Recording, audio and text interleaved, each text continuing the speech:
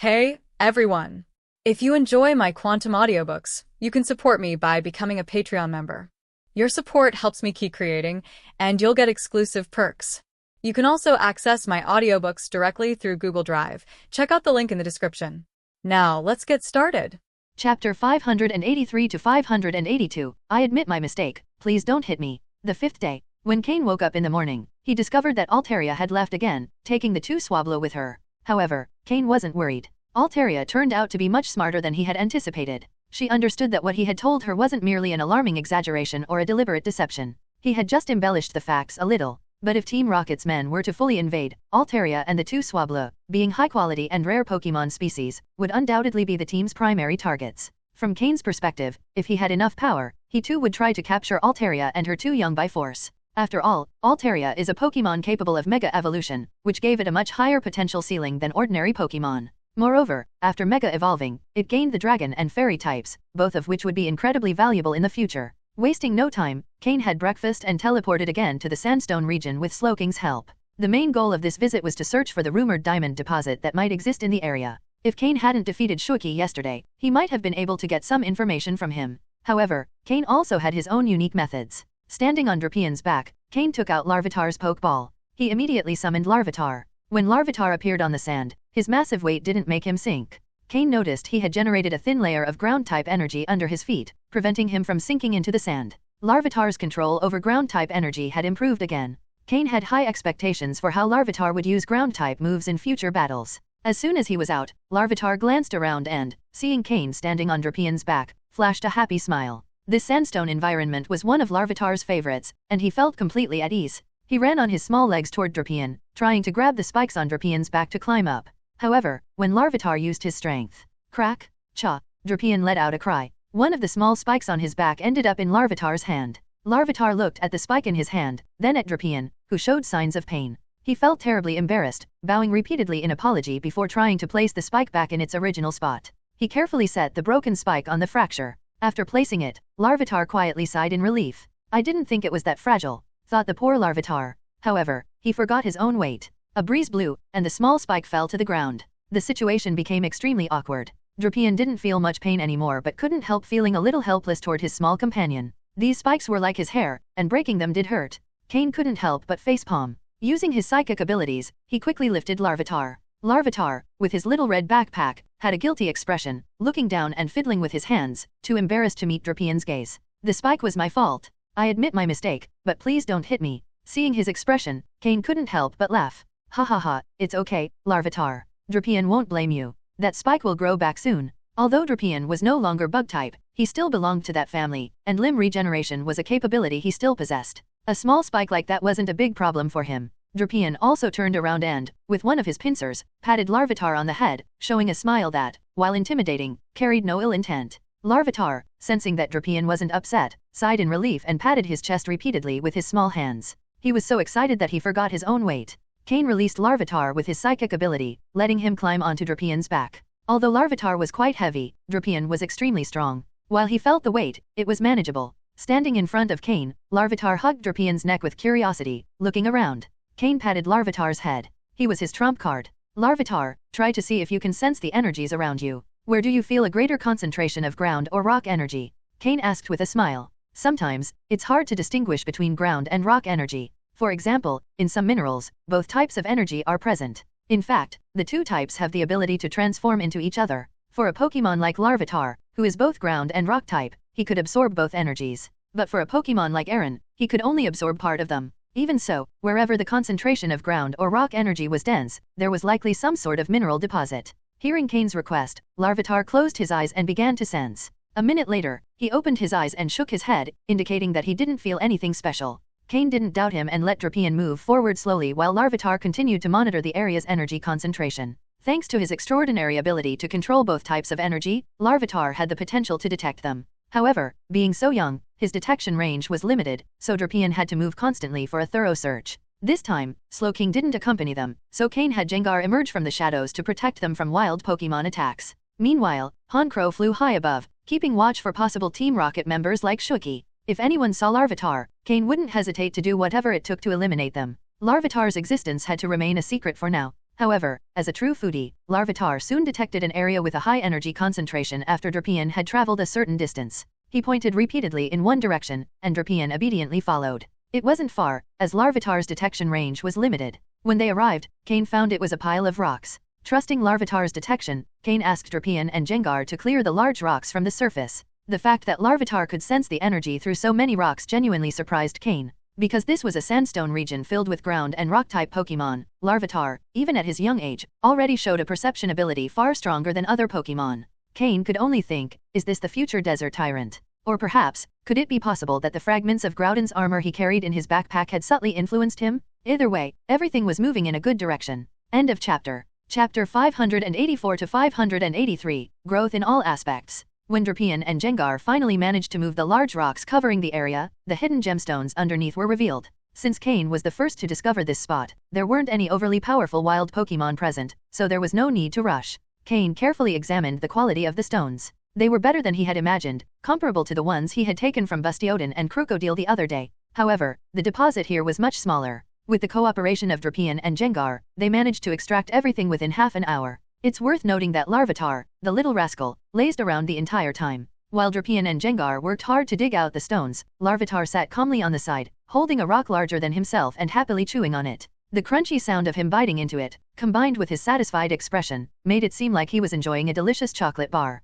Cain didn't stop him. Larvitar had worked hard earlier today, so he decided to let him enjoy this as a reward. By the time they had finished extracting all the stones, Larvitar had also finished eating his rock and cleaned his hands in satisfaction. Although he wasn't entirely full, he felt he could eat as much as he wanted today. This essentially set the tone for the day for Cain and his team. As they explored the sandstone area, Cain, Drapion, Jengar, and Larvitar continued searching for more mineral deposits. The findings exceeded Cain's expectations. The amount of mineral resources in this place was astonishing. In just 1/4 of the sandstone region, Cain's backpack space was already filled with gemstones. If compared to the stones Steven had sold him for 10 million Poke dollars, Cain had mined stones worth 30 to 40 million in just one day. Moreover, the quality of these stones was far superior to those Steven had sold him. However, Cain hadn't found any trace of diamonds among these deposits. He wasn't sure if he simply wasn't in the right place or if his initial hypothesis had just been a coincidence. Aside from that, since they inevitably trespassed into the territory of wild Pokémon while mining, battles were unavoidable.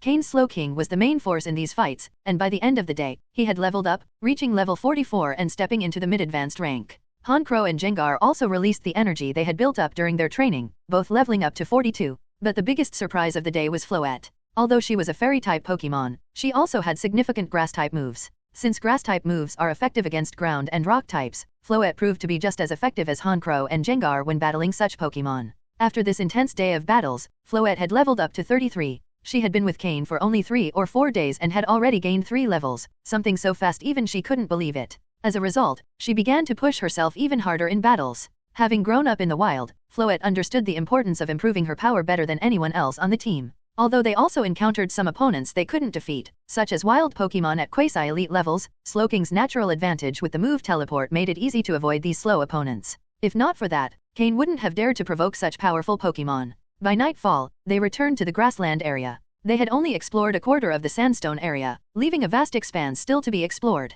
Even if he didn't find the diamond mine, the stones he had mined already represented significant savings for Cain, as well as contributing to Larvitar and Aaron's growth. The energy Larvitar and Aaron had absorbed from the stones also allowed them to level up. Aaron leveled up to 19, and Larvitar to 12. It was evident that the energy contained in these stones was truly abundant. Without having to battle, just by absorbing the energy from the stones, both had improved considerably. Additionally, this energy was gradually transforming their bodies, which would result in an explosion of power when they eventually evolved. Right now, they were building the foundation for their future. The fact that the energy from these stones allowed them to level up demonstrated how valuable they were. With such nutritious stones, Larvitar and Aaron behaved like little maniacs, eating eagerly, playing joyfully, and training diligently to expend their daily energy. That night, Altaria didn't approach Cain. After dinner, she stayed by herself, gazing at the stars and pondering something. Cain understood it was best not to disturb her for now, to avoid making her think he had any ulterior motives. Meanwhile, the two Swablu continued playing cheerfully with the rest of the team. Under their mother's constant protection, it seemed they would never grow up.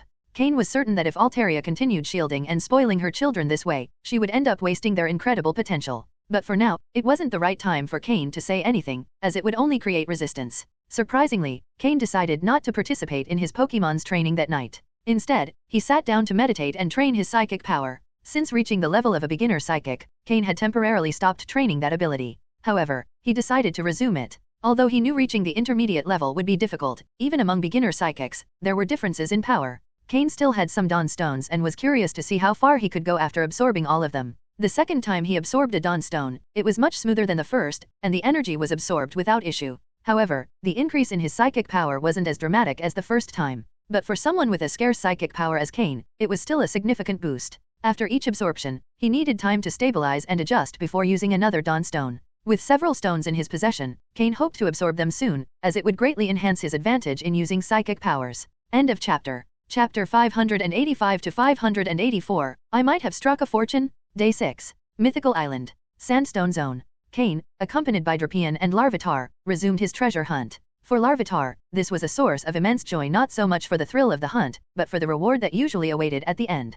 Plenty of delicious food? The previous night, Larvitar had enthusiastically recounted to Aaron what happened during these expeditions, making Aaron incredibly envious. If Aaron had the same skills as Larvitar, he would have insisted on joining Cain to help find more minerals. That day, the treasure hunt began smoothly, but as they reached the edges of the sandstone zone, they noticed something unusual. According to the layout of Mythical Island, the Tree of Life stood at the center of the island. The meadow where Altaria lived was in the southern zone, quite far from the center. North of that meadow stretched the Scolipede Forest, and beyond it lay the vast sandstone region, home to many rock and ground-type Pokémon. Beyond the sandstone zone, to the north, was a mountain range dividing the region in two. On this day, Cain and his team, while exploring, found themselves near this mountain range. During the search, Cain came across several deep pits with clear signs of prior excavation. These pits, originally full of minerals, were now empty. The first name that came to Cain's mind was Shuaki. This was surely the place where Shuaki had been transported, and the stones stored in his space pocket likely came from here. There were traces of excadrill both underground and on the surface.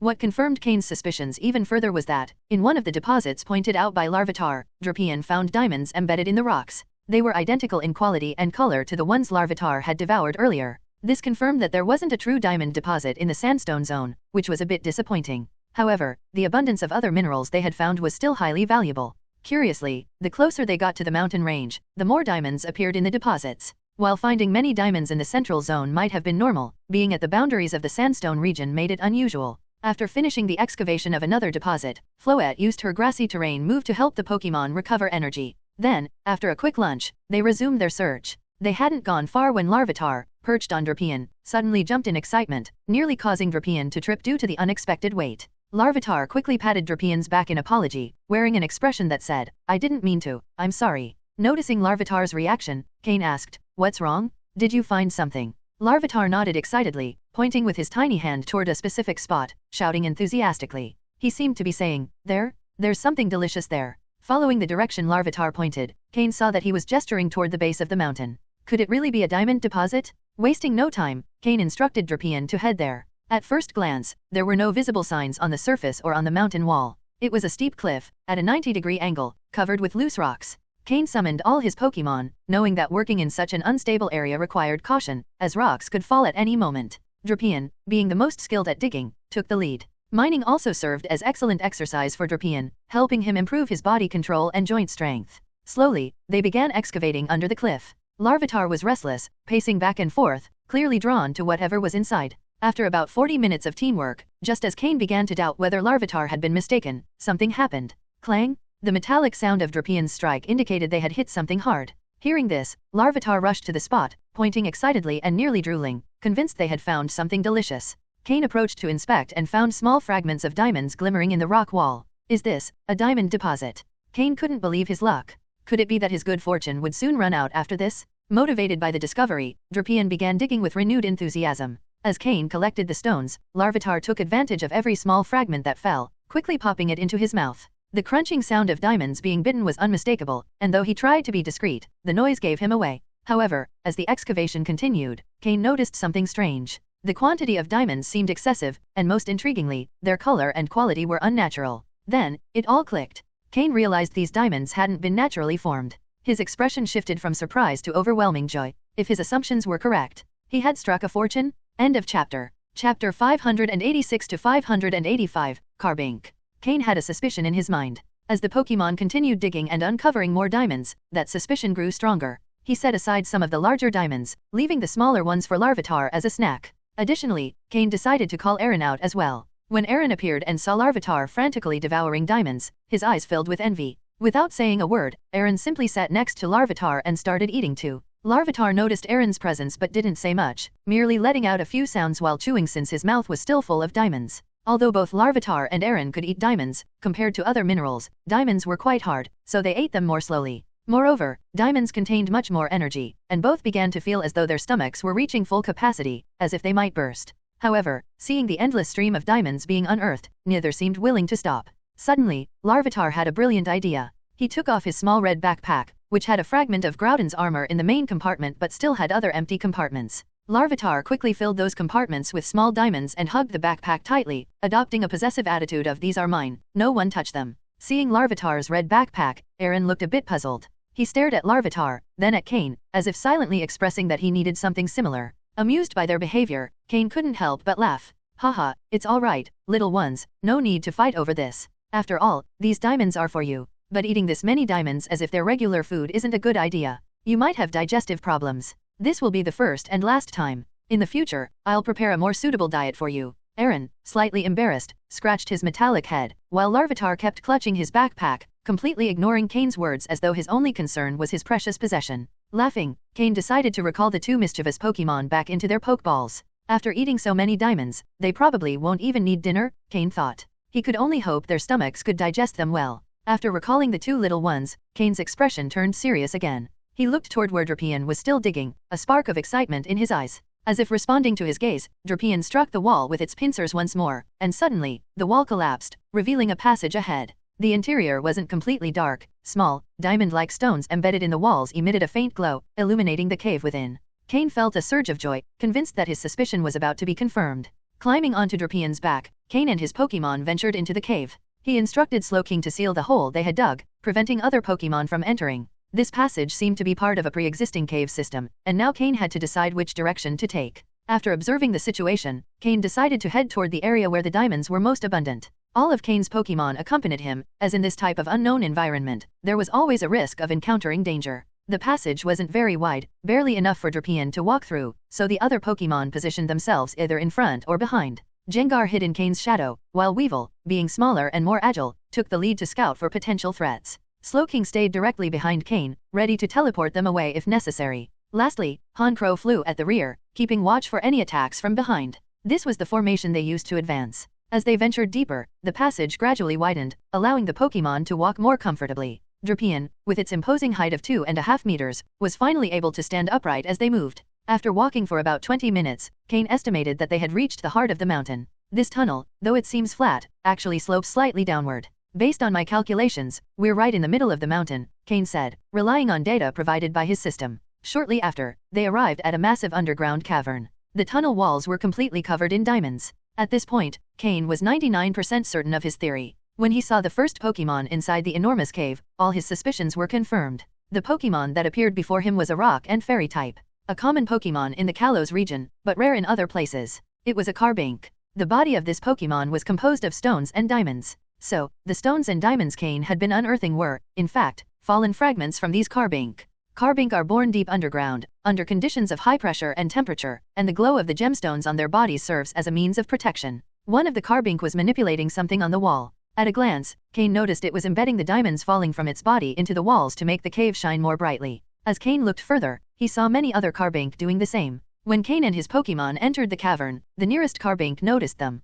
Its small hands, or rather the ear-like structures on its head, dropped a diamond that fell to the ground with a soft clink. The Carbink stared at Cain and his Pokemon with blue eyes filled with curiosity and confusion. Curiosity about who these new beings were, and confusion about why they were there. The other Carbink also noticed Cain's presence and stopped what they were doing. They showed no signs of fear or hostility, they simply watched silently. Carbink were pure-hearted Pokemon, without any desire to attack. They were very docile creatures, especially those living in peaceful places like this. End of chapter. Chapter 587 to 586, The Legendary Diancie. Silence. A strange silence filled the cave. A minute later, ding, clang, clang. Different diamonds fell to the ground, or it was the sound produced by the small Carbink bumping into each other. The little Carbink finally reacted and gathered together. They looked at Cain with wary expressions. At last, they remembered the terrifying creatures their elders had often mentioned. But these didn't seem as frightening as the elders had described. The small carbink, with their tiny bodies gathered in one place, looked like a cluster of shining, sparkling diamonds.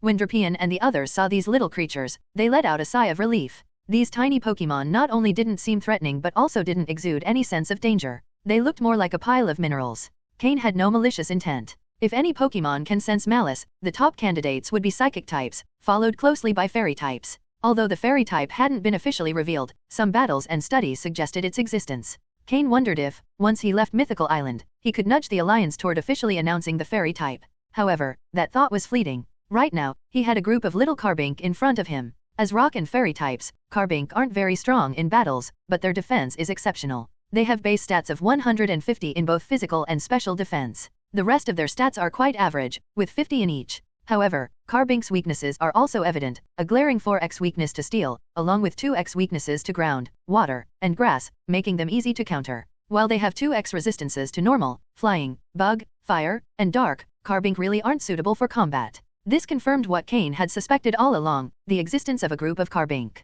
Only a Pokémon like Carbink could regularly produce uniformly high-quality diamonds and generate large quantities of premium minerals. If Cain could capture an entire group of Carbink, he could solve Aaron and Larvitar's food problem once and for all. If that happened, Cain's biggest burden would be lifted, and the pressure on him would be significantly reduced. After all, the amount of food Aaron and Larvitar consume is astounding. Cain was already mentally preparing to resume his work as a hunter and earn money frantically to feed them once he left Mythical Island. But he never expected to encounter a group of Carbink here, and from the looks of it, the group wasn't small. Carbink are native to the Kalos region and aren't particularly rare there. But while they're not very rare, that doesn't mean they're cheap or common. Due to their cute appearance and the diamonds on their bodies, Carbink are very popular among wealthy young women and are highly prized by women in general. Owning a Carbink is a status symbol, akin to showing off a designer handbag or exclusive lipstick. For this reason, although Carbink aren't scarce, their price on the black market is incredibly high. Initially, Cain had planned to buy a group of Carbink to produce food for Aaron and Larvitar. But after doing some research, he realized that buying a few wouldn't be a problem, but acquiring them in large numbers was far too expensive.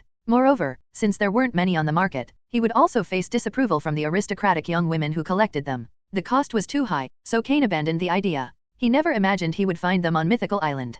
Carbink aren't particularly strong in battles. Even if an elite-level Carbink appeared, Cain wouldn't be too worried. The worst that could happen is a stalemate. But there was one thing that did concern Cain. Diancie. A Pokémon considered legendary, a kind of mutation of Carbink. In the Kalos region, there are several legends about this Pokémon. When a group of Carbink grows large enough, a mutation can occur, and that mutation is Diancie. It is the king of all Carbink. Neither Carbink nor Diancie have a gender. Although Diancie has a feminine appearance, it is actually genderless. Diancie is a mutation of Carbink and shares the same typing, rock and fairy. But unlike Carbink, Diancie has significant offensive power. With 600 base stats, Diancie can hold its own against pseudo-legendary Pokémon without much trouble. Additionally, Diancie can mega-evolve, giving it far greater potential than ordinary Carbink. Although Diancie is considered a legendary Pokémon, it doesn't have a divine role. It's similar to legendary Pokémon like the legendary birds, where while there may be more than one of their species, only one holds a divine role. Diancie is quite similar. In a large group of Carbink,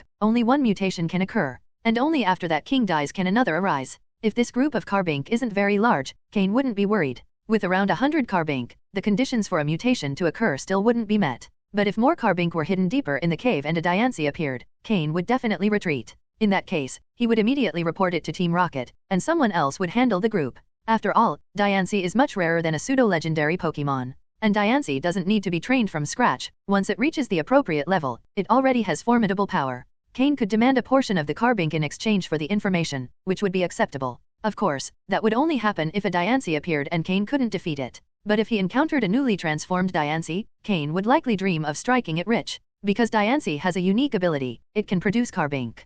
Carbink are asexual, so for a new one to be born, an older Carbink must make a great sacrifice, and it can only produce one in its lifetime, a process similar to cell division. However, Diancie can create Carbink infinitely, as long as it has enough energy. That means owning a Diancie is like having an entire kingdom of Carbink, an endless supply of minerals and diamonds, and, consequently, limitless resources. Cain could then train as many Pokémon as he wanted without worrying about resources. End of chapter. Chapter 588 to 587, The Carbink Minister. Cain stood quietly next to his Pokémon, making no sudden movements. He didn't reveal his intentions, merely maintaining a smile he considered friendly while waiting for the leader of the Carbink to appear. Regardless of whether or not a Diancie was among this group of Carbink, Cain had no plans to act recklessly for the time being. Clearly, Cain was overthinking things. The Carbink, who had lived in this cave for countless years, had never seen the outside world nor experienced danger. Their lives were simple, enriching their subterranean world and filling the ground with diamonds. A group of over 100 Carbink stood before Cain, murmuring among themselves. After their initial fear had passed, they quickly calmed down. Cain silently, and somewhat frustrated, waited for 20 minutes before there was finally some movement among the Carbink. More Carbink emerged from the depths of the cave, at least another 100. Among them, escorted by the others, was a Carbink that looked a bit peculiar. Cain immediately focused his gaze on it. It was nearly twice the size of the others, with 2 appendages on its head resembling ears, much wider than those of the other Carbink. From the outside, it simply looked like a fattened Carbink. Cain vaguely recalled that this was likely the Carbink minister. Could it be that a Diancie has already appeared here? But if that's the case, why are there so few Carbink? Cain wondered, frowning. Indeed, if there were a Diancie present, a group of fewer than 200 Carbink would seem surprisingly small. However, for a group without a Diancie, that number appeared rather large. While Cain was mulling this over, the Carbink minister, surrounded by many Carbink, slowly approached him. Though the Carbink minister was considerably larger than the other Carbink, it was still small compared to Cain. To avoid appearing intimidating, Cain crouched down, trying to meet the Carbink minister's gaze. This gesture immediately earned Cain the minister's goodwill. Unlike the other Carbink, the minister had some understanding of the outside world. As a Carbink that had mutated into this form, its intelligence far exceeded that of the others. Although this group had lived underground for countless years, their ancestors had once experienced the outside world. Some descriptions of the outside had been passed down through generations. Only the Carbink minister and a few elders among the Carbink had access to this information. However, over time, much of that knowledge had been lost, leaving the Carbink with only a vague, distorted image of the outside world shaped by their imaginations. The minister made some strange sounds, the Carbink's way of communicating, as they knew no other method. Cain caught on, activated his telepathy, and connected his mind with the Carbink ministers. At first, the minister was startled when Cain spoke into its mind. However, after Cain explained and guided it for a while, the minister gradually learned to communicate with Cain through telepathy, albeit in a somewhat rudimentary manner. The minister was amazed by Cain's ability, nearly bowing in reverence. This was the result of having been confined to a small world for over a century. They held deep respect for the unknown, and this respect was something Cain valued highly. While teaching the Carbink minister to communicate, Cain took the opportunity to scan its data using his system, confirming that it differed slightly from regular Carbink. Pokémon, Carbink, Dark Green. Gender, genderless. Level, 48. Type, Rock plus Fairy. Ability, Clear Body. Held item, Minister's Wisdom. Egg moves, none. Basic moves, Tackle, Harden, Rock Throw, Sharpen, Smackdown, Reflect, Stealth Rock, Guard Split. Ancient Power, Flail, Skill Swap, Power Gem. Learned moves, Earth Power, Magnet Rise, Telekinesis, Gravity, Wonder Room. TM moves, none. This was the first time Cain had seen an alternative form of a Pokémon, and the system had categorized it simply for distinction. He also noticed that the Carbink minister carried an item called Minister's Wisdom. Though he didn't know its function, he had a hunch it would be quite useful. Seeing the word wisdom, and observing the minister's bulky appearance, Cain jokingly thought that perhaps the bigger the Pokémon, the smarter it was. After teaching the minister how to communicate, Cain finally began a proper conversation. So, you really come from the outside world? And the place we live in is just a small corner of that world, not even a fraction of its entirety. The minister asked its first question. Cain nodded, feeling tired of crouching, and without worrying about the dirt, he sat directly on the ground. He telepathically responded, "That's correct. This world is vast. The place you're in now is an island in the middle of the ocean, and this underground world is just one corner of mythical island." Hearing Cain's confirmation, the minister once again showed an expression of astonishment. It seemed that Carbink were overly content creatures. After living underground for so long, they hadn't even considered exploring the outside world. Their lives revolved around digging and finding a suitable place to live, rich in energy and sufficient to sustain their tribe. The mines Cain had discovered in the sandstone area were merely remnants left behind by this group during one of their migrations. This group had been living under this mountain for countless years, to the point where they considered it their entire world. After hearing Cain's explanation, the minister decided not to share the information with its tribe immediately. If it was difficult for the minister to process, it would be even harder for the others. Understood, but even if the outside world is vast, it doesn't have much to do with us. We live peacefully here, and you're the first to enter our world in so long. Ah, yes, along with your Pokémon, the minister said after digesting what Cain had told it. Chapter 589 to 588, The Great Deceiver Makes His Move. Cain nodded as he listened to the minister's words. Indeed, if they continued living underground, they might remain undiscovered for a long time. But the problem was that Cain had already found them. Could they still remain hidden? Cain wouldn't say it outright, but the reality was that they were already under surveillance. Cain smiled and said, "It's true, I'm the first to come here in many years. But where there's a first, there's always a second. How can you guarantee that the next person who comes won't have ill intentions? Are you willing to gamble the fate of your entire clan?" All I can say is that the diamonds you can create have extremely high value in the outside world. And furthermore, you yourselves, as Pokémon, are highly valuable commodities. When Cain referred to them as commodities, the Carbink minister's expression turned somewhat uncomfortable. However, as a fairy-type Pokémon with sharp intuition, it knew Cain wasn't lying. If what Cain said was true, then the outside world would bring them nothing but trouble. Emerging to the surface would only mean that their entire clan would become coveted by outsiders. Why are you telling me all this? What's your goal? Asked the Carbink minister, cutting to the heart of the matter. Instead of answering directly, Cain maintained his smile and continued, let me give you another piece of information.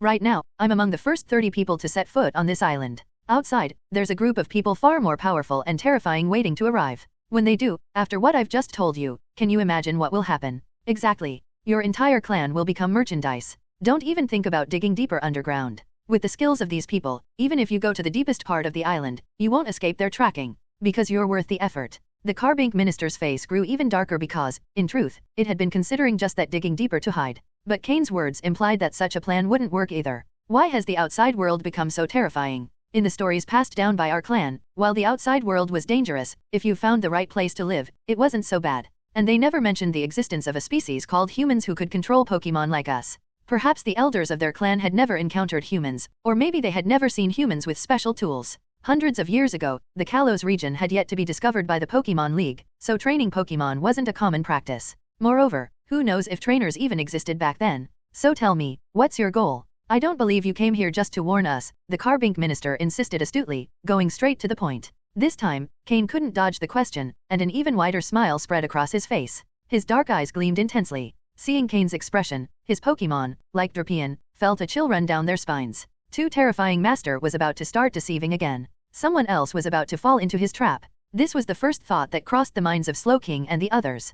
Cain didn't consider himself a deceiver, rather, he believed he was persuading others to arrive at the correct conclusion through reason and emotion. Using brute force was for fools. If he could win over the entire Carbink clan without lifting a finger, it would be much better. During their brief conversation, Cain had discovered that this was the entire Carbink clan. They hadn't suffered significant losses over the years, but the cost of bringing new Carbink into the world was extremely high. Over time, they had only managed to gather just over 200 members. While the number was small, it was enough to satisfy the appetites of Larvitar and Aaron. This was Cain's first thought. Of course, it's not that simple. Have you ever heard of a Pokémon called Diancie? Cain asked with a smile. When the Carbink minister heard the name Diancie, its body trembled. Perhaps the other Carbink didn't know, but when it transformed into a Carbink minister, it understood its mission. To serve a Pokémon called Diancie, help it become the king of the entire Carbink clan, and thus transform its people into the Carbink kingdom. This information had surfaced in its mind when it completed its transformation. It was knowledge etched into the core of its being, a kind of instinct passed down through its species bloodline.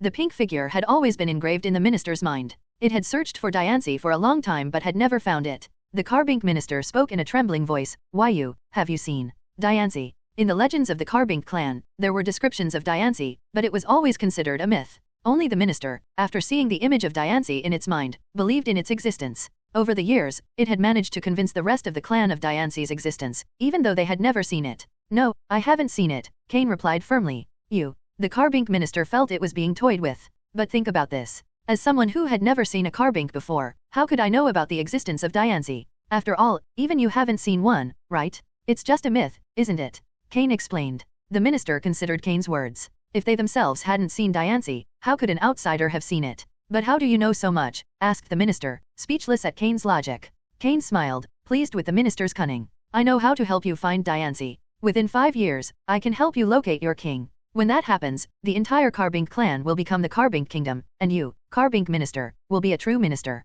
With Diancie's abilities, you'll no longer be easy prey. You'll become one of the most powerful Pokémon of all." 5 years? Who knew what would happen in 5 years? By then, Tyranitar would have fully evolved, and Cain would have the power of an elite-level trainer or even beyond. While finding Diancie would be difficult, it wasn't impossible. The great deceiver, Cain, had officially made his move. End of chapter. Chapter 590 to 589, a red dot in a sea of flowers. Really? Minister Carbink couldn't help but ask, its voice full of emotion upon hearing Cain's words. After all, this was about Diancie, the Pokémon it had always hoped would appear. Cain nodded firmly. "Yes, I just need 5 years, and I will undoubtedly find it for you. And there's something even more important. You're no longer safe here. If you follow me, I can ensure 5 years of safety. If you choose to continue cooperating after that, I can offer you even more protection and a private territory far larger than this one." Cain spoke cautiously, never suggesting capturing the entire Carbink tribe but rather proposing cooperation, a mutually beneficial arrangement. Hearing Cain, Minister Carbink's expression softened considerably.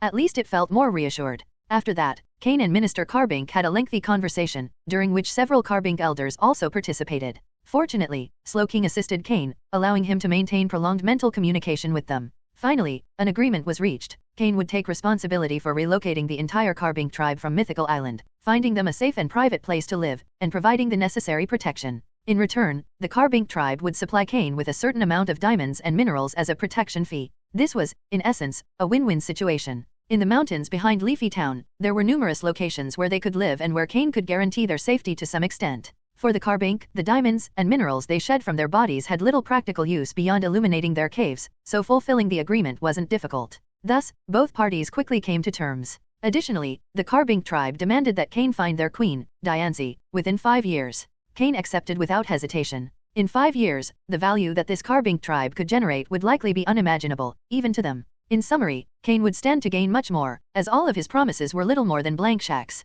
Although Minister Carbink was very wise, it had spent too much time isolated, making it vulnerable, unlike Altaria, who were much more difficult to convince. This was why Cain's persuasion had been so successful this time. However, taking more than 200 Carbink would not be an easy task. If there was no other option, Cain would have to capture them one by one in Pokeballs to transport them. Fortunately, before entering Mythical Island, Cain had made thorough preparations and still had hundreds of Pokeballs left. Initially, he had planned to capture some rare and valuable Pokemon on Mythical Island, but he hadn't expected his first big capture to be an entire Carbink tribe. Nevertheless, Cain had no complaints and could barely contain his inner laughter. The entire Carbink tribe had a remarkably low combat ability. The highest level was that of Minister Carbink, which had reached level 48, in the upper range of the advanced level, still far from the quasi-elite level. Even if Minister Carbink reached quasi-elite level, Cain wouldn't feel threatened. The combat ability of the Carbink was, to be honest, rather mediocre. They served more as targets than as fighters. When Minister Carbink learned that Cain needed large amounts of diamonds and minerals, it led him to their storage. The storage was actually where the Carbink accumulated the diamonds and minerals they shed from their bodies. For the Carbink, those resources had little use, but for Cain, they were an immense treasure. When Cain saw the storage, he was stunned. Was this the wealth accumulated by the Carbink tribe? Incredible! Minister Carbink mentioned that due to previous relocations, they had to discard many of these resources. Otherwise, there would have been several times more. Additionally, many Carbink would often throw away the diamonds they shed without even thinking about keeping them. Cain, looking at the room full of diamonds, couldn't help but think that one day he might be like Stephen Stone, drinking wine and being attended to by beautiful maidens. Luxury? Wealth? Now he had food for Larvitar and Aaron. Cain even thought that, with so many supplies, he no longer needed the Carbink tribe. Perhaps he already had enough. But only a fool would pass up this opportunity. After all, it was a living diamond-producing machine. Cain was destined to become the world's first Pokemon diamond magnate. Cain felt fortunate for his foresight in purchasing a large-capacity backpack before heading to Mythical Island, otherwise, he wouldn't have been able to transport so many diamonds. Even so, after filling the backpack with diamonds, there were still many high-quality stones left behind. During the process, Cain also filled the storage space he had taken from Shuiki's body with diamonds and minerals. Now, Cain could proudly say that he could feed Larvitar and Aaron. His path to success was only going to get wider. Although he couldn't make Larvitar and Aaron feed exclusively on diamonds, he could significantly increase the proportion of their diet. He might even sell some of the diamonds and convert them into Poke Dollars to train his other Pokemon. In one single day, Cain had become a magnate. Perhaps the term new rich better described Cain's current mentality. After leaving the Carbink storage with his heart full of satisfaction, Cain followed Minister Carbink back to the main hall. Now, the diamonds embedded in the walls no longer impressed him as much. A small amount, Cain was becoming arrogant. What could he do to stop feeling so inflated? He was looking for answers, urgently. Under Minister Carbink's direction, the Carbink were captured one by Cain in Pokeballs. Minister Carbink didn't fully understand how the Pokeballs worked. It didn't even think about what could happen if Cain captured them and then sold them. That would also represent a great fortune. But of course, Cain wouldn't do something short-sighted like killing the golden goose. Why waste a continuous source of income when he could take advantage of it slowly? While capturing the Carbink, Cain made a discovery that almost made him jump in surprise. All the Carbink had a large gem on their heads, which concentrated all their energy and was the most important part of their bodies. If they wanted to divide and form a new Carbink, it all began with the division of the gem on their heads. The gems on their heads were light blue, the same color as the diamonds on their bodies. But Cain noticed that one of the Carbink had a gem on its head with a slight pinkish hue. It wasn't very obvious, but from Cain's perspective, it was clearly visible. A red dot in a sea of flowers. He knew that Carbink's diamonds were always light blue, and there was only one possibility for a pink diamond, Diancie. End of chapter. Chapter 591 to 590, The Small Carbink Undergoing Mutation. Cain immediately scanned the data of this small carbink. Earlier, due to the sheer number of carbinks, he had only done a quick sweep, noting just a group of Pokémon with varying qualities and relatively low levels, without paying special attention to this one in particular. After this scan, Cain noticed a small difference. Pokémon, carbink, light blue, in mutation. Gender, genderless. Level, 25. Type, rock plus fairy. Ability, clear body. Held item, none. Egg moves, none. Basic moves, tackle, harden, rock throw, sharpen, smackdown, reflect, stealth rock. Learned moves, ally switch, earth power, skill swap, telekinesis, gravity. TM moves, none. At first glance, there was nothing too outstanding except for its slightly superior quality compared to other carbinks. But that was it, as carbinks were not particularly suited for battle. However, the words in mutation deeply caught Cain's attention. Although others were unaware, Cain understood quite well that Diancie only appeared when a carbink underwent a mutation. Technically, Diancie is also a type of carbink, but compared to these, Diancie has many unique characteristics. This small carbink, which was in the process of mutation, was clearly evolving into Diancie. However, Cain didn't know how long it would take to complete this mutation. While an ordinary carbink didn't possess great combat ability, if it became Diancie, the story would be entirely different. System, record, and analyze all data on this carbink. Try to uncover the reason behind its mutation and calculate how long it will take to complete the transformation, Cain mentally ordered the system. Beep. Task created, analysis in progress, the system's mechanical voice replied. Cain put away the ordinary Pokeball he had initially used and took out a luxury ball to capture the special carbink. Its mutation had just begun, and he wasn't sure if it would truly transform into Diancie. Cain wanted to take it with him to study it closely. Perhaps, with the system's capabilities, he could uncover the reason behind the mutation. Even though the probability of success was low, what if he managed to unravel the cause of the mutation? Wouldn't that mean Cain could mass-produce Diancies? Sure, it was an outrageous plan with an infinitesimal chance of success, but what if? Even if he couldn't determine the exact reason for Diancie's mutation, Cain wouldn't complain about having one on his team. After all, Diancie is a legendary Pokémon capable of Mega Evolution, giving it a value comparable to pseudo-legendaries. Though its strength isn't solely reflected in battle, Diancie symbolizes untold riches and future opportunities. Moreover, in terms of combat, Diancie isn't weak either. Thus, finding a Diancie within 5 years to fulfill the promise made to the Carbink tribe no longer seemed like a mere dream. However, everything had just begun, and Cain couldn't predict what would happen in the future. Perhaps this mutation would merely result in another Carbink minister or some other title in the Carbink hierarchy.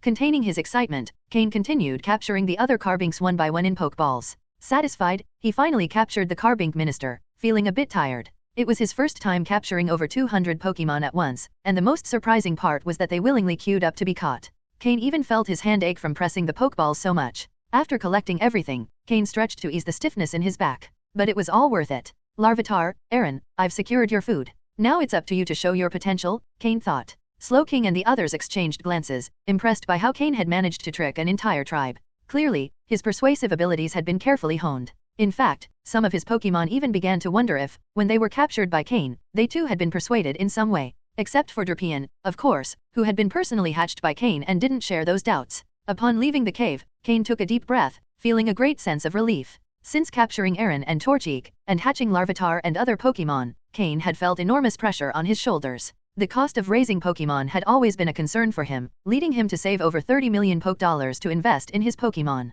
But from this moment on, Cain's two biggest concerns had been resolved. With food for Larvitar and Aaron secured, Cain could dedicate more time and resources to training Torchic, Poliwag, and Mudcup.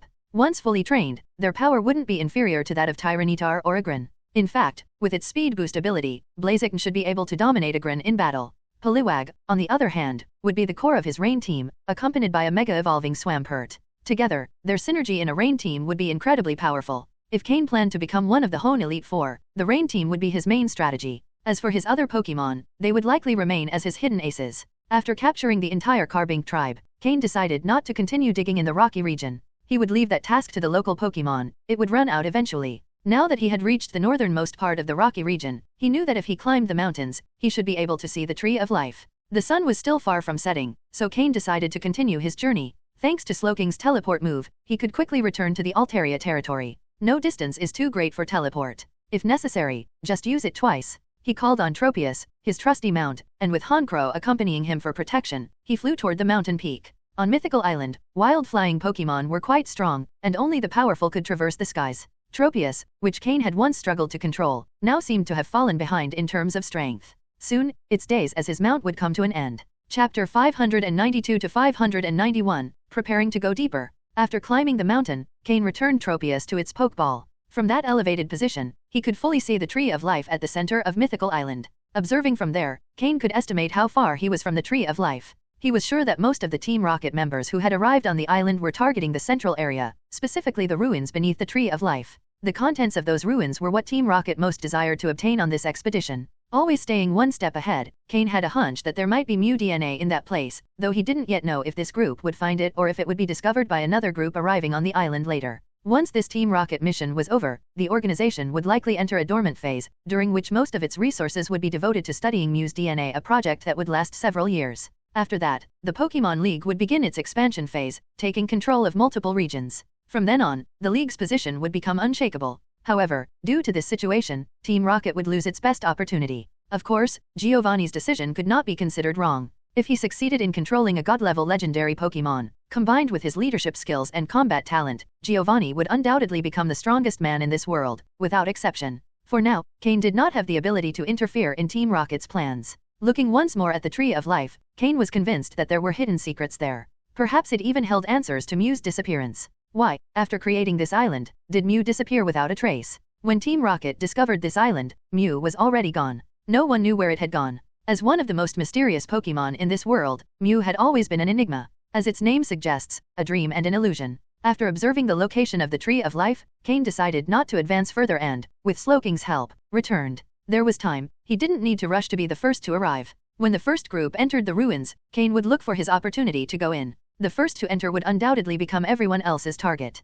Cain had no intention of being the fool who went in first. Over the next few days, Cain did not rush to enter the ruins. Mythical Island offered invaluable resources for training, with a large number of powerful wild Pokémon. So, he focused on battles. When Cain reappeared in Alteria's territory, they exchanged few words. It seemed that both Cain and Alteria had forgotten their earlier exchange. During those days, Cain faced many dangers on the island. Often, in the middle of a battle, a quasi-elite level Pokémon would suddenly appear. At this point, Cain's team consisted of 5 Pokémon who, by combining their abilities, could handle several advanced level Pokémon without much difficulty. If the battle turned unfavorable, Cain still had control to decide whether to fight or retreat. However, when encountering a quasi-elite level Pokémon, things were not so simple. Most of the time, Cain was forced to flee. Over time, both Cain and his Pokémon grew accustomed to such situations. If they could win, they fought. If not, they ran as fast as possible, knowing that those left behind would suffer more. These experiences notably improved each Pokémon's escape capabilities. Additionally, all of his Pokémon experienced some improvement in strength.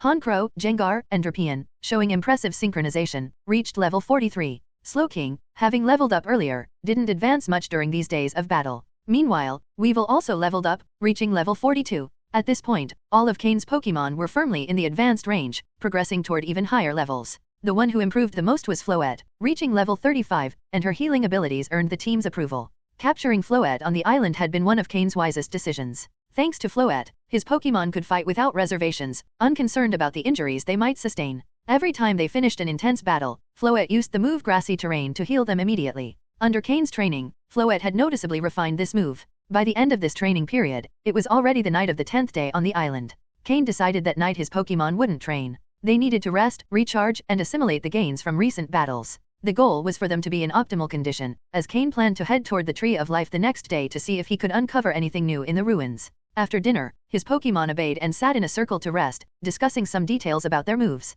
Many of his Pokémon shared similar types, so exchanging ideas about how to use certain moves could help them learn new techniques. This was one of Cain's primary objectives. Meanwhile, Cain approached Alteria, who was quietly enjoying the moonlight. Over the past few days, Alteria always appeared at mealtime and left silently afterward, while the two young Swablu grew increasingly close to the other Pokémon. Cain stood next to Alteria. Although taller than her, he once again activated telepathy. Alteria, tomorrow we'll be leaving, and we probably won't return. I'm heading to the center of the island, to the Tree of Life, to see if I can find anything in the ruins. In about 10 days, very dangerous people will arrive on the island. Make sure to hide well with your children. You may not be able to defeat them, but with your abilities, you should be able to conceal yourselves in the skies with your little ones. When they finish sweeping the island, the outer barrier should disappear. Then you can take your children and escape.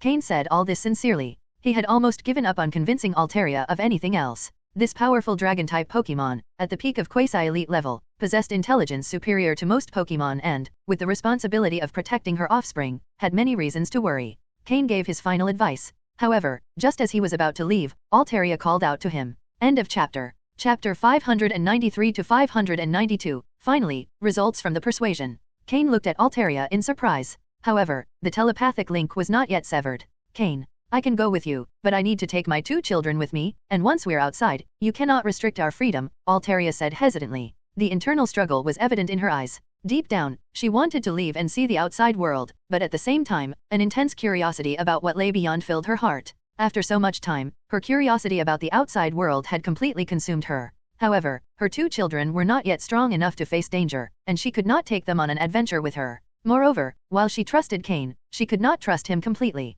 A small seed of doubt lingered in the depths of her mind. From her perspective, Cain clearly had an ulterior motive in approaching her. Even so, at this moment, Cain was her best option, as he was the most trustworthy compared to others. During the days Cain was away and she was not present, she had gone out to confirm if what he said was true. Indeed, she had seen beings much like Cain, accompanied by their Pokémon, wreaking havoc on the mythical island. They killed mercilessly, regardless of whether the Pokémon fought back or not. These beings also plundered the island's resources without restraint, as if they intended to strip everything down to the last stone. Unable to endure it any longer, Altaria intervened and eliminated one of them. But this left a shadow in her heart. What Cain had said was not wrong. People from the outside world were ready to invade this place. If she didn't decide to leave now, she couldn't guarantee her children's safety. After much thought, Altaria made the difficult decision. Even if Cain had a hidden agenda, she would accept it as long as it ensured her children's safety. Becoming an ally didn't seem like too high a price to pay. Most importantly, if she left for the outside world, perhaps she could reunite with the father of her children. That figure always lingered in her mind and never faded away. When Cain heard what Altaria said, he couldn't help but show a look of joy, unable to hide his excitement. The truth was, Cain had never expected to successfully convince Altaria. Everything he had done so far was a shot in the dark, thinking, what if it works? Preparing dinner over and over again was just a way to gain favor with Altaria. Are you sure about this? Cain asked to confirm. Although Altaria seemed to have made the decision in the heat of the moment, Cain didn't want any problems to arise later. A quasi-elite level Pokemon like Altaria wasn't something he could control at the moment. Altaria wasn't as straightforward as Mismagius, she had her own thoughts and personality. And that was precisely why a Pokemon like her was so powerful. Even though Mismagius had reached the elite level, she still had a high chance of losing to this Altaria. Altaria nodded solemnly. You can capture me with your so-called Pokeball. If you're going to take my children, you'll probably need to use that device for them too. But you must promise that once your mission is over and we're out of the mythical island, you won't restrict our freedom. We'll decide whether to stay or leave. Agreed.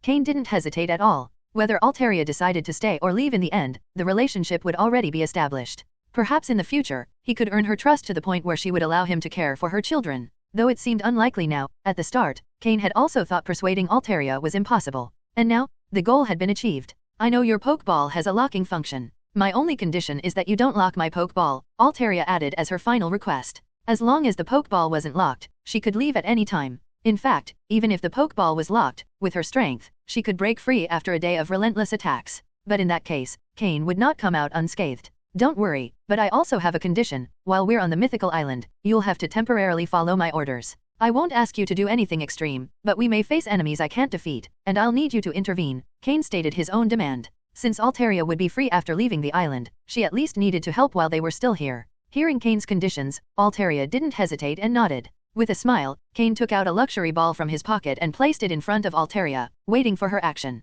In the distance, Slowking and the other Pokemon, who had been observing Cain and Altaria, were once again stunned. During the day, Cain had managed to convince the entire Carbink clan, and now at night, he had persuaded this fearsome Altaria? The Pokemon couldn't help but take a deep breath. Cain's art of persuasion was truly terrifying. Following Cain's instructions, Altaria gently touched the central button of the luxury ball with her wing and was absorbed in a red flash. The Pokeball showed no signs of resistance and confirmed the capture instantly. But before Cain could even release Altaria again, she emerged from the Pokeball on her own. Though Altaria was very powerful, Cain didn't like it when a Pokemon didn't follow their trainer's orders. Altaria noticed Cain's discomfort. After thinking for a moment, she understood his displeasure. But since the telepathy was already cut off, she could only look at him with apologetic eyes. She called over her 2 children. Seeing this, Cain began to relax. Although he was prepared for Altaria's disobedience after being captured, he couldn't help but feel slightly irritated when it actually happened.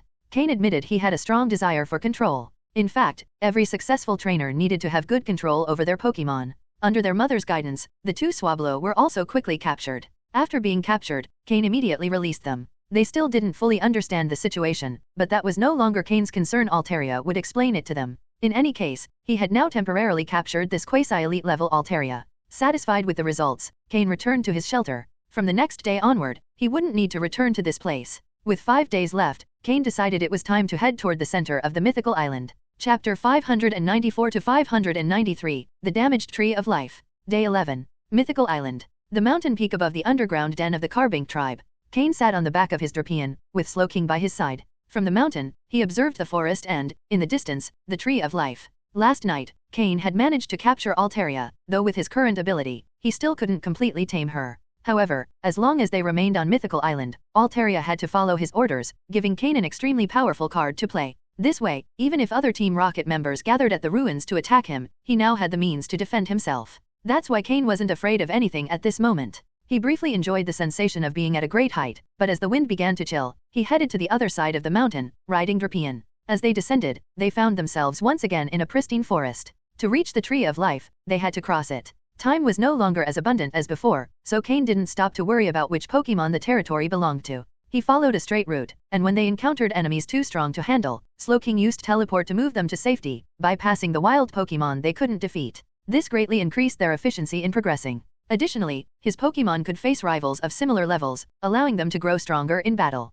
Thanks to Floette's presence, they didn't need to worry about minor injuries. The journey should have only taken a day, but due to battles and avoiding powerful Pokémon, the time stretched considerably. When Cain arrived at the base of the Tree of Life, it was already midday on day 12. Earlier, he had seen the Tree of Life from afar, impressed by its height and size, but nothing compared to the majesty of seeing it up close. Standing near its trunk, looking up, it seemed as though the entire sky was covered by the immense tree. Numerous Pokémon lived in its branches, which were wide enough to accommodate them all. Observing the colossal trunk, Cain likened it to a massive column supporting the heavens. Around it, there were no other trees, though from time to time, massive roots of the Tree of Life protruded from the ground. Based on the extent of its underground roots, Cain estimated they might reach every corner of Mythical Island. There were fewer aggressive Pokémon here, so Cain slowly approached the trunk. The Pokémon in the tree, seeing Cain as an outsider, quickly hid themselves. However, as he approached the trunk, Cain frowned. It wasn't due to the environment or the Pokémon, but because of the dry, peeling bark on the Tree of Life. Has it reached the end of its life? Cain murmured as he observed the blackened parts of the tree. According to legend, once the Tree of Life grows, it never withers naturally. He extended a hand, touching the dry area. Despite its state, Cain felt warmth on the tree's surface. More surprisingly, where his palm touched, he felt a stinging pain. This was clearly not a natural phenomenon but caused by something external. But who could have caused this damage to the Tree of Life? Cain mentally reviewed the data on the Team Rocket members. Although some specialized in poison-type Pokémon, this didn't seem like the result of a common toxin. At first glance, it might appear to be natural death, but upon closer examination, there were signs of something more. And not just any Pokémon could have caused this. According to the information he had received from Regi, advanced-level Pokémon wouldn't be capable of something like this. Cain owned both Drapian and Gengar and was well-versed in poison-type Pokémon. He knew their limits. Even after sacrificing an entire Scolipede tribe to evolve Drapian, Cain was certain his Pokémon couldn't inflict such damage. So, is someone hiding their true strength? Or did someone bring an external Pokémon as a trump card? But what would be the purpose of exposing it so openly? What do they gain from attacking the Tree of Life? Cain wondered, filled with doubts. Just as he was about to withdraw his hand, he felt the stinging pain intensify. It had been quite some time, yet the corrosive effect remained strong. He couldn't imagine the state of the tree's interior. If the internal roots were corroded, then no matter how resilient the Tree of Life was, it would soon die, and the Pokémon living in it would lose their home. How many of them would survive? Of course, this wasn't really Cain's problem. He only wanted to understand the purpose behind all this. Just as he was about to pull his hand away, he felt a sense of danger above him. His psychic sixth sense, rarely wrong, alerted him. His Pokémon felt it too and acted immediately. Slowking placed a hand on his shoulder and used Teleport. As for the attack, that wasn't his concern. His job was to ensure Cain escaped danger, the other Pokémon would handle the rest. The quickest to react was Gengar, who emerged from Cain's shadow, creating a light green shield above his head. Boom! The attack shattered Gengar's shield, but Slowking managed to teleport Cain away from the Tree of Life. Drapian, Weevil, and Honchkrow also retreated, keeping a safe distance for combat. After being struck, Gengar sank into the shadows.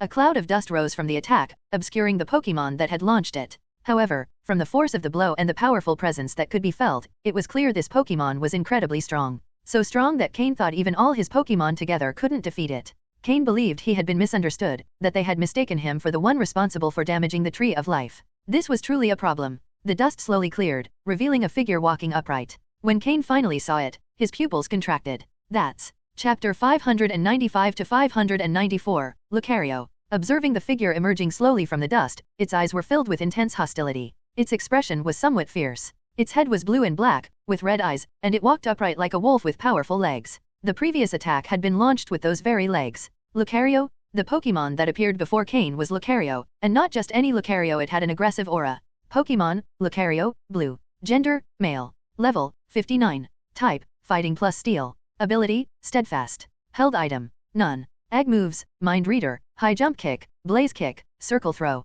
Basic moves, aura sphere, laser focus, quick attack, foresight, detect, metal claw, counter, feint, jet punch, swords dance, metal sound, bone rush, quick guard, me first, work up, calm mind, heal pulse, close combat. Learned moves, thunder punch, focus punch, ice punch, drain punch, role play. TM moves, none. The more Cain examined this Lucario's stats, the more serious his expression became. Too strong? Not only had it reached the maximum quasi-elite level, but it also possessed an impressive range of moves. With its ability to manipulate aura energy, the power boost from Swords Dance, and a lineup of devastating physical attacks, it even had Heal Pulse, a move that allowed it to heal itself, which was a significant problem. In summary, if they didn't defeat Lucario quickly, they would face an unstoppable and terrifying onslaught. Although this Lucario's level was similar to Alteria's, both being at the maximum quasi-elite level, Lucario's sheer skill made battling it as difficult as fighting an elite-level Pokémon. Lucario's offensive power had already reached elite-level standards, and with the combination of aura and moves like Swords Dance, it was even more formidable than some initial elite-level Pokémon.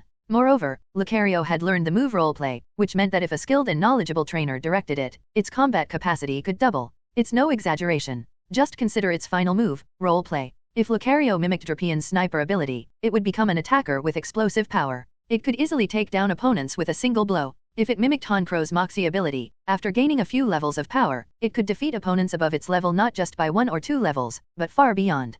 Cain knew this Lucario was a genuine threat. Lucario not only had natural advantages over many types such as normal, steel, grass, ice, dragon, and dark, but it also had a quadruple advantage over rock and bug types, and it was immune to poison. Although it had weaknesses to fighting, ground, and fire types, these weaknesses were minimal compared to its overwhelming strengths. Cain also knew Lucario had the ability to Mega Evolve, making it even more fearsome. Lucario's versatility in both physical and special attacks, along with its great speed, became even more powerful and deadly through Mega Evolution. Cain was familiar with Lucario, as it had always been one of his favorite Pokémon from his time on Earth. He would always catch a Lucario in any Pokémon game because of its usefulness. In his previous life, when his power was on the rise, Cain had tried to find a Lucario but never succeeded. This was because Lucario possessed the power of aura, allowing it to sense other creatures and their emotions from miles away. If someone approached with ill intent, Lucario would reject them. Lucario was a rare Pokémon, and only trainers who possessed the power of aura could earn its trust. In the world of Pokémon, there were 3 great powers: the power of the Viridian Forest, psychic power, and aura power.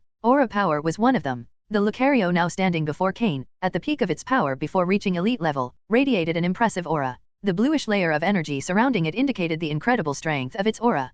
Cain realized that even if all his Pokémon fought together, they wouldn't be able to defeat this Lucario. And clearly, Lucario had misunderstood something, leaving no way to avoid a fight. But if he couldn't intimidate it, Lucario wouldn't listen to any explanation. Fortunately, Cain had a card up his sleeve. He pulled out a special Pokeball and summoned Altaria. Both Lucario and Altaria were at the maximum quasi-elite level, so Altaria should be able to face Lucario on equal footing. However, when Cain summoned Altaria, the scene before him left him stunned. He had expected a fierce battle, but when Altaria saw Lucario, her aggression vanished instantly. Lucario, too, showed a surprised expression upon seeing Altaria, not expecting her to appear in this place. Both Pokémon stared at each other, bewildered, not knowing what to do. Do they know each other? Cain finally asked. Judging by their expressions, it was clear something was going on. Altaria nodded obediently. Although Cain couldn't fully control Altaria yet, she had agreed to follow his orders temporarily on Mythical Island. Additionally, after several pleasant dinners together, Cain's relationship with Altaria had improved significantly. Lucario began communicating with Altaria, and Altaria's expression grew more serious. She looked at Cain and then at the withered area of the Tree of Life. Cain knew it was his moment to explain. Connecting telepathically with Altaria, Cain said, "I wasn't the one who caused that damage to the tree. I just discovered it, and it seems Lucario has misunderstood something." Altaria nodded and replied, "Lucario says that wound appeared a few days ago. He saw someone resembling you with a Pokémon causing the damage. By the time he arrived, they were gone. Today, when he saw you, he thought you were their accomplice." Hearing this, Cain couldn't help but feel his eye twitch. This had been a massive misunderstanding. It seemed that the earlier attack had been in vain. Fortunately, with Altaria's presence, he could clear things up. Chapter 596 to 595, Lucario's Energy Orb. After an explanation from Altaria, with Cain's telepathic help, Lucario finally realized his mistake. He had attacked Cain because he mistook him for the one responsible for damaging the Tree of Life. If Lucario had used his aura power, he could have sensed that Cain had no ill intentions. Standing before him, Lucario bowed deeply, a full 90-degree angle, trying to apologize. Cain, with an awkward smile, waved his hands to dismiss it. It was undeniable that Pokémon living on Mythical Island, being so peaceful, often turned out to be rather naive.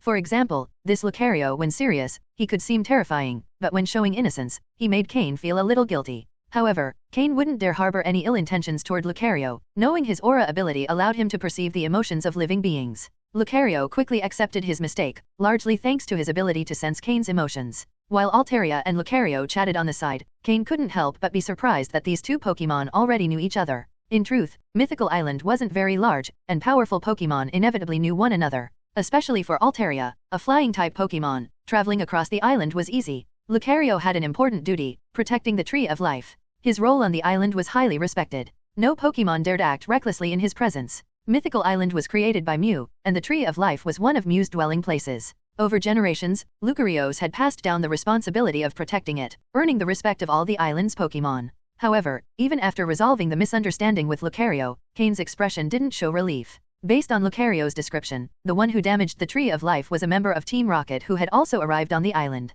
Additionally, the culprit had a quasi-elite level Pokémon, representing a considerable threat. It was clear that some members of the organization weren't satisfied with the current situation and wanted to get ahead to gain benefits. After some time, Altaria and Lucario finished their conversation. Altaria, with a frustrated expression, looked at Lucario, but he maintained his obstinate stance. Cain, intrigued, contacted Altaria telepathically to find out what was going on, and the response left him speechless. Altaria had told Lucario what Cain had explained earlier, that a group of powerful humans was about to arrive on the island with even stronger Pokémon, and the damage Lucario had seen on the Tree of Life was only the work of an advanced group. The worst was yet to come. Altaria wanted Lucario to join her in facing the threat. With their combined abilities, they could protect each other outside the island. But Lucario, clinging to his ancestral duty to protect the Tree of Life to the end, flatly refused. Altaria repeatedly tried to explain what death meant, but Lucario remained steadfast in his decision. In the end, Altaria, unable to change his mind, gave up. She warned him that if he faced enemies too strong, he should flee. Given his position on the island, he would have no problem finding a strong flying-type Pokémon to help him escape once the barrier disappeared. But Lucario was determined to die alongside the Tree of Life if necessary. If someone tried to destroy it, they would have to defeat him first. The tree had suffered significant damage, but it wasn't completely destroyed. Over time, it could recover, and Lucario could sense this thanks to his aura power. Cain felt it was time to demonstrate his skills. Under Lucario and Altaria's watchful eyes, he approached the Tree of Life and began working. With a blade, he removed the damaged areas, revealing the inner trunk, which still held some vitality. Then, he took out several medicines from his storage space and asked Floette to use a variant of grassy terrain on the Tree of Life.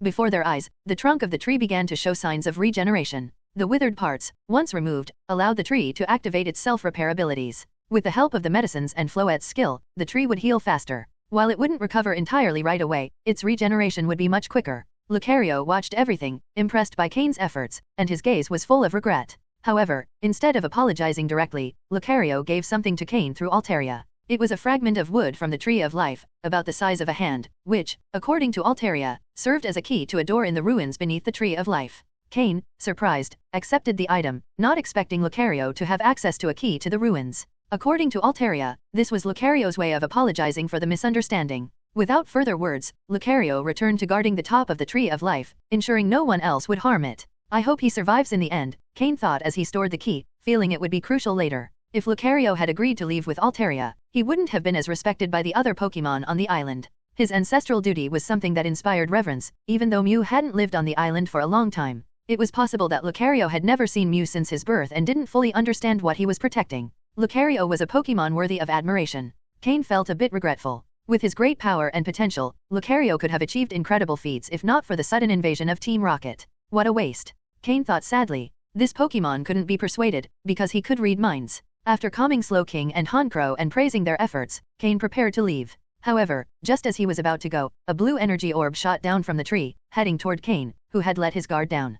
Cain's Pokémon reacted in alarm, ready to protect him, but Altaria stopped them. They didn't know what the orb was, but Altaria did. Seeing Altaria's reaction, Cain also relaxed, trusting his Pokémon completely. He knew she wouldn't let anything harm him. Chapter 597 to 596, Lucario's Favor. The pale blue energy orb initially flew at high speed, but as it neared Cain, its velocity suddenly slowed. Cain could feel a strange energy within it, which gradually merged into his chest. He waited silently for a minute, noticing no immediate changes. Cain blinked and looked at Altaria, hoping she would explain what had happened. Altaria gazed at him with deep envy, making Cain feel slightly uncomfortable. This is the aura gift. Only those who have mastered the power of aura can use it, and they can only do so 3 times in their lives. Anyone who receives this gift will be viewed favorably by Pokémon who wield aura. It's an apology from Lucario for the misunderstanding, as well as gratitude for healing the Tree of Life, Altaria explained through Cain's telepathy. Hearing Altaria's explanation, Cain finally understood the nature of the orb and why she looked at him with such envy. In this world, very few Pokémon could wield the power of aura, and even fewer humans. Those who mastered aura, whether Pokémon or human, were generally incredibly powerful individuals. Now that Cain had received Lucario's aura gift, in the future, whenever he encountered Pokémon who controlled aura, they would feel an immediate affinity toward him. Don't underestimate this small affinity. If things developed properly, it could mean Cain might one day capture a Pokémon with aura abilities. Just as some psychic Pokémon look down on ordinary humans, aura-wielding Pokémon often keep their distance from them. However, thanks to Cain's new blessing, he could now approach these Pokémon more easily, increasing his chances of capturing them. Cain also wondered just how much affinity this gift would grant. Would an aura Pokémon instantly leap toward him upon meeting him? Of course, that was merely a fantasy. But the truth was, Cain now had an invisible aura surrounding him. It was called the aura gift. Or it could also be named the favor of aura Pokémon. Pokémon sensing this blessing in Cain would, in a sense, be returning a favor to Lucario. Indeed, the aura gift also carried this meaning. Cain looked toward the canopy of the Tree of Life, where a blue figure shimmered in the distance. After watching the aura gift fuse into Cain, Lucario disappeared into the tree's trunk. Cain could feel Lucario's pride. He would never abandon his task of protecting the Tree of Life, a mission as arduous as it was glorious. The same reverence the Pokémon of Mythical Island felt toward him was also an invisible burden binding him tightly to the tree. As long as Lucario stood guard, no one would dare harm the Tree of Life. Originally, it had been a peaceful task since no Pokémon on the island would ever harm the Tree of Life. Even elite-level Pokémon respected this mission. It was deeply ingrained in their nature. However, with Team Rocket's invasion, this duty had become much more difficult. Yet Cain felt he and Lucario would likely cross paths again someday. It was a strange feeling. Before, he hadn't felt this way, but after receiving the aura gift, that connection had formed. It was as if something was guiding them toward an inevitable reunion. Even so, Cain knew it would be incredibly challenging for Lucario to survive Team Rocket's invasion. The Tree of Life, as one of the spiritual pillars for the Pokémon on the island, would undoubtedly be a prime target for Team Rocket. After resting for a while, Cain decided to return Altaria to her Pokeball. If other Team Rocket members had trump cards, Cain would need Altaria's presence as a deterrent and, in some cases, as a combatant. If Mismagius were stronger in battle, Cain could simultaneously control both Altaria and Mismagius, putting him on par with an entry-level elite trainer. One of the strongest, in fact. From the outside, the island's ruins seemed to be right next to the Tree of Life, but upon arrival, Cain realized they were quite far apart. To reach the ruins' entrance from the Tree of Life, he still had to cross a vast forest. At this point, Cain estimated that the remaining survivors on the island had likely gathered in this part of the forest. As for whether anyone had already explored the ruins, Cain suspected they had. The question was whether any had survived. Surely, there were those who, hoping for glory, ventured into the ruins. Probably more than a few. From the moment Cain stepped into the forest, he knew he had to remain vigilant. In addition to wild Pokémon that might attack at any moment, the Team Rocket members posed the real danger. Even more terrifying than some elite-level Pokémon. Cain instructed Gengar to return to his shadow, serving as his last line of defense. Though Gengar wasn't the most prominent among Cain's Pokémon, he was the most reliable. He spent 90% of his time with Cain, closely guarding him. As Cain's personal protector, Gengar had his full trust, ensuring he never felt neglected or unappreciated. Additionally, Gengar had been improving rapidly, participating more frequently in direct battles. Cain planned to utilize him more in direct combat, where his true strength would shine. Cain rode Drapion. Drapion had effectively become Cain's land vehicle. It excelled in every way except for its inability to fly. With its 4 legs, Drapion could navigate any terrain. Its strong body ensured Cain wasn't a burden, and its armor provided protection for both of them. With explosive physical strength, any Pokémon that underestimated Drapion risked being defeated in a single blow. Meanwhile, Honchkrow handled aerial surveillance, keeping an eye on everything and alerting Cain to any danger. Weevil moved swiftly between the trees like a spirit of the night in the forest. His agility allowed seamless movement and deadly attacks. Slowking floated alongside Drapion, always ready with a water orb in hand. His psychic abilities allowed him to quickly detect any threats. Slowking's water-type ability needed more development, and Cain had been working on combining his psychic powers with water techniques. This team represented the most powerful state Cain had achieved after numerous encounters in the wild. Now, Cain feared no Team Rocket member still on the island. End of chapter. Chapter 598 to 597, discussing the technique of surprise attack. Mythical Island. In the forest between the Tree of Life and the ruins of Mythical Island, an advanced level Beedrill was instantly defeated by Slowking, causing a small stir in the forest. Over the past few days, Cain had fully absorbed all the radiant stones at his disposal. After multiple attempts, he discovered that as he absorbed more stones, their effects on him gradually diminished. By the time he absorbed the final stone, its effect was less than half of what he experienced when he absorbed his first one on Mythical Island. Even so, after absorbing them all, Cain experienced a continuous increase in his psychic power. Now, his level of psychic power was in the mid to high range of beginner psychics. But this was his limit. With his current talent, it was evident that he couldn't progress further. Still, Cain was satisfied. This had exceeded his expectations, and his psychic power was now more than sufficient for his needs. In terms of telepathy, he could maintain connections for longer durations, and while complete communication wasn't possible, he could transmit simple signals over long distances to his Pokémon. Compared to Slowking, Cain's psychic power was insignificant. Thus, what Slowking could perceive, Cain couldn't necessarily detect. Using telepathy, Cain received information from Slowking. With a faint smile and a touch of irony in his dark eyes, he turned to Slowking and said, "Slowking, pull him out of there." Slowking nodded seriously, and his psychic power surged. A nearby tree branch snapped instantly, and the figure standing on it fell to the ground without resistance. However, it was clear the intruder was skilled, showing no panic as they performed a mid-air somersault and landed gracefully. Having been discovered, the intruder didn't attempt to hide further, slowly emerging from the forest to face Cain. Cain quickly recognized the figure before him based on the information he had. "Kellogg, specialist in poison-type Pokémon," Cain said directly. The Team Rocket member named Kellogg wore the standard outdoor survival uniform of Team Rocket, with a spinnerack perched on his shoulder. Hearing Cain say his name, Kellogg didn't look surprised and responded indifferently, "Cain, the top ranker on the trial island. Rumor has it you eliminated Vexor, a direct subordinate of Lord Lucius, and you've already reached advanced level." Compared to Shuki, whom Cain had encountered earlier, Kellogg was clearly much calmer. Perhaps due to his expertise in poison types, he behaved like a snake, stalking his prey and striking only at the perfect moment for a lethal blow. "Seems like Xenon has distributed my information quite thoroughly. Does everyone have a copy?" Cain joked. "You're a high-value target, so naturally, many are interested. Besides, your Pokémon aren't bad either, they're worth the risk," Kellogg replied with the same calmness, as if stating a fact. Cain knew that 20 million Poké-dollars was no small amount, even for an advanced level Team Rocket trainer. And since his reputation within Team Rocket wasn't particularly high, it was normal for someone to attempt to target him. But after this experience on Mythical Island, his reputation within Team Rocket was bound to rise significantly. Smiling faintly, Cain didn't want to say much more. Since Kellogg was interested in his head, Cain had no intention of holding back. "Well then, you'll have to give it a try and see if you can earn that money," Cain said. "Don't rush. The remaining survivors on this island have probably already gathered in this forest. There'll be many more interested in taking you down. What do you think? Care to form an alliance?" Kellogg suggested calmly. Cain frowned slightly before smiling. "How do I know you won't turn on me? After all, who trusts whom in Team Rocket?" This was clearly a refusal. After all, Kellogg had been secretly observing him. He only revealed himself after being discovered by Cain and immediately suggested forming an alliance. How could that inspire trust? "You're right. In that case, there's no other way. To enter the ruins, you need at least 4 people for safety. Since you don't want to cooperate, then die." Kellogg's voice turned cold suddenly. Cain knew Kellogg's profile. His strength was comparable to Shuki's, but as an advanced level trainer and poison-type specialist, he had to be approached with caution. An Ariados dropped from the tree behind Cain, descending on its web and attacking directly. But from the moment Kellogg appeared, Cain had been on high alert and was fully aware of Ariados's presence. A black shadow with a blue aura quickly descended from the sky, blocking Ariados's attack and violently slamming it against a tree with a single strike. Boom! It was Honchkrow, who had been keeping watch from the sky. When Cain instructed Slowking to flush out Kellogg,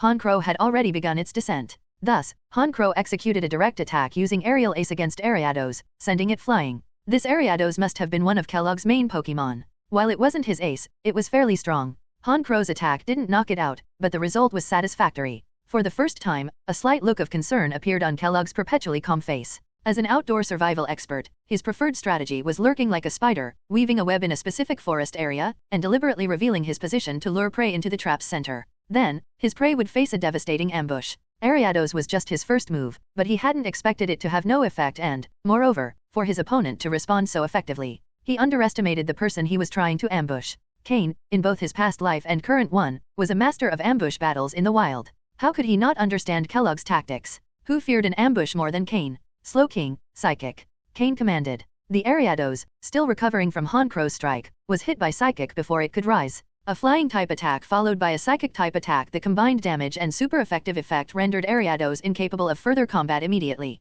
However, Ariados' attack was only the first wave. Next, 3 more Pokémon emerged from the treetops and bushes, diving straight into the fray. Chapter 599 to 598, Flygon. A Golbat, an Arbok, and a Dustox, all at advanced levels. The standard Pokémon of Team Rocket. As Cain watched these Pokémon attack him, a growing smile spread across his face. Poison-type Pokémon. They were undoubtedly his favorite opponents. In many situations, Poison-type Pokémon were often paired with Bug or Grass types, or were simply pure Poison types. Such Pokémon were always vulnerable to Slowking's psychic moves and Honchkro's flying-type moves. Moreover, after spending so much time battling Drapion, who trained against Scolipede, it had developed a significant resistance to Poison-type Pokémon. With the Fire Fang move Drapion had learned, it boasted impressive offensive power against Bug or Grass types with Poison attributes. Half an hour later, Kellogg's 4 Pokémon lay on the ground, while the ever-calm expression on Kellogg's face turned into one of astonishment. This isn't how it was supposed to go, Kellogg thought, confused. He was an expert in ambushes and traps. He had used this strategy against several opponents, and on Mythical Island, he had already managed to defeat someone slowly using these tactics. The poison from his Pokémon was particularly effective in the wild. Without the right antidote, victims would succumb to poisoning. Many opponents stronger than him would fall exhausted after prolonged combat, but this time, against Cain, none of it seemed to work. Cain was a peculiar adversary, one who relished battling Poison-type Pokémon. Furthermore, with Slowking detecting attacks through psychic powers, it could quickly alert Cain of any threats. Additionally, Cain had psychic abilities of his own, allowing him to give orders to his Pokémon instantly through telepathy. Victory for Cain was inevitable. Without giving Kellogg time to react, he fell under Weevil's claws. Cain glanced at him sideways. That's what you get for trying to show off, he thought, recalling Kellogg's arrogance during the fight. The battle ended without complications. Cain instructed Floette to provide basic medical attention to his Pokémon. But then, Cain frowned again. Slowking, use Psychic. Boom. Well, Cain, is this how you treat old friends? Asked a figure emerging from the trees, brushing dust off his black jacket. From the flashy style, Cain didn't need much to identify Regi. It's not very friendly to be hiding behind trees, don't you think? Cain replied with an ironic tone. I just wanted to enjoy your show. Watching you take down this Team Rocket officer in a few moves was entertaining. I didn't expect your strength to improve so quickly. It seems I'm no longer a match for you, Regi joked as he approached Cain without concern for the Pokémon around. Liar, Cain thought to himself. Among the participants in this mission, the 2 individuals who concerned Cain the most were Ren, the Dragon-type specialist, and Regi, the man in front of him. Although Regi always had a carefree attitude, Cain deeply mistrusted him. He was an enigma, someone Cain hadn't directly encountered even in his past life. Everything Regi showed seemed perfectly in order, and that perfection unsettled Cain. They had barely exchanged a few words when a strong gust of wind swept through the forest. Before Cain could react, Regi's face darkened. The playful expression vanished as he looked toward the sky. A Flygon was descending toward them. No one else on this island had a Flygon except Ren, the Dragon-type specialist. The relationship between Regi and Ren was clearly strained, and they had likely clashed before. Pokémon, Flygon, Blue. Gender, male. Level, 49. Type, Ground plus Dragon. Ability, Levitate. Held item, none. Egg moves, Gust, Mud Shot, Earth Power, Signal Beam. Basic moves, Dragon Claw, Dragon Breath, Dragon Dance, Sonic Boom, Sand Attack, Feint Attack, Bite, Mud Slap, Bulldoze, Sand Tomb, Rock Slide, Supersonic, Screech, Earth Power, Dragon Tail, Earthquake, Sandstorm, Uproar, Hyper Beam, Dragon Rush. Learned moves, Outrage, Heat Wave, Dragon Pulse, Bug Bite. TM moves, Protect, Hidden Power, Water, Roost, Flamethrower, Aerial Ace, Steel Wing, Substitute. As Cain examined Flygon's details, his expression grew serious. Without using any hidden cards, this Flygon was undoubtedly one of the strongest Pokémon among the trainers on the island. It wasn't surprising that Regi ranked Ren high on his list of threats. Moreover, as a Dragon-type specialist, Ren likely had more dragons under his command. Dragon-type Pokémon, besides being powerful, required significant resources to train, something not accessible to just anyone. Ren must have substantial backing within Team Rocket to achieve this. Cain glanced at Regi, wondering what hidden cards he might possess. This mission, originally intended for advanced-level trainers, had now turned into a conflict between trainers with pseudo-elite level Pokémon. Mythical Island undoubtedly had a massive draw. Flygon landed slowly. In front of Cain and Regi stood Ren, dressed in sand-colored explorer gear, a blue scarf around his neck, and protective goggles on his head. Ren, Regi acknowledged the newcomer. Ren glanced at Kellogg, who lay unconscious on the ground, then at Cain, and finally focused on Regi. With a mocking smile, Ren remarked, Regi, I didn't expect to see you here so soon. Seems like you've improved your speed lately. Thanks for the compliment. Though with a Flygon, you've been rather slow. Is your skill declining? Regi retorted sarcastically. From the very beginning, the rivalry between the two was evident. Neither Cain nor the defeated Kellogg seemed to matter to them in the slightest. With Ren's arrival, more figures began to emerge from the forest, as if summoned by a signal. Some joined Ren, others moved toward Regi. Among them were familiar faces to Cain, like Glacis and Aurelia. Of course, there were also those who preferred to remain neutral, observing the situation from a distance. Cain frowned, sensing that something about all this didn't add up. End of chapter. Chapter 600 to 599, Entrance to the Ruins. Thank you for these amazing 7 months together. Dear readers, I want to take a moment to sincerely thank you for the incredible support you've given me during these past 7 months working on the translation of Pokémon, Chronicles of Freedom. Your dedication, comments, votes, and motivation have been the driving force behind this project, and I'm truly grateful to each and every one of you. As a token of my appreciation, I have a special surprise planned for June 1st, 2025. Party Popper 60 bonus chapters will be released that day. Calendar date, June 1st, 2025, 11 o'clock time, from 11 a.m. to 12 p.m., GMT 5, open book chapters, from chapter 601 to 660. But that's not all. From June 2nd to June 30th, the 60 regular monthly chapters will be released, taking the story up to chapter 720. Additionally, on Patreon, on June 1st, the 60 bonus chapters will be published. On June 2nd, the 60 monthly chapters will be uploaded. Thank you for being part of this journey. I'm excited for everything that's coming, and I hope to continue sharing this adventure full of freedom, friendship, and Pokémon with you all. Naturally, the others considered Cain part of Regi's group. Half an hour later, nearly 15 people had gathered at the spot. Each of these individuals was listed in the information booklet Regi had given Cain. Standing by Ren's side were 5 people. Including him, there were 6 in total. On Regi's side, besides Cain, Glacis, and Aurelia, there were 2 individuals Cain didn't recognize, also totaling 6. There were 3 other individuals who had not joined any group. It wasn't because they were particularly strong, but like Cain, they had just arrived in the forest and hadn't decided which side to join. Kellogg, whom Cain had defeated earlier, was in a similar situation to these 3. Just in time, thanks to all this commotion, everyone has gathered here, Regi commented after surveying the area. Ren didn't argue with Regi this time. Nodding, he said, there isn't much time left. Those who haven't arrived by now are probably no longer alive. Then let's discuss how we'll enter the ruins, Regi suggested. Regi paused briefly and then addressed the 3 remaining individuals. Hey, you 3, interested in joining my team?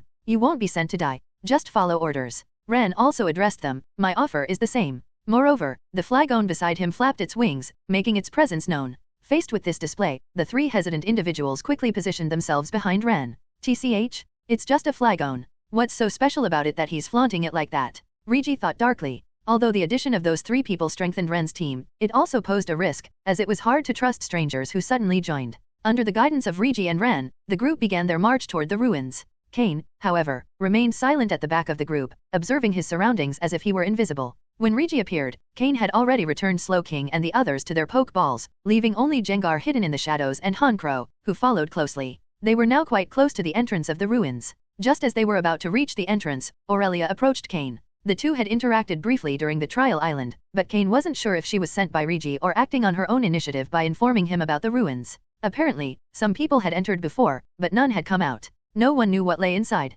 For this reason, Regi and Ren had decided to gather more people before venturing in, increasing their chances of success. This led to the current situation. The commotion caused by Cain and Kellogg's battle had been the catalyst for all of this. Cain hadn't prepared for this at all. He had suddenly become part of a team to explore the ruins. In front of the ruins entrance, although referred to as ruins, it was actually just a severely deteriorated ancient structure, an example of classic Pokémon World architecture. However, that structure was merely a facade. The true entrance to the ruins led underground. Given Cain's personality, he would prefer to investigate before entering, but Regi and Ren clearly didn't want to waste time.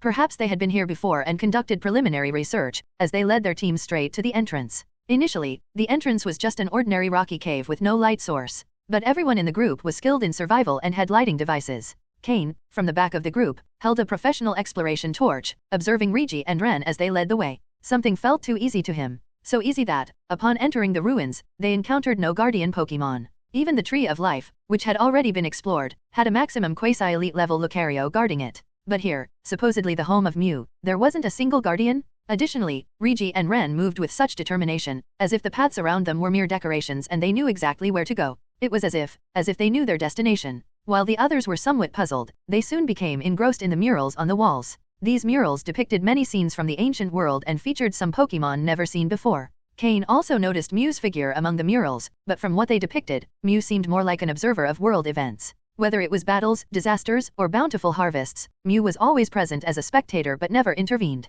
It seemed to be a being isolated from the world. Thus, the rest of the group focused intently on examining the murals, not questioning Regi and Ren's actions. Only Cain, who was familiar with Mew, found the murals unremarkable, as he had a clear image of Mew in his mind even after having revived twice. With lingering suspicion, Cain slipped into a side passage unnoticed. He waited patiently in the passage for a while, allowing Jengar to follow the group so Cain could track their location through the marks it left. Since the passage wasn't very wide and there were over a dozen people, each with 1 or 2 Pokémon, there wasn't enough confidence for everyone to stay too close to each other. This is why Cain's disappearance went unnoticed. Except by Aurelia. Not long after Cain slipped away, Aurelia noticed. However, she said nothing. In fact, Aurelia, like Cain, was recruited by Regi later. Unlike Glacis, who had always been by Regi's side and trusted fully, she was often excluded from important decisions. Always cautious, Aurelia found an opportunity to vanish down another passage. The disappearance of one person might go unnoticed, but 2 wouldn't. Regi wasn't foolish and quickly realized what had happened. However, he said nothing and continued advancing, only at a slightly faster pace. Ren, who also noticed Regi's change, checked the situation behind them and frowned before quickening his pace to match Regi's. A Jengar hid in the shadows, keeping a prudent distance from the group. Meanwhile, Cain continued his slow advance. End of chapter. Chapter 601 to 600, Anomalies and Assumptions. Thank you for these amazing 7 months together. Dear readers, I want to take a moment to sincerely thank you for the incredible support you've given me during these past 7 months working on the translation of Pokémon, Chronicles of Freedom. Your dedication, comments, votes, and motivation have been the driving force behind this project, and I'm truly grateful to each and every one of you. As a token of my appreciation, I have a special surprise planned for June 1st, 2025. Party Popper 60 bonus chapters will be released that day. Calendar date, June 1st, 2025 11 o'clock time, from 11 a.m. to 12 p.m., GMT 5, open book chapters, from chapter 601 to 660. But that's not all. From June 2nd to June 30th, the 60 regular monthly chapters will be released, taking the story up to chapter 720. Additionally, on Patreon, on June 1st, the 60 bonus chapters will be published. On June 2nd, the 60 monthly chapters will be uploaded. Thank you for being part of this journey. I'm excited for everything that's coming, and I hope to continue sharing this adventure full of freedom, friendship, and Pokémon with you all. Aurelia. Cain noticed that she, too, had left the group and was hiding in a corridor. Cain approached her with Slowking, patting Aurelia on the shoulder. At the same time, he signaled Slowking to leave a psychic mark on her, just in case. Aurelia flinched at the touch on her shoulder, quickly turning around with 2 Pokeballs tightly gripped in her hands. Seeing it was Cain, she let out a long sigh of relief. I thought you had already gone. Why are you back? Aurelia asked quietly, touching her chest to calm herself. Cain smirked, a hint of mockery on his face. Regi and Ren are good actors. Didn't you notice? Hearing this, Aurelia gave a bitter smile. Honestly, no. The murals in the tunnel really caught my attention. This is my first time here. I didn't notice anything odd until I realized you were gone. Then I knew something was wrong and hid to avoid trouble. Aurelia really had no intention of competing for the treasures in the ruins. More than anything, she wanted to find useful items for her grass-type Pokémon and take advantage of the island's unexplored resources. Aurelia was one of Ariana's closest subordinates, but not the only one. The help and benefits she received from Ariana weren't much, and as she advanced in her career, Ariana began assigning increasingly complicated tasks to her and her group. Coming to Mythical Island was something Aurelia achieved with great effort, leveraging multiple connections. After the fierce battle between Ariana and Price at the Lake of Rage, Ariana was seriously injured, and Aurelia hadn't been able to locate her. This made things much harder for her. Of course, none of this would be shared with Cain, but Cain had already deduced as much. After all, he had been present when Ariana was defeated by Price. Come on, let's keep up with them. If you stay here, you won't gain anything. Cain stepped toward the main corridor. Aurelia hesitated for a moment but ultimately couldn't resist the temptation and trotted to keep up with him. Regi and Glacis had claimed to include her and Cain in their circle, but in reality, they were excluding both of them. This made Aurelia feel a certain camaraderie with Cain. Moreover, although Cain was somewhat solitary, she found him more reliable than Regi. Following Cain, Aurelia advanced cautiously and silently. There was something else, something she hadn't even realized herself, a subconscious reaction, an instinctive decision. Deep down, Aurelia considered Cain much weaker than Regi. Therefore, by cooperating with Cain, she believed she would have more autonomy. At the very least, she would have more decision-making power. Cain, maintaining his distance, followed the marks Jengar had left, advancing gradually. If only Cain had disappeared, perhaps they wouldn't have cared much. But with Aurelia also gone, it was certain that Regi had noticed. The two continued down the corridor, and Cain gradually began to notice a faint smell of blood. It was very subtle. If one wasn't extremely sensitive to the scent of blood, they wouldn't detect it, like Aurelia, who hadn't noticed it yet. But Cain had. He was highly sensitive to such things. At a corner in a side passage, he saw a small bloodstain that was almost dry. Judging by its state, it must have been from today, and they had only arrived at the ruins today. Soon, Cain began connecting the dots. Regi and Ren were putting on a show to deceive everyone who wasn't close to them. But why? Cain still didn't know. However, it was clear that they had been to these ruins before and not just recently. They had cleared out the wild Pokémon from these corridors. As for the rumors that no one had returned after entering the ruins, those people had likely been killed by Regi and Ren or defeated by wild Pokémon while trying to advance. Cain leaned more toward the first option. The two had arrived at the island first and, upon finding the ruins entrance, teamed up to explore them with others. They discovered many wild Pokémon, but they weren't strong enough. However, for security reasons, they decided to eliminate anyone who wasn't entirely trustworthy. Before encountering Cain, Regi had arrived first, with Ren following just minutes later. It was evident the two had planned this and wanted to gather Cain and everyone else drawn by the commotion. No wonder Ren said that few people remained on the island. The group had started with over 30 people, but now, with only 15, Ren stated this so confidently. While Mythical Island was dangerous, for a group accustomed to survival in the wild, even if they couldn't defeat wild Pokémon, they had enough resources to survive. Some might have fallen to wild Pokémon, but not this many. So there was only one answer: the deaths of these people were related to Ren and Regi. Upon finding the bloodstain, Aurelia's expression darkened slightly, and she continued following Cain. She wanted to see what Regi and the others were planning. It seemed they had reached the end of the corridor. Gengar, hidden in the shadows, returned and appeared before Cain. Turning his back to Aurelia, Cain established a telepathic connection with Gengar to understand the situation. At the end of the underground tunnel was a wall, a large, sturdy wall blocking everyone's path. Regi and Ren had proposed that everyone summon their Pokémon and attack the wall. They hoped that by working together, they could break through the barrier. After everyone had summoned their Pokémon, Gengar feared being discovered and chose to return rather than continue observing. Hearing Gengar's description, Cain's face darkened. The bloodstain and the disappearance of people upon entering the ruins gave Cain enough material to theorize.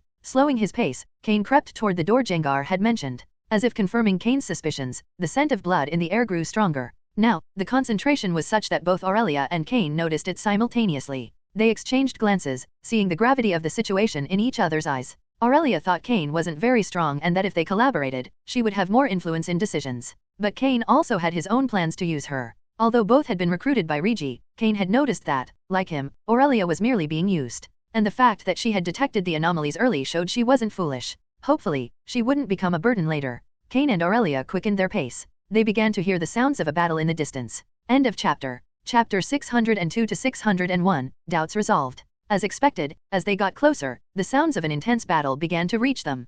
Cain's expression changed. Had Regi and Ren already begun their plan, right after Gengar left? Hesitating slightly, Cain summoned Slowking. With Slowking's psychic barrier concealing their presence, the chances of being discovered decreased considerably. Aurelia watched as Cain deftly executed this series of moves, her mouth agape in astonishment. What are you standing there for? If you want to take something, you'll have to take risks. Do you have a psychic-type Pokémon? If you do, join in. If not, stay here or leave already, Cain snapped irritably, seeing Aurelia lost in thought. He remembered clearly that Aurelia owned a Jinx, although he wasn't sure of its current level. If Jinx's power wasn't up to par, Cain had no intention of bringing her along. He didn't want to deal with a liability, especially since the situation could become very dangerous, and he wouldn't be able to look out for her. Cain's words snapped Aurelia out of her reverie. Quickly, she pulled out a Pokeball and called forth her Jinx. When Jinx appeared, her long yellow hair swayed gently. She wore a striking red dress, and her thick, prominent lips pursed coquettishly. Seeing Aurelia, Jinx smiled with satisfaction. Jinx, create a psychic barrier like Slowking's, Aurelia ordered after calming her down a bit. Jinx glanced at Slowking, and in an instant, a spark appeared in her eyes. That spark quickly turned into what seemed to be admiration. Slowking, standing beside Cain, immediately sensed Jinx's gaze and trembled. He felt as if a dangerous beast was eyeing him. Jinx, forgetting her trainer's instructions, lifted her red dress and prepared to run toward Slowking. Slowking, frightened, instinctively took a step back. Fortunately, Aurelia stopped Jinx in time. Jinx, focus on what we're doing. This is important. Aurelia shouted desperately, trying to bring Jinx back to reality. Only then did Jinx seem to snap out of it, putting her feelings aside. However, she couldn't help but cast furtive glances at Slowking now and then. Then, mimicking Slowking's movements, she managed to create a similar psychic barrier. Aurelia apologized to Cain. I'm so sorry. Jinx, well, she likes Slowking. She likes him a lot, but she can be a bit over-enthusiastic. Cain had witnessed the entire scene and couldn't help but purse his lips. He nodded silently. Jinx was, indeed, very passionate. Slowking had been so scared that he had moved to the other side of Cain, as far away from Jinx as possible. But all this was just a minor episode. What mattered was the battle unfolding ahead. Cain quickly assessed Jinx's power level and was satisfied. She was at the advanced level. With great talent and advanced psychic abilities, it was no surprise she had learned to create a psychic barrier so quickly. As for Jinx's infatuation with Slowking, Cain thought it was due to the natural attraction between psychic types. Well, in this case, it was a one-sided attraction. Slowking's immense talent had caught Jinx's attention. I hope you don't make mistakes. If something goes wrong, I won't be worrying about you. If an unexpected situation arises, we each go our own way, Cain warned Aurelia coldly. Aurelia knew exactly what Cain meant. There wasn't much trust between them, so her best option was to focus on protecting herself. Their cooperation was based more on the idea that being together made them feel a bit safer, nothing more. When they arrived at the hall Jengar had mentioned, the sounds of the fight had reached their peak. They saw that the 10+ people who had originally followed Regi and Ren had now joined forces, forming a single group. They were up against Regi, Ren, and their two subordinates, Glacis and another trainer aligned with Ren. 4 people against around 10, all with advanced level Pokémon, but the battle was entirely one-sided. Several Pokémon lay on the floor of the hall, as well as 2 Team Rocket members, gravely injured, likely the result of a surprise attack from someone close. They had fallen before they could react, their fates uncertain, alive or dead. Only 7 people were left, desperately resisting the combined attacks of Regi, Ren, and their subordinates. With the help of the psychic barriers, Cain and Aurelia concealed themselves in a shadowed corner, staying unnoticed. The reason the battle was so one-sided was due to one Pokémon in particular. It was a dark purple Pokémon, a Nidoking. Cain was stunned upon seeing this Pokémon, as it hadn't been mentioned in any of the information he had received. Only then did he realize that all the data he had obtained had come from Regi. This made him question how much truth there was to that information. Regi? Ren? I never thought you'd end up collaborating? What are you planning with all this? Even with so much power, our presence shouldn't be an obstacle for you, shouted one of the 7 men still resisting. He had been the first to decide to follow Regi, thinking that even if he couldn't reap the greatest rewards, he would at least gain something. But he never imagined Regi would lead them here. They were being exterminated. Regi said nothing, his typical carefree expression gone, replaced by a cold gaze. Ren, beside him, laughed maniacally. Ha, ha, ha, ha. Weakness is your sin? Neither Regi nor I wanted this, but that door cannot be opened. We have no choice but to sacrifice you all. Cain wasn't surprised. From the moment he saw the scene in the hall, he understood what Regi and Ren were planning. Moreover, connecting earlier events like the destruction of the Great Tree of Life and Nidoking's rampage, Cain figured everything out. In his past life, when he reached the quasi-elite level, Cain had learned some of Team Rocket's darkest secrets. He knew exactly the purpose behind what Regi was doing now. In the Pokémon world, ancient ruins were not uncommon, but most of the time, the keys to access them were lost. So Team Rocket scientists had developed a terrifying method. After gathering enough blood energy, they could trigger a massive explosion. Since the technique involved blood, most of the time, the doors to those ruins became contaminated. Then, by combining the accumulated energy with the explosion, there was a high probability the door would be destroyed. However, this method required a strong catalyst, preferably a wooden object, as it was excellent at storing energy. That was why Regi had used Nidoking to tear off a part of the Great Tree of Life on Mythical Island. To avoid detection, he used Nidoking's toxins to cause the damage. And the Nidoking wreaking havoc in the hall was a powerful quasi-elite Pokémon. That was why the 7 men couldn't stand against Nidoking and Regi's other Pokémon. What Regi truly sought wasn't the people but their Pokémon. Cain had pieced it all together. All doubts were cleared. End of chapter. Chapter 603 to 602, The Crimson Bomb. Cain stood to the side, coldly watching as Regi and Ren worked together to eliminate their opponents one by one, leaving them no chance to resist. All of this was due to the overwhelming power of that Nidoking. Pokémon, Nidoking, light blue. Gender, male. Level, 55. Type, poison plus ground. Ability, poison point. Held item, none. Egg moves, take down, sucker punch, poison tail, venom drench. Basic moves, leer, peck, focus energy, double kick, poison sting, fury attack, horn attack, helping hand, toxic spikes, flatter, poison jab, captivate, megahorn, chip away, thrash, earth power. Learned moves, focus punch, drill run, thunder punch, stomping tantrum, ice punch, fire punch. TM moves, protect, toxic, Veno shock, ice beam, thunderbolt, earthquake, flamethrower. Under Regi's command, Nidoking, with its incredible power and vast array of moves, could choose the perfect attack for each opponent. However, it was clear that this Nidoking didn't originally belong to Regi. While it followed Regi's orders, its responses were a bit slow, and it didn't show genuine respect for him. This quasi-elite Nidoking wasn't part of Regi's personal team. Even so, Nidoking was immensely powerful. Cain had extensive knowledge about Nidoking. Although its defenses weren't the best, Nidoking possessed a rare ability that, combined with its capacity to learn many moves, could make its offensive power explosive. That ability was Sheer Force, which eliminates the secondary effects of some moves but boosts their power. If combined with a Life Orb, a Nidoking with Sheer Force would have truly devastating attack potential. This Nidoking was just an ordinary quasi-elite level Nidoking, powerful, but not as impressive when compared to the might of Altaria. Cain had once considered seeking out a Nidoking or Nidoqueen with the Sheer Force ability. With proper training and investment in learning moves, it could become the star of his team and adapt to any lineup. In one-on-one battles, its power would be even greater. Unfortunately, Cain had only ever come across one Nidoran with the sheer force ability, but its quality was mediocre and didn't meet Cain's standards. As he observed the unstoppable Nidoking and other Pokémon like Ren's Flygon, it was evident that their opponents felt powerless against them. Their fate had been sealed from the start. In just half an hour, everyone lay on the ground, alongside their Pokémon. At the center of the room was a blood-red piece of wood, carved with strange symbols and covered with peculiar adhesives. Thin red veins slowly converged on its surface. It was undeniable that Team Rocket's scientists were truly remarkable in their unconventional research. The Pokémon League's researchers were far more upright, and their studies always followed traditional paths. For this reason, scientists who explored less conventional fields couldn't fully develop their skills, but Giovanni's charisma and openness attracted many unique researchers. Team Rocket's successful development was largely thanks to the efforts of these scientists. After all, they had achieved breakthroughs like creating Mewtwo from the DNA of Mew, a top-tier legendary Pokémon. Regi's playful attitude had disappeared, replaced by an icy coldness.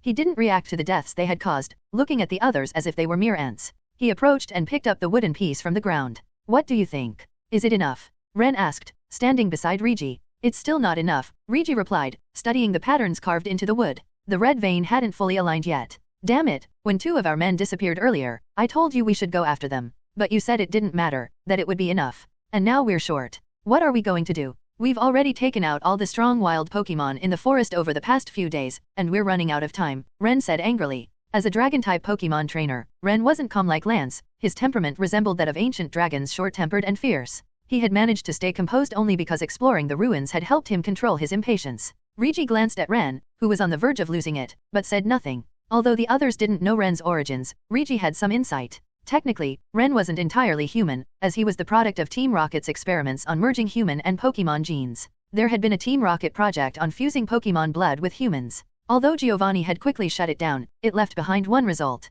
That result was Ren, who had a minimal amount of Dragon-type Pokémon blood. This was why some mixed-blood dragons or dragon descendants felt a kinship with him, though pure dragons rejected him. This had led him to specialize in Dragon-type Pokémon. Those two weren't ordinary. By leaving us, they made it easier for us to finish here. If they had stayed, things would have been much more complicated, Regi said calmly. The image of Cain and Aurelia crossed his mind. Especially Cain, whom Regi couldn't quite figure out. At the pre-landing meeting, under Glacis's observation, the conclusion was promising, indicating that Cain possessed exceptional qualities. For Glacis to make such a statement was rare, as he also harbored many secrets that only Regi knew. In any case, Regi felt somewhat relieved not to have to worry about Cain following them. What do we do now? Do we need to go further to collect energy? The island's strong Pokémon have already started to notice our presence, Ren asked. It's simple, Regi replied. He pulled out a knife and ended the life of one of the men beside Ren. The man clutched his neck, staring at Regi, clearly unable to comprehend why he had done it. As if on command, Regi's Pokémon eliminated the man's Pokémon as well. Already exhausted, they couldn't withstand the surprise attack from Regi's Pokémon. Ren watched Regi but said nothing more. After all, the man was useless, and it was fine to kill him. His eyes focused on the red wood in Regi's hands, watching as the veins aligned. Gradually, all the lines connected. The Crimson Bomb, completed. End of chapter. Chapter 604 to 603, forcing their way in. As the patterns on the red block fused together, a smile appeared on Ren's face. Now, only 3 people remained, Regi, Ren, and Glacis, who always stayed silent with a book in his hand. Cain? Aurelia? I know you're here. You've seen enough of the show, come out. Regi didn't use the Crimson Bomb immediately but instead called out into the vast hall. Aurelia, standing beside Cain, looked startled. She hadn't expected them to be discovered despite hiding so well. Since they had been found, there was no point in staying hidden. They needed to find an opportunity to escape quickly, she thought, noting the imposing Nidoking in the hall, which they clearly couldn't face. Just as she was about to move, Cain stopped her with his hand, frowning as he observed Regi. The 2 who disappeared didn't escape, they followed us. Ren, standing next to Regi, looked around warily, staying alert. What's wrong, Cain? Aren't you going to come out and greet an old friend? We've been waiting for you for quite some time. Regi's voice grew louder. But Cain, still hidden, relaxed his frown and showed a wry smile. Regi hadn't actually found them, he was just trying to provoke them. If they were really there and hadn't thought things through, they might have fallen for the provocation and revealed themselves. However, Cain saw through Regi's behavior, especially after the sudden action of killing the man next to Ren. If Regi had truly discovered them, he would have attacked immediately, taking the initiative rather than calling out their names. The hall fell silent. After waiting 3 minutes without a response, Regi's expression turned serious. He hadn't found any trace of Cain and Aurelia, he was merely trying to provoke them into coming out. They're not here. Let's move on, Regi said, growing increasingly uneasy. Clearly, Ren and Glacis followed Regi's lead. As for Cain and Aurelia, they were more like useful tools than true allies. Unable to locate Cain, Regi couldn't afford to wait any longer. The crimson block he held was beginning to heat up. These bombs, once completed, activated automatically, which was why Regi and Ren had massacred so many wild Pokémon near the hall.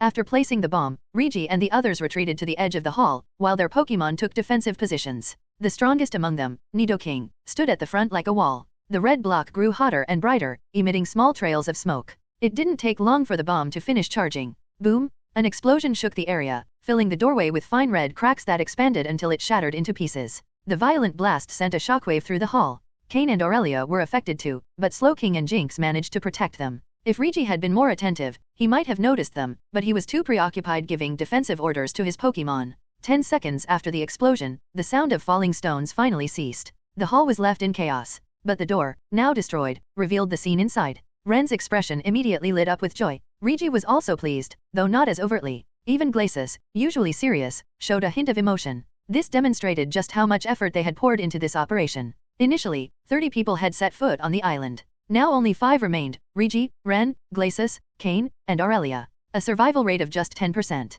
Though the mission wasn't over yet, and they didn't know how many would make it out alive in the end. The space behind the door didn't seem particularly special, though it was brighter. The walls were covered in visible inscriptions. Ensuring there were no Pokémon inside, Regi led his companions in. Beside him was Nidoking, his greatest assurance and trump card. Even though it was no longer a secret, Nidoking was still intimidating. It wasn't just meant to intimidate Cain and Aurelia, but also Ren, whom Regi still distrusted. Ren didn't have Regi's full confidence, and his unpredictable temperament was a potential threat. Once Regi, Ren, and Glacis disappeared from sight, Cain and Aurelia emerged from their hiding spot. Thanks to Jengar, who had found a good place to conceal itself in the hall, and the psychic shielding of Slowking and Jinx, they had managed to stay undetected. Aurelia couldn't help but feel a growing admiration for Cain. If it had been up to her, she would have bolted at Regi's provocation. Thanks to Cain, they had avoided a confrontation with Nidoking and Flygon. Unconsciously, she asked, "What do we do now?" Cain, thinking about the key Lucario had given him, responded after a moment, "We follow them." With that, he moved toward the door.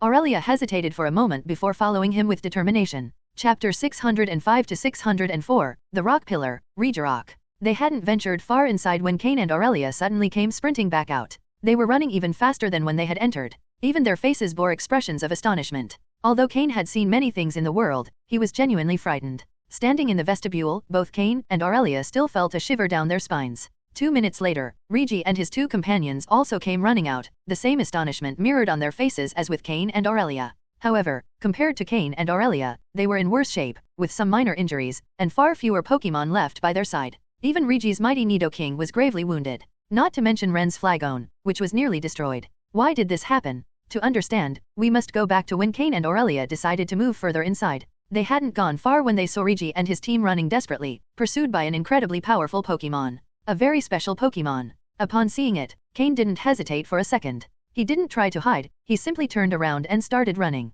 Why flee so quickly? Because the name of that Pokémon was Regirock. One of the 3 legendary pillars, the Rock Pillar, Regirock. Cain had always wondered why there were no powerful Pokémon guarding the ruins where Mew had once lived. It all seemed too easy. It's important to note that the Tree of Life, which Mew used as a playground, was guarded by a near-elite level Lucario. Yet at Mew's home, there was no strong Pokémon on guard, just a seemingly solid door. However, with Team Rocket's advanced technology, that door was no match for Regi and his companions. But once they entered, they realized the initial challenge had merely been an appetizer. Suddenly, the difficulty skyrocketed to hell level, a challenge almost impossible to endure. The appearance of Regirock caused massive losses for Regi and his team. Cain and Aurelia didn't even have time to hide, leaving the 5 of them standing together in the vestibule, staring at each other. Regirock, the legendary Pokémon, like the legendary birds, is not unique in the Pokémon world. There are several of its kind. Only a Regirock with a divine role can be considered a true legendary Pokémon. The Regirock Regi and the others encountered wasn't a true legendary Pokémon but an extremely rare pseudo-legendary. Such pseudo-legendaries can be defeated, and if you're strong enough, you might even attempt to capture them. But all of that depends on being able to defeat this Regirock. At this moment, neither Regi nor Cain had the slightest chance against it. No doubt about it. When Cain saw Regirock's stats scanned by the system, he knew there was no way to win. Pokémon, Regirock, light purple. Gender, genderless. Level, 78. Type, rock. Ability, clear body. Held item, none. Egg moves, none. Basic moves, explosion, stomp, rock throw, charge beam, bulldoze, curse, ancient power, iron defense, stone edge, hammer arm, lock on, zap cannon, superpower, hyper beam. Learned moves, focus punch, stealth rock, snore, iron head, block, Thunder Punch, Earth Power, Ice Punch, Drain Punch, Superpower, Stomping Tantrum, Fire Punch, Gravity. TM moves, none. Level 78, with light purple quality, and being a legendary Pokemon, was there even anything to think about? If you encounter it, the best option is to run. This level 78 Pokemon had already reached advanced level 4 elite. Combined with its legendary status and light purple quality, even Cain's master, Matsuda Takashi, would barely be able to contain this Regirock with his entire team, let alone defeat it. After all, even without a divine role, it was still a legendary Pokemon. A father is still a father, and if he strikes, there's no argument. Mew, with its mischievous nature, really went too far by putting a Regirock in there. Who knows if we'll encounter the other pillars later. The primary mission of the 3 pillars is to protect ancient ruins. In ancient times, the 3 pillars served as guardians for extremely powerful Pokemon. Though those Pokemon have since disappeared, the 3 pillars remain. They haven't abandoned their mission and continue to protect the places they were assigned, even if no Pokemon remain there. That's why the presence of the 3 pillars in ancient ruins is not uncommon. In fact, finding one of the 3 pillars has become a criterion for assessing the value of a ruin. Now the situation was awkward. Both Regi's group and Cain and Aurelia were unsure what to do. Regi and his team had gone through great difficulty to open the door, making it an inconvenient time for them to back out. But Cain and Aurelia, who had been hiding, also found themselves in an uncomfortable spot. What should they do? It seemed they wouldn't be able to proceed. Fortunately, Regirock followed the rules. It only chased them for a while, but once they reached the vestibule, it retreated. Leaving now felt like abandoning unfinished business. Regi's team had paid a high price to enter these ruins. For that reason, they hadn't explored much of Mythical Island or even searched for resources. On the other hand, Cain had used his time wisely to gather resources on the island. Even if he left now, he had already gained a lot. However, with Regi and his team severely weakened, Cain saw a golden opportunity. Regi also believed this was the perfect time to eliminate Cain and Aurelia. Although they had sacrificed many Pokemon to escape from Regirock, Regi's strongest, Nidoking, was still standing. A near-elite level Pokemon, no matter how strong Cain was, he wouldn't be able to defeat it. Regi quickly pulled Pokeblocks and several potions from his storage space and began feeding Nidoking, spraying it with healing items. He wanted to restore Nidoking as much as possible before Cain made his move. Meanwhile, Ren and Glacis stood behind Regi with somber expressions. Regirock's attack had wiped out 3 of their Pokemon, even after using Protect. While Protect can block an attack, its effectiveness depends on whether the attack exceeds the limit it can withstand. Regirock's power was simply overwhelming, and Regi's Pokemon couldn't endure it. If Nidoking hadn't taken the final blow and if Regirock weren't slow, they would likely have been defeated. Now, Regi only had his Nidoking left for battle. The other Pokemon were either dead or gravely injured. If not treated in time, they might suffer irreparable damage. Meanwhile, Cain and Aurelia were in much better condition, with their Pokemon in perfect shape.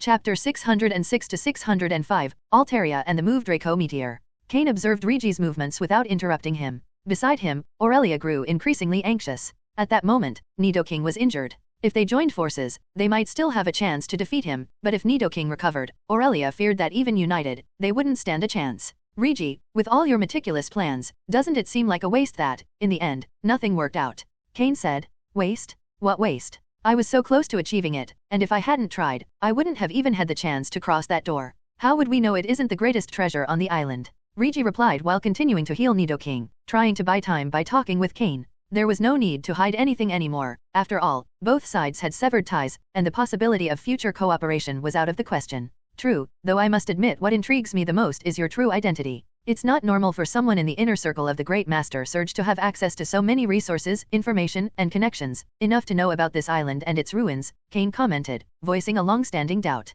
Regi paused his treatment for a moment and smiled enigmatically. The truth is, the only one here who doesn't know my identity is you, Cain. I haven't tried to hide it. Ask anyone, and you'll get the answers you seek. This answer confused Cain. Indeed, he had never bothered to ask others about Regi. Realizing this, he let out an ironic smile and stopped worrying about it. At this point, Regi's origin didn't matter. So, is Nidoking ready? Cain asked. Almost. Do you have a trick up your sleeve, Cain? You seem very confident, Regi replied, having taken full advantage of the time Cain had given him to heal Nidoking as much as possible. For Regi, once Nidoking recovered, the battle was as good as won. Though they had lost many Pokemon, Nidoking, his strongest combatant, was still ready to fight and could defeat Cain. Aurelia, standing behind Cain, displayed an expression of great unease. She hesitated about whether she should continue fighting alongside Cain. Unlike Cain, she knew Regi's true identity and understood that they couldn't let him die. At most, the best course was to stop Nidoking, not kill him. But Nidoking, thanks to Cain's inaction, was already regaining his strength and power.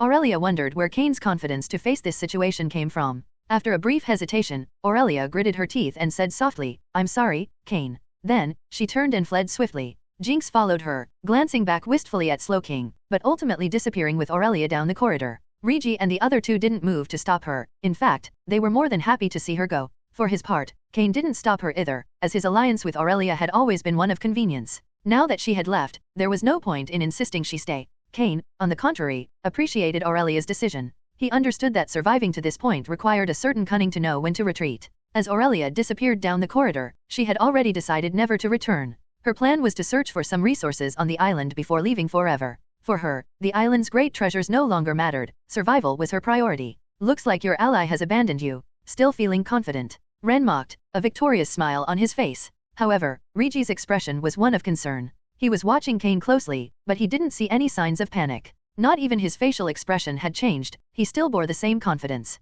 What did that mean?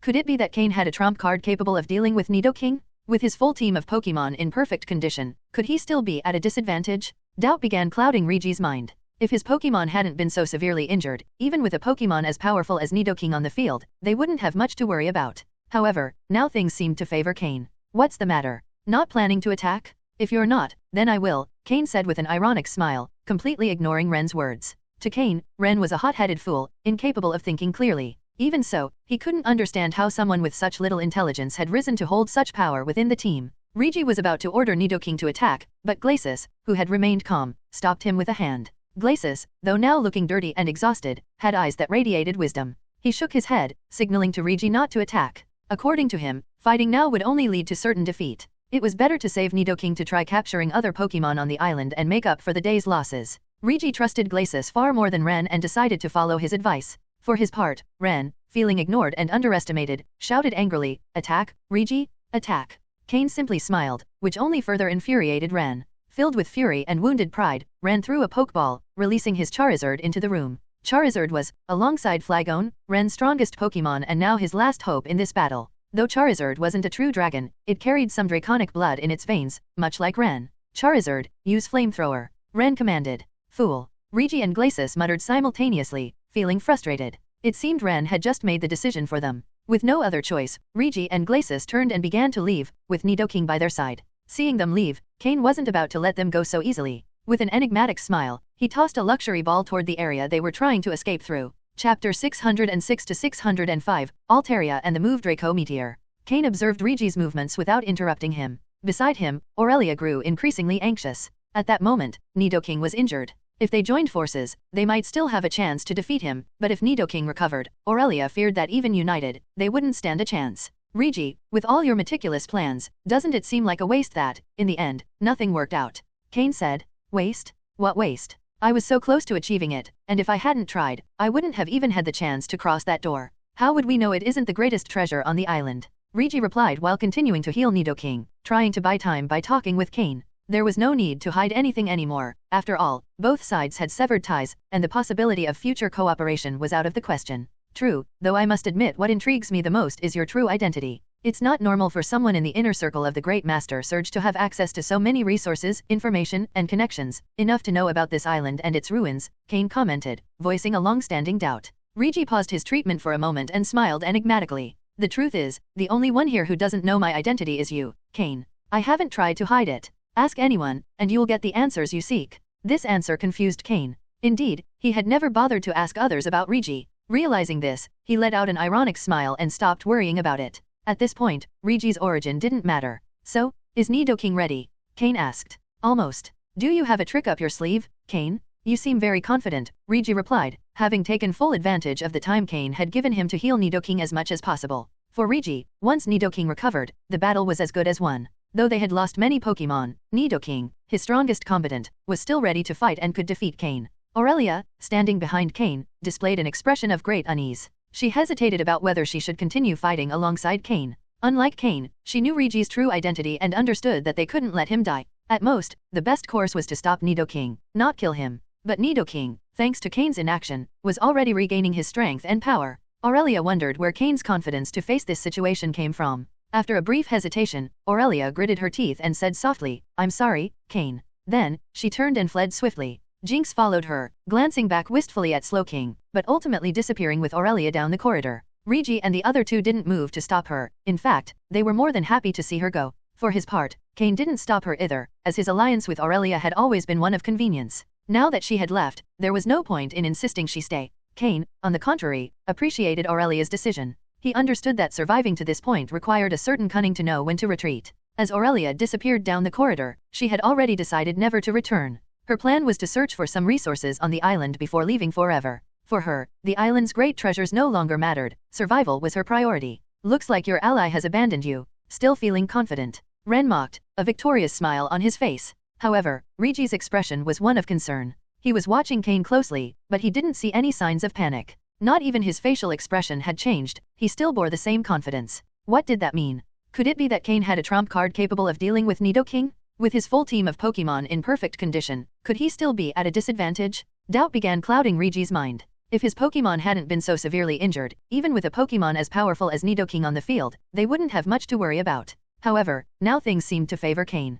What's the matter? Not planning to attack? If you're not, then I will, Cain said with an ironic smile, completely ignoring Ren's words. To Cain, Ren was a hot-headed fool, incapable of thinking clearly. Even so, he couldn't understand how someone with such little intelligence had risen to hold such power within the team. Regi was about to order Nidoking to attack, but Glacis, who had remained calm, stopped him with a hand. Glacis, though now looking dirty and exhausted, had eyes that radiated wisdom. He shook his head, signaling to Regi not to attack. According to him, fighting now would only lead to certain defeat. It was better to save Nidoking to try capturing other Pokémon on the island and make up for the day's losses. Regi trusted Glacis far more than Ren and decided to follow his advice. For his part, Ren, feeling ignored and underestimated, shouted angrily, "Attack, Regi, attack!" Cain simply smiled, which only further infuriated Ren. Filled with fury and wounded pride, Ren threw a Pokeball, releasing his Charizard into the room. Charizard was, alongside Flygon, Ren's strongest Pokémon and now his last hope in this battle. Though Charizard wasn't a true dragon, it carried some draconic blood in its veins, much like Ren. Charizard, use Flamethrower. Ren commanded. Fool. Regi and Glacis muttered simultaneously, feeling frustrated. It seemed Ren had just made the decision for them. With no other choice, Regi and Glacis turned and began to leave, with Nidoking by their side. Seeing them leave, Cain wasn't about to let them go so easily. With an enigmatic smile, he tossed a luxury ball toward the area they were trying to escape through. Chapter 607 to 606, Collecting Interest First. With a red flash from the luxury ball, a light blue Pokémon appeared, its wings resembling two puffs of white cotton clouds. It was the Altaria Cain had captured, or rather, persuaded to join him. She had agreed to follow Cain's orders on Mythical Island. Inside her Pokeball, Altaria had heard Cain's command, so the moment she emerged, she unleashed her powerful Dragon-type move. Draco Meteor? In the Grand Hall, flaming meteors suddenly appeared, raining down from above. Some blocked Regi and Glacis's escape route, others targeted the Charizard flying toward Cain, while the rest headed directly for Nidoking. Altaria, upon appearing, sensed Nidoking's presence. Despite the notable power gap, Nidoking still posed a threat to her. Seeing Altaria's unexpected appearance, Regi and Glacis's expressions shifted drastically. How is this possible? Regi exclaimed. They hadn't expected Cain to actually have a Pokémon capable of standing up to Nidoking, or rather, a Pokémon even stronger than Nidoking. Because the moment Altaria appeared, Nidoking assumed a defensive posture. Throughout all his time using Nidoking, Regi had never seen it react that way. This meant Altaria was incredibly powerful. Moreover, the Draco Meteor move wasn't something every Dragon-type Pokémon could learn. At the very least, those without sufficient Dragon blood couldn't master it. As a Dragon-type specialist, Ren immediately recognized Altaria and knew exactly which move she was using. His expression changed drastically, his gaze toward Altaria filled with greed. This was an incredibly powerful Dragon-type Pokémon. If Ren could capture it, his status would skyrocket. Charizard, who had been charging toward Cain, was intercepted by Altaria's Draco Meteor but didn't give up, engaging in battle with Slowking, who stood by Cain's side. Being a fire and flying type, Charizard had no advantage against Slowking, a water and psychic type Pokémon. In fact, due to Slowking's ease in wielding psychic abilities, Charizard was quickly overwhelmed. Altaria managed to block Regi and Glacis's escape route, while the remaining meteors directly struck Nidoking, who couldn't dodge in time. Nidoking, who had recovered significantly thanks to Regi's treatment, was once again severely injured. Nidoking's eyes showed fear as it looked at Altaria. With just one attack, it had been gravely wounded. Both Pokémon were at the pseudo-elite level, but the power gap was massive. Altaria could compete with Pokémon at the initial elite level, while Nidoking was merely a pseudo-elite. Regi and Glacis watched in disbelief. Initially, they thought Cain's Altaria could merely hold its own against Nidoking. Now they realized it wasn't just holding its own, it was dominating. With just 2 more attacks, Nidoking would lose its ability to fight entirely. Glacis was the first to react. Normally calm and composed, he now looked a bit disheveled. The book he always carried was slightly scorched by Altaria's attack. At that moment, Glacis grabbed Regi, forcing him to retreat. Rigi was stunned, but after being pulled by Glacis for a moment, he gritted his teeth, cast one last look at Nidoking, and ran toward the exit. He had planned everything so carefully, even borrowing a pseudo-elite level Nidoking at a high cost. That Nidoking had been meticulously raised with great care, and though it was pseudo-elite, it had the potential to reach the elite level if properly nurtured. Now, having fallen to Altaria, Rigi would have to bear full responsibility. Furthermore, most of Rigi's Pokémon were severely injured. Even if he managed to escape Mythical Island, it would take a long time to recover. Nidoking, stop Altaria? Use Thunderbolt. Rigi ordered in a last-ditch effort before fleeing. Nidoking hesitated. It knew it was no match for Altaria and that confronting her was a death sentence. However, it had been instructed by its former trainer to obey Rigi as though he were its own trainer. Finally, Nidoking used Thunderbolt against Altaria. The electric-type attack would be highly damaging to a flying-type Pokémon like Altaria. Seeing Rigi and Glacis about to disappear into the corridor, Cain frowned. Gengar, follow them? Try to finish them off. Had it not been for Ren's Charizard keeping Slowking occupied, Cain would have immediately ordered Slowking to use Teleport to pursue them. But with Slowking engaged, Cain could only rely on Gengar to handle them. Those two were a significant risk, and Cain truly didn't want them to survive. However, based on Aurelia's parting words before fleeing, Cain suspected Rigi had an important identity. If he wanted to kill him, it would have to be swift and clean. No witnesses could be left. Aurelia had already fled, but if Gengar managed to eliminate Rigi, Cain would deal with Aurelia as well. If that meant he would be the only survivor on Mythical Island, so be it. Without witnesses, no one could blame him for Rigi's death.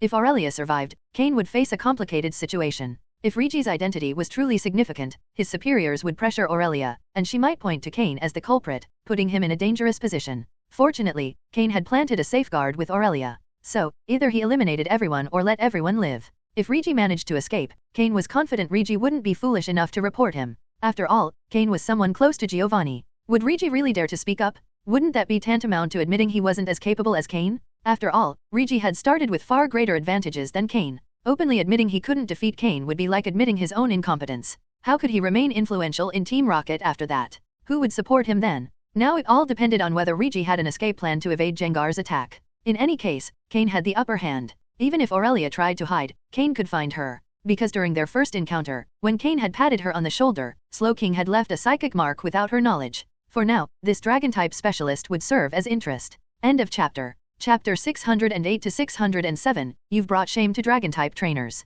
In another corner of the battlefield, the fight between Nidoking and Altaria had reached its peak. Nidoking's move, Thunderbolt, landed directly on Altaria, dealing damage and completely enraging her. As one of the dominant Pokémon on Mythical Island, Altaria was not accustomed to being attacked. She flew through the air with a movement that seemed to follow a peculiar rhythm. Dragon Dance? Altaria's fury caused her power to rise dramatically. However, the fact that Nidoking had no trainer to guide it during the battle exposed its weaknesses. Having never faced a Pokémon like Altaria before, it didn't know what moves to anticipate and, therefore, couldn't formulate an effective strategy. Nidoking, relying on what it knew, used Thunderbolt again, knowing it was effective against flying-type Pokémon. However, Altaria, already empowered by Dragon Dance, easily dodged the attack without needing any direction from Cain. Altaria then soared to the highest point of the hall, looking down at Nidoking from above with a cold, calculating gaze. There was no trace of mercy in Altaria's eyes. Nidoking felt a primal fear, as though its body recognized the threat before its mind could. It was a natural sensation for a Pokémon facing one far more powerful. Altaria, not giving Nidoking a chance to recover, executed her most devastating move, Dragon Rush. Transforming into a massive blue dragon, Altaria dove from the heights, aiming directly at Nidoking. From Nidoking's perspective, the dragon's figure grew larger and larger until it finally struck with a deafening crash. A third attack wasn't necessary. Under the power of Altaria's Dragon Rush, Nidoking was completely knocked out, collapsing to the ground and unable to continue fighting. Meanwhile, in another corner of the battlefield, Cain's Slowking, under his precise command, had Charizard entirely dominated. Even though Charizard wasn't a weak Pokémon, its lack of proper training was evident, leaving it vulnerable to Slowking, who subdued it with a combination of psychic abilities and water-type moves. Charizard, a fire and flying-type Pokémon, had everything to lose against a water-type Pokémon like Slowking. Pokémon. Charizard, Dark Green. Gender, male. Level, 47. Types, fire plus flying. Ability, Blaze. Held item, none. Egg moves, Ancient Power, Crunch, Metal Claw. Basic moves, Wing Attack, Flare Blitz, Dragon Claw, Shadow Claw, Air Slash, Scratch, Growl, Ember, Smokescreen, Dragon Rage, Scary Face, Fire Fang, Flame Burst, Slash, Flamethrower. Learned moves, Fire Pledge, Snore, Defog, Heat Wave, Fire Punch. TM moves, Protect, Roost, Aerial Ace, Steel Wing, Dragon Tail. Charizard's power came primarily from its level rather than proper training. Ren hadn't invested the effort needed to develop the Pokémon's potential, as evident in the lack of key Dragon-type moves. Moreover, Charizard seemed to have been obtained irregularly, perhaps through Pokémon hunters or some low-profile purchase. This explained why its dragon lineage was neither pure nor strong. Although Charizard excelled in fire-type moves, its weakness against Slowking's water-type attacks was glaringly obvious, leaving it helpless. Cain watched the fight with disdain. Ren, his opponent, appeared completely overwhelmed, unable to devise a strategy to counter Slowking's advantage. Unlike Cain, Ren seemed to lack an instinct for strategy. His commands were basic, focused only on direct attacks without any planning or rhythm. This made Cain wonder how someone so incompetent could have ended up working alongside Regi. The answer was simple: Regi had exploited Ren's impulsive nature to manipulate him. Ren, with his lack of judgment and tendency to be driven by emotion, was easy to control. But now, Ren had become a liability, a useless partner in a critical situation. Meanwhile, Slowking continued to dominate Charizard. Under Cain's orders, Slowking had developed a special technique that combined its water-type moves with its psychic powers, making its water-type attacks even more devastating. Slowking charged a modified water gun, gathering water in its mouth and, using its psychic power, launched the attack with incredible force. The water jet hit Charizard directly, who was already weakened, leaving it completely defeated. The flame that normally burned on Charizard's tail was extinguished entirely, marking its definitive loss. After this victory, Slowking reached level 45, thanks to the experience gained in recent battles.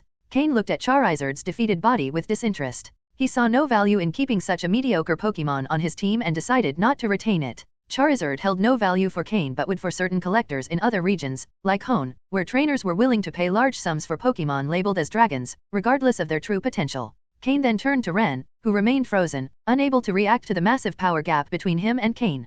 Cain couldn't hide his disappointment. "You call yourself a dragon-type specialist? You've brought shame to all trainers of this type," he said coldly, referring to other trainers he knew who truly deserved that title. Before Ren could respond, he was attacked by Honchkrow under Cain's orders, and his defeat was swift and final. After dealing with Ren, Cain inspected his opponent's Pokeballs and took particular interest in the one containing Flygon, a Pokemon Cain intended to use in the future. Although many of Ren's Pokemon were high-level, Cain considered them poorly trained. His plan was to sell them later, once he returned to Hoenn, a region where the demand for imposing-looking Pokemon was high, regardless of their training. Gengar, Cain's Pokemon, returned shortly after the battle. End of chapter. Chapter 609 to 608. I hope you don't get scared of Regirock.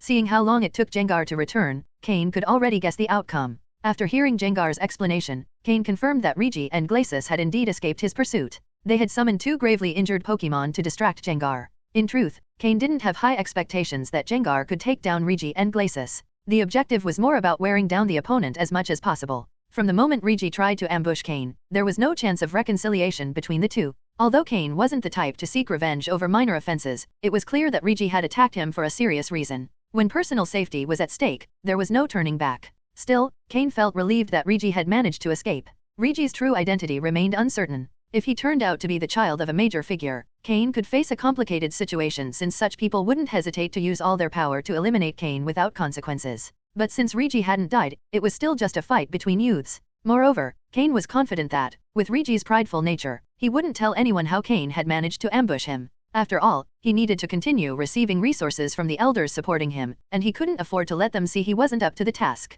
Regi and Glacis had emerged weakened from this fight and would need time to recover. By the time Cain and Regi met again, their power levels would likely be entirely different. The most important thing was that Cain wasn't entirely sure he could completely eliminate Regi. On the trial island, even Xander had tricks up his sleeve, so it was highly likely Regi had them too, given his background. It was better to avoid a do-or-die situation. Cain rewarded Gengar. Although it hadn't taken down both opponents, it had defeated two of their Pokemon, which was a significant achievement. At that moment, in the large, wrecked hall, only Nidoking lay on the ground. Altaria flew toward Cain, preening her feathers in a relaxed manner. Cain frowned as he looked at Nidoking, thinking it was a pity. Although Nidoking was only moderately powerful among quasi-elite level Pokemon, it was still a strong Pokemon. If he could have recruited it, it would have been useful. However, Regi had taken Nidoking's Pokeball, making it impossible for Cain to capture it. Altaria, finish off Nidoking, Cain ordered. Altaria didn't hesitate at Cain's words and immediately eliminated Nidoking, as there was no chance of capturing it. Now, the hall was completely empty, with only Cain and his Pokemon remaining. Floette, use grassy terrain. Fleet. Floette was already used to these kinds of situations. She didn't need to fight in dangerous battles, only assist the Pokemon in recovering after the fight. At the same time, Cain summoned Ren's Flygon, allowing Floette to treat it as well to prevent it from dying before leaving Mythical Island. That would be a real loss. Cain began to settle down in the hall to rest. Thanks to the effects of the bomb used earlier, the hall was relatively clean.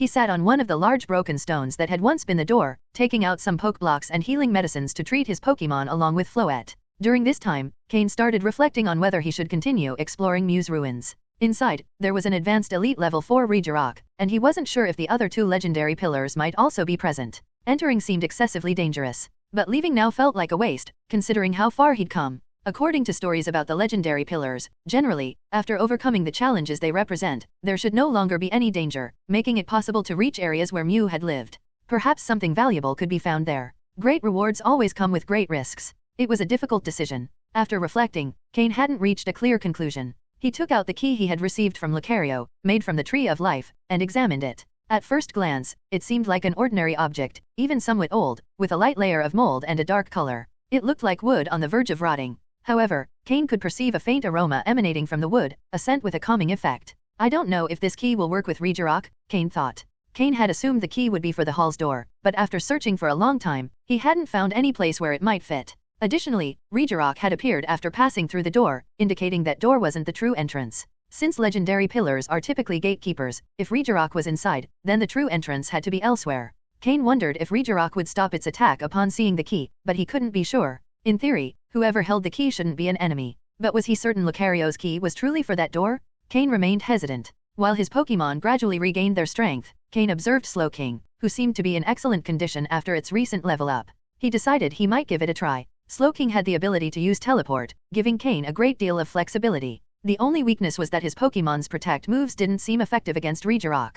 Cain had seen it with his own eyes. Regi's Pokémon had used protect together, yet they were still struck down in one hit by Regirock. Only Nidoking had managed to hold out briefly. This meant Cain's Pokémon's defenses wouldn't be sufficient against Regirock either. Fortunately for Cain, Regirock's greatest strength lay in its physical defense. By comparison, its attack and speed were much lower. That was something Cain could exploit. Slowking, sense Aurelia's distance, Cain ordered. Slowking activated its psychic abilities, and having left a mental mark on Aurelia's shoulder, it could locate her within a certain range. 5 seconds later, Slowking gave him a response. The mark on Aurelia was moving away rapidly and would soon be out of Slowking's perceptual range. Certain there were no more hunters nearby, Cain gathered his Pokémon, except for Altaria and Slowking, and ventured deeper into the ruins. Altaria flew low alongside Cain, curiously exploring the new areas. I hope that when she sees Regirock, she doesn't get scared, Cain thought. End of chapter. Chapter 610 to 609. Are you an idiot? Contrary to what Cain imagined, Altaria walked as if she were casually strolling through her own garden. As for the potential dangers, she completely ignored them. Cain, on the other hand, was somewhat nervous tense, even. Beside him, Slowking kept his psychic waves at maximum, ready to use teleport at any moment to escape. This duo, human and Pokémon, stood in stark contrast to Altaria's relaxed attitude. Before long, the relatively short path came to an end. Cain could already vaguely make out the figure of Regirock.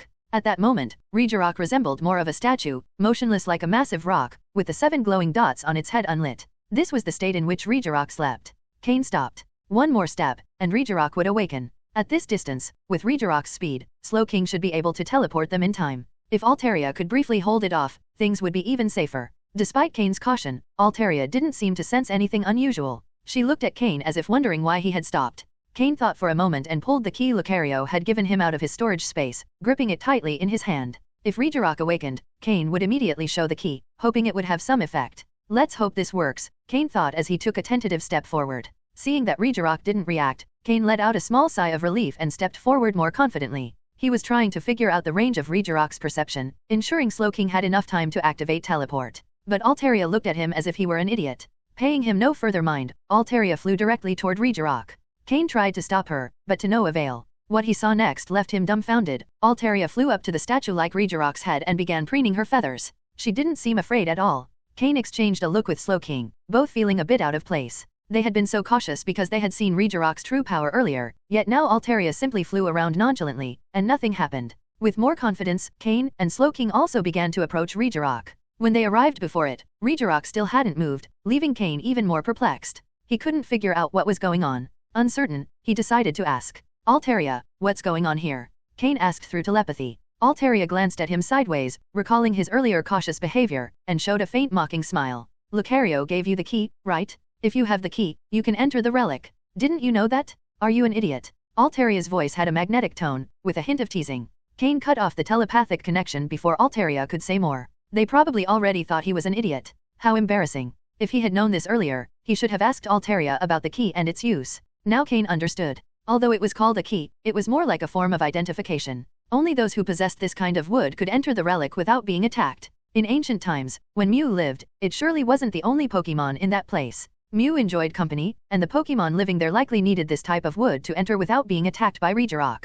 It was essentially a guest pass. That's why Lucario had given it to Cain so easily, because in ancient times, it wasn't considered that important. If one looked carefully, they might find more of these keys elsewhere. But Team Rocket was too busy gathering resources and exploring the island to spend time investigating such things. Additionally, they lacked Cain's telepathy, so they wouldn't have treated the almost moldy piece of wood as something valuable. And then, after that, Altaria kept looking at Cain and Slowking in a rather peculiar way. It was as if she saw them as fools. Cain coughed to mask his embarrassment, while Slowking, with its thick skin, showed no reaction. Cain extended his telepathy, attempting to connect with Regirock, but he couldn't find its mind, making communication impossible. With no other options, Cain let it go and moved forward, delving deeper into the relic. After a short distance, Cain encountered another member of the legendary Titan trio, Registeel.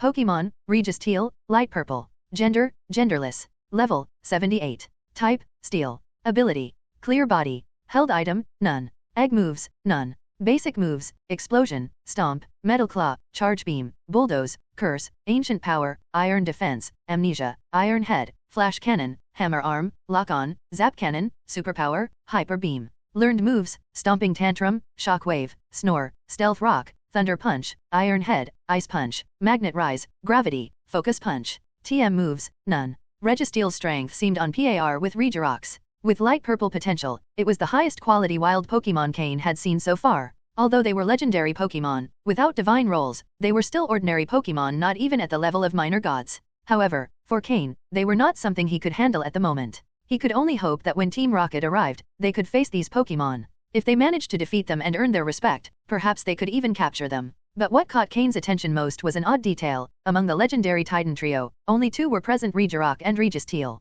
The Ice Titan, Regis, was nowhere to be found. In theory, the three legendary Titans always guarded a place together. Either there was one, or all three, but it was rare for one to be missing. Cain pondered this for a moment but didn't dwell on it. Perhaps Mew had sent it elsewhere. After passing the area guarded by Registeel, Cain finally reached the heart of the relic. Before him appeared an ancient yet solid structure, modest in size, resembling an ordinary house. The main door had a hand-sized hole, seemingly designed for the key Lucario had given him. Climbing the few steps, Cain placed the key into the hole. There was no loud noise or tremor. The door simply trembled slightly before opening completely. They revealed the place where Mew had once lived. End of chapter. Chapter 611 to 610, Mew's Blood. The entire house was a single large room, which, relative to Mew's size, could be considered a rather spacious mansion. In the center of the house was a large, round cushion, more accurately, a soft bed. Although Mew had been absent for an unknown amount of time, the room remained remarkably clean. Especially the central cushion, which looked as new as if it had never been used. Recalling Altaria into her Pokeball to avoid any accidental damage to the valuable items within the room caused by her wings, Cain entered with Slowking.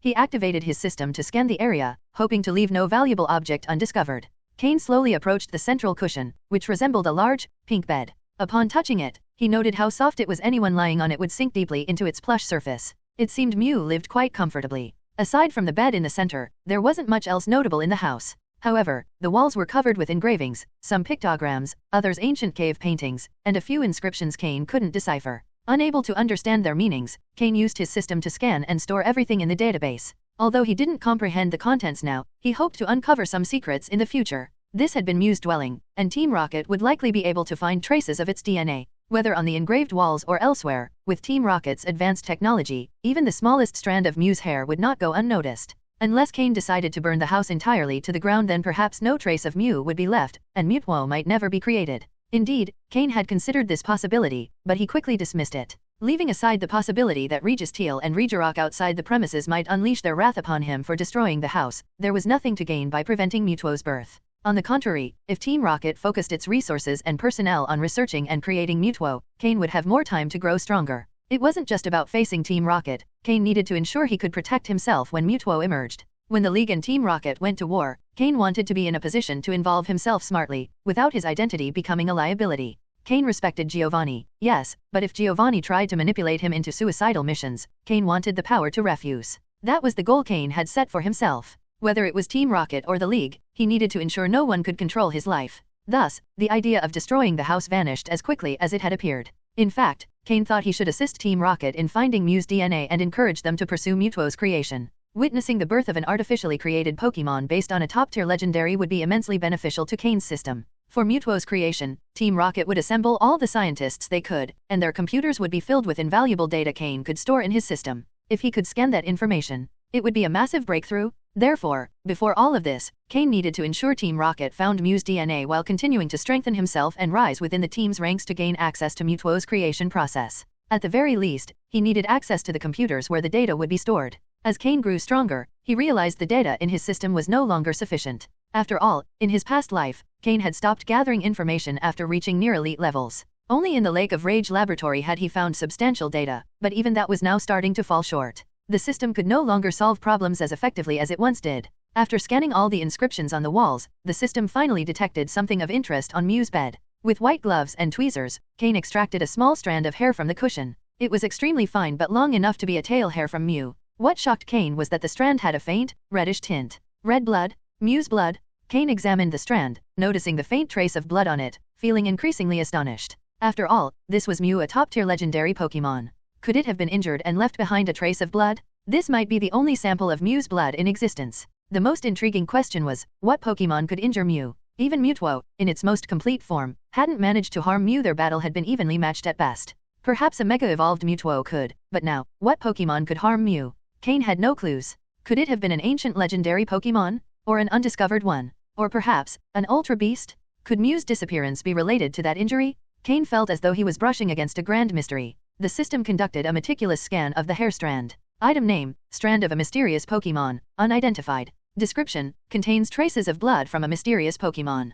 Despite the passage of years, the energy in the blood has not dissipated. Function, the energy in the blood seems to possess psychic properties and could greatly enhance the strength of a Pokémon's psychic abilities. Warning, do not consume it without certainty of its effects, it may cause unpredictable results. This was the information provided by the system. It was evident that the system was beginning to struggle to keep up with Cain. Failing to identify the blood as Mew's was understandable. After all, very few had seen Mew in person. What frustrated Cain was the system's inability to determine how to use this hair strand. Holding a treasure in hand but not knowing how to use it was a rather awkward situation. Even so, the fact that the hair's energy had remained intact after so many years was astounding. After all, while Mew wasn't a battle-focused Pokémon, as a top-tier psychic-type legendary, it possessed unparalleled mental capabilities. If Cain could harness this energy, it could significantly enhance Slowking's psychic powers, even his own psychic abilities. End of chapter. Chapter 612 to 611, Am I Just a Hair? With a touch of curiosity, Cain slowly extended his psychic powers. He attempted to use telepathy. And then, he simply passed out. He collapsed directly onto Mew's bed. Slowking, who was watching Cain lying unconscious on the bed, looked slightly puzzled. However, thanks to its psychic perception, it knew Cain wasn't in danger. His mind had just received too much information, causing some mental confusion. So, Slowking sat beside Cain, waiting patiently. At that moment, Cain felt as if he had entered a strange place, where everything was very blurry. However, he could sense the presence of a small pink Pokémon next to him. It was probably Mew. Surely it was Mew. Cain tried his best to see his surroundings clearly, but the more he tried, the blurrier everything became. The only thing he could see somewhat clearly was Mew, standing before him. Mew was small, with a long tail, like a tiny, adorable pink kitten. Cain attempted to move but discovered he couldn't control his body. In fact, he didn't even have a body. He didn't know how much time had passed. Cain had completely lost track of time. He only knew he was accompanying Mew, wandering through that strange place. Sometimes they changed locations, but Cain couldn't distinguish where they were because his vision remained unclear. One day, Cain sensed that Mew suddenly became very restless, and it seemed as if a huge rift had appeared in the sky. Cain couldn't see clearly, maybe it was a black hole or something else. A Pokémon, seemingly black, emerged from the rift. Although its body had other colors, Cain couldn't distinguish them clearly, but he vaguely felt it had a pair of wings. Mew and that Pokémon began to battle. Compared to the size of that Pokémon, Mew seemed tiny. However, despite not being very skilled in combat, Mew decided to face that Pokémon. The end result was that Mew ended up injured, while the other Pokémon returned to the rift. The rift closed, and Mew returned to its den. It lay down on its bed and carefully licked its wounds, as a thread of golden blood slowly flowed from the injury. Mew licked away all the blood, except for a tiny thread that fell onto Cain's body. For reasons unknown, Cain slowly fell onto the bed without Mew noticing. It turned out, Cain had lived all that time from the perspective of a single hair of Mew. The thread of golden and red blood that had touched his body now showed only red. The golden hue, representing the sacred, had disappeared. A moment later, Cain slowly opened his eyes and saw Slowking sitting beside him, clearly seeing his surroundings. His head hurt a lot, as if an inexplicable pressure was enveloping it, like a massive amount of things had been shoved into his mind. 5 minutes later, Cain, with a slightly pale face, finally recovered. He had lived an entire life as one of Mew's hares. It had definitely been a very strange experience. He felt a little odd. In fact, using his psychic powers to try to communicate with that hare imbued with Mew's blood had been very reckless. However, Cain hadn't anticipated what would happen. Fortunately, he was a psychic, which allowed him to endure it somehow. Though his head still hurt, it was much better than before. He still held a pair of tweezers, which he used to grasp the hare. Now, for some reason, he felt a strange sense of familiarity with it. System, name this object Mew's blood. Cain ordered the system. Beep. Name successfully assigned. Registered in the database. After having the system perform another scan, Cain could see that the description was no longer as vague as before. System, log all the additional memory I've acquired into my mind. Analyze everything revealed in those memories and create a special file named Mew. Cain instructed the system again. Beep. Task created. Initiating scan. How the system would extract that additional memory from his mind was not something Cain worried about. He rubbed his temples and slowly stood up. Truth be told, Mew's bed was really comfortable, both when he was a hare and now after regaining his body. Cain took a small sealed glass box from his storage space, placed the hare inside, closed it, and carefully stored it in a corner of the storage space. It was probably the most valuable treasure Cain had obtained during his visit to Mew Island. While Cain slept, the system had already scanned the entire room. Apart from the hare, it found nothing else useful. Cain decided to leave. As for how Team Rocket would find Mew's DNA, they surely had their own methods. Even if they had to dig to the bottom, Giovanni would ensure he got what he wanted. With Slowking's teleport, Cain and the Pokémon vanished from the room. Cain now had an idea of how to use that hare. Having experienced the life of one, he had gained a deeper understanding of its workings. However, this place was clearly not the right one. After Cain left, the room's door closed again, and faint spatial fluctuations appeared within. Neither Cain nor Slowking noticed. When Cain opened his eyes again, they were near the Tree of Life. There were no longer many wild Pokémon around. Most had been hunted by Regi and the others, making it relatively safe to stay there temporarily. Cain summoned his Honchkrow and the rest of his Pokémon. Then, he sat under a large tree to rest. His head still ached, and he needed to resolve it. He closed his eyes, and the scenes from before reappeared in his mind. Only now, unlike before, everything was like a memory. Gradually, Cain began to process those memories. Under his perception, he felt his psychic powers seemed to have reached a new limit. As he processed more memories, his psychic powers began to increase. This pleasantly surprised Cain. Given his innate ability, increasing his psychic powers was only possible with certain treasures. There was no other way. He didn't expect that the memory of that hare could have such an effect. Of course, it could also be due to Mew's blood imbued in the hare. As a psychic deity, Mew clearly had unique characteristics. As night fell, Cain woke up, distributed food to his Pokémon, and resumed meditation. That day had been very eventful. He had almost uncovered Mythical Island's greatest secret. As for Regi and Glacis, who were licking their wounds and recovering their strength, Cain wasn't concerned about them.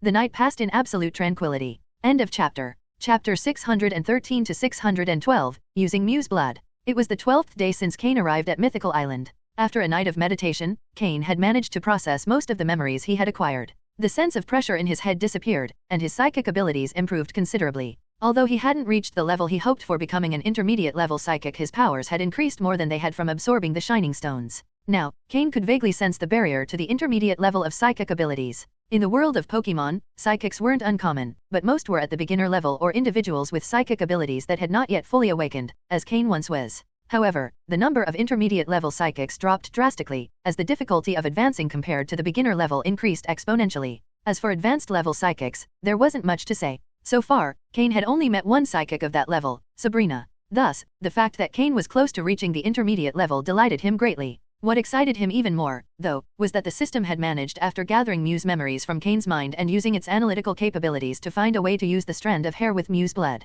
Cain knew that only one of his Pokémon was suited to use it, Slowking, the water and psychic-type Pokémon. Since evolving into Slowking, its development towards psychic abilities had become increasingly prominent, and now it seemed destined to follow this path to the end. Cain called Slowking to come closer. Slowking, I'm going to perform an experiment with you. If at any point you feel like you can't handle it, we'll stop immediately, Cain said seriously. Though that strand of hair with Mew's blood was extremely valuable, for Cain, no matter how rare it wasn't more important than Slowking. Slowking nodded solemnly, understanding the gravity of the situation. Although it had a hunch about what Cain was planning, it said nothing, and its determined gaze showed its resolve. If its trainer trusted it, it couldn't let him down. Cain took out the crystal box where he had stored the strand of hair the previous day. Though he had just put it away, now he had to take it out again. Using tweezers, Cain lifted the strand and placed it on Slowking's crown. On the top of its head, right where the red gem that adorns its crown was located, Cain slightly lifted the gem and placed the strand underneath. That gem wasn't Shelder's eye was on the back of the crown. Cain suspected it was an evolution of the King's Rock that had been absorbed during Slowpoke's evolution into Slowking, leaving a permanent mark of its royal status. Cain knew that if he gave this strand of hair to Team Rocket, he would receive great rewards. However, after having lived as that strand and been with Mew for so long, the idea of handing it over felt unpleasant. Moreover, now that he had discovered a way to use it, it was clearly better than giving it to Team Rocket. Not to mention, he couldn't contact Giovanni at the moment or convince him that the strand belonged to Mew. More importantly, Cain had entered Mew's true relic, and when Team Rocket returned and found nothing, they would surely suspect him. Thus, he decided to keep the strand and use it on one of his Pokémon. At first, Slowking didn't feel anything unusual, but after a while, it began to experience changes. Originally, Slowking already had a large amount of psychic energy, but the amount it could use at once was limited. It was like a large tank of water, even though there was a lot of it, the amount that could be drawn depended on the size of the container. Now, what was limiting Slowking was the amount of psychic energy it could release at once. As the strand of Mew remained on its head, Slowking's psychic energy began to increase. The nearby tree leaves began to move without wind, and stones and dry leaves started to float. Slowking's eyes turned light blue, and then the color deepened into a rich, dark blue. This represented the amount of psychic energy it was using. In just 10 minutes, Slowking had doubled the amount of psychic energy it could use at once. Cain, standing next to Slowking, could feel more than anyone the change occurring in his Pokémon, as he himself was also a psychic. His clothes began to float as Slowking's energy increased, and Cain observed with a frown. This time, he had been a bit reckless in using the strand. When Cain had made psychic contact with Mew's blood, just that alone had caused him to fall into a long sleep. Now Slowking was directly absorbing that blood, and Cain wondered if even a Pokémon legendary or not could withstand the blood of a top-tier legendary Pokémon. The veins on Slowking's head began to bulge, a sign that it was using all its strength. Slowking, that's enough. If you can't handle it, we'll try again later when you're stronger. I was too impulsive, Cain said, beginning to doubt himself. Just then, a powerful burst of energy erupted from Slowking, pushing Cain several meters back. With Drapian's help, Cain managed to steady himself. End of chapter. Chapter 614 to 613, Slowking's contact with quasi-purple quality. The aura emanating from Slowking finally began to subside. Plop! Suddenly, Slowking collapsed heavily to the ground, sitting and breathing heavily, showing clear signs of exhaustion. At first glance, it seemed the situation had stabilized. In reality, this usage method had been analyzed by Cain's system. According to the analysis, with Slowking's current capabilities, it should have been able to handle the strain. That's why Cain decided to attempt this risky experiment. However, he didn't expect the process to be so intense, exceeding his calculations and expectations. Concerned, Cain quickly approached while the other Pokémon gathered around. Slowking, how are you feeling? Cain asked as he touched the Pokémon's forehead, noticing it still retained its characteristic coolness. With a slight nod, Slowking signaled that it was okay, though it was visibly drained of energy. Now Slowking understood exactly what Cain had felt during that turbulent experience. The use of the strand imbued with Mew's blood was similar to Larvitar carrying a special backpack. It wasn't fully absorbed into the body but remained attached, causing gradual and subtle changes in the bearer. However, the initial contact with Mew's blood was much more intense than with the fragment of Groudon's armor. Perhaps, Cain reflected, this difference was also because Groudon's armor had been used before, reducing its initial impact. In hindsight, Cain's decision was a bit rash, but the result was astounding. Thanks to Mew's blood, Slowking had significantly improved its control over its psychic abilities. Now Cain was certain that Slowking had mastery surpassing many purely psychic Pokémon. Curious about his Pokémon's current state, Cain used his system to scan Slowking. Pokémon, Shiny Slowking, Quasi-Purple. Gender, Male. Level, 46. Type, Water plus Psychic. Ability, Own Tempo. Held item, Leadership, Blood of Mew. Egg moves, Rest, Rain Dance, Teleport. Basic moves, Curse, Yawn, Tackle, Growl, Water Gun, Confusion, Disable, Headbutt, Water Pulse, Zen Headbutt, Slack Off, Heal Pulse, Power Gem, Nasty Plot, Swagger. Learned moves, Calm Mind, Size Hawk, Miracle Eye, Shiny, Psychic, Shiny, Ice Punch, Taught by Weevil, Skill Swap, Jengar. Combined moves, Psychic Water Gun, Psychic Power plus Water Gun, Psychic Water Pulse, Psychic plus Water Pulse. TM moves, Protect, Hidden Power, Fire, Bulldoze, Flamethrower, Earthquake, Surf, Trick Room, Safeguard. Quasi-Purple, Slowking had withstood the impact of Mew's blood, elevating its quality to what is known as Quasi-Purple. This was the first time Cain had seen such a quality. Previously, Jengar had reached a quality close to blue before advancing to light blue, and something similar had occurred here, an intermediate stage between dark blue and light purple. This quasi-purple state indicated that Slowking was very close to reaching true light purple quality. Based on Cain's observations, after a stabilization period, Slowking would likely naturally advance to light purple quality. Although, since this was only the second time Cain had witnessed such a transformation, he wasn't entirely sure how to proceed. Even so, there was no doubt that Slowking had brushed against the threshold of purple quality. This event marked an important milestone for Cain's team. Slowking had become the first Pokémon to get so close to purple quality. As with the gap between green and blue quality, the difference between blue and purple quality was immense. Only Pokémon with purple quality had a realistic chance of reaching champion level. Those that remained in blue, even dark blue, rarely achieved such feats without an overwhelming amount of resources and a good deal of luck. With Slowking in the quasi-purple range, Cain felt that a new door had opened for his team.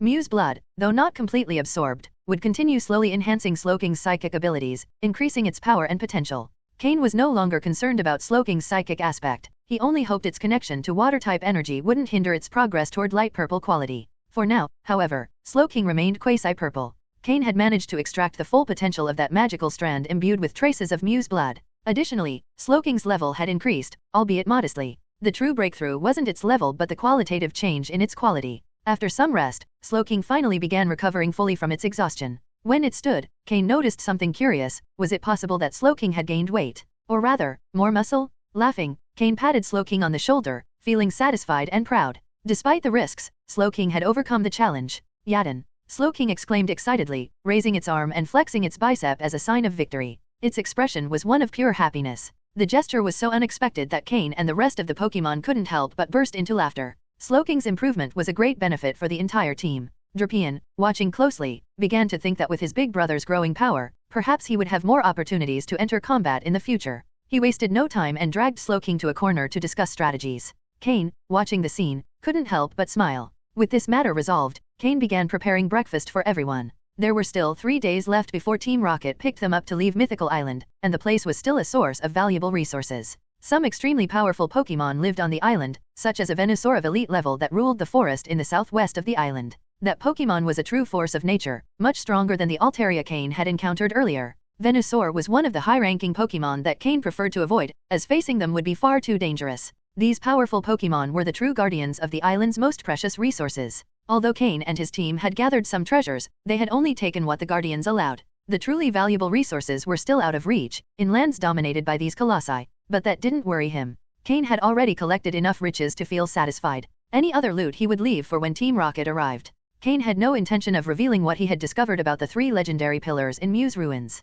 He would let other Team Rocket members deal with them if necessary, while he kept his own secret. Though the whereabouts of the missing Regi still intrigued him, Cain decided to set that mystery aside for now. End of chapter. Chapter 615 to 614, Leaving Mythical Island and Giovanni's Call. 3 days later. It was the final day on Mythical Island. Standing on the edge of the island, Cain finally saw the ship Team Rocket had sent to pick him up. 15 days had passed on the island. Cain had seen everything there was to see, and as for the resources collected, Team Rocket generously allowed the collector to keep them all. However, an awkward situation arose. The Team Rocket ship only came to retrieve one person, and that person was Cain. Yes, only Cain. This left the mission coordinators somewhat embarrassed. They had expected that, despite the dangers, at least a third of the participants would return, but now only Cain stood there. What had happened? The time and place of pickup had been clearly communicated before arriving on the island, so everyone knew when and where they needed to be. According to what Cain knew, only 4 people were still alive. Regi and Glacis were too afraid to show up for fear of being attacked, and Aurelia did not want to face Cain at that moment. As for Aurelia, with her power and resources, she preferred to avoid the situation entirely. She didn't want to confront either Regi, who was strong both in force and rank, or Cain, whom she had previously betrayed. The team that arrived to pick him up wasn't made up of high-ranking personnel, and although they were surprised that only Cain was present, they didn't ask too many questions. Once they confirmed that there was only one person to retrieve, they escorted Cain in a small boat to the larger ship stationed beyond the island's barrier. Cain was completely calm, as if everything was perfectly normal. Once aboard the larger ship, a Team Rocket officer questioned him. Cain detailed the situation on the island, omitting, of course, any mention of the legendary Pokémon Mew's ruins. When asked about the others, Cain simply said he didn't know anything about them. Although the officer seemed skeptical of that response, they ultimately had no choice but to accept it since Cain was the only visible survivor. Finally, Giovanni was contacted. Cain once again saw Giovanni's face on the screen and recounted what had happened on the island. Giovanni didn't ask many questions or show any signs of doubting Cain's words. He simply ordered the second wave of the team to enter the island promptly and instructed them to rescue any surviving members if possible. Furthermore, Giovanni had the data Cain provided distributed to everyone participating in the second expedition to the island. This second group included not only some of the high-ranking officers sent directly by Giovanni but also numerous senior officers and regular team members. The goal was to thoroughly plunder the resources of Mythical Island, using a systematic approach to gain the greatest possible benefit. As for anyone who might still be alive, Giovanni didn't worry much about them. If they could be rescued, they would be, but if not, it wouldn't be a significant loss. After all, Team Rocket always had a steady influx of new, talented recruits. To Cain's surprise, Giovanni didn't ask any questions about Rigi or the others, allowing him to set aside, for now, his worst fear that Rigi might have a close relationship with Giovanni. Cain decided that once he returned, he would thoroughly investigate Rigi's background, as the situation remained unclear. At the end of the conversation, Giovanni praised Cain's achievements in the Hone region and expressed his hope that Cain would quickly rise to become one of Team Rocket's executives. Of course, to become an executive, he first needed to reach the necessary power level. After the call ended, Cain breathed a sigh of relief.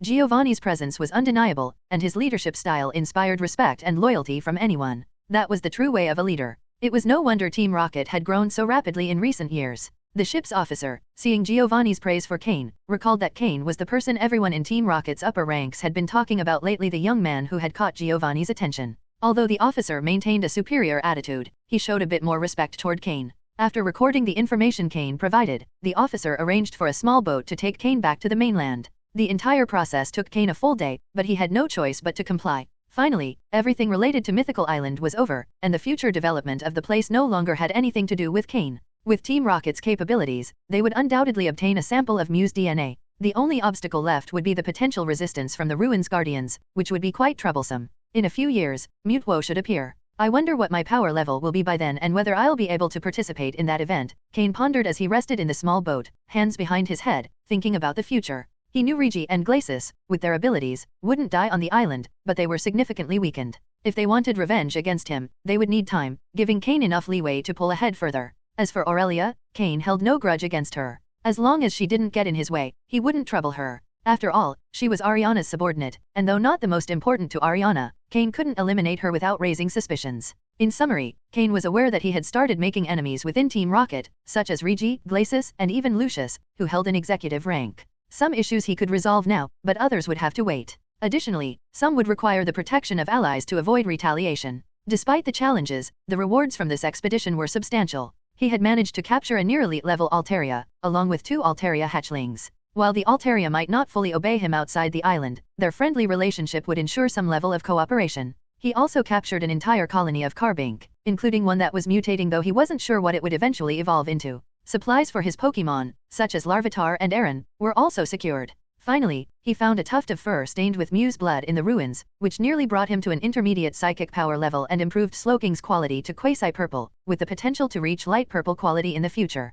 Oh, and he almost forgot to mention Floette that Cain decided to take with him after consulting with her before leaving the island. On top of all this, the resources collected on the island were countless. Cain estimated their total value at tens of millions of Poke dollars. Adding the increase in his Pokémon's power, Cain had significantly strengthened his position. In short, the fruits of this adventure were incredibly rewarding. End of chapter. Chapter 616 to 615, Rigi's identity. Sailing at sea for an entire day, Team Rocket had implemented rather decent protective measures in this regard. Finally, they arrived at Vermilion City. Cain noticed that the atmosphere in Vermilion City was a bit tense. The city's residents seemed to be in a hurry, unwilling to spend much time in the streets or outside their homes. It appeared that Team Rocket had gathered a significant number of powerful members in Vermilion City. Since Lieutenant Surge was a member of Team Rocket and maintained good control over the city, the Alliance hadn't detected anything unusual. Cain received a message and headed to Team Rocket's base in Vermilion City. In a secret room, Cain sat across from Umbra. Since learning of Cain's return from Mythical Island, Umbra had left a message for him to meet as soon as he arrived in Vermilion City.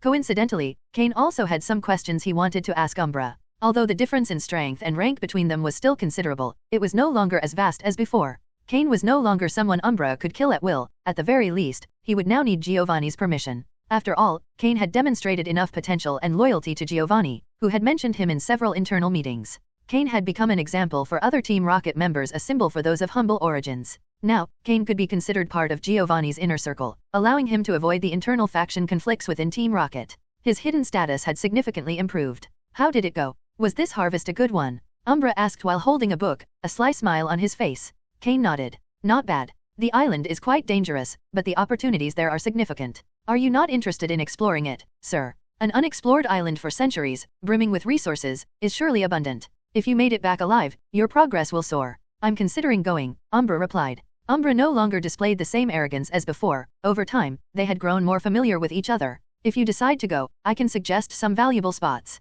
The Pokémon in those areas were too strong for me, but with your strength, it wouldn't be difficult to obtain resources, Cain said. Though Cain had risen in Giovanni's trust, he still had no intention of distancing himself from Umbra's faction within Team Rocket. Oh, Umbra raised an eyebrow, intrigued. If Cain's suggestions were good, it could save Umbra a lot of time and increase his gains. But first, what about your departure? I heard you were the only one who boarded the ship. Anything you want to say? Umbra asked seriously. Cain's heart tightened a bit, but he maintained his composure. That day, I was the only one who boarded the ship, but I'm sure there were others alive on the island. Some chose not to leave for special reasons. That's true. Shortly after you left, the island sent signals, and gradually others began leaving the island. In the end, 7 survived. 7. Cain was slightly surprised. Besides himself, Regi, Glacis, and Aurelia, there were 3 others hiding on the island. He wasn't sure if they had hidden due to weakness or simply weren't interested in the island's ancient ruins. Yes, 7. Does that seem like a lot? Umbra asked, eyeing Cain curiously. No, I thought fewer would survive, Cain replied coolly, lying outright. Umbra chuckled at Cain's response and continued. I heard that Regi and his companion were seriously injured. They lost a lot of strength, and several of their Pokémon were left without potential. They were even given a quasi-elite level Pokémon as a trump card, but it died on the island. When asked what happened, Regi didn't want to share many details, likely to avoid humiliation. Do you know anything about this? Umbra asked. No, I don't know much about him, Cain replied indifferently. Although Umbra had his suspicions about Cain's involvement, no one mentioned it openly to avoid stirring up trouble. Few, like Umbra, believed Cain was involved. The other high-ranking members of Team Rocket, no matter how capable they thought Cain was, didn't believe he could take on a quasi-elite level Pokémon. By the way, who is Regi really? According to official records, he's a close subordinate of Lieutenant Surge, but I feel there's more to it, Cain asked. Oh, well, it's no secret within Team Rocket. Regi is indeed a subordinate of Lieutenant Surge, but not one of his trusted men. He's just there in name. His true identity is tied to Team Rocket's former leader. You know that Giovanni's mother was the previous leader, but do you know who his father was? You probably haven't heard of him. Giovanni's father was a member of a small family, and Regi is the current heir of that family. Although that family grew alongside Team Rocket, it's now one of the most powerful in the Kanto region. That's why Regi holds a special position in Team Rocket. Even Giovanni prefers to overlook him in many cases, leaving him to his own devices. So Regi is taking advantage of his special position? Cain asked. Hearing Umbra's explanation, Cain understood everything. Giovanni's father wasn't famous, but he was said to have been a brilliant researcher who contributed significantly to Team Rocket's growth before dying young. His family had benefited from Team Rocket's rise, becoming a powerful house in Kanto. Regi, with his special status, had a certain amount of leeway within Team Rocket. After hearing this, Cain also remembered that in the manga, Giovanni had a son. However, in neither his past life nor the current one had he seen any signs of him. Perhaps Giovanni was keeping him hidden, or maybe he had sent him away for training. Or, it was possible that Giovanni's son was just a fictional element of the manga and didn't exist in this world. End of chapter. Chapter 616 to 615, Regi's identity. Sailing at sea for an entire day, Team Rocket had implemented rather decent protective measures in this regard. Finally, they arrived at Vermilion City. Cain noticed that the atmosphere in Vermilion City was a bit tense. The city's residents seemed to be in a hurry, unwilling to spend much time in the streets or outside their homes. It appeared that Team Rocket had gathered a significant number of powerful members in Vermilion City. Since Lieutenant Surge was a member of Team Rocket and maintained good control over the city, the Alliance hadn't detected anything unusual. Cain received a message and headed to Team Rocket's base in Vermilion City. In a secret room, Cain sat across from Umbra. Since learning of Cain's return from Mythical Island, Umbra had left a message for him to meet as soon as he arrived in Vermilion City. Coincidentally, Cain also had some questions he wanted to ask Umbra. Although the difference in strength and rank between them was still considerable, it was no longer as vast as before. Cain was no longer someone Umbra could kill at will. At the very least, he would now need Giovanni's permission. After all, Cain had demonstrated enough potential and loyalty to Giovanni, who had mentioned him in several internal meetings. Cain had become an example for other Team Rocket members, a symbol for those of humble origins.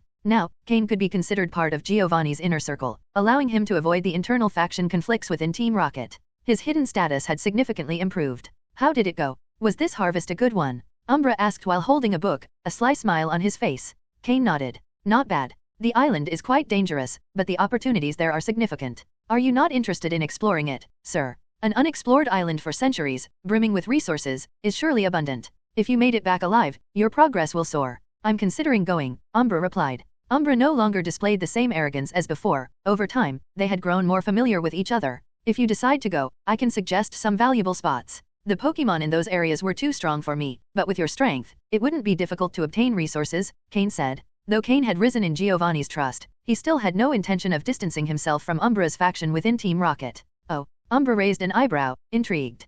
If Cain's suggestions were good, it could save Umbra a lot of time and increase his gains. But first, what about your departure? I heard you were the only one who boarded the ship. Anything you want to say? Umbra asked seriously. Cain's heart tightened a bit, but he maintained his composure. That day, I was the only one who boarded the ship, but I'm sure there were others alive on the island. Some chose not to leave for special reasons. That's true. Shortly after you left, the island sent signals, and gradually others began leaving the island. In the end, 7 survived. 7. Cain was slightly surprised. Besides himself, Regi, Glacis, and Aurelia, there were 3 others hiding on the island. He wasn't sure if they had hidden due to weakness or simply weren't interested in the island's ancient ruins. Yes, 7. Does that seem like a lot? Umbra asked, eyeing Cain curiously. No, I thought fewer would survive, Cain replied coolly, lying outright. Umbra chuckled at Cain's response and continued. I heard that Regi and his companion were seriously injured. They lost a lot of strength, and several of their Pokémon were left without potential. They were even given a quasi-elite level Pokémon as a trump card, but it died on the island.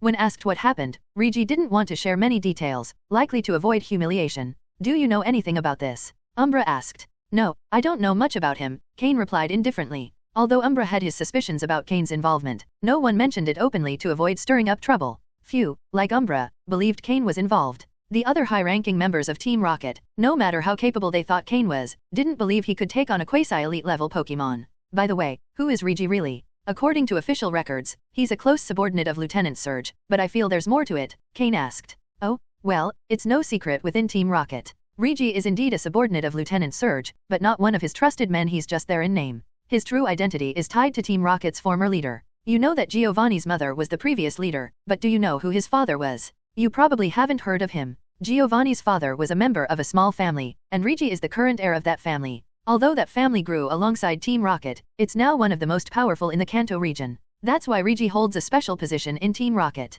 Even Giovanni prefers to overlook him in many cases, leaving him to his own devices. So Regi is taking advantage of his special position? Cain asked. Hearing Umbra's explanation, Cain understood everything. Giovanni's father wasn't famous, but he was said to have been a brilliant researcher who contributed significantly to Team Rocket's growth before dying young. His family had benefited from Team Rocket's rise, becoming a powerful house in Kanto. Regi, with his special status, had a certain amount of leeway within Team Rocket. After hearing this, Cain also remembered that in the manga, Giovanni had a son. However, in neither his past life nor the current one had he seen any signs of him. Perhaps Giovanni was keeping him hidden, or maybe he had sent him away for training. Or, it was possible that Giovanni's son was just a fictional element of the manga and didn't exist in this world. End of chapter. Chapter 616 to 615, Regi's identity. Sailing at sea for an entire day, Team Rocket had implemented rather decent protective measures in this regard. Finally, they arrived at Vermilion City. Cain noticed that the atmosphere in Vermilion City was a bit tense. The city's residents seemed to be in a hurry, unwilling to spend much time in the streets or outside their homes.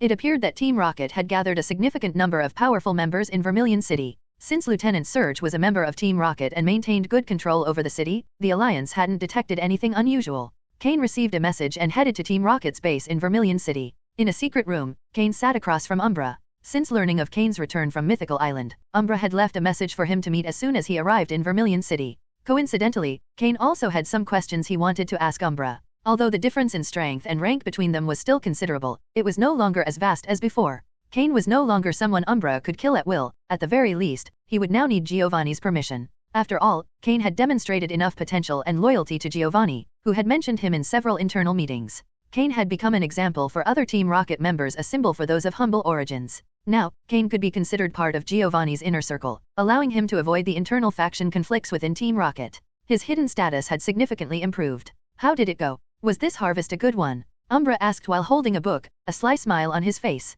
Cain nodded. Not bad. The island is quite dangerous, but the opportunities there are significant. Are you not interested in exploring it, sir? An unexplored island for centuries, brimming with resources, is surely abundant. If you made it back alive, your progress will soar. I'm considering going, Umbra replied. Umbra no longer displayed the same arrogance as before. Over time, they had grown more familiar with each other. If you decide to go, I can suggest some valuable spots. The Pokémon in those areas were too strong for me, but with your strength, it wouldn't be difficult to obtain resources, Cain said. Though Cain had risen in Giovanni's trust, he still had no intention of distancing himself from Umbra's faction within Team Rocket. Oh, Umbra raised an eyebrow, intrigued. If Cain's suggestions were good, it could save Umbra a lot of time and increase his gains. But first, what about your departure? I heard you were the only one who boarded the ship. Anything you want to say? Umbra asked seriously. Cain's heart tightened a bit, but he maintained his composure. That day, I was the only one who boarded the ship, but I'm sure there were others alive on the island. Some chose not to leave for special reasons. That's true.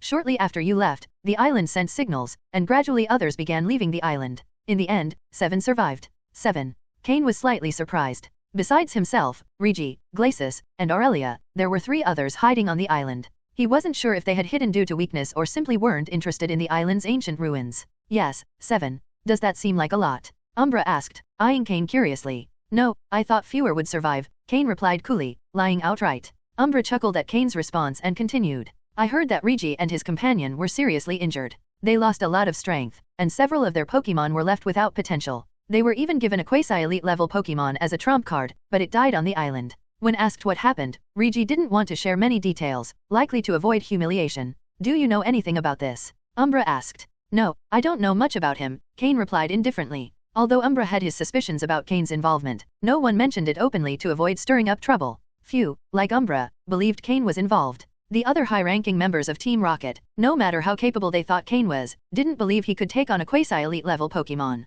By the way, who is Regi really? According to official records, he's a close subordinate of Lieutenant Surge, but I feel there's more to it, Cain asked. Oh, well, it's no secret within Team Rocket. Regi is indeed a subordinate of Lieutenant Surge, but not one of his trusted men. He's just there in name. His true identity is tied to Team Rocket's former leader. You know that Giovanni's mother was the previous leader, but do you know who his father was? You probably haven't heard of him. Giovanni's father was a member of a small family, and Regi is the current heir of that family. Although that family grew alongside Team Rocket, it's now one of the most powerful in the Kanto region. That's why Regi holds a special position in Team Rocket. Even Giovanni prefers to overlook him in many cases, leaving him to his own devices. So Regi is taking advantage of his special position? Cain asked. Hearing Umbra's explanation, Cain understood everything. Giovanni's father wasn't famous, but he was said to have been a brilliant researcher who contributed significantly to Team Rocket's growth before dying young. His family had benefited from Team Rocket's rise, becoming a powerful house in Kanto. Regi, with his special status, had a certain amount of leeway within Team Rocket.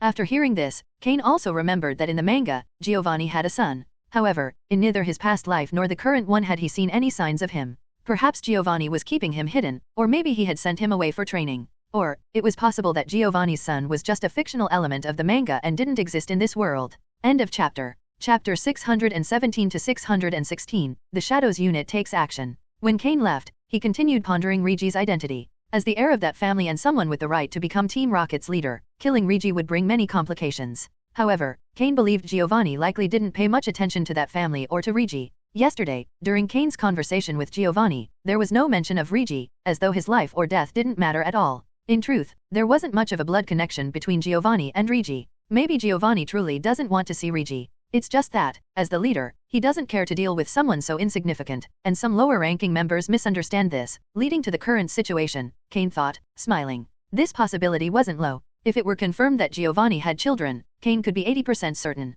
But for now, the likelihood remained at 50%.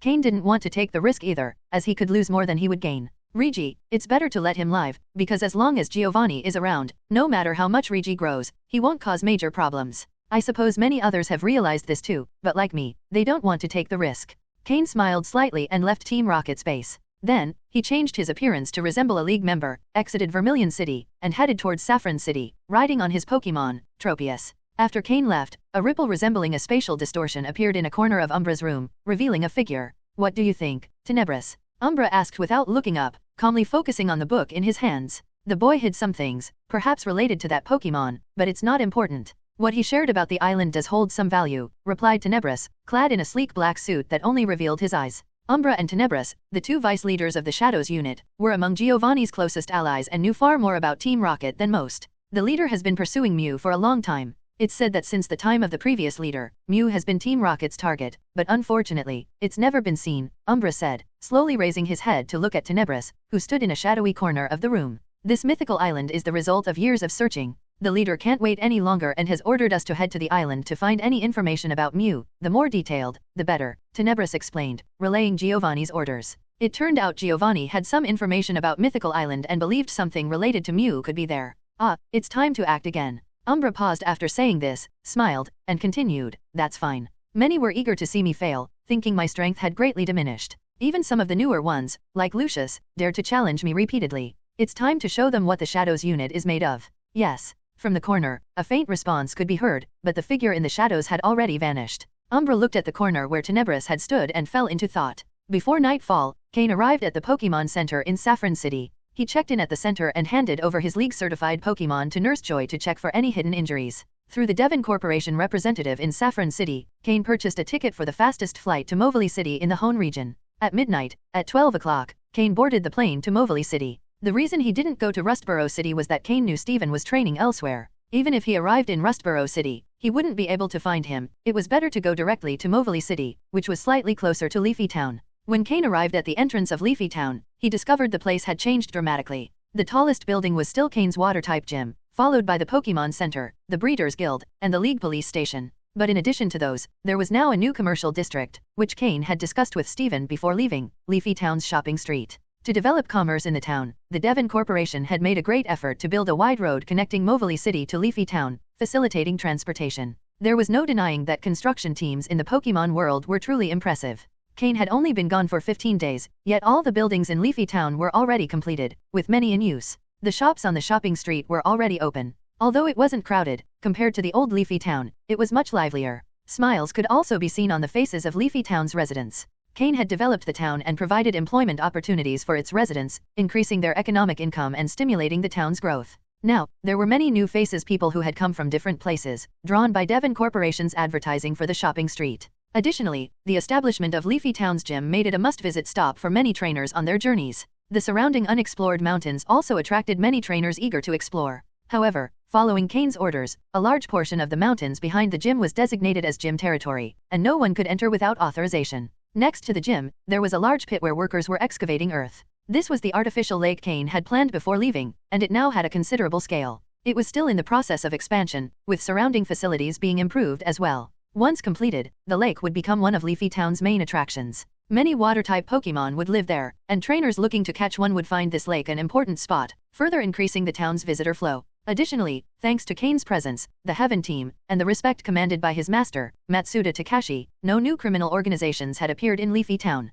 Any organization attempting to establish itself was quickly eliminated by the Heaven Team. Today, both overtly and covertly, Cain had absolute control over Leafy Town. End of chapter. Chapter 618 to 617, The Collapsed System and Cain's Imposing Name. After quietly touring Leafy Town, Cain was quite satisfied with the current development. From this moment on, the town's economy would grow increasingly, allowing him to obtain a large amount of resources. Additionally, with the group of small carbink he had obtained on Mythical Island, he no longer had to worry about resources for training Larvitar and the others. After finishing his walk, Cain went directly to the Breeders' Guild branch building. His master, Matsuda Takashi, was currently the president of the Leafy Town branch and also the president of the Breeders' Guild for the entire Hone region. Since there was only this branch in Hone, old Matsuda was assuming both roles. When Cain entered the building, he noticed that there were already many people, some breeders from different regions and trainers looking for poke blocks. With the vice president badge, Cain went straight to the top floor, where old Matsuda's laboratory was located. However, his master was at a critical moment in his experiment, so he didn't have time to pay attention to him.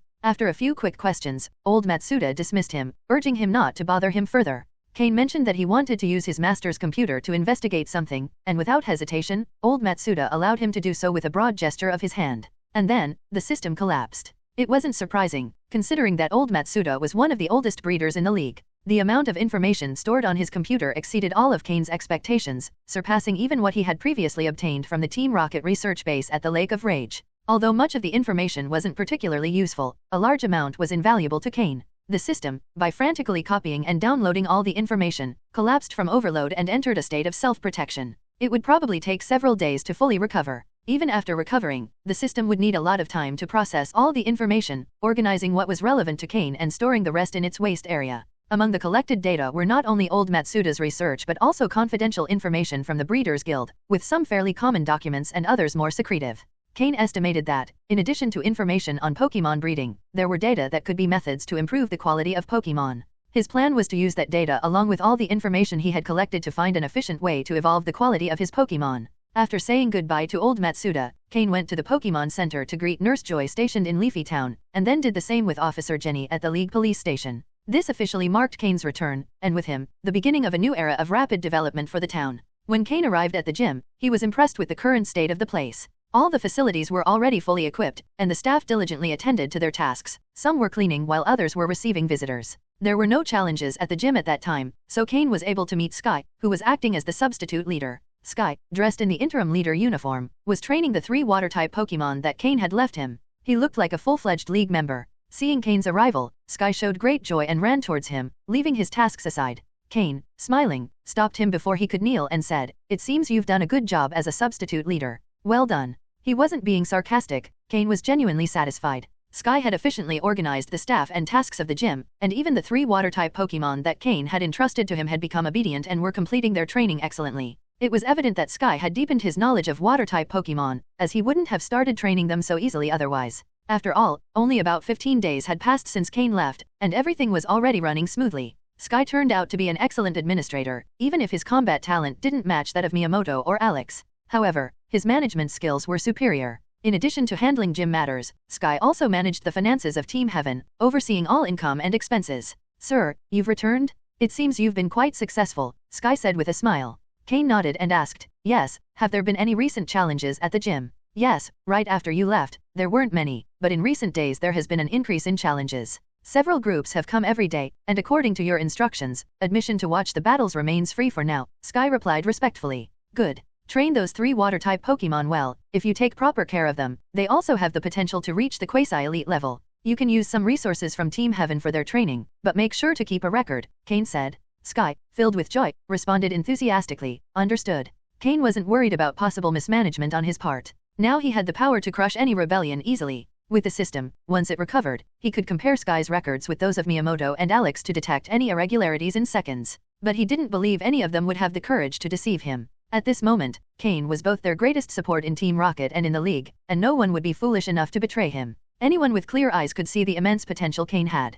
Currently, Cain held multiple identities, each more impressive than the last. Officer of the Rocket Division in Hone, appointed by Giovanni. One of the Hone Star twins, promoted by the League. The gym leader of Leafy Town. Vice President of the Breeders' Guild of Leafy Town. The youngest breeder to reach intermediate rank in history. Close friend of the heir to the Devon Corporation. Leader of Team Heaven and head of the Celestial Hunting Group. With all these accumulated identities, even if Cain lacked talent, he would be able to climb to the top through the available resources. His name was imposing. Both Giovanni and the League expected Cain to strengthen his power and climb even higher. Therefore, Sky and the others weren't fools. Why seek another protector when they were already under the wing of someone as powerful as Cain? Being his loyal followers was the most beneficial for them. End of chapter. Chapter 618 to 617, The Collapsed System and Cain's Imposing Name. After quietly touring Leafy Town, Cain was quite satisfied with the current development. From this moment on, the town's economy would grow increasingly, allowing him to obtain a large amount of resources. Additionally, with the group of small carbink he had obtained on Mythical Island, he no longer had to worry about resources for training Larvitar and the others.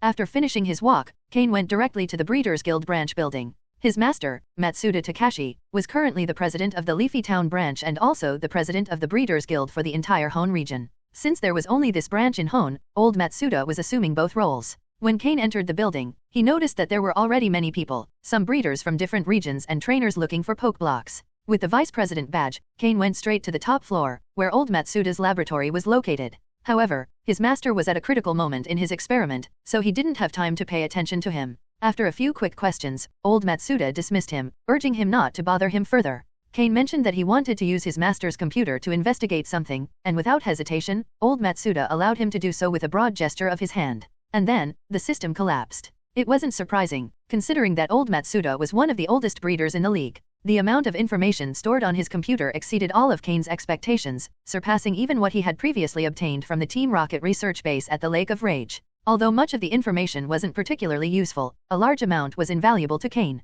The system, by frantically copying and downloading all the information, collapsed from overload and entered a state of self-protection. It would probably take several days to fully recover. Even after recovering, the system would need a lot of time to process all the information, organizing what was relevant to Cain and storing the rest in its waste area. Among the collected data were not only old Matsuda's research but also confidential information from the Breeders' Guild, with some fairly common documents and others more secretive. Cain estimated that, in addition to information on Pokémon breeding, there were data that could be methods to improve the quality of Pokémon.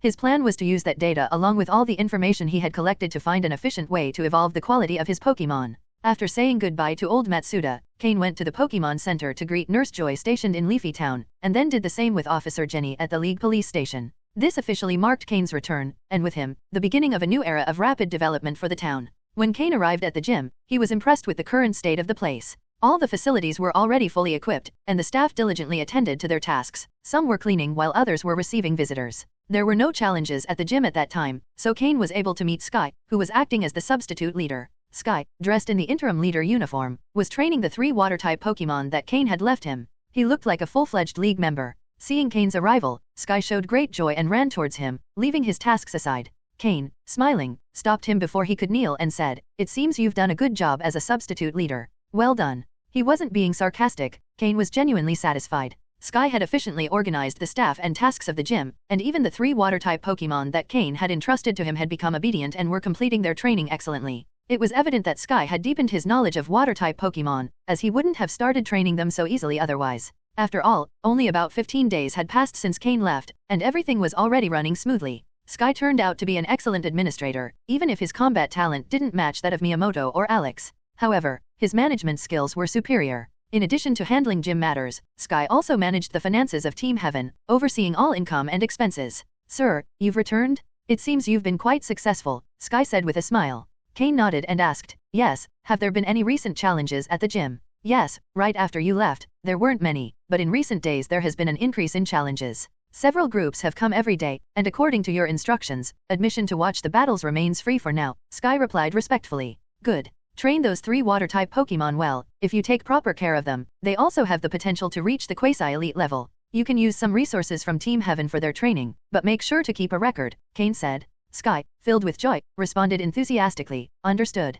Cain wasn't worried about possible mismanagement on his part. Now he had the power to crush any rebellion easily. With the system, once it recovered, he could compare Sky's records with those of Miyamoto and Alex to detect any irregularities in seconds. But he didn't believe any of them would have the courage to deceive him. At this moment, Cain was both their greatest support in Team Rocket and in the League, and no one would be foolish enough to betray him. Anyone with clear eyes could see the immense potential Cain had. Currently, Cain held multiple identities, each more impressive than the last. Officer of the Rocket Division in Hone, appointed by Giovanni. One of the Hone Star Twins, promoted by the League. The Gym Leader of Leafy Town. Vice President of the Breeders' Guild of Leafy Town. The youngest breeder to reach intermediate rank in history. Close friend of the heir to the Devon Corporation. Leader of Team Heaven and head of the Celestial Hunting Group. With all these accumulated identities, even if Cain lacked talent, he would be able to climb to the top through the available resources. His name was imposing. Both Giovanni and the League expected Cain to strengthen his power and climb even higher. Therefore, Sky and the others weren't fools. Why seek another protector when they were already under the wing of someone as powerful as Cain? Being his loyal followers was the most beneficial for them. End of chapter. Chapter 619 to 618, Organization. Sky briefly explained to Cain what had happened during his absence, both in the gym and within Team Heaven. Although Cain had only been away for about 15 days, the changes were significant. Currently, the gym had 30 formal employees, all hired through regular processes, including 2 professional referees. Additionally, the gym was ready to start recruiting apprentices, but this decision required Cain's approval, so Sky didn't dare make it on his own. The artificial lake in Leafy Town was halfway completed, and the first group of water-type Pokémon was expected to be introduced in a month, although the cost of resources by then would be considerable. Team Heaven had also grown rapidly. After establishing their base on the mountain, they had recruited many orphans, vagabonds, and impoverished people from Leafy Town, Verdanturf Town, and Movely City, offering them the opportunity to become trainers. Those who completed certain missions could become official members. To achieve this, they had to pass an evaluation based on the standards used by Team Rocket, which Miyamoto was very familiar with. Thus, Team Heaven currently had 4 officers besides Cain, Sky, Miyamoto, Alec, and Karen. Karen was the strongest and led the Celestial Hunting Group, while Sky was the weakest, handling daily administration. Miyamoto and Alec supervised training and led members in battles and Pokémon captures. Additionally, Cain had brought several people from the Trial Island, such as Fox, and others who showed good potential, appointing them as captains. Even Viper, who had been the third in command in the Black Serpent Gang, had become one of these captains. In total, there were 12 team captains, each in charge of 20 official members. Sky and the other officers supervised 3 teams each. Of course, there were even more external members. Including the official members, externals, and the Celestial Hunting Group, the team had reached a total of 1,000 members. As the main underground force in Leafy Town, this size was just sufficient for a town growing so rapidly. However, the team still lacked high-level power. Except for Karen, the others had strength equivalent to that of a Team Rocket captain. Karen, for her part, was on the verge of reaching officer level. In the past, this would have been enough for Leafy Town, but now the town required even faster development. After understanding the situation, Cain asked Sky to gather Miyamoto and the others for a small meeting. After congratulating them, Cain distributed some Pokémon he had captured on Mythical Island, including ones he had taken from other trainers. Since he no longer needed money, these Pokémon weren't of much use to him but could help strengthen his team. Once they trained these Pokémon, their strength would grow rapidly. Cain also informed them that all of Team Heaven's profits should be reinvested into its growth, distributing resources among both the lower ranks and higher UPS to improve their skills as quickly as possible, regardless of the cost. Now that Cain had a vast amount of resources, he was more focused on strengthening his subordinates. If his team failed to keep up with his growth and only reached a captain's level, Cain would have to handle any stronger enemies himself, which would cause him too much trouble. What was the point of having a team if they couldn't handle problems on their own? If Cain had to do everything for them, he'd be acting as their babysitter. With the distribution of Pokémon and the provided resources, Sky and the others would improve their strength at an accelerated pace. With the resources Cain had allocated, his team would be on par with the elite members of other groups within Team Rocket. Would it be bad for them to be Cain's direct subordinates? In reality, Sky and the others hadn't progressed slowly, it was just that, compared to the rapid pace Cain demanded, it seemed like they were lagging behind. Now, Cain wanted them to at least stay close enough to his pace so they wouldn't miss out on his rise. After giving all the instructions, Sky and the others quickly returned to their tasks. Meanwhile, Cain headed to the backyard of his home to organize the training for his Pokémon and settle Altaria and the group of Carbink. The additional Pokémon were distributed among his subordinates, even those Cain deemed useless but which were valuable to Sky and his group. The only exception was Flygon, which Cain decided to keep, as its potential and abilities were quite good. Even if he didn't use it for battles, it could serve as his flying mount. His current Tropius was still too weak. Cain released his Pokémon. Slowking and Honchkrow were already accustomed to the place, while Larvitar and the others excitedly ran around. However, Floette, the newest member of the team, was a bit shy since she was new to the group. Cain didn't give them a training plan immediately, as after surviving in the wild for 15 days, it was best to relax a bit to relieve physical and mental exhaustion. Once his Pokémon felt more relaxed, they would quickly fall asleep, and today Cain gave them the day off. Floette, meanwhile, started planting flowers in the yard, as she hadn't changed the flower she carried in a long time, and Cain's backyard lacked gardens, which made her uncomfortable. In the 15 days she'd been with Cain, Floette had leveled up from 30 to 38, nearing the advanced level, which made her very happy. Being with Cain, apart from a few occasional scares, wasn't bad. Cain didn't have many grass-type Pokémon, so Floette could temporarily fill that gap.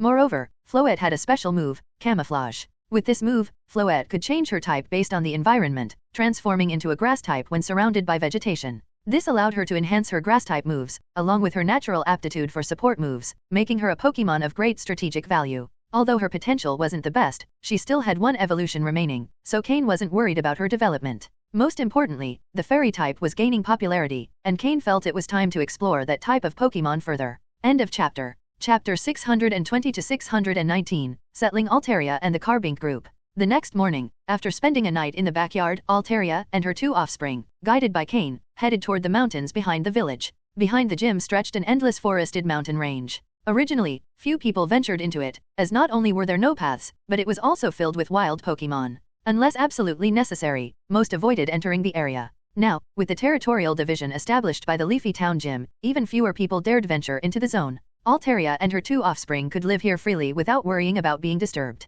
Even if someone attempted to bother them, they would have to face Altaria's temperament. In Mythical Island, where the average Pokémon level was so high, Altaria had been able to dominate her territory, so compared to that, the area behind Leafy Town posed no challenge for her. With Altaria and Absol in the mountains, Cain imagined no one could enter without his permission. Altaria, you can stay here for now. Although the resources are somewhat scarce, you'll have no trouble living and growing here. Plus, the gym is nearby. If you feel like it, you can come to the backyard for meals whenever you want. You'll always be welcome, Cain said telepathically to Altaria. Altaria and her two offspring had grown accustomed to the high-quality food Cain provided and now found it difficult to consume simpler or less nutritious meals. Thus, it was certain they would come to the backyard at mealtimes. Moreover, Cain had not broken the bond between Altaria, the two Swablu, and their Pokeballs, meaning they still had an owner. This meant that even if someone tried to capture them, they couldn't. Cain had planned this carefully. That Altaria and her offspring would regularly come to eat was evidence of Cain's hidden intentions. Clearly, his goal was to bind them to his cause, leaving them little room to resist.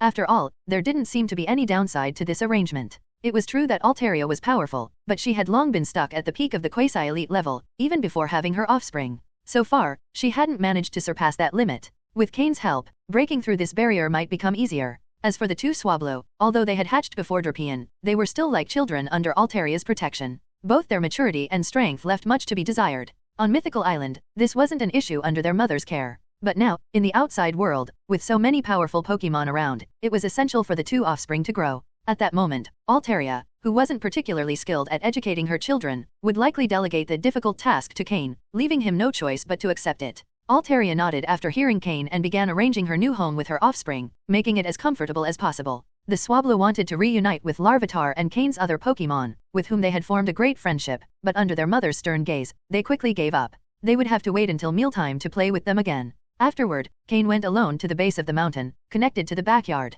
He took out more than 200 Pokeballs, an unusual sight. He released all the Carbink, with the first to emerge being the Minister Carbink. The minister began inspecting the area to ensure it was safe and free of dangers, demonstrating its role as a very responsible caretaker. While Cain communicated with the Minister Carbink, he continued releasing the other Carbink, who understood that this place would be their new home for a while. The entire mountain. The mountain's interior would be their territory. Although it had not yet been developed, they would need to excavate and arrange the area themselves. This wasn't an issue for the Carbink. They had moved their home several times before and knew how to establish their territory and arrange their environment. With Cain's approval, the Minister Carbink began leading the Carbink in excavating their new dwelling. As for the energy they needed to survive, the Carbink could extract it from the rocks and soil of the mountain, so Cain didn't need to worry. However, Cain, always looking for opportunities, already had a plan. He would provide them with low-level poke blocks, which would allow them to absorb energy much faster than from the rocks and soil, accelerating the process. Now that Cain had no financial problems, providing these poke blocks was no difficulty. As soon as the Carbink stabilized their colony and began producing minerals and diamonds, Cain would have a steady source of income, and the cost of the poke blocks would be irrelevant compared to the profits. Cain also didn't worry about finding buyers for the minerals and diamonds. He had a wealthy friend. He could sell everything to Stephen, who could use it himself or sell it through the Devon Corporation. Cain only needed to ensure he got his share. Moreover, the Devon Corporation, controlled by Stephen's family, consumed an enormous amount of rare minerals every year. The minerals produced by the Carbink were of much higher quality than those Stephen had sold to Cain before, so the Stone family would surely be interested. While the Minister Carbink led the excavation, Cain kept one special Carbink, which was undergoing a mutation, with him. The Minister Carbink had no objections. It was just one Carbink and wouldn't affect the colony, even advising the mutant Carbink to obey Cain. To the Carbink colony, Cain was already a great benefactor. If one day he found a Diancie, Cain would be the most important person in the Carbink kingdom, second only to Diancie. The truth was that the Carbink colony had been completely convinced by Cain, without considering that even if Cain didn't find a Diancie after 5 years, what could they do? Initially, Cain had this intention, but after seeing the mutating Carbink, Cain thought there was a real chance it might evolve into a Diancie, though the odds weren't very high. After all, a Minister Carbink was already a form of mutation. Who knows? It might end up evolving into a new form, like a General Carbink. Nothing was guaranteed. End of chapter. Chapter 621 to 620, Cynthia. After settling Altaria and the Carbink, Cain returned to his backyard. Originally, he planned to train with his Pokémon, but he received a message from Sky. After his return, Cain decided to accept a few challenges at the gym, but only if the challengers were strong enough. Sky had informed him that a very powerful trainer had arrived to challenge the gym. Cain paused his training with his Pokémon, returned them to their Pokeballs, and headed to the gym. Sky hadn't mentioned who the challenger was, but Cain knew Sky wouldn't disturb him without a good reason. If the challenger weren't exceptionally strong, Sky, as the interim leader, would have taken on the challenge himself. Cain didn't live in the gym, but right next door, so it only took him a few minutes to get there. When Cain entered the gym through the side door, he saw a crowd had already gathered to witness the challenge, along with some others waiting their turn to challenge the gym. However, all the challengers were off to one side, while one person, arms crossed, stood at the forefront, ignoring the murmurs around them, waiting for Cain to arrive. It was a woman. She had long, golden hair, incredibly refined features, like a perfectly crafted doll. She wore a fitted black cape and black pants, giving her an air that was a mix of angel and demon. When Cain saw her, he was stunned. Cynthia. There was no doubt this trainer standing before everyone was Cynthia, the future champion of the Sinnoh region. Cynthia was a trainer who mastered multiple types of Pokémon, allowing her to adapt her strategies to any opponent. She had reached such a level because, when she was younger, she traveled across regions, challenging strong trainers and actively participating in tournaments organized by the Pokémon League. Thanks to her battle experience and her powerful Pokémon, she became the Sinnoh champion. In the Pokémon world, many Elite Four members and champions specialize in a single Pokémon type. This allows them to reach high levels of power quickly, though it comes at the cost of having clear weaknesses. Cynthia, on the other hand, had no such weaknesses, as she used a wide variety of Pokémon types. While this made her journey more challenging, it also gave her the advantage of having no limits to her growth. It's a choice many trainers must make, a fast but limited path, or one filled with difficulties but with limitless potential. Of course, there are exceptions, like Steven Stone, who has a pseudo-legendary Pokémon as his trump card, along with the vast resources of the Stone family. But cases like Steven's are extremely rare. Steven also specialized in steel types, and while this was partly due to his passion, he also had to dedicate time to his future role at Devon Corporation. Cynthia, on the other hand, had earned her title as champion purely through her knowledge and battle experience. Of course, the support of the Sinnoh League also played a key role in her rise. At this point in time, Cynthia should be traveling across regions, facing strong trainers and accumulating experience. This also helped her gain popularity. Cynthia often appeared on news programs and TV shows, which had earned her many fans, though she paid little attention to that. Looking at the gym stands, it was clear how many people had come just to see her. With a smile, Cain walked from the locker rooms to the battlefield, where Sky was waiting to make the handoff. The residents of Leafy Town filling the stands erupted in applause and cheers when they saw Cain.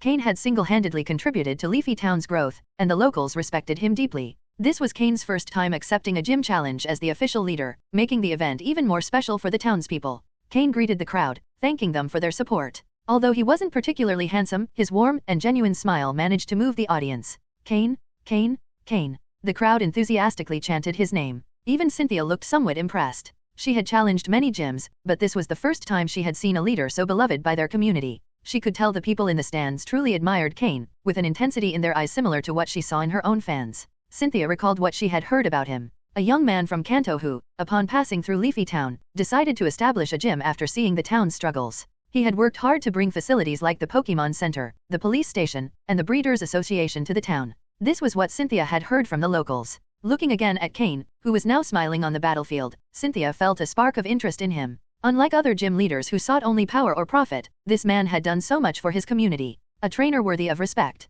At that moment, Cynthia decided to face him with all her strength. She took out a Pokeball and, with a confident smile, prepared for battle. Her assured demeanor sent her fans in the stands into a frenzy of excitement. If Cain knew this challenge would compel Cynthia to go all out, he would probably feel a little worried. After all, Cynthia was the future champion of Sinnoh. While she might not yet be as strong as Lance or Steven, she was likely very close to reaching their level. Perhaps she was even stronger than Steven. End of chapter. Chapter 622 to 621, The Earth Dragon, Garchomp. Cynthia's signature Pokémon is Garchomp, the land dragon. This pseudo-legendary Pokémon from the Sinnoh region is a dragon and ground type. In terms of power and potential, it's no less formidable than Metagross or Tyranitar, as all of them are pseudo-legendary Pokémon capable of Mega Evolution. What remains unclear is whether Cynthia's Gabite has already evolved. If it hasn't, Cain still has some confidence, as pseudo-legendary Pokémon only reveal their true potential in their final form. But if Gabite has already evolved into Garchomp, then Cain is in serious trouble. Cain walked to the position opposite Cynthia on the battlefield.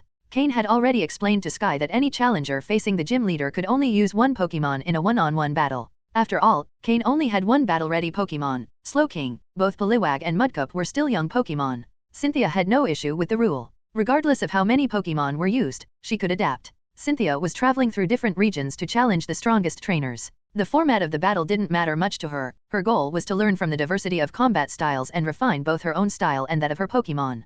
Cain couldn't help but admire people like Cynthia. Once both trainers took their respective battle positions, the battle began. There wasn't much dialogue, they would let the battle speak for itself. The referee, standing on the central platform, saw that both were ready and proclaimed, "Now begins the Leafy Town Gym Challenge. The challenger is Cynthia from Celestic Town in the Sinnoh region, and the defender is Cain, the Leafy Town Gym leader. The challenge will be conducted with one Pokémon per side. The battle ends when one Pokémon can no longer fight, or when one trainer surrenders. Begin." As the gym leader, Cain had to send out his Pokémon first, as per the rules. Go, Slowking. Cain threw the Pokeball from his belt, and Slowking appeared on the field. As Cain's only Water-type Pokémon ready for battle and also his strongest, Slowking's appearance surprised everyone present. Yaden. Slowking roared confidently. As Cain's first Pokémon to participate in a gym battle, it was determined to give its all. The Mew blood that Slowking had recently absorbed had significantly boosted its power, and now it was time to showcase it. Slowking is a rare Pokémon, as the method by which Slowpoke evolves into Slowking has yet to be revealed to the public.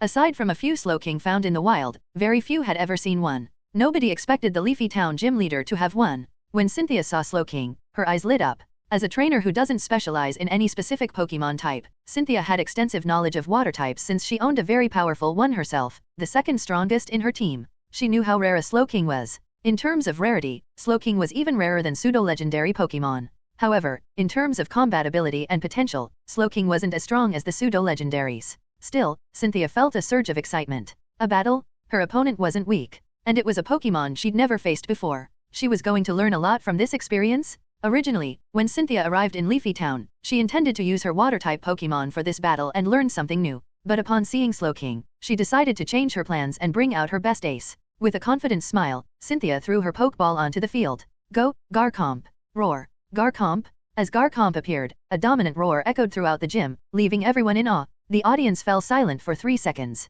What followed was an explosion of excited cheers. The roaring crowd felt like a torrent that filled the ears of Cain, Cynthia, and their Pokémon. This was a gym battle? Cain felt a special thrill. He had lived 2 lives in this world and had never experienced a battle like this. In Team Rocket, fights were more about ambushes or dirty tactics, with the sole goal of defeating the opponent. But a gym battle like this was completely new to him. The crowd was ecstatic. They felt lucky to witness this battle. A Pokémon as rare as Slowking facing the fully evolved pseudo-legendary from the Sinnoh region, it was bound to be an exciting battle. Some spectators were already messaging their friends to come and watch, while others pulled out recording devices to film the battle. They knew that no matter when they shared it, this match would become iconic. Despite the recent system failure, which hadn't fully recovered yet, some basic functions were operational, albeit slow. Cain attempted to scan Garchomp as soon as it appeared. He had to wait a few seconds before receiving the results. Pokémon, Garchomp, purple. Gender, female. Level, 48. Type, Dragon plus Ground. Ability, Sand Veil. Held item, none. Egg moves, Dragon Breath, Outrage, Double Edge, Metal Claw, Iron Tail. Basic moves, Crunch, Dual Chop, Fire Fang, Tackle, Sand Attack, Dragon Rage, Sandstorm, Takedown, Sand Tomb, Slash, Dragon Claw, Dig. Learned moves, Draco Meteor, Stomping Tantrum, Earth Power, Dragon Pulse. TM moves, Protect, Hidden Power, Fire, Earthquake, Flamethrower, Stone Edge, Rock Slide. Seeing Garchomp's details, Cain couldn't help but feel overwhelmed. There was no comparison. In terms of potential, Cynthia's Garchomp was on par with Steven's Metagross. Steven only had the edge due to his infinite resources. The fact that Garchomp was at level 48 indicated it had recently evolved and might not yet fully control its power, giving Cain a slight chance. Garchomp, known as the Earth Dragon, had a major weakness. With its Dragon plus Ground typing, it was 4 times weak to Ice and also took double damage from Dragon and Fairy moves, though exploiting these weaknesses wasn't easy. At the same time, Garchomp had double resistance to types like Poison, Rock, and Fire and was immune to electric types, meaning it had a natural advantage against most Pokémon.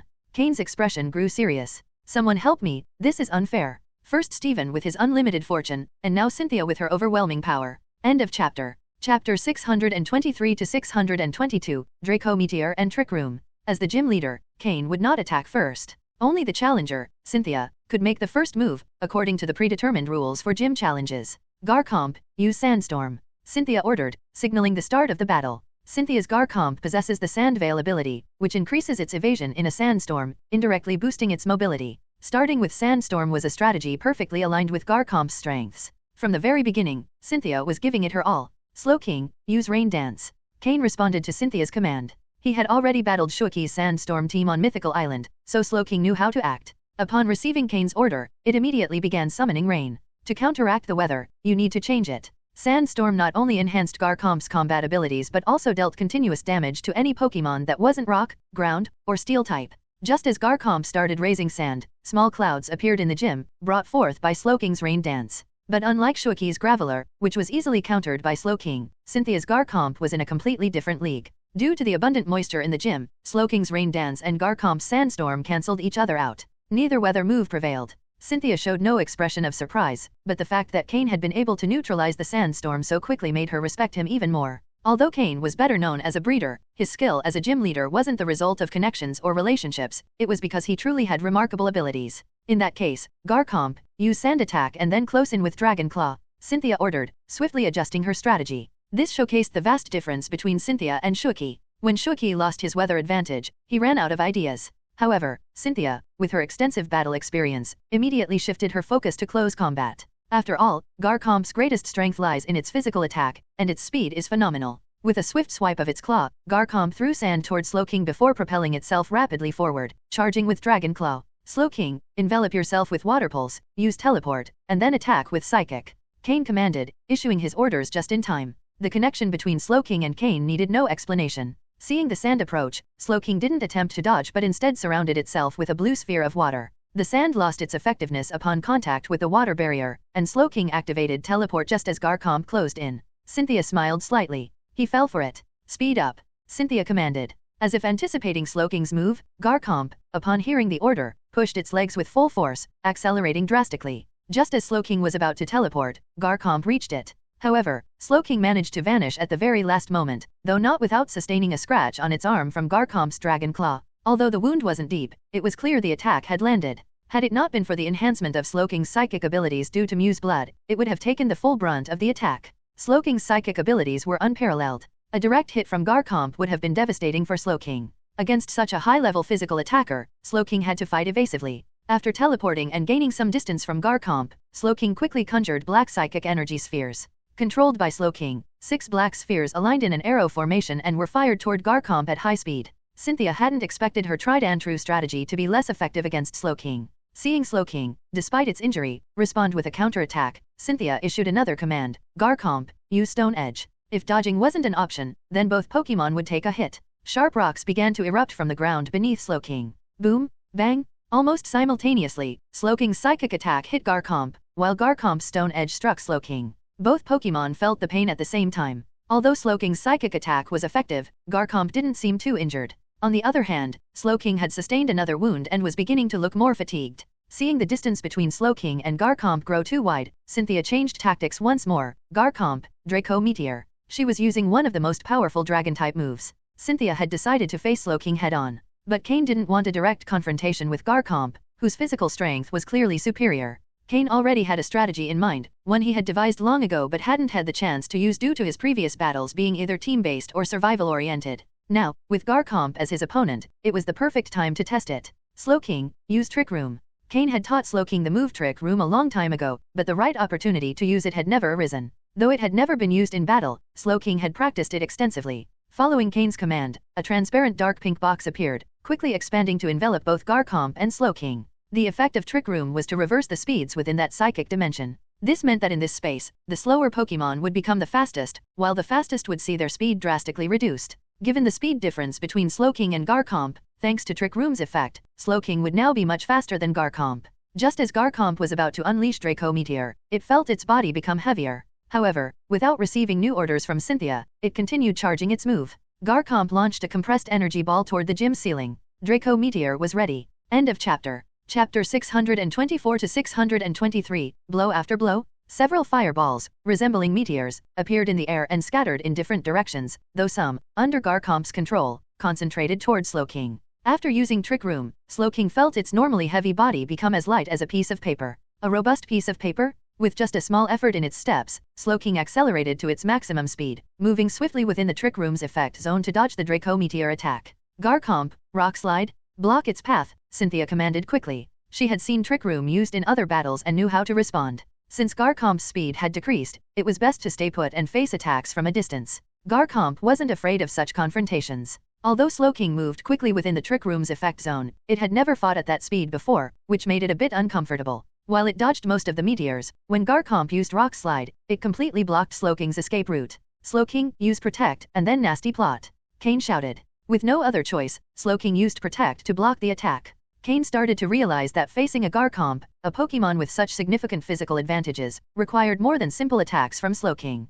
If Slowking knew Ice Beam, Cain thought they could slowly wear Garchomp down by keeping their distance. But since neither psychic nor water attacks offered a significant advantage, it was difficult to win in a direct confrontation. Given Garchomp's physical strength, a duel of moves would likely result in Slowking's defeat. Instead of exchanging ranged moves, Cain decided it was better to fight an intense and direct battle. Garchomp, Earthquake. Just as Slowking finished using Protect and was about to perform Nasty Plot, Cynthia seized the opportunity and ordered Garchomp to use Earthquake. There was no denying that Cynthia, a future champion, already displayed exceptional battlefield control. However, Cain, with more experience in life and death situations, reacted quickly. Slowking, levitate, and move toward it. Use Ice Punch. This was the only Ice-type move Slowking knew at the time. Although it wasn't as powerful as when used by Weevil, Slowking had learned it after extensive training under Weevil's guidance. Slowking dodged the Earthquake, but it couldn't execute Nasty Plot. Cynthia watched as Slowking charged toward Garchomp and smiled. Garchomp had never been afraid of close combat. Garchomp, Dragon Breath. As Slowking approached, Garchomp released dark blue energy from its mouth, resembling flames. The Dragon Breath hit Slowking successfully, causing it considerable pain. With one eye closed, enduring the pain, Slowking didn't stop its attack. Boom, boom. It wasn't just one Ice Punch but two, one with each hand. As with Drapion, Cain had taught his Pokémon that if they could attack with both hands, they shouldn't limit themselves to one. And if they could use their feet too, they shouldn't hesitate. No matter how strong the opponent, they should always attack with everything they had. Both Ice Punches landed on Garchomp. Although Slowking wasn't an Ice-type Pokémon, Garchomp's quadruple weakness to Ice-type energy made these attacks very effective. Even so, Garchomp's tough body endured the blows. Garchomp, Dragon Claw, Slowking, Ice Punch. Thanks to the speed advantage provided by Trick Room, Slowking always managed to strike Garchomp first, weakening its attacks. At the same time, Slowking's psychic energy surrounded its body, hindering Garchomp's movements and reducing the power of its attacks. What happened next was Garchomp, Dragon Breath, Slowking, Ice Punch, Garchomp, Dragon Pulse, Slowking, Ice Punch, Garchomp, Dragon Rage, Slowking, Ice Punch. In summary, Ice Punch for everything? The crowd in the stands was thrilled to watch the battle. Cynthia couldn't believe it. Was it possible that Slowking was obsessed with Ice Punch? Although Garchomp had a significant weakness to ice, Cain was shamelessly exploiting this advantage. This was the first time that Slowking, usually a long-range attacker on Cain's team, had fought so directly. Blow after blow? This is how a true fighter battles? If it weren't for Garchomp's extreme resilience, any other Pokémon would have already been defeated by Slowking's attacks. Trick Room had sped up Slowking and slowed down Garchomp. Additionally, Slowking was using its psychic power to disrupt Garchomp, reducing the damage it received and enhancing the effectiveness of its attacks. Although Slowking wasn't directly using psychic-type attacks, its psychic energy was always supporting it. This allowed Slowking to sustain such a prolonged fight against Garchomp. But in the end, Cynthia couldn't take it anymore. The abuse of Ice Punch had gone too far. Cain had found Garchomp's weak point and was exploiting it to the fullest. Garchomp, Outrage. Outrage, one of the most powerful Dragon-type moves. Although it's extremely strong, it has a drawback: the Pokémon using it will lose control, attacking frantically until the move's effect ends or it's interrupted. Most trainers avoid using it since losing control of their Pokémon is a significant risk. Cynthia hadn't wanted to use it initially, but after seeing how Slowking abused Ice Punch, she couldn't help herself. If it was about acting recklessly, who was afraid of whom? Outrage was the answer? Stop. I surrender. Come back, Slowking, Cain said quickly. Before Garchomp could execute Outrage, Cain made the decision without any shame. Slowking, who had enjoyed the fight, simply shook its hands, dispelled the Trick Room effect, and used Teleport to return to Cain's side.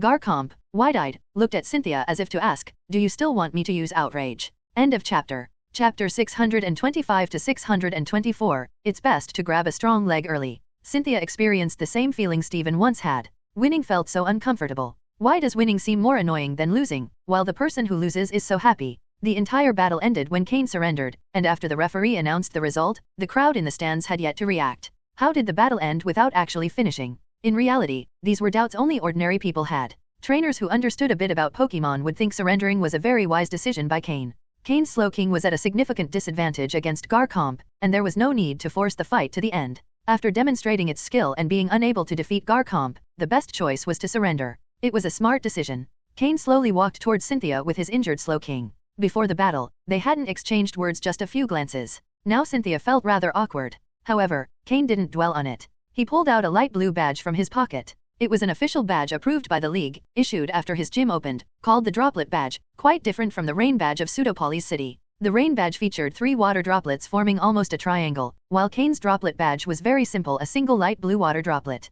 Holding the badge in his hand, Cain smiled and said to Cynthia, "Your strength is incredible, this badge is yours." This was the first time Cain was awarding a badge, and the recipient was none other than the future champion of the Sinnoh region, making it even more memorable. Although Cynthia felt uncomfortable, she greatly respected Cain's skills, especially his unique battle techniques. "Thank you," she said, accepting the Droplet Badge and placing it in her pocket. Cynthia had been challenging gyms primarily to gain battle experience, not paying much attention to the badges themselves. Since Cain offered it, she accepted it without hesitation. Perhaps in the future, she might participate in the Hone region's tournament and enjoy more thrilling battles then. Cynthia's Garchomp stood beside her. It had also suffered significantly during the battle, especially from the repeated use of Ice Punch by Slowking, which left it quite uneasy. Cynthia might seem cold, but she wasn't truly aloof. Her years of battling had accustomed her to maintaining composure, which also influenced her speech, making her seem distant. Additionally, Cynthia wasn't very skilled at interacting with people. While she was an expert at dealing with Pokémon, engaging with people made her feel awkward.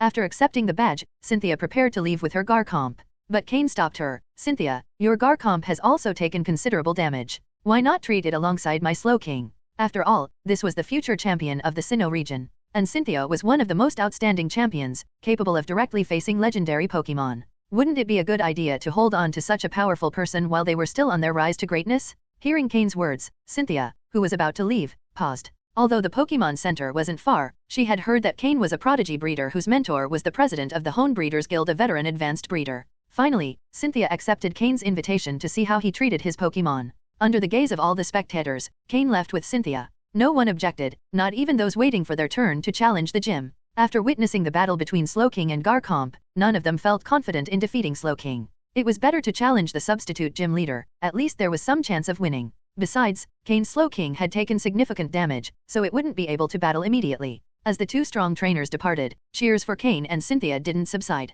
Once they left the gym, Cain let out a slight sigh of relief. Though he had lived 2 lives, he had never been in a situation like that. The first time was truly something he wasn't used to. The audience was too enthusiastic. Cynthia noticed Cain's expression and suddenly asked, "Is this your first time as a gym leader in an official battle?" Cynthia had already acknowledged Cain's strength, considering him on her level. After all, she had heard quite a bit about Steven and Cain since she arrived in the Hone region. Unbeknownst to Cain, the Hone League had already promoted him alongside Steven as the twin stars of the Hone region, with titles such as prodigy trainers and talented breeders. There were so many titles that even Cain blushed hearing them. "Yes, it was my first time. I'm still getting used to it, haha," Cain said, scratching his head awkwardly. After a brief conversation, both fell silent. Cain led Cynthia to his backyard, now home to several Pokémon. The entire Slowpoke group resided there. Nowadays, the pond developed by the Slowpoke was quite large, and several water-type Pokémon also lived there. Some had even evolved. At some point, Cain planned to select the Pokémon in the pond, transferring those with more common aptitudes to an artificial lake outside and leaving only those with higher potential in the private pond.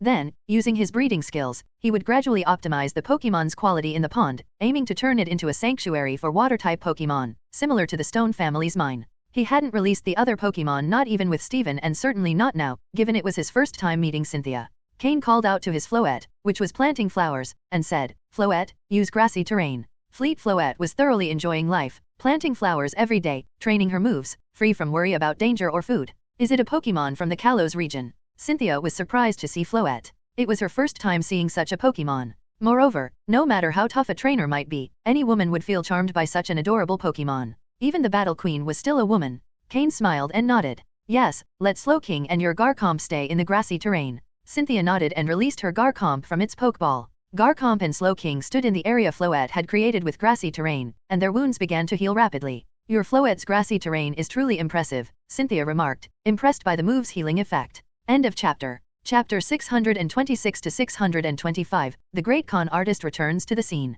Since his time on Mythical Island, Cain had been consciously training Floette's grassy terrain move. However, upon returning, Cain began training Floette's camouflage move. In grass, Floette's attributes would change to the grass type. Cain wondered if, with exceptional control, Floette could choose which attribute to change to using the camouflage move. If Floette managed to maintain a type change in any battle arena, it could effectively be considered a grass-type Pokémon. And if he went a step further, what if Floette could change to any type at will? Would that mean Cain would have a Pokémon capable of adapting to any battle and countering any type? A Pokémon with all attributes? With the right moves, Floette could become a defender and supporter in any of Cain's teams, seamlessly integrating into any formation. Even in single battles, Floette could change her type to counter opponents, giving her a significant advantage. Of course, this was still just a plan in Cain's mind. Whether it would work or not depended on Floette mastering the key to type changes with the camouflage move. For now, Cain wanted Floette to get familiar with the grass type and control switching to it. His minimum requirement was for Floette to transform into a grass-type Pokémon at will. This way, under the amplification of the grass type, the grassy terrain move would become much more effective. That's why Cynthia couldn't help but praise the effects of grassy terrain when she saw it. By transforming into a grass-type Pokémon at will, Floette could also fill the gap of not having a grass-type Pokémon in the team. "Floette really has amazing talent," Cain remarked with a smile, complimenting his Pokémon. The praise from both made Floette blush slightly, bowing her head shyly. Of course, Cain didn't rely solely on Floette's grassy terrain move to heal Pokémon. That would insult his title as a breeder. He pulled out a special Pokeblock for Slowking, allowing it to eat slowly. With Garchomp, the treatment was a bit more complicated since Cain didn't have a suitable Pokeblock for it. However, as a ground and dragon-type Pokémon, Cain had no trouble preparing a simple treatment formula. It wasn't a Pokeblock but a medicine. Based on Garchomp's attributes and current condition, Cain crafted a healing potion. Cynthia stood by, watching as Cain, seated on the ground, pulled out a considerable amount of materials from his storage space. With a series of seemingly magical manipulations, within 3 or 4 minutes, he had created a fragrant potion. After getting Cynthia's approval, he gave the potion to Garchomp, who drank it. Combined with the treatment from the grassy terrain move, Garchomp showed an expression of relief. However, Cain's treatment didn't stop there. He pulled out a healing spray and applied it to Garchomp's body, accompanying it with special massage techniques that made the dragon let out small groans of pleasure.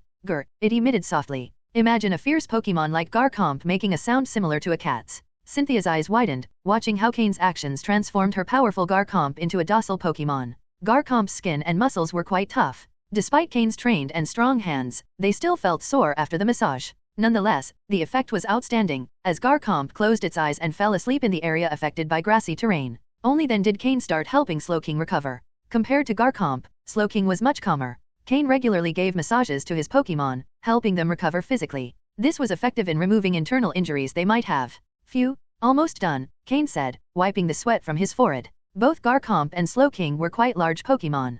Garchomp stood at 1.9 meters tall, and Slowking, with its crown, reached 2 meters. Slowking didn't fall asleep but found a comfortable position to lie down in the area affected by grassy terrain. You could imagine it, two Pokémon that had been fiercely battling moments ago now resting peacefully next to each other. Cynthia looked at Cain with eyes full of gratitude. She could sense that Cain's treatment for Garchomp not only healed visible wounds but also had other benefits. Although Pokémon centers could heal a Pokémon's injuries, there was a clear difference between that and what a breeder could do. A breeder's role wasn't just about making Pokeblocks but encompassed many other techniques. These skills had been passed down and refined for a reason. Cain walked to a table in the yard and sat down, inviting Cynthia to do the same. Then, he served her a cup of tea. Cynthia, is it okay if I call you that? Cain asked with a smile, pushing the cup toward her. Cynthia nodded, indicating she didn't mind how she was addressed. Cynthia, you've been battling for quite some time, haven't you? Cain asked. Yes, how do you know? Cynthia replied with some surprise. Cain smiled slightly and sipped his tea, adopting a relaxed attitude. After all, she was the future champion of Sinnoh.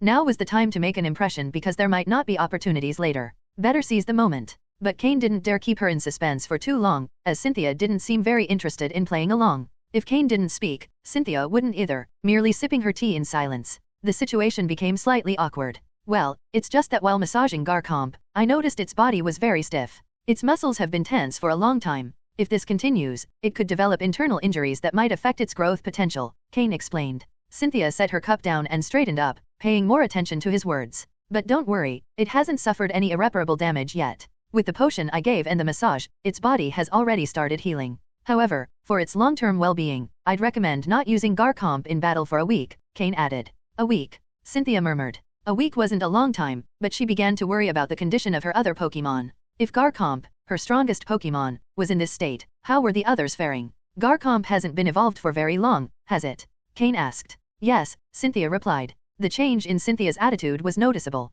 Not just anyone could tell how long it had been since Garchomp evolved. The great con artist, Cain, had returned to the scene. End of chapter. Chapter 627 to 626, Steven's return. Although I don't know why you've been battling so relentlessly, you should consider the condition of your Pokémon, as well as your own body, Cain said. Cynthia was slightly surprised but nodded in agreement. She might neglect her own well-being, but she could never ignore her Pokémon. Thank you, Cynthia replied. Here's the plan, your Pokémon need at least a week of rest. During that time, you can't battle, so you might as well stay in Leafy Town. The Pokémon Center or the gym can offer you free lodging, Cain suggested. All right. Do you know Steven? Cynthia asked. Steven? If you mean Steven Stone, of course, I know him well. Can you tell me where he is? Hearing this, Cain gave Cynthia a peculiar look. Could there be something between her and Steven? However, he had never heard of them having any special relationship. While pondering this, a mischievous smile appeared on his face. He felt as if he had uncovered the world's greatest secret. But he was clearly mistaken because Cynthia, noticing his expression, couldn't help but glare at him. In Hone, there's a rumor that you and Steven are the twin stars of the region. One of my main reasons for coming here was to challenge both of you. I tried to find him in Rustboro City, but he wasn't there. No one at his company knew where he was, so I came to Leafy Town to challenge you first, Cynthia explained, speaking more than usual. She continued, your strength is greater than I imagined. No wonder you're called one of the twin stars of Hone. Additionally, I've heard you're even better as a breeder. Initially, I didn't believe it, but after seeing how you treated my Garchomp, I'm now convinced. Cain, you're really strong. I'd love to have a full 6-on-6 battle with you, Cynthia said enthusiastically. Cain was starting to sweat. Miss, you've already seen my strongest Pokémon, he thought. If we had a full battle, you'd probably be disappointed. Better save that energy for Steven. Meanwhile, Steven, who was training somewhere, suddenly sneezed. With an awkward smile, Cain replied, well, leave the full battle to Steven. He's far stronger than I am. Hearing that Steven was stronger than Cain, Cynthia's interest grew even more. I'll send him a message to return as soon as possible. When he arrives, he'll come straight here. In the meantime, you can stay in Leafy Town. I can help check on your Pokémon's condition, Cain offered. With this, he successfully redirected Cynthia's attention away from the idea of a full battle. After interacting with Cynthia's Garchomp, Cain had already used his system to gather all the data on the Pokémon, doing so with incredible detail. Now he could confidently say that no one knew that Garchomp better than he did. If Cynthia trusted him with her other Pokémon, Cain could also gather data on them. While it might not have immediate use, it could prove valuable in the future. This aligned with Cynthia's own wishes. She wanted Cain to check on her other Pokémon, but she didn't know him well enough to ask directly. Now that Cain had offered, Cynthia agreed without hesitation. She chose to trust him, whether it was because of how he treated her Garchomp or his reputation as the gym leader of Leafy Town and one of Hoen's twin stars. Everything suggested that Cain was trustworthy. She placed 5 Pokeballs on the table and handed them to Cain. These 5 Pokémon, along with the Garchomp he already knew, represented Cynthia's entire battle team. Cain calmly accepted them and summoned all the Pokémon. Spiritomb, Gastrodon, Roserade, Melodic, and Lucario appeared alongside Garchomp.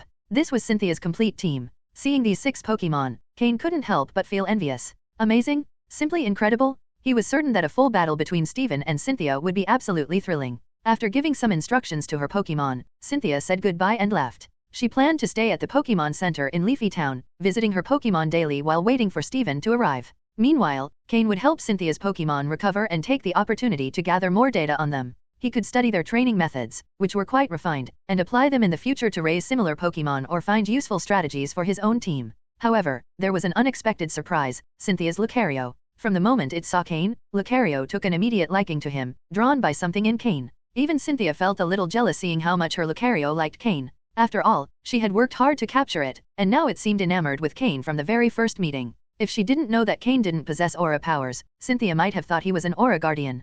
Cain, of course, knew the reason. The aura gift he had received from the Lucario of Mythical Island was working. Judging by Cynthia's Lucario's behavior, it seemed that Cain would have an excellent relationship with any Pokémon that mastered aura powers in the future. During these days, besides helping Cynthia's Pokémon recover, Cain didn't neglect the training of his own team. It was rare to have such an extended break, so Cain designed a systematic training program for his Pokémon. In Mythical Island, they had gained levels and power, but to fully utilize that power, they needed time to train and adapt. It was time to lay a solid foundation and strengthen the core of their growth. Meanwhile, Cynthia admired Cain's skills more and more. Although the Pokémon weren't gaining power, their physical appearance and attitude were visibly improving. There was no doubt that Cain was a genius at raising Pokémon. Cynthia felt fortunate to have met him. Otherwise, her reckless approach to battles might have caused irreparable damage to her Pokémon. And in the midst of this recovery, Cain received 2 pieces of good news. His system, which had been inactive, was finally back online, and Steven had returned. End of chapter. Chapter 628 to 627, Summary of Methods to Improve Quality.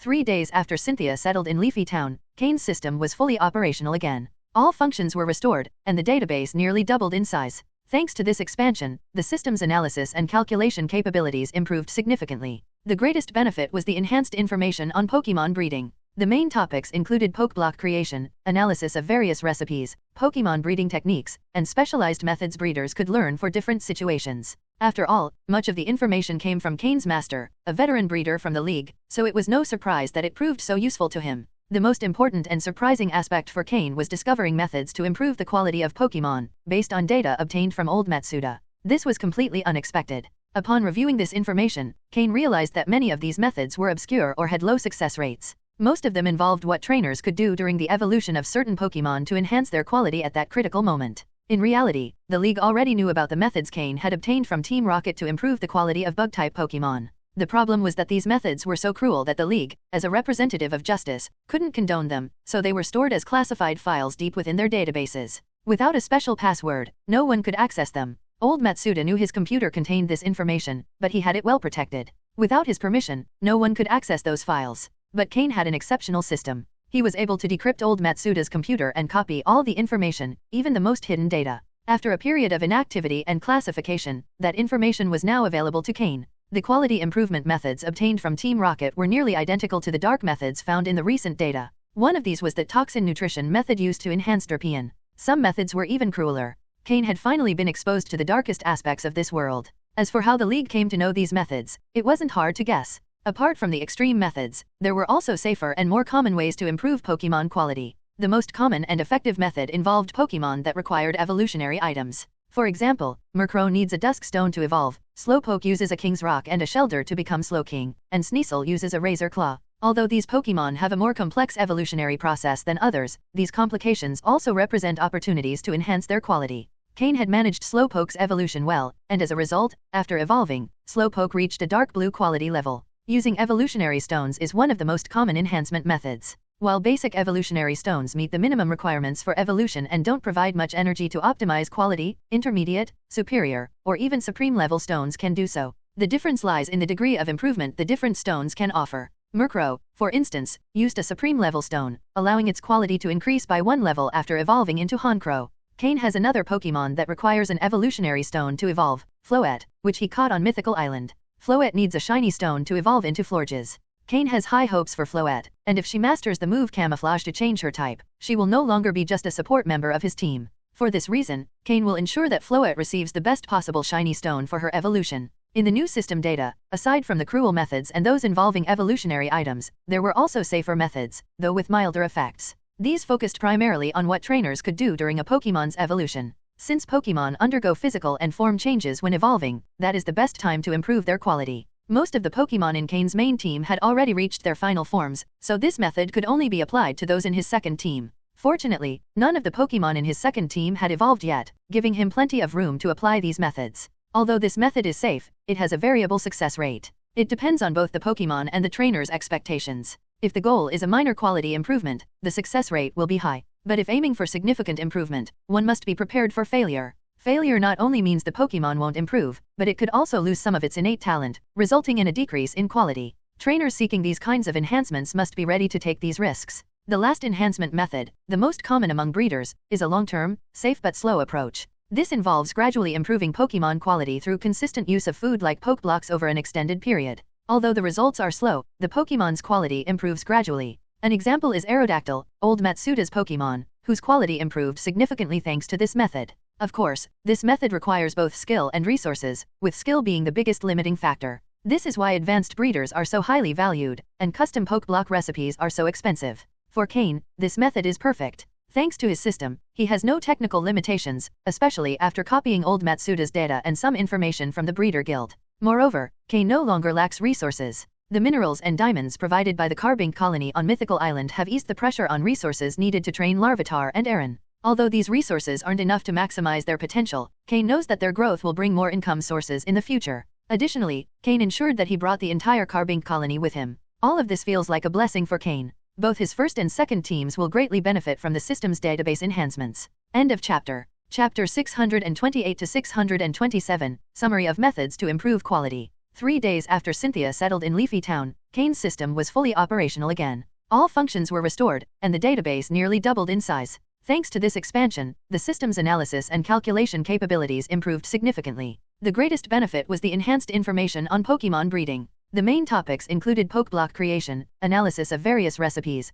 Pokemon breeding techniques, and specialized methods breeders could learn for different situations. After all, much of the information came from Cain's master, a veteran breeder from the league, so it was no surprise that it proved so useful to him. The most important and surprising aspect for Cain was discovering methods to improve the quality of Pokemon, based on data obtained from old Matsuda. This was completely unexpected. Upon reviewing this information, Cain realized that many of these methods were obscure or had low success rates. Most of them involved what trainers could do during the evolution of certain Pokemon to enhance their quality at that critical moment. In reality, the league already knew about the methods Cain had obtained from Team Rocket to improve the quality of Bug-type Pokemon. The problem was that these methods were so cruel that the league, as a representative of justice, couldn't condone them, so they were stored as classified files deep within their databases. Without a special password, no one could access them. Old Matsuda knew his computer contained this information, but he had it well protected. Without his permission, no one could access those files. But Cain had an exceptional system. He was able to decrypt old Matsuda's computer and copy all the information, even the most hidden data. After a period of inactivity and classification, that information was now available to Cain. The quality improvement methods obtained from Team Rocket were nearly identical to the dark methods found in the recent data. One of these was the toxin nutrition method used to enhance Derpian. Some methods were even crueler. Cain had finally been exposed to the darkest aspects of this world. As for how the League came to know these methods, it wasn't hard to guess. Apart from the extreme methods, there were also safer and more common ways to improve Pokemon quality. The most common and effective method involved Pokemon that required evolutionary items. For example, Murkrow needs a Dusk Stone to evolve, Slowpoke uses a King's Rock and a Shelter to become Slowking, and Sneasel uses a Razor Claw. Although these Pokemon have a more complex evolutionary process than others, these complications also represent opportunities to enhance their quality. Cain had managed Slowpoke's evolution well, and as a result, after evolving, Slowpoke reached a dark blue quality level. Using evolutionary stones is one of the most common enhancement methods. While basic evolutionary stones meet the minimum requirements for evolution and don't provide much energy to optimize quality, intermediate, superior, or even supreme level stones can do so. The difference lies in the degree of improvement the different stones can offer. Murkrow, for instance, used a supreme level stone, allowing its quality to increase by 1 level after evolving into Honchkrow. Cain has another Pokemon that requires an evolutionary stone to evolve, Floette, which he caught on Mythical Island. Floette needs a shiny stone to evolve into Florges. Cain has high hopes for Floette, and if she masters the move Camouflage to change her type, she will no longer be just a support member of his team. For this reason, Cain will ensure that Floette receives the best possible shiny stone for her evolution. In the new system data, aside from the cruel methods and those involving evolutionary items, there were also safer methods, though with milder effects. These focused primarily on what trainers could do during a Pokemon's evolution. Since Pokemon undergo physical and form changes when evolving, that is the best time to improve their quality. Most of the Pokemon in Cain's main team had already reached their final forms, so this method could only be applied to those in his second team. Fortunately, none of the Pokemon in his second team had evolved yet, giving him plenty of room to apply these methods.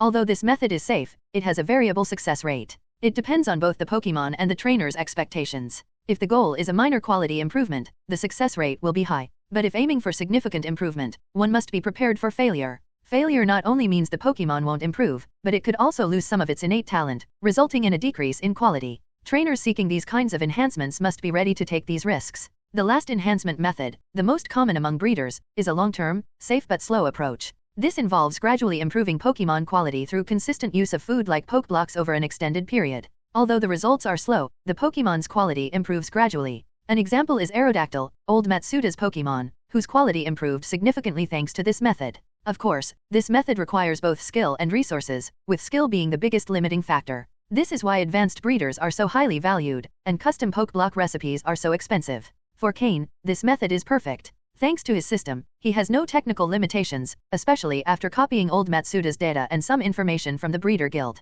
Moreover, Cain no longer lacks resources. The minerals and diamonds provided by the Carbink colony on Mythical Island have eased the pressure on resources needed to train Larvitar and Aaron. Although these resources aren't enough to maximize their potential, Cain knows that their growth will bring more income sources in the future. Additionally, Cain ensured that he brought the entire Carbink colony with him. All of this feels like a blessing for Cain. Both his first and second teams will greatly benefit from the system's database enhancements. End of chapter. Chapter 628 to 627, Summary of Methods to Improve Quality. 3 days after Cynthia settled in Leafy Town, Cain's system was fully operational again. All functions were restored, and the database nearly doubled in size. Thanks to this expansion, the system's analysis and calculation capabilities improved significantly. The greatest benefit was the enhanced information on Pokemon breeding. The main topics included Pokeblock creation, analysis of various recipes, Pokemon breeding techniques, and specialized methods breeders could learn for different situations. After all, much of the information came from Cain's master, a veteran breeder from the league, so it was no surprise that it proved so useful to him.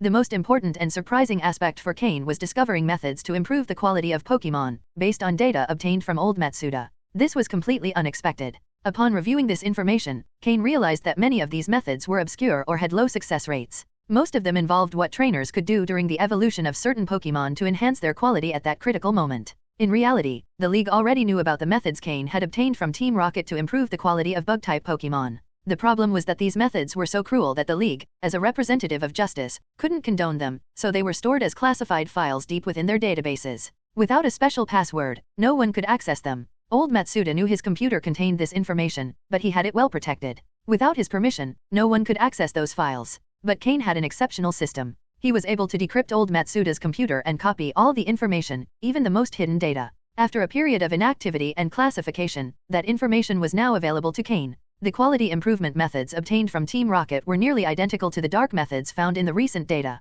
One of these was the toxin nutrition method used to enhance Derpian. Some methods were even crueler. Cain had finally been exposed to the darkest aspects of this world. As for how the League came to know these methods, it wasn't hard to guess. Apart from the extreme methods, there were also safer and more common ways to improve Pokemon quality. The most common and effective method involved Pokemon that required evolutionary items. For example, Murkrow needs a Dusk Stone to evolve, Slowpoke uses a King's Rock and a Shelter to become Slowking, and Sneasel uses a Razor Claw. Although these Pokemon have a more complex evolutionary process than others, these complications also represent opportunities to enhance their quality. Cain had managed Slowpoke's evolution well, and as a result, after evolving, Slowpoke reached a dark blue quality level. Using evolutionary stones is one of the most common enhancement methods. While basic evolutionary stones meet the minimum requirements for evolution and don't provide much energy to optimize quality, intermediate, superior, or even supreme level stones can do so. The difference lies in the degree of improvement the different stones can offer. Murkrow, for instance, used a supreme level stone, allowing its quality to increase by 1 level after evolving into Honchkrow.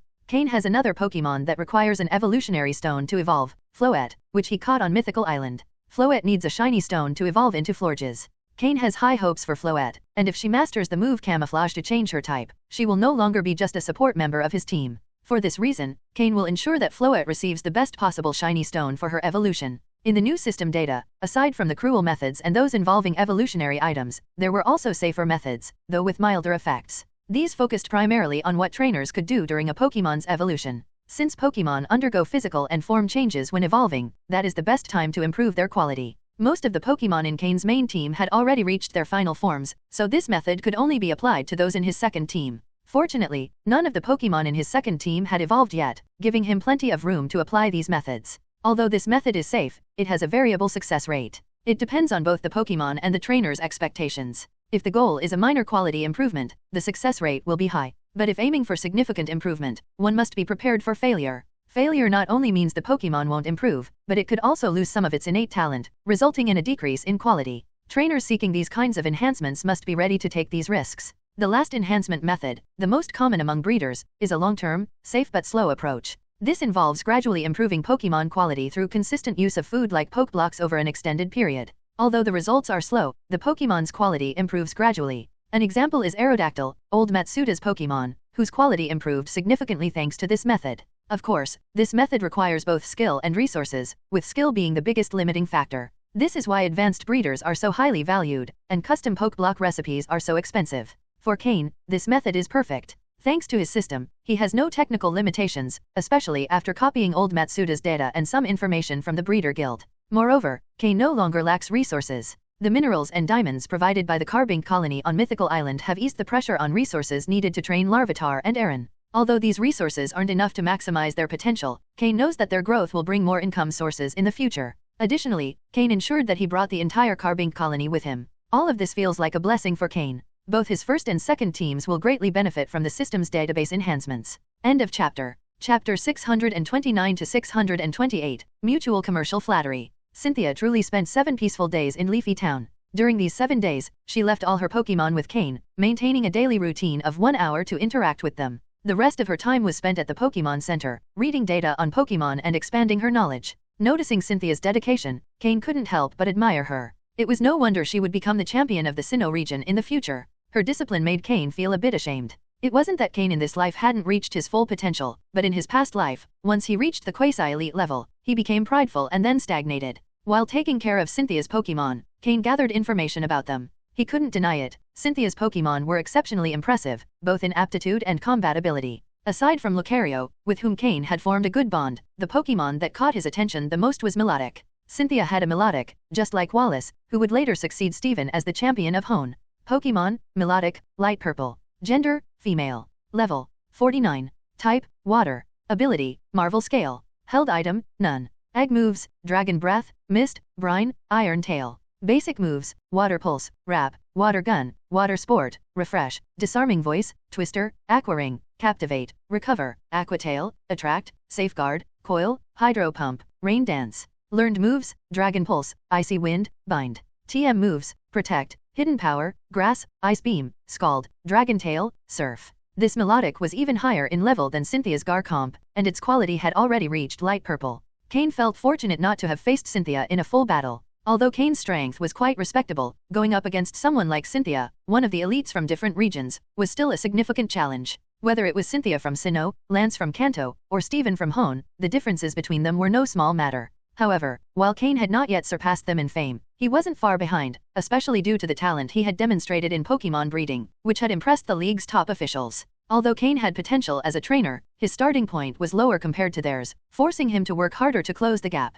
But they didn't know that in his previous life, the gap between Cain and them had been like an ocean, and now he had managed to get much closer. Cain was confident that, with time, he would catch up. Just as the 7 days were coming to an end and Cynthia's Pokemon had completed their treatment with Cain, Steven finally arrived in Leafy Town. Steven went straight to the gym. Observing the newly renovated and functioning gym, along with the bustling commercial street around it, he knew the Devon Corporation had made an excellent investment. When Cain learned Stephen was about to arrive, he stepped outside the gym to wait for him. The two, being good friends, greeted each other with a smile. Stephen hadn't changed since the last time Cain saw him, still dressed in his elegant suit, with his usual confident smile. Since his metagross had evolved, Stephen's confidence had only grown more evident. It was easy to notice the powerful aura emanating from Stephen, who had undoubtedly become the Prince Charming in the hearts of many girls, meeting all the criteria: young, wealthy, attractive, charismatic, and, most importantly, extremely strong. But what truly set him apart was his incredible fortune, something few could resist. "You look refreshed after being away for so long. Your energy has changed," Cain said with a laugh as he led him into the gym. At that moment, the gym was closed, but when enough challengers gathered, it would reopen, and they would line up one by one to face the gym leader, as had happened with Cynthia. However, ever since the video of Cain and Cynthia's battle was published online, no one had dared loudly challenge the real gym leader. Cain's reputation had grown considerably after that battle. Before, while he was known, he didn't have any notable battles to prove his worth, and many had only heard about him. But now, after battling Cynthia, he had gained widespread recognition. A small online fan base had even emerged, admiring him, particularly for his slow king and his achievements. Compared to Cain, Cynthia's fame was much greater. After all, there were many videos of her battles available online. In fact, people had given her a powerful nickname, the Battle Queen, representing both her passion for battles and her incredible strength. And considering that Cain's Slow King had gone head-to-head with Cynthia's Garcomp, it was clear he wasn't an easy opponent. "Yes, I feel more energized, especially since I've improved my skills a lot," Stephen said, smiling as he looked around the gym. "You've done a great job with this gym, and the commercial street is thriving. I'm sure the Devon Corporation is generating stable revenue from this project. As Leafy Town continues to grow, the benefits for the Devon Corporation will only increase in the long term. I must thank you. Without your help, Leafy Town wouldn't have grown this quickly. The Devon Corporation deserves the profits, but I've also benefited from this. Resources for breeding Pokémon are no longer an issue for me," Cain said. "There's no need to thank me. This is a mutually beneficial agreement." "If the Devon Corporation hadn't taken this opportunity, plenty of other companies would have," Stephen replied. What followed was a series of mutual compliments no one else would want to hear. In short, Cain praised Stephen for being amazing, for his wealth, and for his money power. Meanwhile, Stephen responded that Cain had unlimited potential, was an excellent trainer, and a great cook, though that last part seemed a bit out of place. In summary, both were impressive, and together they would dominate the Hone region with no rivals. "Oh, by the way, there's something I didn't mention. There's someone else waiting to see you," Cain said, suddenly remembering Cynthia. "Huh?" Stephen responded with a look of surprise. End of chapter. Chapter 630 to 629, Stephen versus Cynthia. Stephen was somewhat puzzled by Cain's words. Someone else was waiting for him? He remembered that, apart from Cain and a few close friends, there weren't many people in his life. If someone were waiting for him in Leafy Town, they would have surely sent him a message to let him know. At that moment, the person they were talking about appeared. Cain looked past Stephen and saw Cynthia standing at the gym entrance, dressed in her signature black cloak. Before Stephen arrived, Cain had already returned all of Cynthia's Pokémon. "There she is, right behind you. Do what you think is best," said Cain nonchalantly, as though he had done all he could. Stephen was momentarily taken aback. He turned around and, seeing Cynthia tall and majestic at the entrance, was briefly surprised before realizing who she was. "Cynthia?" Stephen asked. "Stephen Stone, I challenge you to a battle," Cynthia replied with her usual composed expression. "All right," Stephen answered, surprisingly quickly and enthusiastically. Then, turning to Cain, he whispered, "Is Cynthia the person you mentioned?" Now it was Cain's turn to look confused. Did Stephen and Cynthia already know each other? "Yes," Cain replied. "Whew, good thing it's not some fan. If it's Cynthia, I'm very excited for this battle," Stephen said, relieved, patting his chest lightly. "Huh?" Cain reacted. "You didn't know? Cynthia is very famous on the internet. Her popularity isn't lower than mine, in fact, I'd say it's even higher. The difference is that her fame comes entirely from her battling skills. They call her the Battle Queen," Stephen explained, wearing a look that seemed to say, "Have you not been online? By the way, did you battle her?" Stephen asked. Cain nodded earnestly. "Yes, it was a one-on-one battle." "How did it go?" "She's very strong. I lost." "You lost too? Then I definitely want to face her. I've improved a lot during this time, and I want to see who's truly stronger," Stephen said with a confident smile. As Cain and Stephen whispered to each other, Cynthia slowly approached, trying to overhear their conversation. Although Cynthia had a cold and reserved personality, after spending a week with Cain, their relationship had warmed enough to consider him a friend. Once Cynthia grew comfortable with someone, her demeanor softened slightly. This was her true nature. She could restrain her coldness among friends, but to strangers, she remained distant. However, when Cynthia entered a battle, her personality changed dramatically. "I'll prepare the battlefield," Cain said, noticing Cynthia now standing beside them. He gave Stephen a look that indicated he'd have to handle the situation himself and left to organize the gym staff. The battlefield didn't need any special setup, it was already clean and ready for use, so it didn't take long to prepare. After Cain left, Stephen and Cynthia seemed unsure of what to say, making the atmosphere slightly awkward. But soon, Cain returned to announce that the battlefield was ready. All that remained was to let the battle speak for itself. Cain had a general sense of Stephen's strength at that point. During their adventure together on Empty Chimney, Stephen had been strong but still slightly below Cynthia's level. If Cain had improved significantly during his time away, Stephen had likely improved even more, perhaps even surpassing him, given that his two metang had already fused into one. That fusion wasn't just a simple combination of strength, it merged two complete sets of experiences and growth. The new Metagross possessed more abilities and accumulated experience than any other Pokémon, undoubtedly reaching a new level of power. Cain decided to act as the referee as the two began their battle. After a brief discussion, they agreed it would be a one-on-one match, each trainer using 3 Pokémon. When all 3 Pokémon from one trainer were defeated, the other would be declared the winner. Today, there were no spectators. Only 3 people were present in the entire arena. As a gentleman, Stephen courteously revealed his first Pokémon. When he threw his Pokeball, a gleaming shiny Metagross appeared.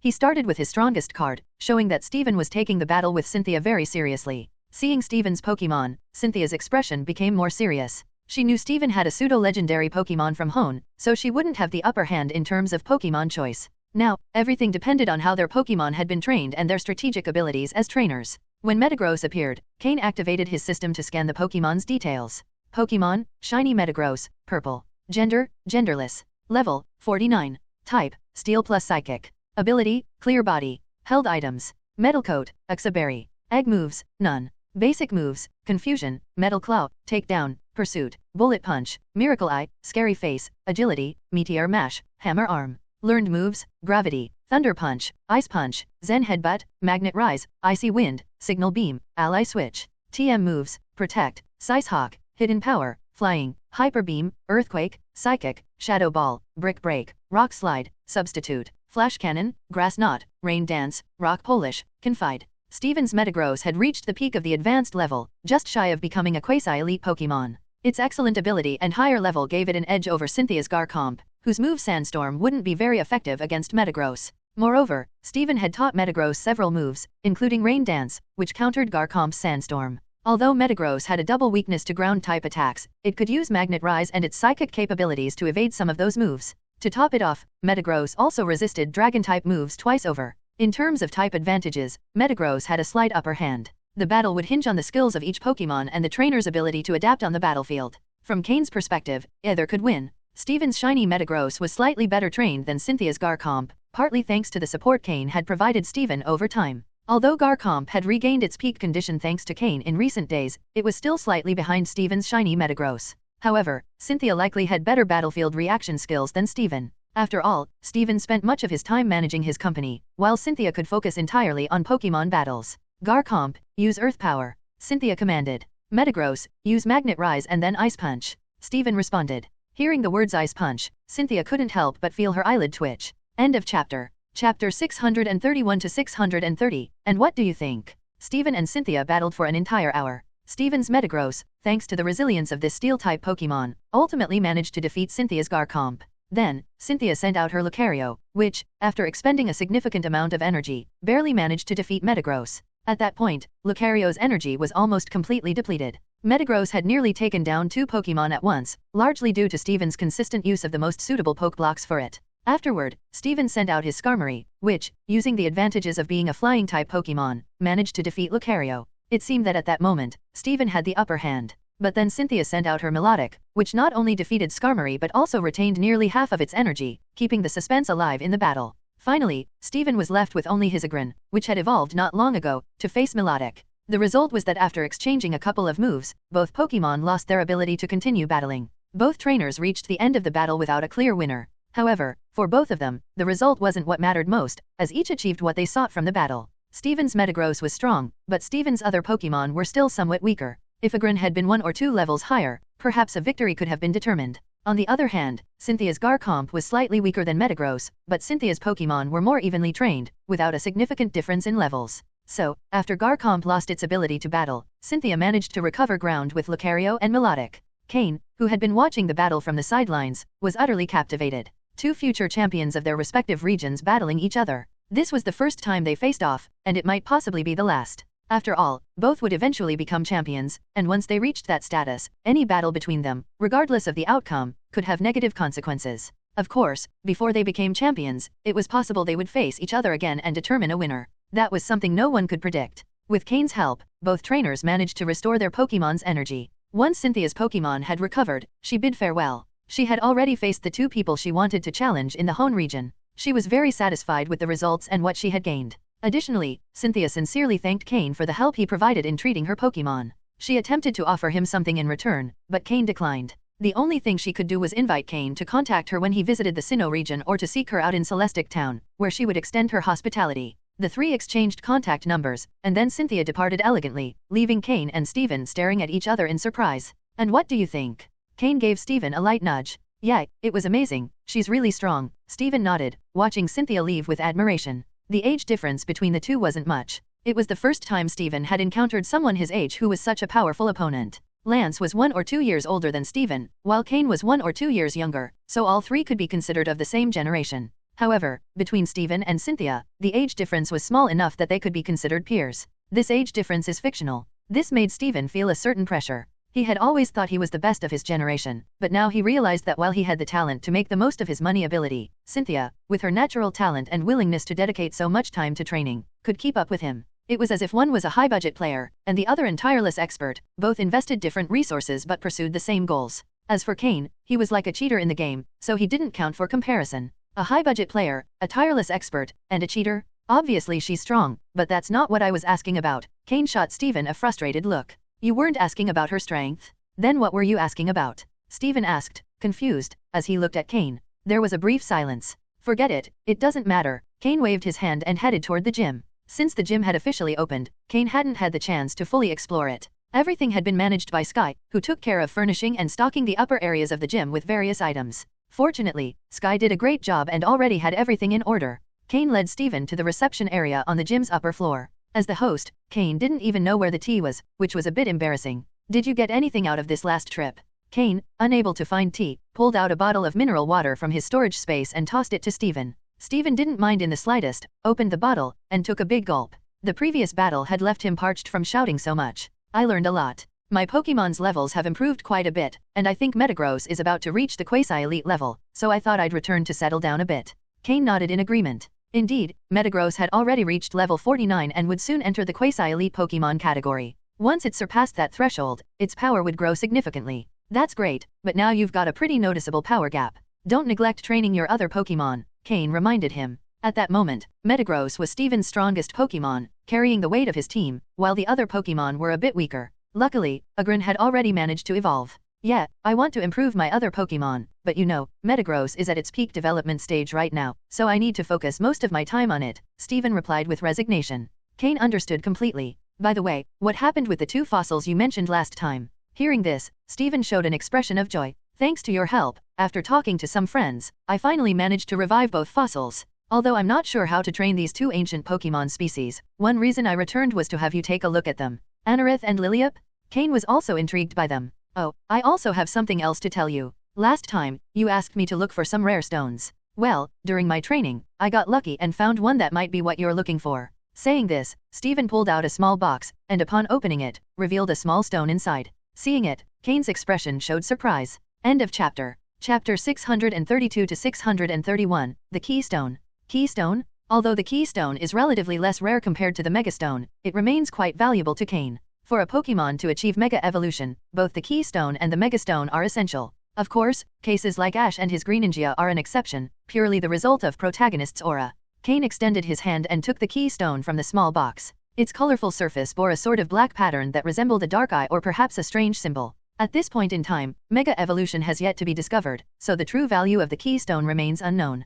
Thank you, Steven. Although I don't know exactly what this stone does, I feel like it holds a power that will allow me to achieve something unexpected, Cain said as he returned the stone to the box. Lying without batting an eye was already a skill Cain had completely mastered. Steven waved his hand and replied, there's no need to thank me. Even though I've never seen a stone like this before, compared to the 2 ancient Pokemon fossils you gave me last time, this stone seems insignificant. While the Keystone looked rather peculiar, without a Megastone to activate it, it was just a brightly colored marble. In terms of real value, it's true that the 2 ancient Pokemon fossils are worth more than a Keystone, though the difference isn't as vast as Steven believes. Of course, if it were a megastone, then their values would be roughly equal. After all, not everyone has the capability to revive an ancient Pokémon. Alright, you can leave those 2 Pokémon to me. I'll give you a satisfactory answer, Cain said, easily agreeing to Steven's request after obtaining the keystone. They were just 2 Pokémon, and though they were ancient Pokémon, with the system in his possession and all the training information he had obtained from old Matsuda, there was nothing to worry about. All it took was analyzing them and calculating the best training method and the appropriate Pokeblock recipe for them.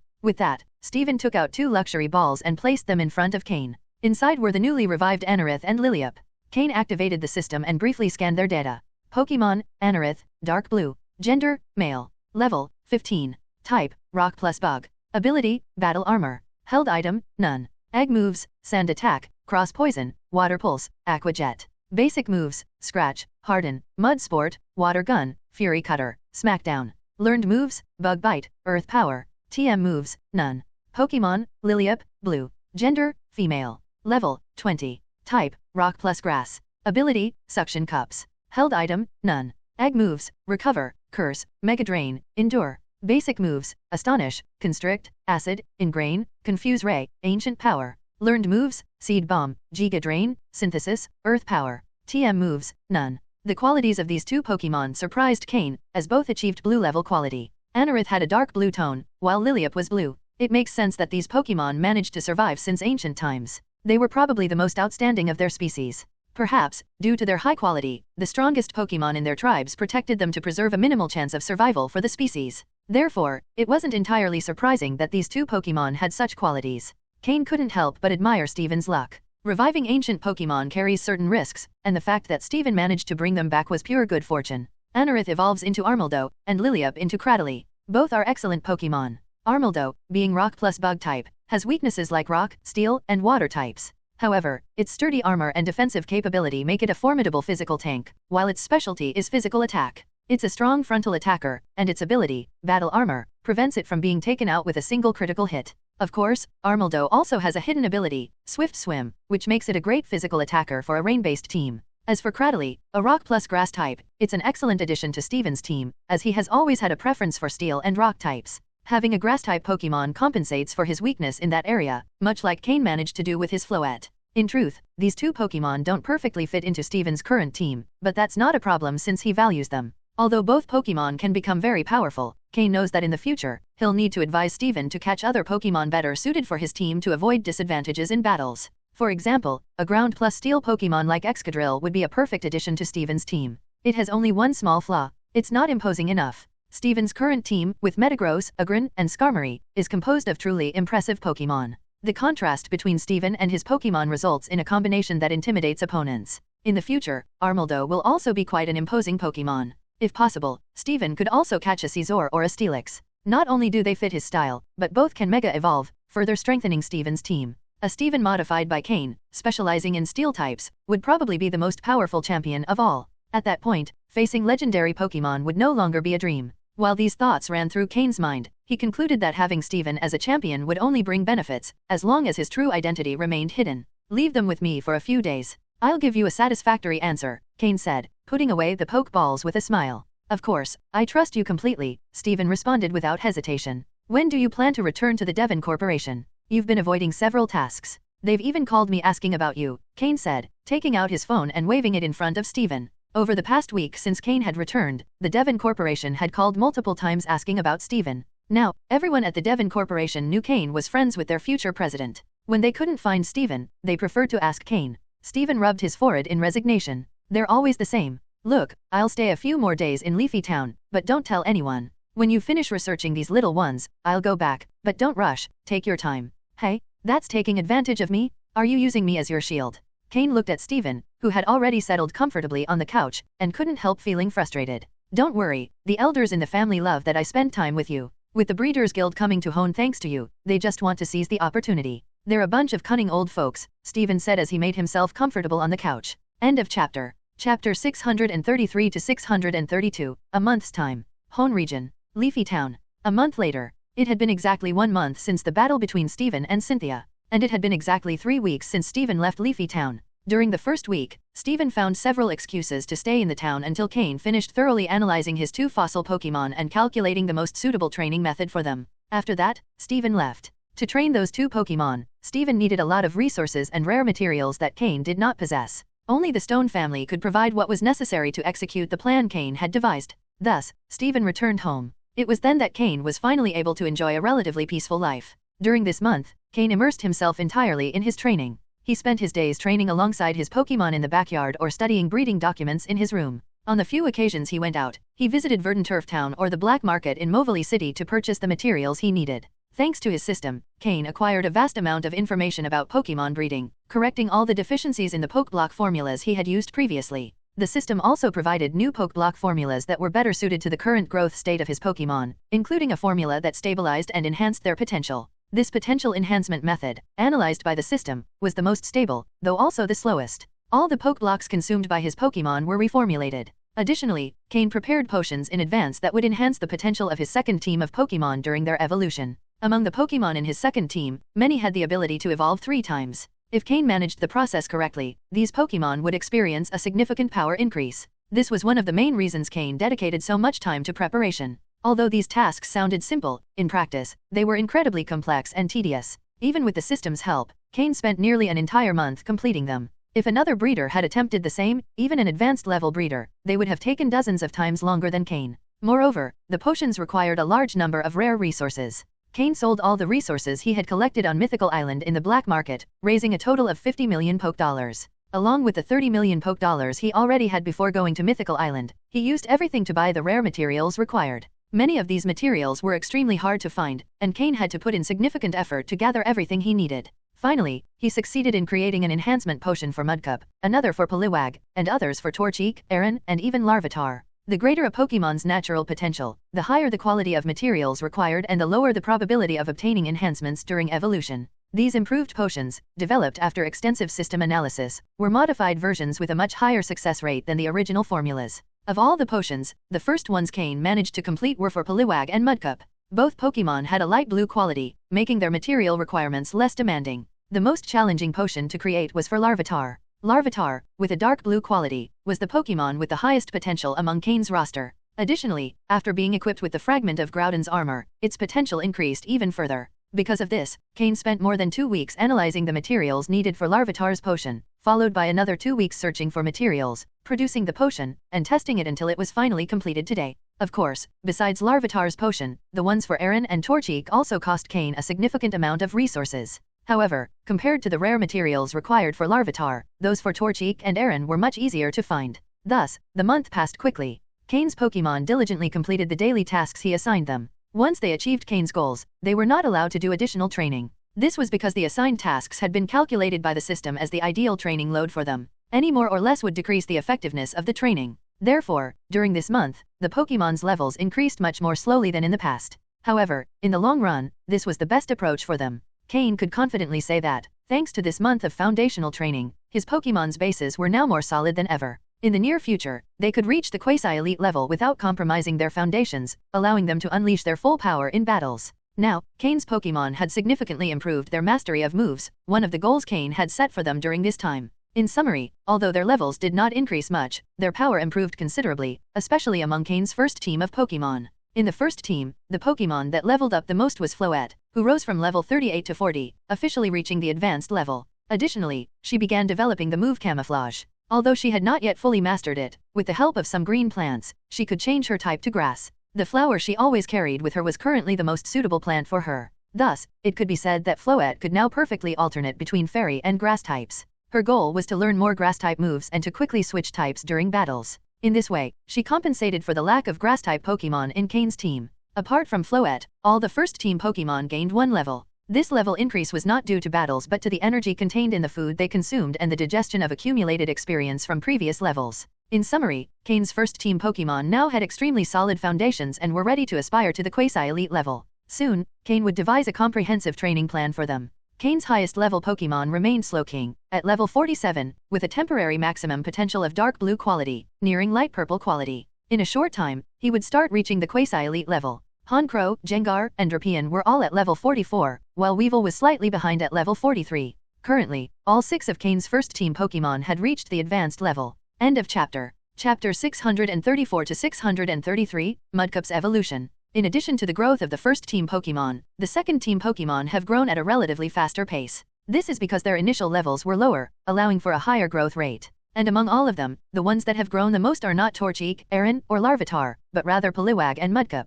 The reason is simple: Cain is a water-type gym leader. During his time in Leafy Town, he occasionally participates in gym challenges as the leader. After all, everyone knows that Cain is in the town, and it wouldn't be appropriate for him to stay away from gym challenges for too long. If he were constantly absent, it wouldn't be an issue, but being in town and refusing gym challenges could leave a bad impression. Would people think Cain is too arrogant? That he doesn't value regular trainers? Although that perception isn't entirely false, maintaining appearances is important, right? Cain's presence during challenges excites the crowd but puts challengers in a difficult spot. After all, everyone has seen the battle between Cain and Cynthia, and the video still retains some popularity even a month later. Cain's Slow King is so powerful that it intimidates regular trainers who challenge him. However, to everyone's surprise, Cain hasn't used Slow King again. Instead, he opted for Poliwag and Mudkip. In one-on-one battles with the option to use two Pokémon, Cain has been using Poliwag and Mudkip for a good while. Thanks to this, these two Pokémon have been able to level up faster. Although they initially lacked strong synergy with Cain and weren't accustomed to frequent battles, they've gained experience over time, improving their coordination with Cain and enhancing their combat abilities.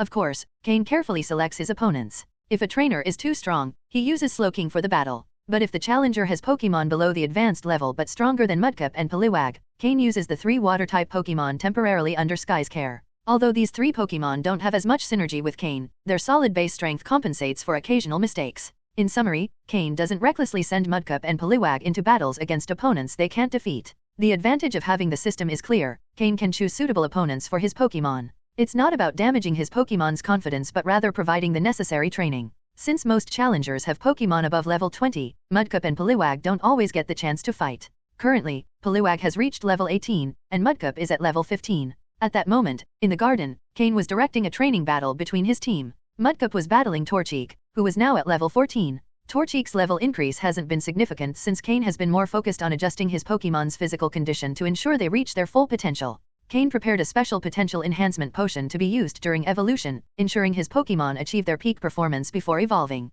Only then would the potion have the desired effect. For this reason, his Pokémon's levels haven't risen much recently. Cain has been focusing on developing their capabilities to the fullest. The battle between Torchic and Mudkip was smooth, with each dismantling the other's moves. Torchic took advantage of its special ability, Speed Boost, giving it an edge in prolonged battles. However, Mudkip understood that its water-type advantage over Torchic's fire-type was inevitable. After exchanging a few moves under Cain's orders, the two Pokémon stopped the battle. Despite being opposing types, Torchic and Mudkip had a good relationship, and after Cain's command, both ceased the combat. Torchic, always cheerful, tried to drag Mudkip off to play since they had completed their daily task. However, at that moment, a white light began to envelop Mudkip. Torchic, surprised, froze in place. Cain, on the other hand, displayed a look of joy, seeing that Mudkip would be the first Pokémon from the second team to evolve. More experienced Pokémon like Slow King quickly intervened to move Torchic away, ensuring nothing interrupted Mudkip's evolution. Slow King, through telepathy, informed the other Pokémon that this was the moment they had all been waiting for: evolution. The two Swablu flying overhead descended and perched on Cain's shoulders, one on each side, the brother on the left and the sister on the right. Since Altaria prepared a place for them to stay, the two Swablu spent almost every day in the garden, returning to their nest only at night to sleep. Altaria occasionally appeared as well, fully trusting Cain to care for the little ones. Carbink also appeared next to Cain, its ear-like appendages tightly gripping Cain's pants as it curiously observed Mudkip's evolution with its bright blue eyes. Larvitar and Aron also rushed over to Cain, joining the group. Poliwag, using its control over water energy, created a small aquatic sphere in which it floated, observing its companion's evolution. All the Pokémon gathered, while those who had yet to evolve watched with envy. Mudkip, as the first Pokémon from the second team to evolve, would now be part of Cain's main battling Pokémon. Cain quickly retrieved a special potion stored in a test tube labeled with Mudkip's name. This was the potion he had prepared especially for Mudkip, designed to maximize its potential during evolution. This was the moment to see if Cain's efforts would bear fruit. Using his psychic ability, Cain made the potion float toward Mudkip, who, upon seeing it, didn't hesitate to drink it in one gulp. Then, the evolution and transformation began simultaneously. End of chapter. Chapter 635 to 634, Marshtomp. Mudkip's light blue body began to transform. Originally standing at only 40 centimeters tall, it started to grow visibly through the glow surrounding it. The three yellow, whisker-like fins on its cheeks gradually fused into a single one. The fins on its head and tail darkened, and the rounded fin on its head slowly transformed into a sharp spine-like structure. Mudkip, which used to walk on all fours, began lifting its front legs, adopting a bipedal stance. Its blue skin also began to change, blending shades of blue and green into a new color. Beyond these basic changes, tiny vein-like patterns could be seen coursing through its body, as if searching for the most optimal place to settle.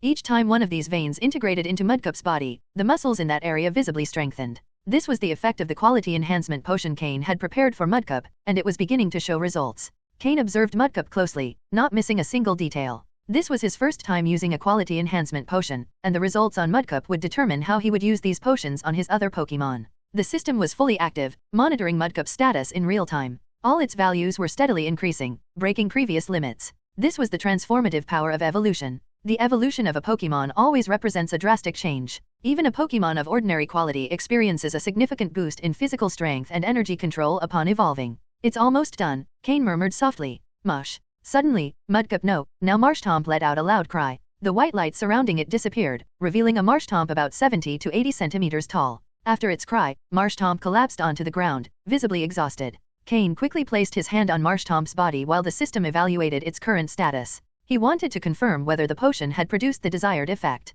Pokémon, Marshtomp, blue. Gender, male. Level, 16. Type, water plus ground. Ability, torrent. Held item, none. Egg moves, ancient power, bite, ice ball, refresh. Basic moves, tackle, growl, water gun, mud slap, foresight, mud shot. Learned moves, water pulse, aqua tail, icy wind, taught by Weevil. TM moves, none. As Cain reviewed Marshtomp's information, he noticed that its quality had improved from light blue to blue, signifying a significant enhancement in its potential. Furthermore, upon evolving, Marshtomp retained its water typing while gaining the ground type. With its new ground typing, Marshtomp now had a distinct advantage against electric-type moves, which are usually devastating for water types. It also gained increased resistance to poison, rock, steel, and fire types, with double resistance to some of these. For Cain, the most exciting aspect of Marshtomp and its final evolution, Swampert, was this unique typing. The water/ground combination rendered Marshtomp and Swampert immune to electric-type moves, a major weakness for water types. In Cain's team, designed to take full advantage of rainy weather, Swampert would play a crucial role.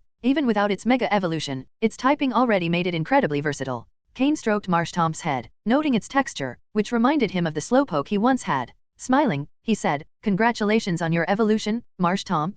Now we'll work even harder to unlock your full potential." Mush. Marshtomp cried energetically, though it soon felt a bit weak again. The quality enhancement potion had worked remarkably well, improving Marshtomp's quality to blue, but the evolution process had also drained some of its energy, leaving it somewhat fatigued. However, this wasn't a serious issue. With a few days of rest, Marshtomp would fully recover. This minor side effect of the potion was negligible compared to the significant benefits it had brought. With Mudcup's evolution and its quality improvement, Cain could clearly see the effectiveness of the potions. The money spent on them had been a worthwhile investment. Rest well, Marshtomp. I'll give you 2 days off as a reward for being the first to evolve, Cain said, giving it a pat on the head as a gesture of praise. The sensation of touching Marshtomp was genuinely pleasant, almost nostalgic. After Marshtomp's evolution, the other Pokémon approached to congratulate it. Honchkrow and the more experienced Pokémon offered brief congratulations before returning to their training. Having witnessed many evolutions and undergone the process themselves, they weren't overly surprised. However, the younger Pokémon watched enviously, touching and admiring Marshtomp as they noticed the changes in its body. Cain felt his shoulders lighten as the 2 small Swablu perched on him flew off to join Marshtomp's celebration. They, too, were deeply intrigued by the evolution process. Although Altaria had cared for them meticulously and shielded them from hardship, they were gradually becoming curious about battles like Marshtomp's. Whenever they played with Aaron or Larvitar, they witnessed training sessions or battles, fueling their curiosity and admiration for combat. Cain didn't have much to say about it. After all, the Swablu's mother was present and had promised not to restrict their freedom. He couldn't impose limits on them. And most importantly, he wouldn't stand a chance in a battle against Altaria. Altaria's strength remained considerable. After a month of rest, Cain felt it was time to venture out again to continue training and improving his Pokémon's combat skills. Staying at the gym only helped develop Marshtomp and Poliwag, but for Torchic and the others, progress was too slow. In Cain's mind, Torchic would be the next to evolve. It was already at level 14, just 2 levels away from its evolution. Torchic had a dark blue quality, so Cain was very curious to see if the quality enhancement potion, which required very expensive materials, would have a significant effect on it. That evolution might be even more pivotal than Marshtomp's. End of chapter. Chapter 636 to 635, Items from a Past Life. That night, Cain used the Pokémon World's signature transport system to send out 2 packages. The recipients of these packages were Steven and Cynthia. After Cynthia had left, she kept Cain's contact information and wanted to leverage their connection to ask his mentor, Matsuda Takashi, for help in creating advanced Pokeblocks, ideally suited to her Pokemon's current state. Cain immediately agreed. All the information about Cynthia's Pokemon was stored in his system, giving him deep insights. Moreover, with his skills, he had no trouble crafting exclusive advanced Pokeblocks for them. Or, to be bolder, after obtaining all the data from old Matsuda, Cain had become more proficient than his own mentor at creating advanced Pokeblocks. Creating advanced Pokeblocks for Cynthia would not only earn her favor but also a considerable sum of money. With closer contact, seeking her help in the future would become much easier. As for what he sent Steven, it was exactly what he had requested, advanced Pokeblocks. Ever since his Metagross had evolved, its exclusive Pokeblock recipe required adjustments. When Steven learned that Cain had crafted exclusive Pokeblocks for all of Cynthia's Pokemon, he also requested Cain to do the same for his team. Under the pretense of fairness claiming he shouldn't favor one friend over another, Steven tasked Cain with making Pokeblocks for his Pokemon as well. Someone offering money? Cain couldn't refuse. So, that night, Cain sent out 2 boxes of exclusive advanced Pokeblocks. Because he had plans to leave the next day, everything in Leafy Town was on track. The gym was under Sky's management, so there wasn't much to worry about for now. The Heaven team was also steadily growing. After giving Alec and the other 2 members some fairly strong Pokemon, their abilities had noticeably improved. If they could master the Pokemon Cain had given them, they would be on the brink of reaching the advanced level. As for Leafy Town itself, there was no cause for concern. With Master Matsuda Takashi, a veteran expert, as the town's guardian, and the gradual establishment of the Joy and Jenny families, safety was ensured. In addition to these 2 families, the Stone family had sent some members since the entire commercial street had been developed. As beneficiaries, they had to protect the street, which would generate substantial income. On the other hand, the artificial lake near the gym was also nearly complete. After a month of hard work, through the combined efforts of the residents and various Pokemon, a massive artificial lake had been successfully excavated. The next step would be to fill the lake, release some wild water-type Pokemon, and stock it with fry and other aquatic products. Once completed, the townspeople would earn a significant income from the aquatic business. These plans had been in place since Cain arrived. Sky would oversee them, and Cain had already discussed them with the mayor. Would the mayor of Leafy Town dare say no to Cain? In the town, anyone could be challenged except Cain. No one wanted trouble with him. The nickname Twin Stars of Hone was no longer confined to the town, it had spread across the entire region. Especially after the battle between Cain and Cynthia, the League, riding the wave of public excitement, had further boosted the fame of Cain and Steven. Now, the treatment they received in Hone was akin to what Lance received in Kanto and Cynthia in Sinnoh. Of course, Hone wasn't only promoting these 2, but they were at the peak of their prominence. So how could the mayor refuse? Now, his position was merely symbolic. All he needed was Cain's approval to avoid any problems. The League had intentionally placed him there to give Cain a free hand. If things failed, it wouldn't matter, as Leafy Town was one of the smallest in Hone. However, progress had far exceeded expectations. With the combined efforts of many forces and Cain serving as the link between them, the town had taken off. It was already catching up to Verdanturf Town, a more developed settlement. With everything in place, Cain also went to the mountain to give his final instructions. The Carbink colony was still not ready to be revealed publicly, so Cain instructed Minister Carbink to continue expanding their homes underground. As for food, Cain would send his Pokemon daily to drop it off at the cave entrance. Cain had once entered the cave excavated by the Carbink and found it had already reached a considerable size. Though not as impressive as Mythical Island, the cave walls now had more diamonds embedded in them. If they continued to work hard, the colony could grow even larger than the one on Mythical Island, especially with Cain's food supply. If they ever gained a Diancie, the Carbink colony could experience explosive growth. In addition to the Carbink, Cain also said goodbye to Altaria. He explained that he would be away for some time but left a large amount of Pokeblocks for them to eat in his absence. Altaria said nothing, but the 2 Swablu were inconsolable. Without Cain, they would have no one to play with, and with tears in their eyes, they pleaded to go with him. Before Cain could refuse, their mother, Altaria, had already done so. The 2 Swablu didn't even have basic self-defense skills yet, let alone a sense of battle. They hadn't faced the trials of combat and were not ready to leave. Though unhappy, there was nothing they could do. Cain had already noticed the determined look in Altaria's eyes, indicating she was ready to be stricter with them and begin serious training until they could fend for themselves. Cain didn't want to bring them along anyway. This time, his journey would be complicated, and he didn't want them to have any connection to Team Rocket. With everything on the mountain and in the backyard under Altaria's care, Cain felt reassured.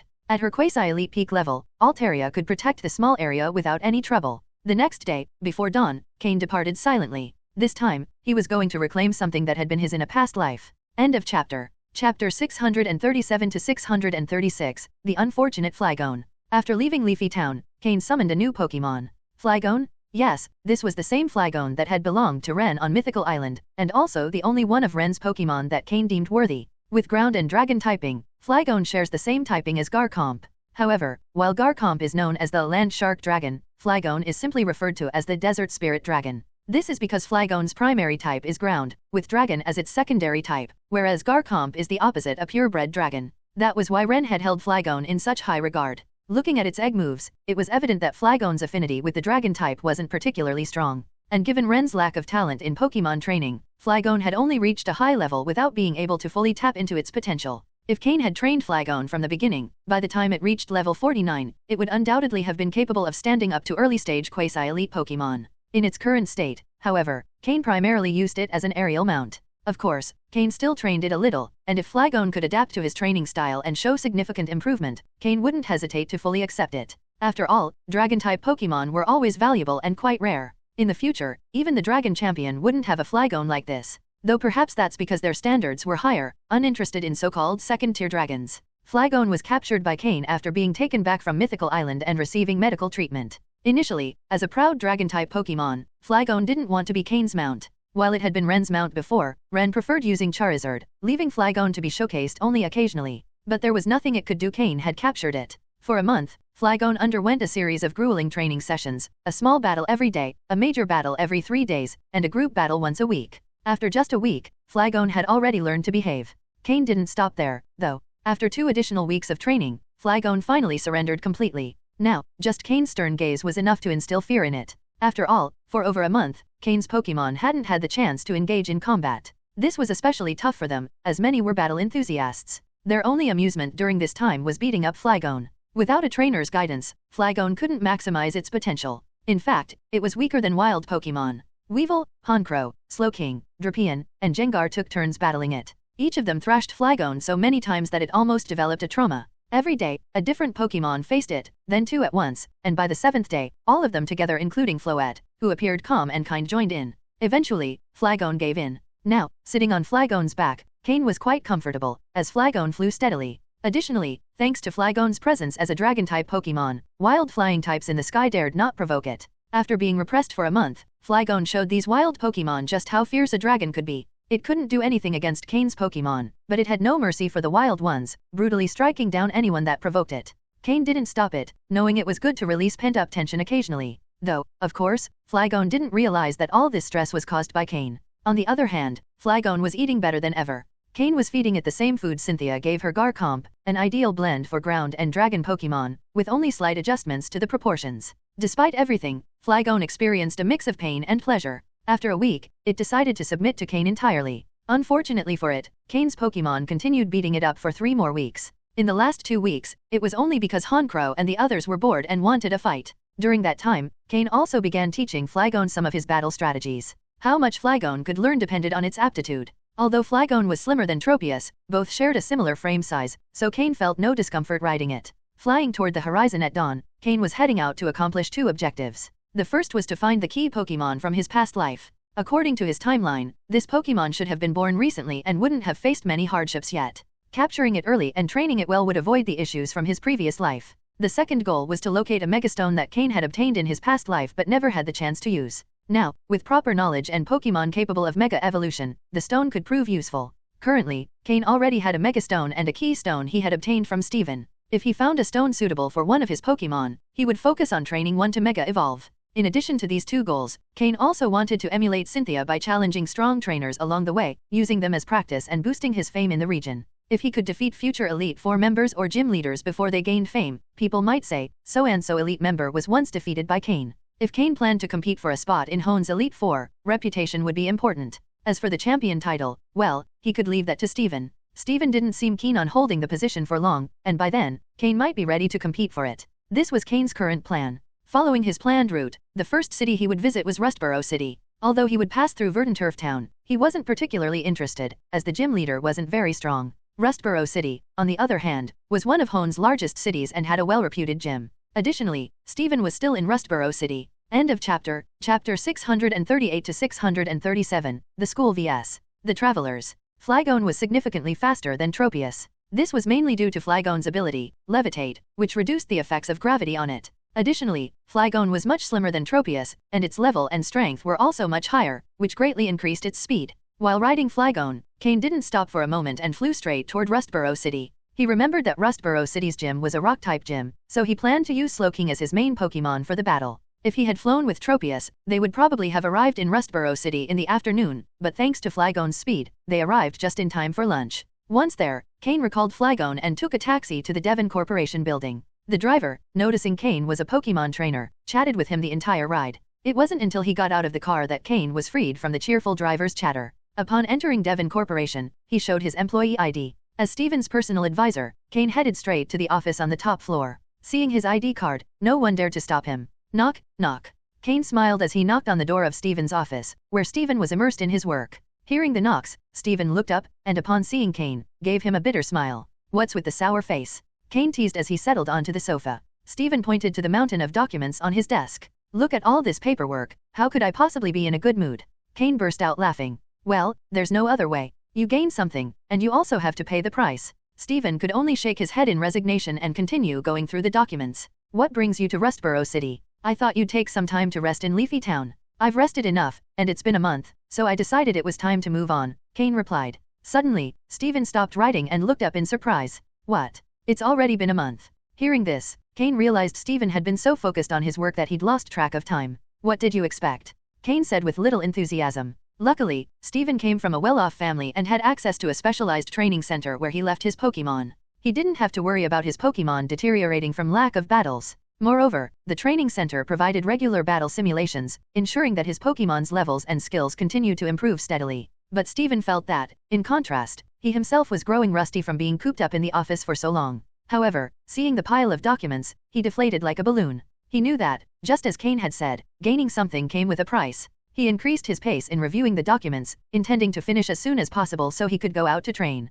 He couldn't afford to let Cain surpass him. Where are you headed this time? Steven asked as he continued reviewing the papers. I want to try Cynthia's method and see if it works for me. While Cain traveled across the region searching for certain items though he knew where they were, he couldn't be entirely sure things hadn't changed from his previous life. Having a legitimate reason to move around home would be better than wandering aimlessly. Cynthia's method? In terms of battle awareness, you're not inferior to her in the slightest. In fact, if we consider your telepathic ability, your reaction speed in battle is even better, Steven remarked, somewhat puzzled. I want to use her method to give my Pokémon more experience. By facing different types of opponents, they can learn many new tactics and familiarize themselves with various battle styles, something both my Pokémon and I need to refine, Cain explained. Hearing this, Steven understood. Cain had great skill and power, but as he had only been a trainer for a short time, his Pokémon hadn't yet fully reached his level. Steven couldn't help but feel a bit frustrated for Cain. Most trainers found their Pokémon surpassed their skills, forcing them to work hard to improve and match their companion's level. Cain, however, had the opposite situation.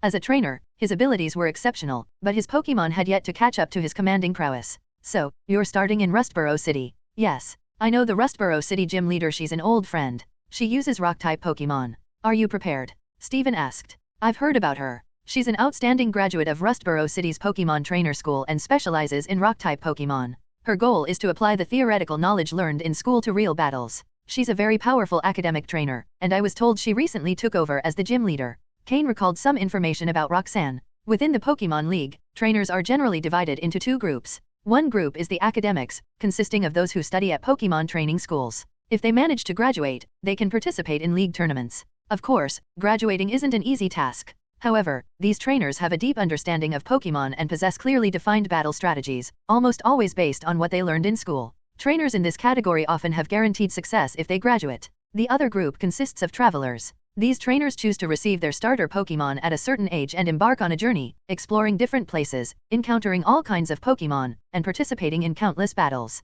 As they haven't received the systematic training of the academics, they often make mistakes in battles due to a lack of knowledge. Traveler trainers start from the very bottom. Although their success rate is much lower than that of the academics, it's common for the most outstanding trainers to come from this group. An iconic example is Professor Oak from Kanto. In his youth, he also started as a traveler. Even after becoming a champion, he decided to retire from battles and dedicate himself fully to research, to the point of declining the champion title. Oak's successes wouldn't have been possible without the knowledge he gained during his travels. What one learns in practice often surpasses what's studied in books. Rustboro City's gym leader, Roxanne, is a classic example of an academic trainer. Cain hadn't yet had many opportunities to face trainers of this style. End of chapter. Chapter 639 to 638, Cain knocked down. Cain and Steven were having lunch together in the latter's office, enjoying a working meal provided by the Devon Corporation. Once again, Cain witnessed the extravagance of the wealthy. It was simply excessive. On a large dining table lay a multitude of dishes, and Steven barely tasted a bit of each. Since his Pokémon weren't nearby, most of the food was likely wasted every day.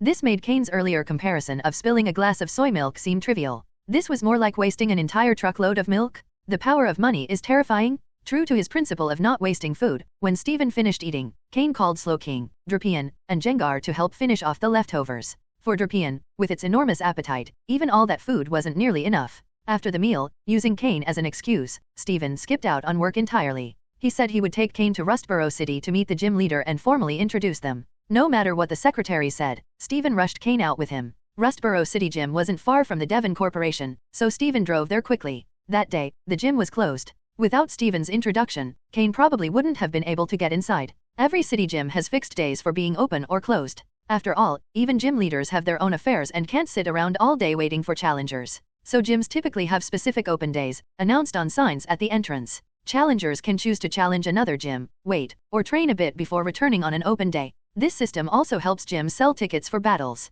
After all, you can't sell tickets just for someone to watch one fight, right? That would be a bit unfair. Although the Leafy Town Gym, where Cain was the leader, never sold tickets and offered free access, Cain hadn't ruled out changing the rules in the future. Gym battles were usually held only on challenge days. Without Steven, Cain wouldn't have been able to enter that day. And then, both of them met Rustboro City's gym leader, Roxanne. She wore a short skirt that resembled a school uniform, had 2 large pigtails, and exuded youthful energy. She appeared younger than Steven, likely the same age as Cain. No wonder she was an outstanding student at the Pokemon school. At just 16 or 17, she was already a gym leader. Moreover, she was the sole gym leader in Rustboro City, one of the largest cities, which spoke volumes about her skill. Roxanne was training her Pokemon when she noticed Steven entering with Cain, and her face immediately lit up with surprise and joy. After recalling her Pokemon, she ran towards Steven with open arms, shouting, "Steven, cousin, it's been so long." Steven, with an awkward smile, sidestepped the hug. But as Steven moved aside, Cain, unprepared, found himself in Roxanne's path. The result was, thud. Roxanne collided heavily with Cain, knocking him to the ground. Both fell to the floor. Cain's head was buzzing. He had only wanted to enjoy the spectacle of Steven, but he ended up being the one who suffered. Unprepared, he was knocked down directly by Roxanne. Ow. Roxanne, rubbing her head, slowly sat up, on top of Cain.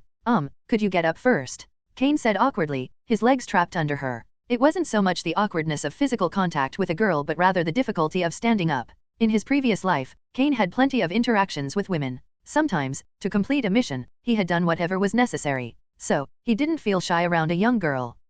When Roxanne realized she had knocked down someone who wasn't Steven but a stranger, her face turned as red as a tomato. She quickly stood up and bowed at a 90-degree angle in apology. "I'm so sorry. It wasn't intentional," Roxanne stammered.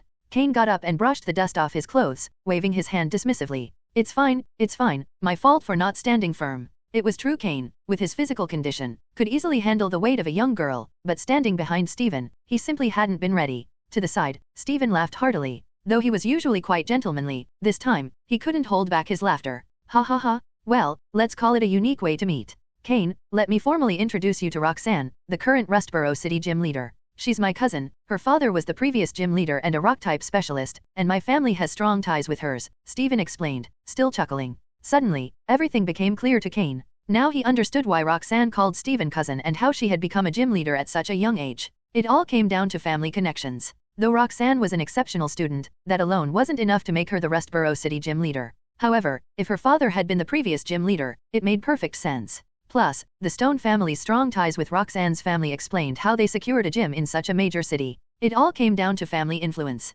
Curse these powerful families, always connected. So enviable. In truth, Cain had also gained his position as the Leafy Town gym leader thanks to his master's influence. So, in a way, Cain had relied on connections too. But compared to Roxanne, Cain had depended more on his own efforts. And now, Roxanne, this is my good friend Cain. Perhaps you've heard his name. In the Hone region, we're known as the Twin Stars. In the recent battle video against Cynthia that went viral online, his opponent was him. He's also the gym leader of Leafy Town, truly an extraordinary person. Steven introduced Cain. "Oh, I've heard of him." Roxanne began counting on her fingers. Leafy Town gym leader, one of Hone's twin stars, the youngest intermediate breeder in history. Roxanne listed Cain's achievements, leaving him a bit embarrassed. Should he act modest now? Maybe humble? Cain pondered what to say. End of chapter. Chapter 640 to 639, Nose Pass. Enough, Roxanne. Cain came to challenge you. Didn't you want to face strong trainers and apply what you've learned at school in real battles? Steven quickly intervened, stopping Roxanne, who was still listing Cain's titles. Really? Awesome. Sure enough, the moment she heard the word battle, Roxanne stopped what she was doing and looked at Cain with eyes full of excitement. In the future, as Roxanne continues as the Rustboro City Gym leader, she will also become a teacher at the Pokémon school. By then, she will have fully integrated her school knowledge into practical application. But for now, she's just a young girl fresh out of campus, full of dreams. Thanks to Steven's help, the battle was quickly arranged. Since the judges were on vacation, Steven volunteered to act as the temporary referee. Each participant could use 3 Pokémon, and the battle would end when one side lost all 3. A simple and common rule. As the gym leader, Roxanne was the first to send out a Pokémon. Nosepass. Pokémon, Nosepass, light blue. Gender, male. Level, 45. Type, rock. Ability, sturdy. Held item, none. Egg moves, rollout, double edge, block. Basic moves, tackle, harden, rock throw, thunder wave, rest, spark, rock slide, power gem, rock blast, discharge, sandstorm, earth power, stone edge, zap cannon, lock on.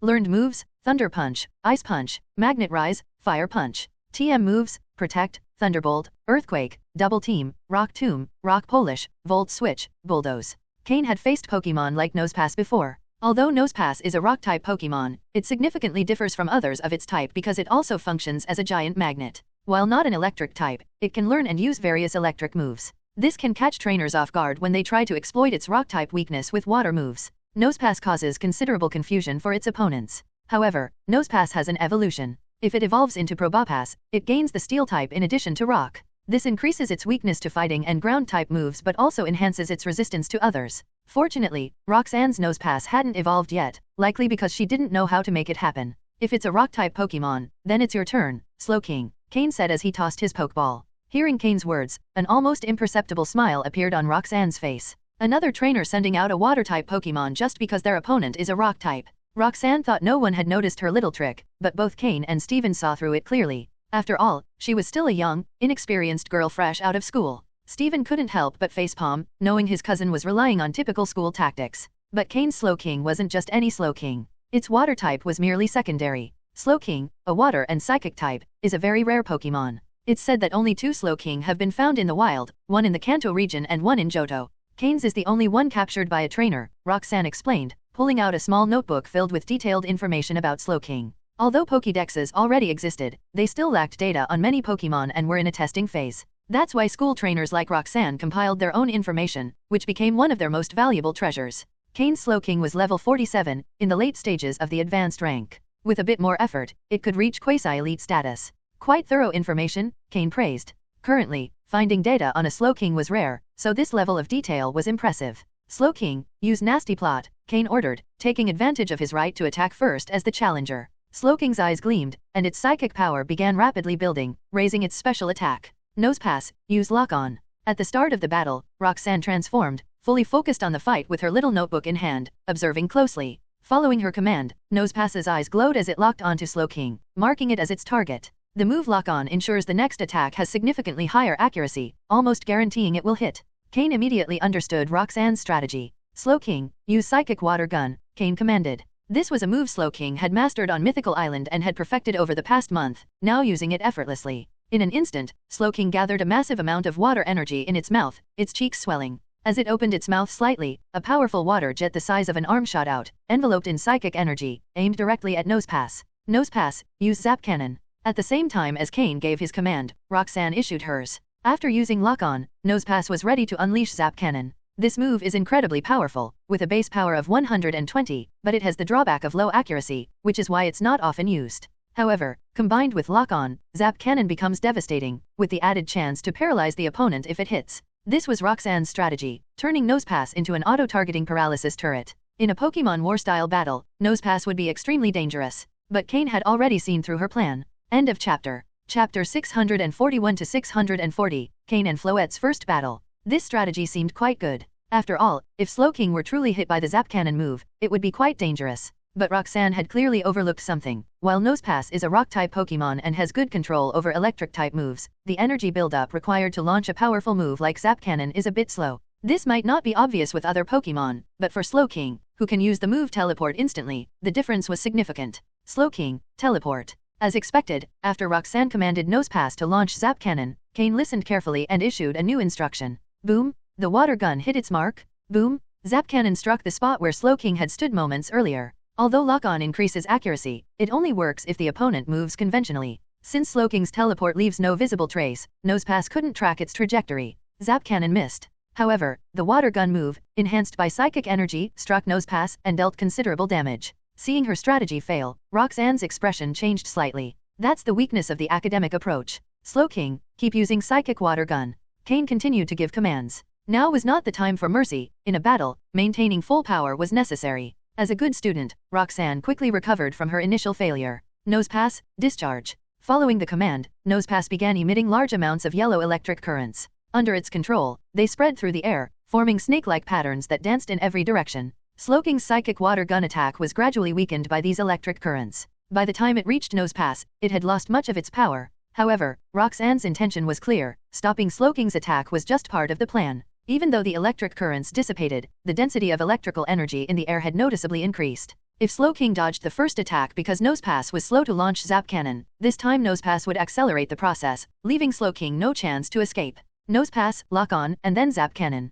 This time, Roxanne didn't hide her strategy and issued the attack command directly. Slowking, keep using psychic water gun. Slowking was Cain's most powerful long-range attacker at the moment, so he couldn't settle for just a couple of attacks. 3 consecutive water gun shots were the most Slowking could unleash with the help of its psychic powers. This time, Nosepass launched Zap Cannon much faster. With the reduced distance between them, Slowking could no longer use teleport to evade. Protect. Seeing that Zap Cannon was about to hit Slowking, Roxanne felt a moment of joy. But then she heard Cain's command and was left perplexed. Boom! This time, Slowking didn't dodge, but the Zap Cannon move was blocked by Protect. When the electric currents disappeared, Slowking remained completely unharmed. No matter, Protect can only be used once. Nosepass. Roxanne tried to reassure herself, but at that moment, she saw Nosepass collapse, unable to withstand the third psychic water gun from Slowking. Maybe your next attack would have worked, Cain said, but you forgot about Slowking's attack power, in addition to the water-type advantage against a rock-type Pokémon. Even though Nosepass can use electric-type moves, it's still not an electric-type Pokémon, Cain added.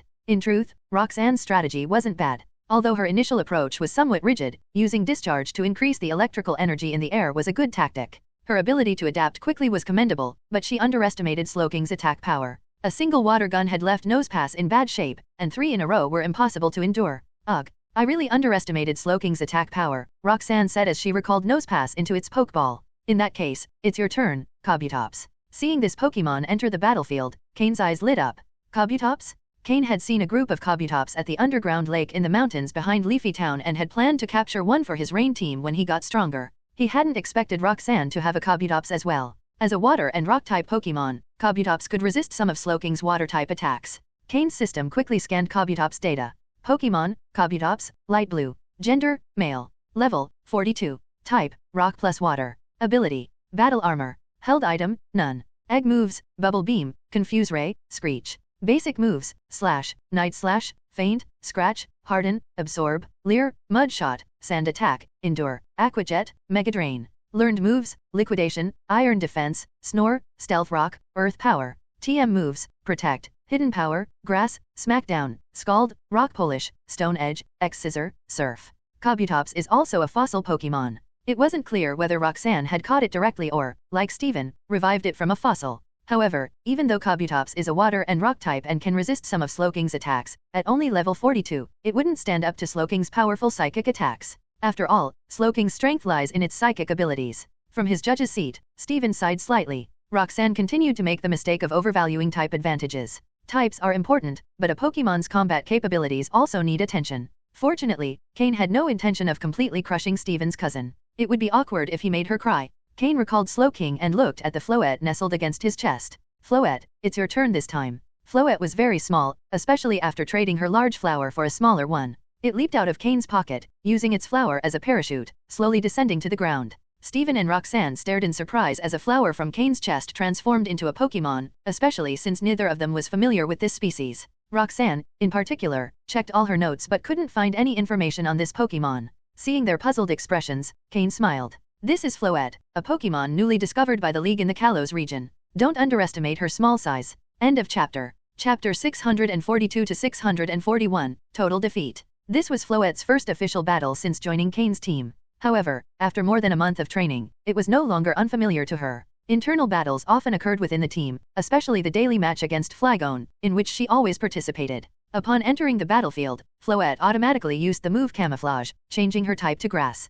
During this time, Floette had reached level 40 and had gained good mastery of 2 newly learned moves, Petal Blizzard and Aromatherapy. Since Floette acquired the ability to change her type to Grass, Cain subjected her to specialized training with Grass-type moves. Now, considering her as a Grass-type Pokemon was not a bad option. Floette. Steven and Roxanne said upon hearing Cain's explanation, pronouncing the Pokemon's name. They knew about the newly discovered Kalos region but were still unfamiliar with its Pokemon. Even Steven, with his busy schedule, hadn't had much time to research the newly discovered Pokemon. Only Cynthia recognized Floette immediately, as her constant travels had given her broader knowledge about various Pokemon.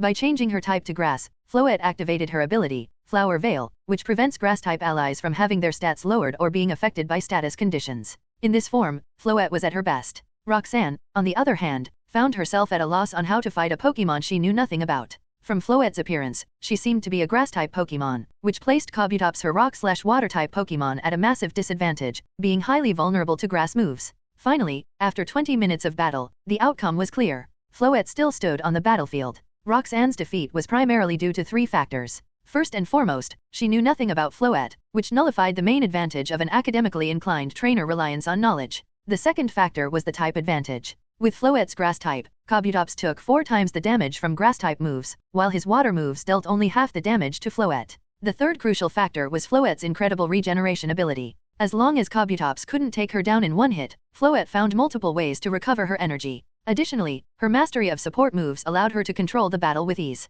The battle lasted so long because Floette completely wore down Kabutops with disorienting and draining moves. Even Steven, observing from the judge's bench, couldn't help but shiver at Cain's overwhelming strategy. This victory was achieved purely thanks to Cain's strategic ability. As the battle progressed, Roxanne began to understand Floette better, but she still couldn't find a way to counter Cain's strategy. Roxanne joined the club of trainers who found Cain's tactics nauseating. Steven was the first, Cynthia the second, and now Roxanne. However, Roxanne was the most unfortunate, as at least Steven and Cynthia managed to win, while she was completely defeated by Cain's tactics. But if anyone suffered more than her, it was Kabutops. Lying on the ground, Kabutops seemed utterly exhausted. Realizing she might have gone too far, Floette used the move Grassy Terrain at the end of the battle to heal Kabutops slightly, leaving him on the verge of tears. He had truly been through a lot. Finally, Roxanne returned Kabutops to his Pokeball after he recovered some health. Roxanne fully felt the difference between herself and Cain, not just in terms of Pokemon strength but also in trainer abilities. Although she didn't know Cain had the ability of telepathy, if she had known, she would have felt even worse.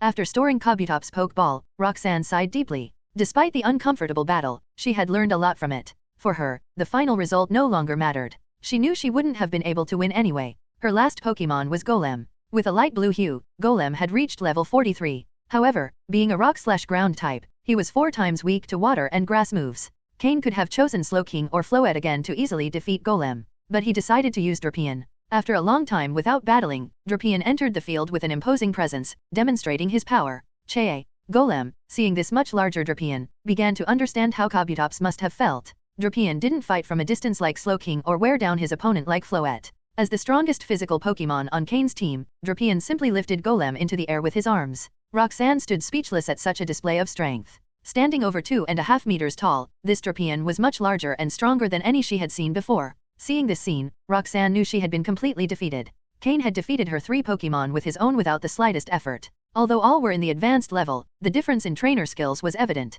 Despite the defeat, Roxanne had learned a lot from this battle. It gave her many ideas on how to apply academic knowledge to real battles. In gratitude, Roxanne handed Cain the stone badge. Chapter 643 to 642, Steven's clear goal. Cain easily defeated Roxanne. Although no one knew it at the time, it was likely that the video would soon appear online. This was because the gym's surveillance system hadn't been turned off. Even if Cain didn't want the video to be shared, Roxanne would almost certainly upload it to the internet. For Roxanne, this battle with Cain was an opportunity for self-promotion. She had just become the gym leader of Rustboro City, and due to her age, she wasn't taken very seriously. Although the battle with Cain had been entirely one-sided, with Cain sweeping through the fight, the fact that Cain challenged her gave her a certain level of prestige. And losing? Wasn't that normal? Among the new generation of trainers in Hone, Cain and Steven were the twin stars, representing the highest potential of youth. Losing to them wasn't shameful. In fact, losing gracefully could even be a point of pride. It's like when Cynthia challenges someone, no matter who receives the challenge, they always accept it gladly. Because losing to Cynthia is normal, but if someone is lucky enough to defeat her, it showcases exceptional skill, earning them recognition from many online. The battle between Cain and Cynthia was a perfect example. Although Cain lost, the fight was thrilling and very close, earning him a lot of followers and admirers. Similarly, the fight between Cain and Roxanne followed this logic. Thanks to the prestige of being challenged by Cain, Rustboro Gym would gain more popularity, and Roxanne would also gain greater recognition. As long as she demonstrated enough strength in future battles, she would solidify her position as a gym leader without being underestimated. With a mix of reluctance and admiration, Roxanne watched as Steven and Cain left the gym. Although Roxanne called Steven cousin, they didn't have much blood relation, and it was evident that Roxanne was interested in him. After all, who wouldn't be attracted to someone so handsome, wealthy, strong, and charismatic? Almost rushing out of the gym, Cain joked, "Steven, I didn't know you had a cousin like that." "Not bad." Steven, waving his hands dismissively, replied, "To me, she's just a little sister. As you probably noticed, she's just someone who admires strength. As for me, I don't have time for such things right now.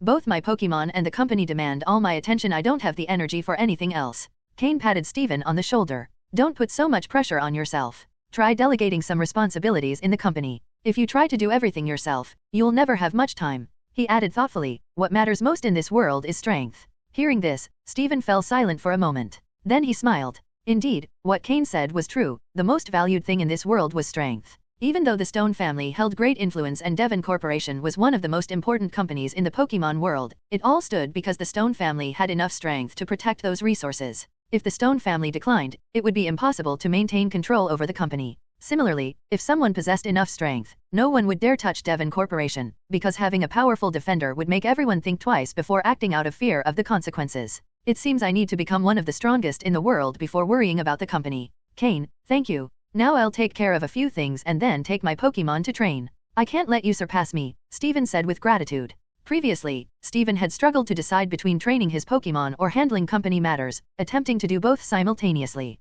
But this approach prevented him from fully dedicating himself to either. Now, after hearing Cain, he realized he needed to focus first on training his Pokémon and strengthening his own abilities. Once he became one of the strongest, with just a small demonstration of his power, no one would dare act against him. So, what was the fastest and most effective way to prove his strength? Becoming champion? From this moment, Steven was clear about his goal, the champion title. Even if it was only for a brief time, it would be enough. Steven bid farewell to Cain and headed confidently toward Devon Corporation. He wanted to complete the pending documents on his desk and then talk to his father about his future. Cain watched Steven walk away, feeling slightly annoyed. "You could have taken me with you before leaving. We were going in the same direction." With no other option, Cain had to take a taxi north of Rustboro City, from where he planned to follow Route 115 to Meteor Falls. What he sought lay within that waterfall. The gym challenge had been just an excuse. Once he reached the outskirts of the city, Cain summoned his Flygon and mounted it to head toward Meteor Falls. However, upon reaching Route 115, Cain had Flygon drop him to the ground.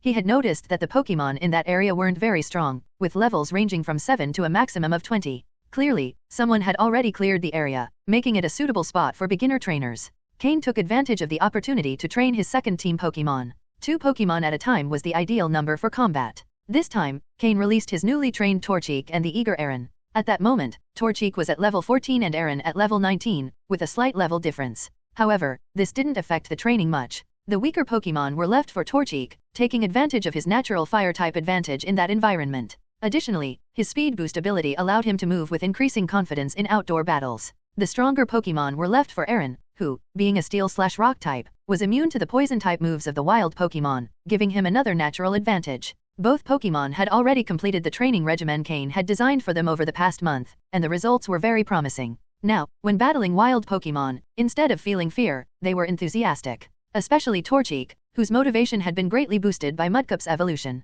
His fiery nature made him enjoy battles more and more. Torchic's evolution was crucial for Cain. It would serve as proof of whether the dark blue potential, enhanced by the quality-increasing potion, could truly improve. If it worked, the improvement limits for Aaron and Larvitar would be much higher. End of chapter. Chapter 644 to 643, A Clone? When night fell, Cain finished the training session for 2 of his Pokémon. Torchic and Aaron each leveled up. Torchic reached level 15, just a step away from evolving. Once Torchic evolves into Combusken, it will gain the fighting type, a type that Cain's team currently lacks. Meanwhile, Aaron reached level 20, becoming the first Pokémon in Cain's second team to reach that milestone. However, its evolution was still far off, as Aaron needs to reach level 32 to evolve into Laren. The evolution requirements for Aaron are similar to those of pseudo-legendary Pokémon. Metagross requires Metang to reach level 45 to evolve, while Lagran can only evolve once Laren hits level 42. This means its final evolution occurs only at an advanced level. However, Cain doesn't have high expectations for the level progression of his second-line Pokémon, as his primary focus remains on his first-line Pokémon. After a month of training, Cain's first team is on the verge of entering a phase of rapid level and power growth. It's likely that once his first-line Pokémon reach the quasi-elite level, Cain will start paying more attention to his second line. After all, upon entering the quasi-elite rank, unless special opportunities arise, the level progression of Pokémon tends to slow significantly. There's something Cain has been considering for a long time but has yet to act on. That is finding a trustworthy breeder in whom he can place complete trust, someone to whom he can entrust the care of his Pokémon without worry. The truth is, Cain hasn't sought such a person yet because he believes that in this world, such a person simply doesn't exist. Cain is a pessimist. When faced with any situation, he tends to anticipate the worst-case scenario. As a result, he is unlikely to ever fully trust anyone, not even Steven. Despite their close relationship, an unspoken barrier of identity still exists between them. Using drugs to control a person doesn't guarantee complete trust either. Pokémon are the foundation of Cain's survival in this world, his most cherished bond, something he could never abandon. Perhaps, the only person Cain could ever fully trust is himself.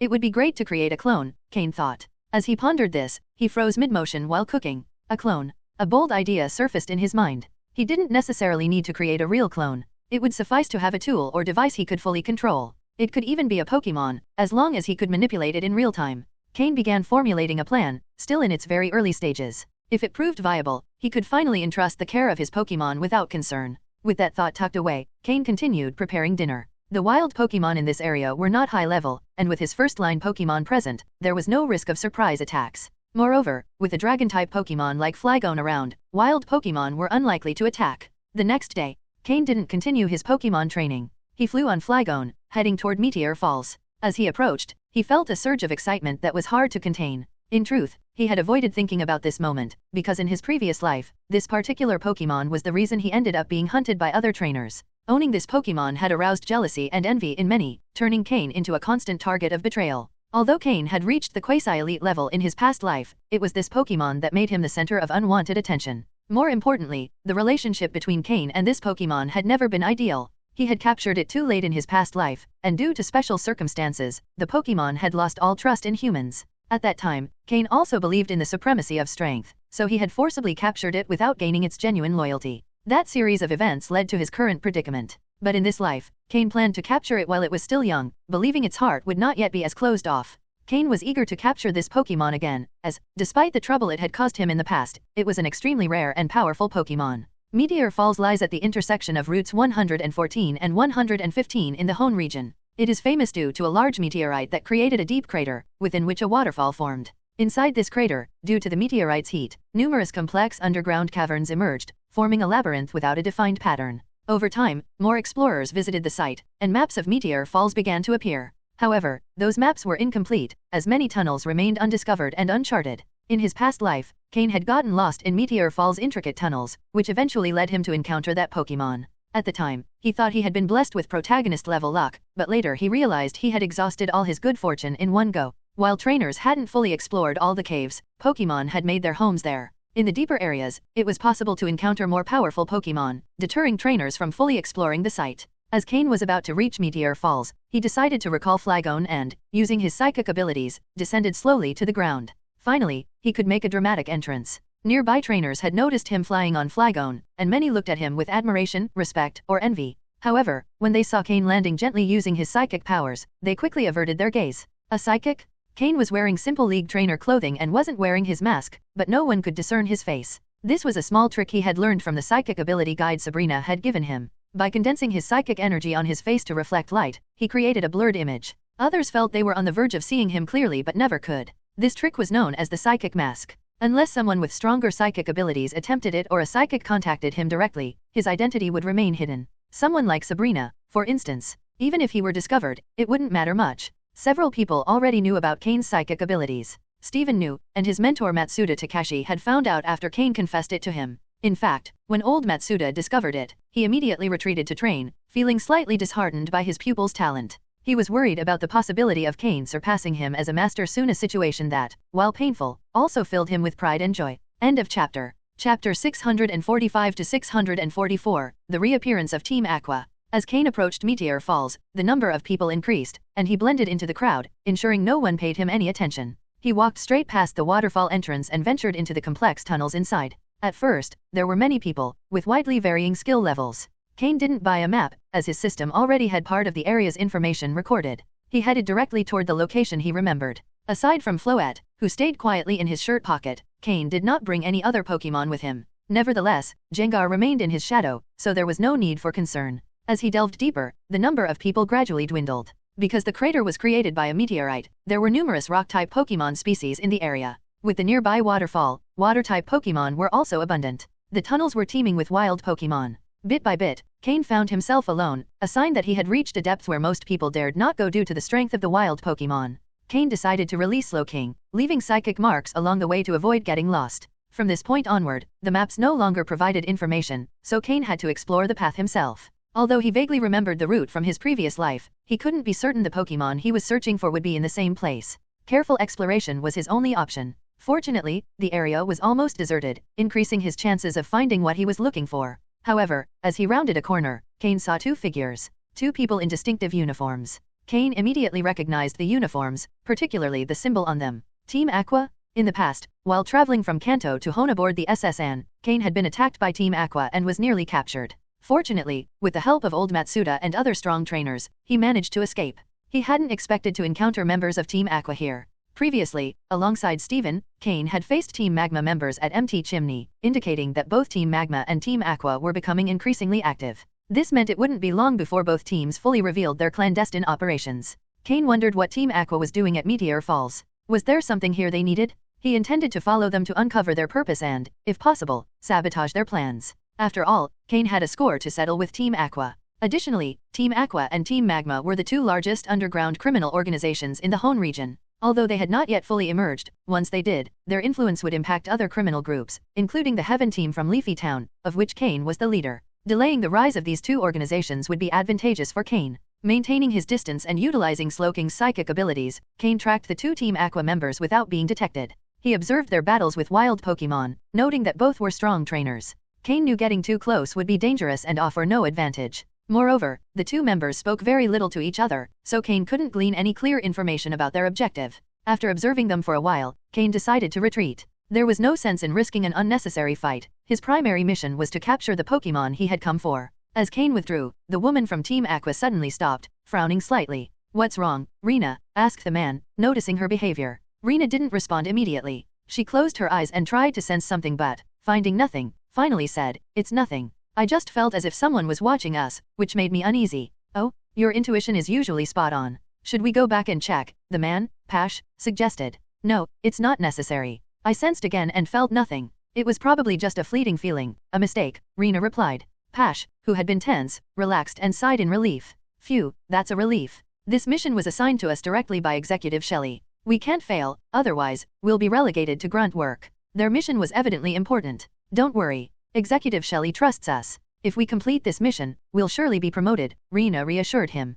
"Yeah, that's why they sent you. Your sixth sense is special, and your ability to detect danger is excellent." "I'm just the muscle," Pash said, scratching his head with a goofy laugh. But it was clear that someone who had risen to his rank in Team Aqua wasn't just brute strength. "Let's keep going. We'll finish exploring this area and then move on to others," Rena instructed. "Understood," Pash replied. The two moved forward, avoiding unnecessary battles with wild Pokémon. Their primary objective was to conduct a detailed survey of the area and gather information on the Pokémon distribution. Elsewhere, Cain, in addition to Slowking, had called out another Pokémon. Weevil, who hadn't been summoned for a fight in a while, was now at level 43, making it one of the lowest level Pokémon in Cain's main team, aside from Floette. Despite this, Weevil had great potential, and its role in the team was crucial. With the area practically deserted, Weevil and Slowking would be Cain's main combat forces this time. Moreover, since the crater was caused by a meteorite, the area was home to species like Solrock and Lunatone. These Pokémon were very common in Meteor Falls, and most trainers who used them had captured them here. However, they weren't found in the outer areas but rather in deeper zones. Solrock and Lunatone, both rock and psychic types, were vulnerable to Weevil, a dark type that could nullify their psychic moves. Slowking, being a water and psychic type, could also deal significant damage to them. Additionally, Solrock could use some fire-type moves, making Slowking, with its resistance to such moves, a valuable asset in these encounters. End of chapter. Chapter 646 to 645, Experience Baby. In Cain's view, Pokémon like Solrock and Lunatone are the best experience babies. The combination of their rock and psychic types makes these Pokémon extremely vulnerable. They have double weaknesses to ground, bug, ghost, steel, water, grass, and dark types. Although they resist normal, flying, poison, fire, and psychic types, this does little to compensate for their multiple weaknesses. Currently, Cain's team includes Slowking, water type, Honchkrow, and Weevil, both dark types, Jengar, ghost type, Drapion, dark type, and Floette, who can switch to a grass type with the move Camouflage. All of them can exploit Solrock and Lunatone's weaknesses. What better experience baby could there be? If Cain could find a large number of them, he could easily defeat them and gain a significant amount of experience for his Pokémon. By chance, as he walked through the tunnel, Cain encountered a particularly strong Solrock. Pokémon, Solrock, light green. Gender, genderless. Level, 45. Types, rock plus psychic. Ability, levitate. Held item, Stardust. Egg moves, none. Basic moves, Flare Blitz, Tackle, Harden, Confusion, Rock Throw, Fire Spin, Rock Polish, Psywave, Embargo, Rock Slide, Cosmic Power, Psychic, Heal Block, Stone Edge, Solar Beam, Explosion. Learned moves, Telekinesis, Gravity, Iron Defense, Earth Power. TM moves, none. This Solrock was at a notable level for a wild Pokémon, reaching 45. Its potential was decent, indicating it had survived in this area for a long time. It carried Stardust, a small meteorite fragment that gave it a special shimmer and emitted a faint glow in the dark tunnels. Stardust is valuable in the market, particularly among jewelers. But Cain had a more practical use in mind. With Stardust, he could forge a durable accessory to embed a megastone or keystone. This material could withstand high and low temperatures, making it stable and long-lasting. It would be ideal for Pokémon to wear without worrying about it falling off during battles, while also adding a touch of elegance for Cain.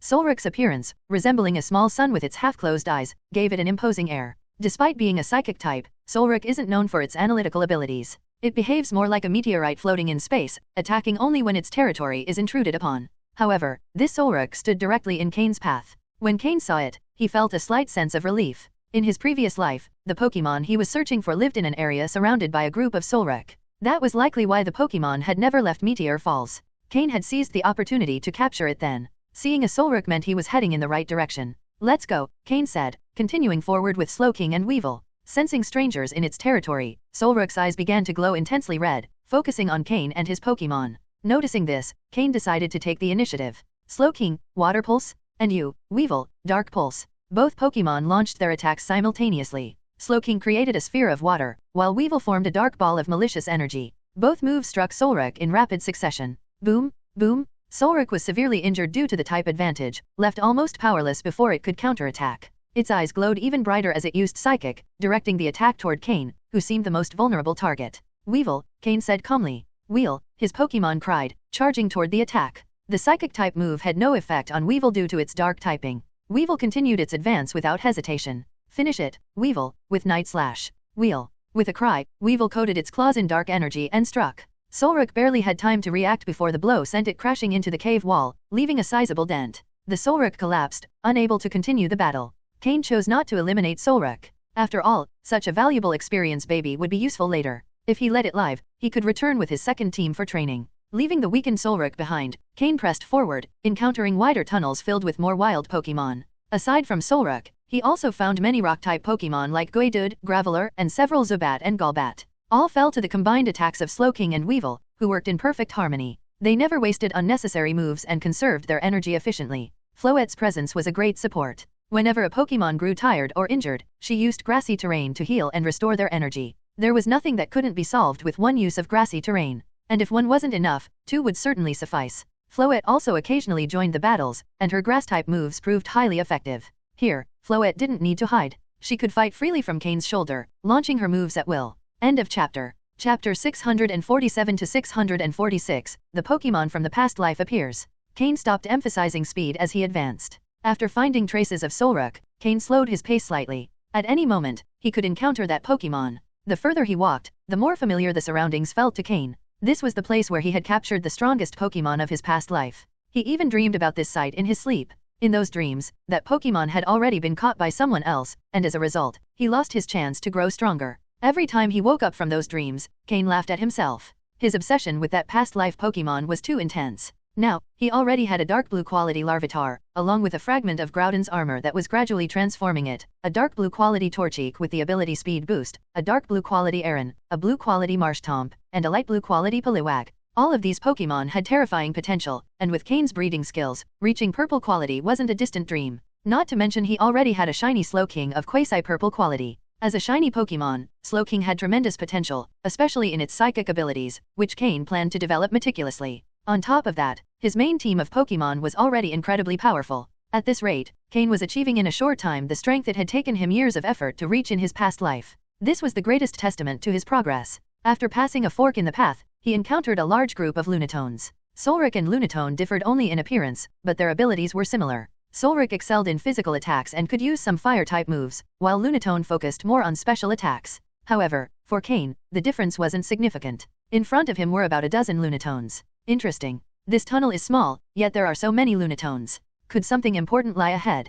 Cain mused with a smile. He took 2 Pokeballs from his belt, releasing Drapion and Honchkrow, while Gengar emerged from his shadow. Although the space was narrow, Honchkrow didn't mind. Being a dark type, it didn't need to worry about Lunatone's psychic type moves, it only had to dodge rock type attacks. Moreover, its Moxie ability gave it an edge in these situations. Was there a better opponent than Lunatone for Honchkrow to power up against? As all his Pokémon charged into battle, Mismagius appeared at Cain's side. Over the past month, Mismagius had begun to adjust to life outside the Shadow Realm. Cain no longer forced her to remain in his shadow all the time. Since there was no one else around, there was no issue with Mismagius appearing. During this time, Cain had also introduced Mismagius to the concept of battle, with promising results. Now, Mismagius had a preliminary understanding of what it meant to fight. Like a blank slate, Mismagius had come to depend heavily on Cain, obeying nearly everything he said, even if she didn't fully understand it at times. Cain hadn't forced her to participate directly in battles. While Mismagius, as an elite-level Pokémon, was tempting to use, Cain didn't want to rush a Pokémon with a still childlike mindset into combat.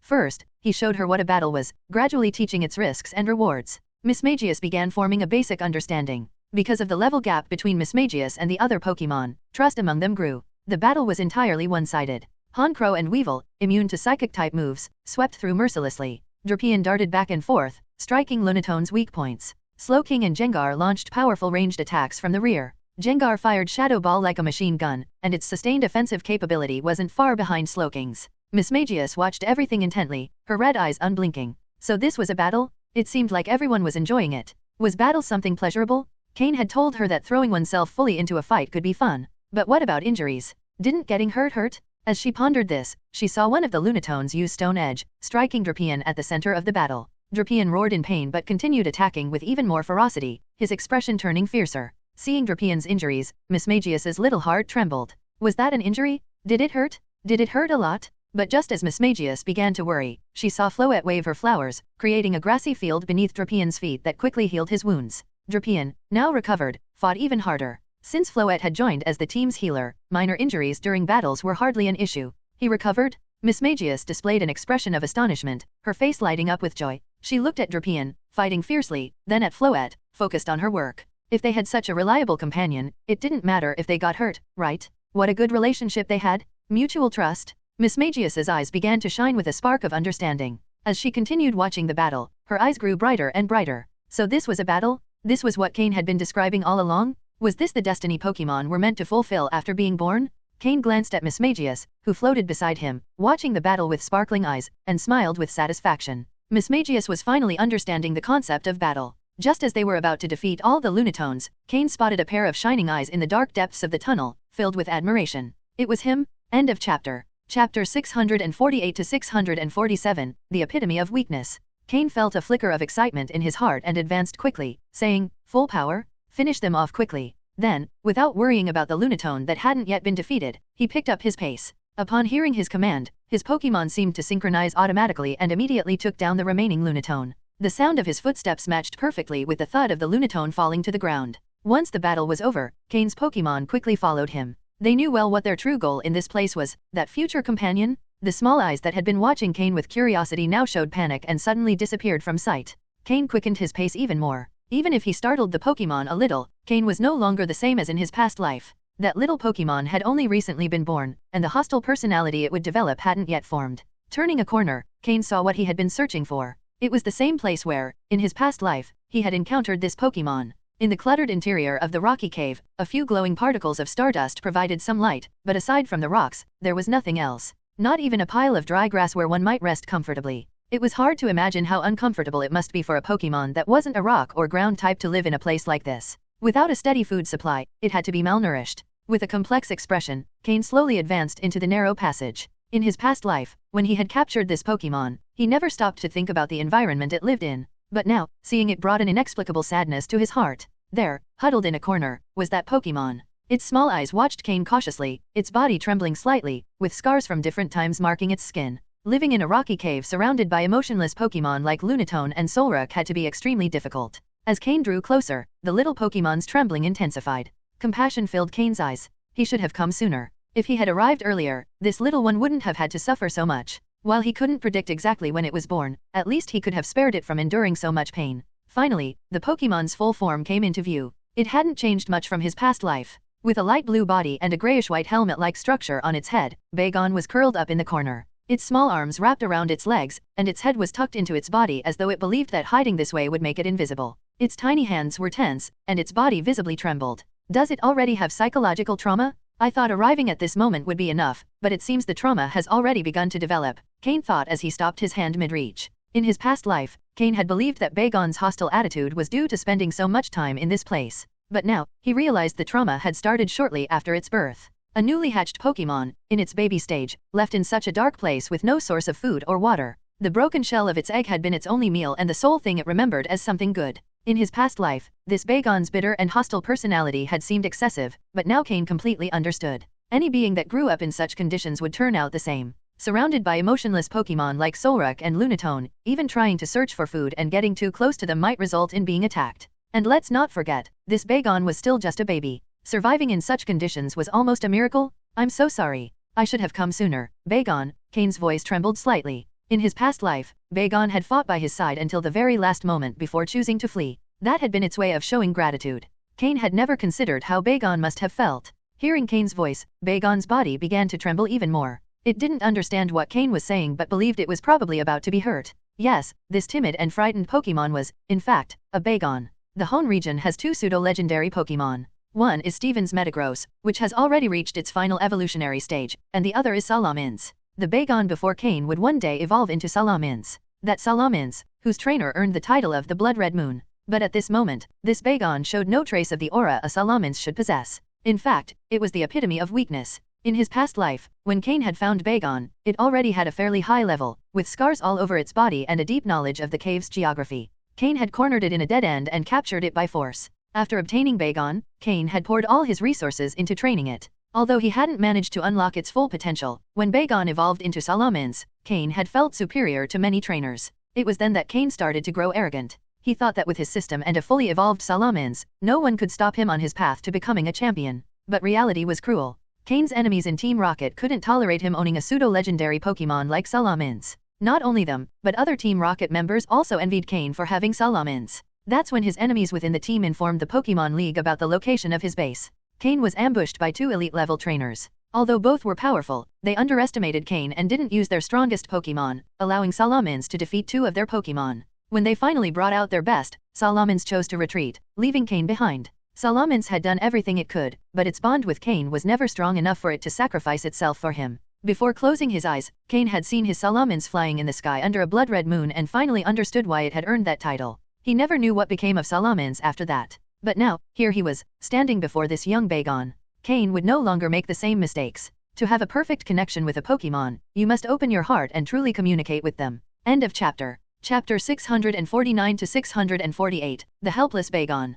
Pokémon, Bagon, Blue, Declining Quality. Gender, Male. Level, 1. Type, Dragon. Ability, Rock Head. Held item, None. Egg moves, Hydro Pump, Dragon Dance, Fire Fang, Dragon Rush. Basic moves, Rage. Learned moves, None. TM moves, None. The system scanned the data for this Bagon. Its quality was blue, but it was already in a state of decline due to prolonged malnutrition, leaving it in an abnormal condition. Its original quality was likely dark blue, but due to deterioration, it now only retained standard blue quality. In his past life, when Cain found this Bagon, its quality had already stabilized at blue. Even so, for Cain at that time, this Pokémon was an invaluable treasure. This Bagon had inherited the move Hydro Pump as well as two powerful Dragon-type moves, which suggested its innate potential was exceptionally high. However, due to malnutrition since birth and the numerous injuries still present on its body, its quality had degraded over time. Only because Cain now had the knowledge of the breeder Matsuda Takashi did he know how to handle this situation. Otherwise, Cain would regret it for the rest of his life.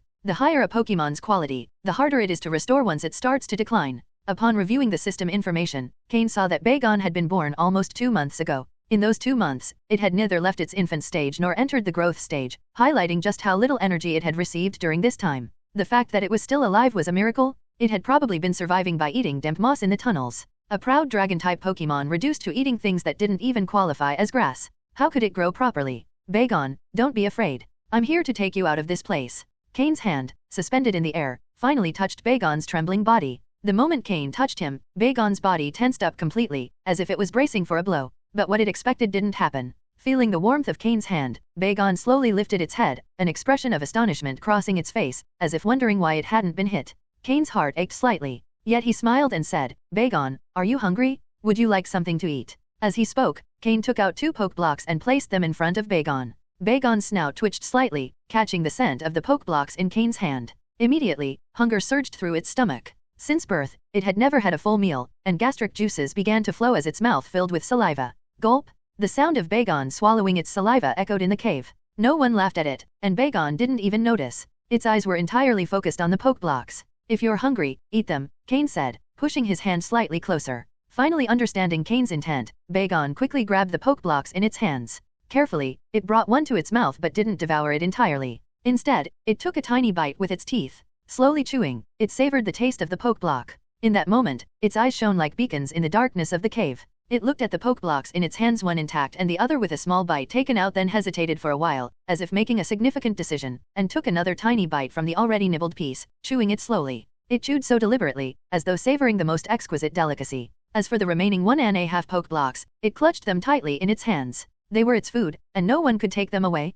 This was the food it needed to save for the future. The last time it had eaten anything substantial was when it devoured its eggshell, and since then, it had learned its lesson. This time, it would store the delicious food to eat later. It was its most precious possession. Cain watched Bagon's actions, feeling a lump in his throat. The small gesture revealed how harsh Bagon's life had been in this place. Even with delicious food in front of it, and despite its hunger, it saved the last portion to ensure it wouldn't starve later. Cain's Pokémon also saw what Bagon did. They realized how fortunate they were to be with Cain. However, Bagon's actions made Mismagius cry. Her red eyes filled with tears as she realized how good her life had been. Opening her personal dimensional space, Mismagius took out the poke blocks she had hidden earlier and placed them in front of Bagon. Bagon looked at Mismagius and then at the dozens of poke blocks she offered. Although they smelled different, it immediately accepted them. But because it was so small, it couldn't carry them all at once. It quickly got up and lifted a rock from beneath itself. There was a small hole there where it had stored some moss. That was its food stash. Carefully, it placed the poke blocks inside and covered the hole with the rock again.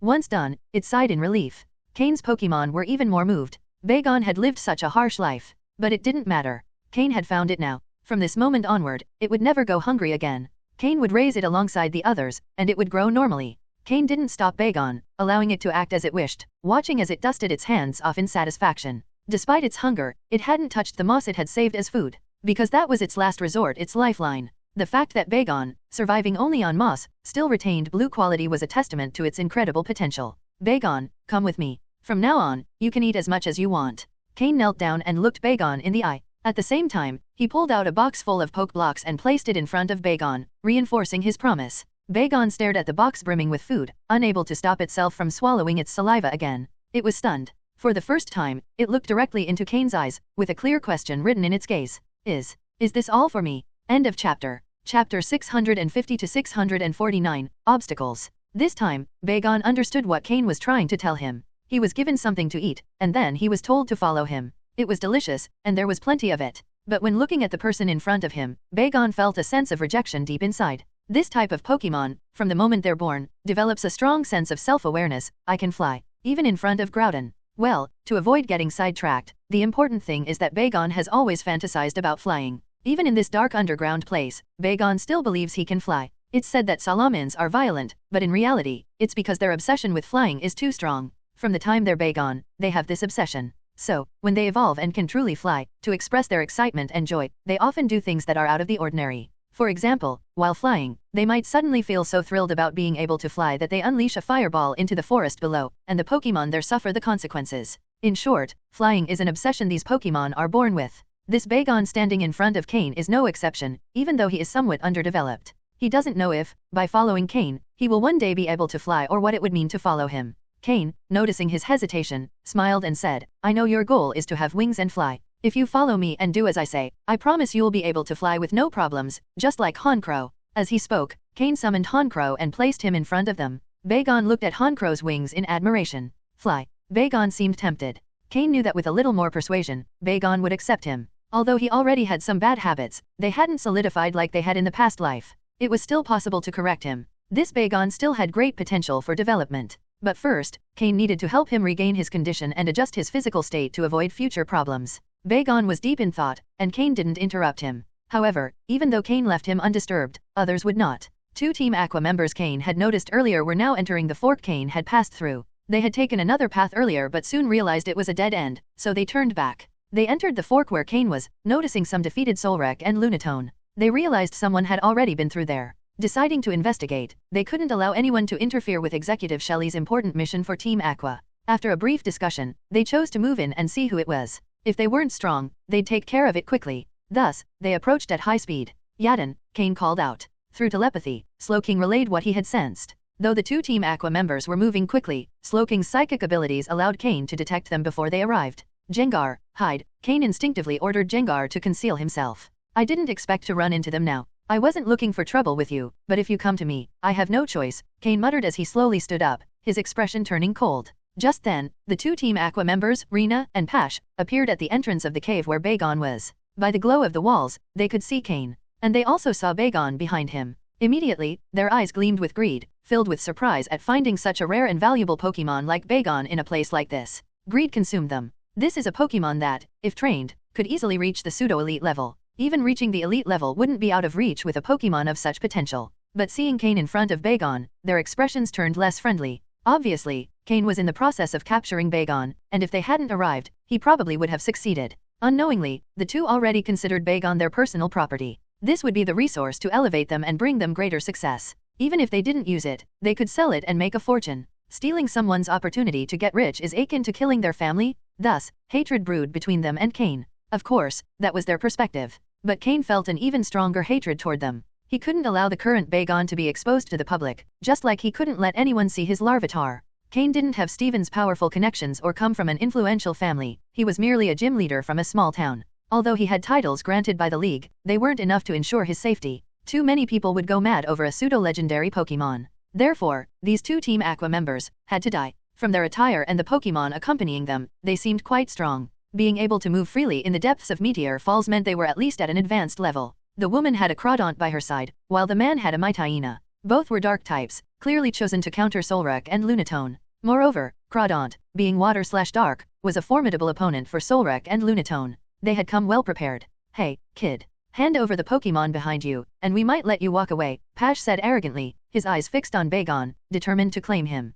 Bagon noticed their menacing gazes and gave a small tremble, retreating a few steps to the back of the cave. Miss Magius, who was near Bagon, reassured him with a gentle pat. At that moment, Miss Magius was also furious. Pokémon are not tools. Don't look at Bagon with those eyes. In that instant, Miss Magius seemed to transform into an elder sister, while the frail Bagon was the younger brother she wanted to protect. Bagon's injuries and earlier actions had touched Miss Magius's softest side. Although her mind wasn't very mature, that didn't mean she lacked the desire to protect Bagon. After receiving Miss Magius's support, Bagon regained some composure. He looked at Cain, who hadn't moved a step from his spot, and saw him as a towering figure. For the first time, he thought that this human wasn't bad. If he's strong enough, maybe he can teach me how to fly. End of chapter. Chapter 651 to 650, Drapian's ability. Slowking, use Nasty Plot and Miracle Eye. Honchkrow, Tailwind. Weevil, Icy Wind. Drapian, Toxic Spikes. Cain wasted no time with words. After scanning the information on the enemy Pokémon, he launched his attack immediately.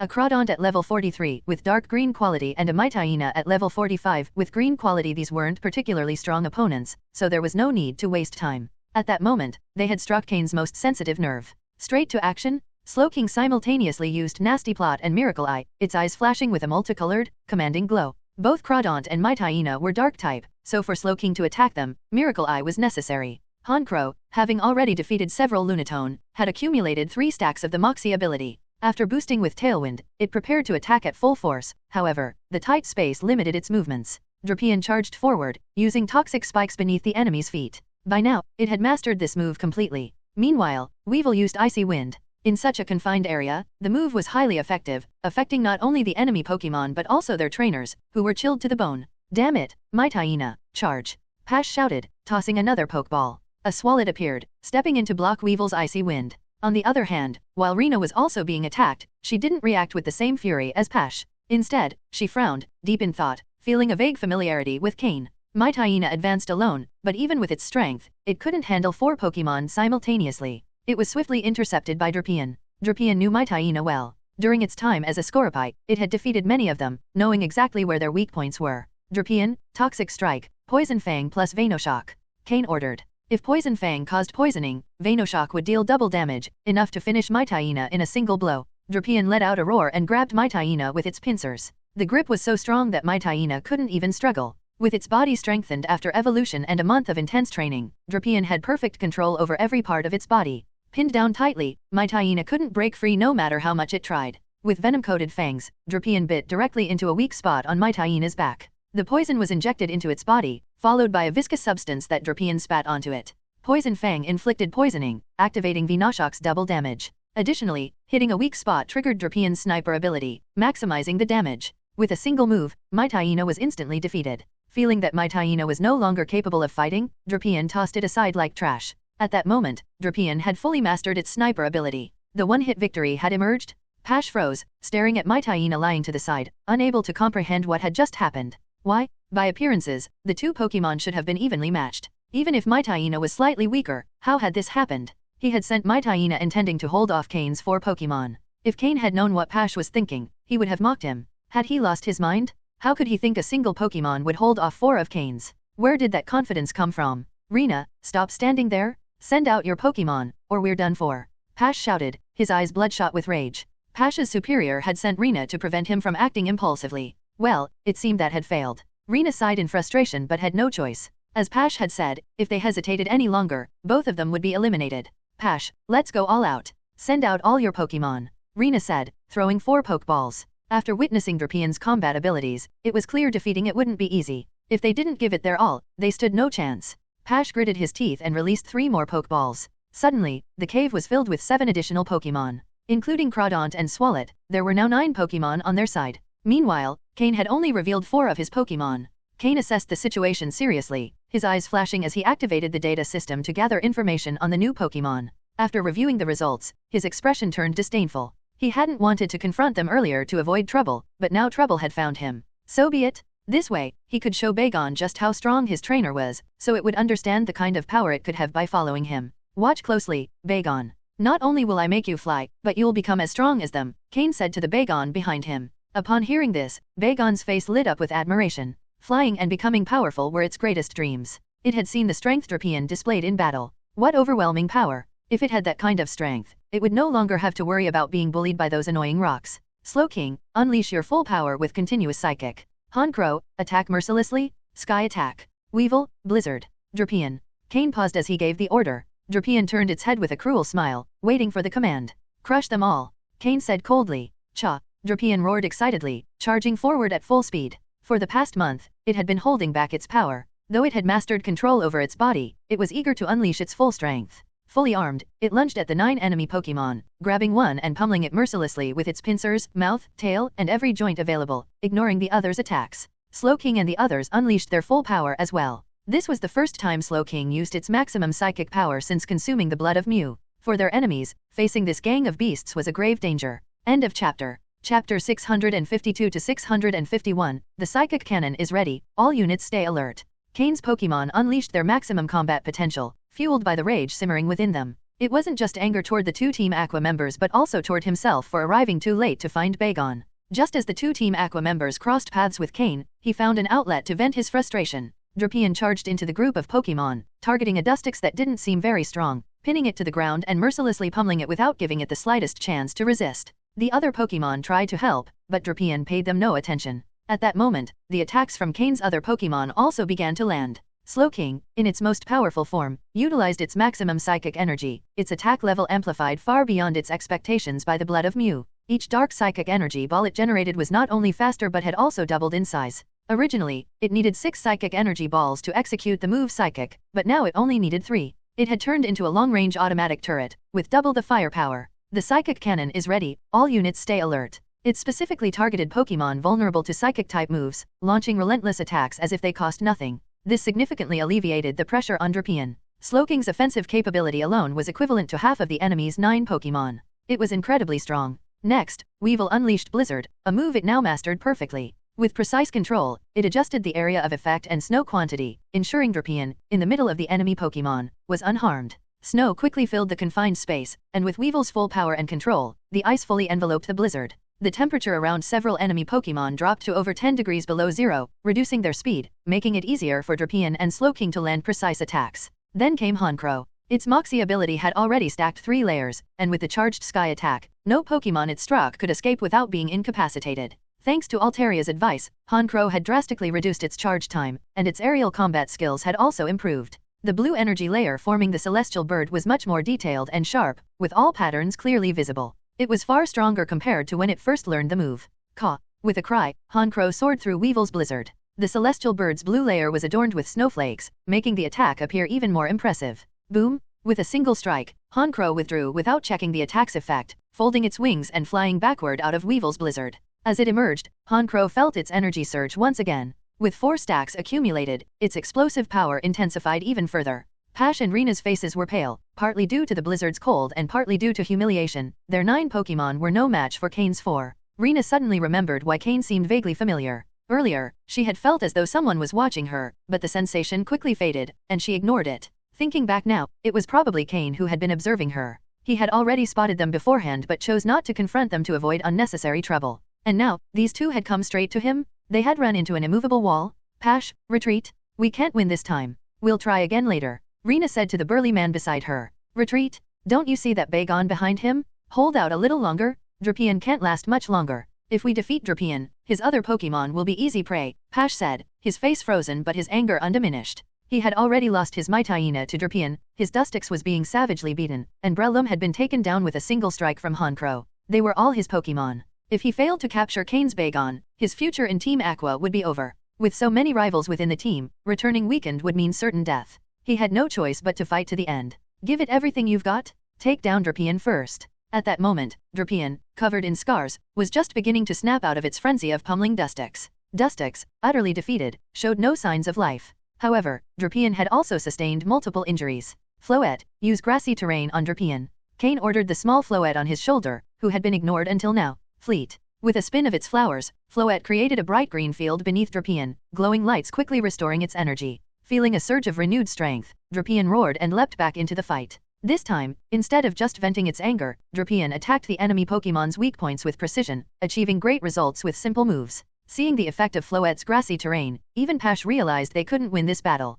However, Rina had already decided to abandon him. In his current state, Pash was just a burden. As she turned to flee, she saw a grotesque ghostly face slowly emerging from her shadow. Ah, the fright was genuine. Kakik. Jengar was staring at her, laughing sinisterly. Jengar, capture them both, Cain ordered coldly. Kakik. Jengar laughed again, but this time with a serious expression, shedding its mocking grin. It could joke when it wanted, but it always carried out Cain's orders without fail. With 2 dark balls floating in its hands, it stared coldly at the 2 enemies, ready to strike if they tried to escape. The dark balls were ready to be unleashed. Of course, Jengar didn't just stand watch. Once certain they couldn't escape, it turned to the enemy Pokémon and began its relentless assault. Chapter 653 to 652, Bagon, captured. Soon, Cain's Pokémon, fully unleashed, finished clearing the battlefield. Weevil leveled up, reaching level 44, matching Honchkrow and the others. However, it wouldn't be long before it leveled up again. After a month of accumulation, the energy within them had reached a critical point, and they would only need a few more battles to experience consecutive level UPS.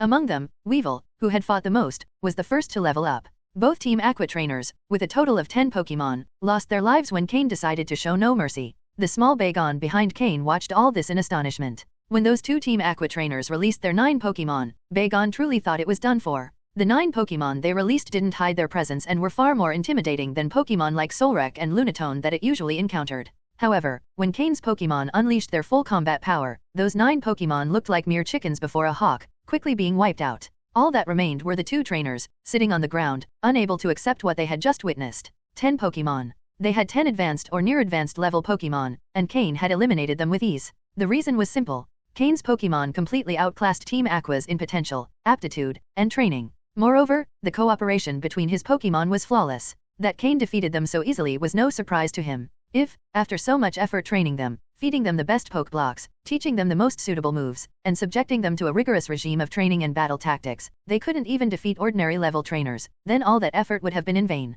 With so much time spent on development and attention to detail, the sum of those small improvements resulted in something much greater, determining success in battle. The prolonged use of high-quality poke blocks, in contrast to basic level ones, created a notable difference in the Pokémon's power. While the differences might not be noticeable at first, over time, Cain's Pokémon easily outperformed those of ordinary trainers. Now, Cain had become one of the vanguard leaders. No rival at his level could surpass him. This was the result of all his effort, and now he was quite satisfied with it. Without paying attention to the defeated trainers, Cain turned toward Bagon, who was still stunned by the scene. Cain crouched down and gently patted Bagon's head, and this time, the little Pokémon didn't show fear or resistance. Smiling, Cain said, "What do you think? Have you seen my strength? Do you still doubt joining me? You'll have plenty of food, grow stronger, and one day, you might even learn to fly." Cain felt his persuasion skills had improved significantly. "If you follow me, I promise you won't be inferior to any of them, and you might even reach the top of this world. No one will dare bother you again, and you'll never lack food. You'll be able to soar high in the skies, becoming the true blood moon." As Cain spoke, Bagon's eyes lit up more and more. It imagined itself being powerful, enjoying delicious food, and seeing those who once bothered it bowing before it. It also thought about flying, reaching the skies. But what was the sky like? And what did the outside world look like? Bagon's eyes filled with curiosity and desire. Though its body bore many wounds, its pride as a dragon-type Pokémon didn't allow it to live in a dark place like this. The sky? That was its destiny. Grua. Bagon nodded decisively. Cain smiled and took out a luxury ball. "If you're ready, enter." Bagon looked at the Pokeball, a bit hesitant. "What's wrong?" Cain noticed its hesitation. Bagon immediately began digging with its paws, revealing its food, a few dried mosses and the poke blocks Cain had given it earlier. It was clear that Bagon didn't want to leave its food behind. It had a terrible fear of going hungry again. Cain smiled, though he felt a bit remorseful. However, he didn't stop it, as this would build Bagon's trust in him. "All right, take it with you." Cain nodded. Bagon became excited, carefully gathered its food, and pressed the Pokeball's button. A red beam enveloped it. Before it was fully absorbed, Cain placed a box full of Pokeblocks into its hands and said, "This is for you too." Before Bagon could react, it disappeared into the red light. Without resistance, the luxury ball emitted a soft sound, indicating that Bagon had been captured. Cain immediately released it again, and Bagon reappeared carrying moss and the box of Pokeblocks, almost completely obscuring its vision. "Ha ha ha, I was just kidding. Welcome to our team, Bagon," Cain said as he extended his hand toward it. Honchkrow and Slowking approached, smiling, surrounding the little newcomer. As its older brothers, they felt a new responsibility for the young one joining their group. Bagon looked at Cain's hand, then at its food-filled arms, a little confused. However, being so intelligent, it soon understood and rubbed its head against Cain's palm. Cain was momentarily surprised, but then he smiled, gently stroking Bagon's head. Bagon turned out to be much smarter than Cain had anticipated. It hadn't yet developed the resentment toward the world that Cain remembered from his previous life, meaning it had great potential for training. However, the first thing he needed to do was restore its physical condition and growth capacity. The box of Pokeblocks Cain had given it was specially made to help Pokémon that had suffered a loss of vital energy regain their full potential. In time, Bagon would become as strong as it was destined to be. End of chapter. Chapter 654 to 653, Team Aqua's Plan. After capturing Bagon, Cain was finally able to resolve a significant matter on his mind. As a pseudo-legendary Pokémon from the Hone region and a pure dragon type, Bagon's future potential would not be inferior to that of Larvitar. Moreover, Bagon's final form, Salamence, like Tyranitar, is capable of Mega Evolution. With the knowledge Cain possesses far superior to anyone else in the Pokémon world, having more Pokémon capable of Mega Evolution would only bring greater benefits in the future. Cain patted Bagon's head, offering the new team member his first gesture of praise. "Bagon, eat something first, but remember not to eat too much at once. In your current state, you can only handle a maximum of 15 Pokeblocks. After digesting those, you'll be able to eat more. Mismagius, make sure to watch over him," Cain instructed, trusting Mismagius to oversee the process. "Yes." Mismagius responded cheerfully, as if receiving an important order. Since witnessing Bagon's living conditions, Mismagius had transformed completely into a sort of protective older sister. Her mentality seemed to have matured, and she paid close attention to everything concerning Bagon. Cain knew the task couldn't be in better hands. It was as if a woman had suddenly become a mother after giving birth. That seemed to be the change Mismagius had undergone. Finally, Cain had time to deal with the two captured Team Aqua members. Both were tied up with the vines Floette had created. Still affected by the cold and having seen their Pokémon defeated by Cain, the two knew they had no hope of survival. They seemed resigned to their fate. Cain slowly approached them and crouched in front of the woman named Rena, ignoring the man, who was merely muscle without much brain power and held no interest for him. "What is Team Aqua doing here?" Cain asked directly, looking into her vacant eyes. Rena had lost all will to resist. Without her Pokémon, she knew she couldn't survive in this place, so she had no reason to hide anything. Lady Shelley ordered us to come to Meteor Falls to collect data and maps, Rena replied, her voice devoid of emotion. Hearing this, Cain was intrigued and continued to ask, what is the purpose of collecting that information? Rena's eyes showed a flicker of emotion, a spark of fervor. It's for the arrival of the great god of the sea. What we're doing here is just a small contribution to that purpose. When the god of the sea descends, the entire world will be covered by oceans. The god of the sea Rena referred to had to be the legendary Pokémon of the Hone region from ancient times, Kyogre. Kyogre? Cain asked. Rena's dull eyes reignited with fervor. Despite knowing she was about to die, her devotion to Kyogre didn't waver. All right. I think I understand the situation. Jengar, take care of them, Cain ordered Jengar. Kakik. Jengar let out a sinister laugh before merging with the shadows of both prisoners. Gradually, life drained from their bodies as Jengar absorbed their energy, a source it needed to grow stronger. During Jengar's evolution, an elder at Mt. Pyre had thrown a black crystal at it.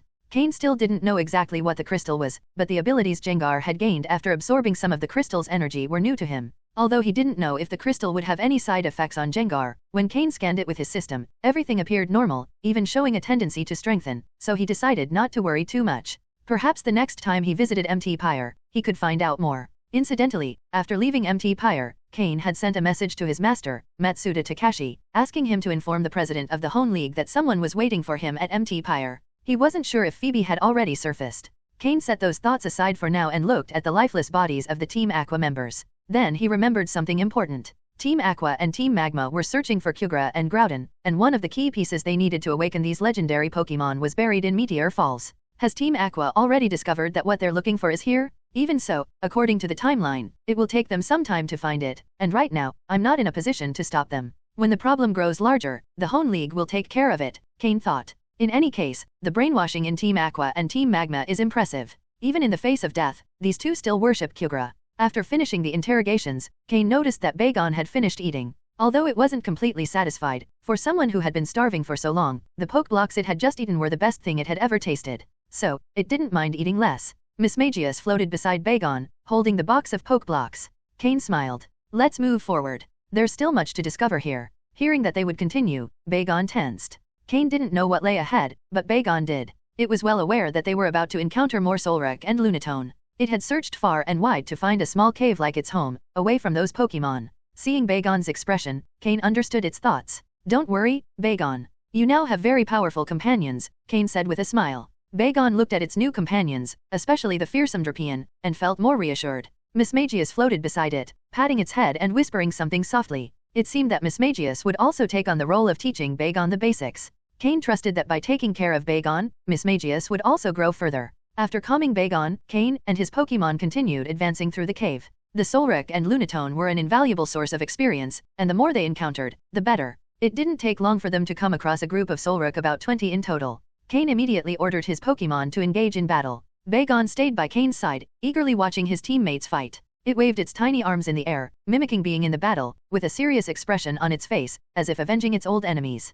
Chapter 655 to 654, Bagon's Shadow. Inside Meteor Falls, it's easy to lose track of time. Moreover, since they had been in constant battle, time flew by, but it had been a very fruitful experience. When Cain exited Meteor Falls, a large full moon was already hanging in the sky. Cain hadn't been in the cave for just a day, in fact, 3 days had passed. On the first day, he found and captured Bagon, and the next 2 days were spent entirely sweeping through groups of Solrock and Lunatone. Not only that, but his Pokémon's levels also increased significantly. All the Pokémon actively participated in battles, leading to very balanced growth. Of course, this was also because his Pokémon had been holding back for over a month, so upon finding enemies, they practically fought each other to take part in the battles. Additionally, since Honchkrow, Weevil, and Drapion are dark types, they are completely immune to the psychic-type moves of Solrock and Lunatone, allowing them to fight very aggressively. This left Bagon, walking at Cain's feet, looking up to his teammates with admiration in his eyes. He used to be bullied by these enemies and couldn't defend himself, but now he watched Drapion and the others defeat them as if facing small children, taking them down in a single blow. Even Floette, when shifting into her grass-type form, became a solid offensive force. Cain was already considering buying some good grass-type moves to further improve her offensive capabilities. The small body of Floette contains immense energy, and Slowking, with its sturdy physique, also harbors infinite power. Ahem. In summary, Cain's Pokémon had improved their levels and skills. Slowking leveled up, reaching level 48, edging closer to quasi-elite status. Honchkrow, Weevil, and Drapion, the wild trio, stormed through the Solrek and Lunatone groups as a well-coordinated team, each gaining 2 levels, reaching level 46. Jengar, acting as an open-fire turret, displayed impressive offensive capabilities. Free from the need to defend, it continuously launched shadow ball attacks, gaining 2 levels and reaching level 46 as well. Finally, Floette, despite focusing on healing and support, also gained 2 levels, reaching level 42. At this point, Floette had already reached the level necessary to evolve. All that remained was for Cain to obtain a shiny stone, allowing her to complete her evolution. However, Floette's quality was still dark green. If Cain wanted her to keep up with his other Pokémon, he needed to find a supreme quality shiny stone. Now Cain had become more ambitious. He was no longer content with superior quality stones. If he couldn't find a supreme quality one, he'd prefer for Floette to stay in her current form, where she could serve as an excellent protector. In addition to his Pokémon's level improvements, Cain also gathered a good amount of Stardust. While each Pokémon had only a little, collecting it from all of them amounted to a considerable quantity. It was enough for Cain to craft 3 or 4 accessories. Now, regarding Mega Evolution, Cain had everything ready. He only lacked a suitable Mega Stone and a compatible Pokémon. Upon exiting Meteor Falls, Mismagius returned to Cain's shadow. This time, after being out for so long, she seemed to have understood what battling was all about. Probably wanting to set a good example for Bagon, Mismagius quietly asked Cain if she could join the training and, if possible, have a proper training plan designed for her. Cain, of course, was delighted to oblige. That Mismagius wanted to join battles was excellent news. Regardless of how much strength she could show, as an elite-level Pokémon, her participation in battles would be a great help to Cain. Meanwhile, Bagon had finally overcome its fear of Solrek and Lunatone. In his previous life, even after evolving into Salamence, Cain discovered that Salamence had a deep fear of these Pokémon. While it could fight them, it could never fully exert its power. Fortunately, in his previous life, his enemies never realized this to take advantage. This fear had formed in Bagon during its time living under the shadow of these Pokémon, and its body expressed it unconsciously. Knowing this, Cain decided to take the opportunity, while Bagon's fear wasn't too overwhelming, to help it eliminate this weakness. That's why, during battles with Solrek and Lunatone, Cain made Bagon accompany him to realize these Pokémon weren't that strong. Now that its teammates could defeat them easily, Bagon began losing its fear. By the time they exited Meteor Falls, Bagon's fear of these Pokémon had reduced to a minimum. Cain was confident that, with time, that fear would disappear entirely. Meteor Falls was quiet at night, so Cain's exit didn't draw much attention. Everyone assumed he was just another explorer. Cain immediately summoned Flygon, and before anyone could react, he had disappeared into the night sky. Then Cain found a quiet, secluded place to camp. With Bagon captured, half his objective was complete. The only thing left was to find the Megastone. If he managed to find it, all his goals would be fulfilled. However, unlike Bagon, which could move around and be captured by others, the Megastone was in a safe place and not easy to find. Ideally, he'd further raise his Pokémon's levels before going for it. With plenty of time, there was no rush. Both his main and secondary teams could improve as much as possible. Though Cain focused primarily on his main team, he couldn't neglect the growth of the second team. This was a crucial bonding process. The 5 little ones warmly welcomed Bagon upon seeing it. Larvitar, who had previously been the smallest, was thrilled to have a Pokémon smaller than itself. It was so happy that it even wanted to share all its belongings with Bagon, including its favorite little red backpack. Luckily, it eventually realized the backpack was its most prized possession and decided to keep it. At least it let Bagon touch it a bit. Chapter 656 to 655, Torchique's Transformation. Right now, the location is on the edge of Route 114, north of Meteor Falls. After passing through Route 114, they would arrive at Leafy Town. The area they are in doesn't have high-level Pokémon, making it a suitable place for the secondary team to participate in battles. However, it's still nighttime, and Honchkrow and the others have been battling for 3 consecutive days. Even though Floette has been constantly helping them recover energy, prolonged battles demand significant mental focus, which isn't easy for Pokémon. That's why tonight there will be no training. It's time for a good rest. They'll recover their energy, and tomorrow will be the turn of the smaller ones to fight. At dawn the following day, first thing in the morning, Cain prepared breakfast for his Pokémon and supervised Bagon as it performed recovery exercises. Bagon's wounds had already been completely healed by Cain, leaving only a few old scars that hadn't fully disappeared yet. With time, it's likely Bagon will make a full recovery. For Bagon to regain its full physical capacity, good nutrition alone isn't enough. It needs to exercise to improve digestion and nutrient absorption. Combining this with Cain's unique massage techniques and internal treatments, Bagon should overcome its malnourished state within a few days. However, since Bagon had been weak for quite some time, it will require a longer period to recover 100% of its abilities. Cain hopes Bagon can restore its potential before entering its growth phase. Otherwise, once it reaches that phase, improving its abilities will become much harder. After all, during their juvenile stage, Pokémon's bodies still have a high capacity for self-regulation and transformation. One example is Torchique, whose quality fluctuated between blue and dark blue during its juvenile stage. After finishing everything, Cain stored most of his Pokémon, leaving only Torchic and Aaron out. Torchic had reached level 15 a few days ago and could evolve at any moment in the coming days. On the other hand, Aaron, who levels up more slowly but has a type advantage in this area, was chosen by Cain to face the stronger Pokémon.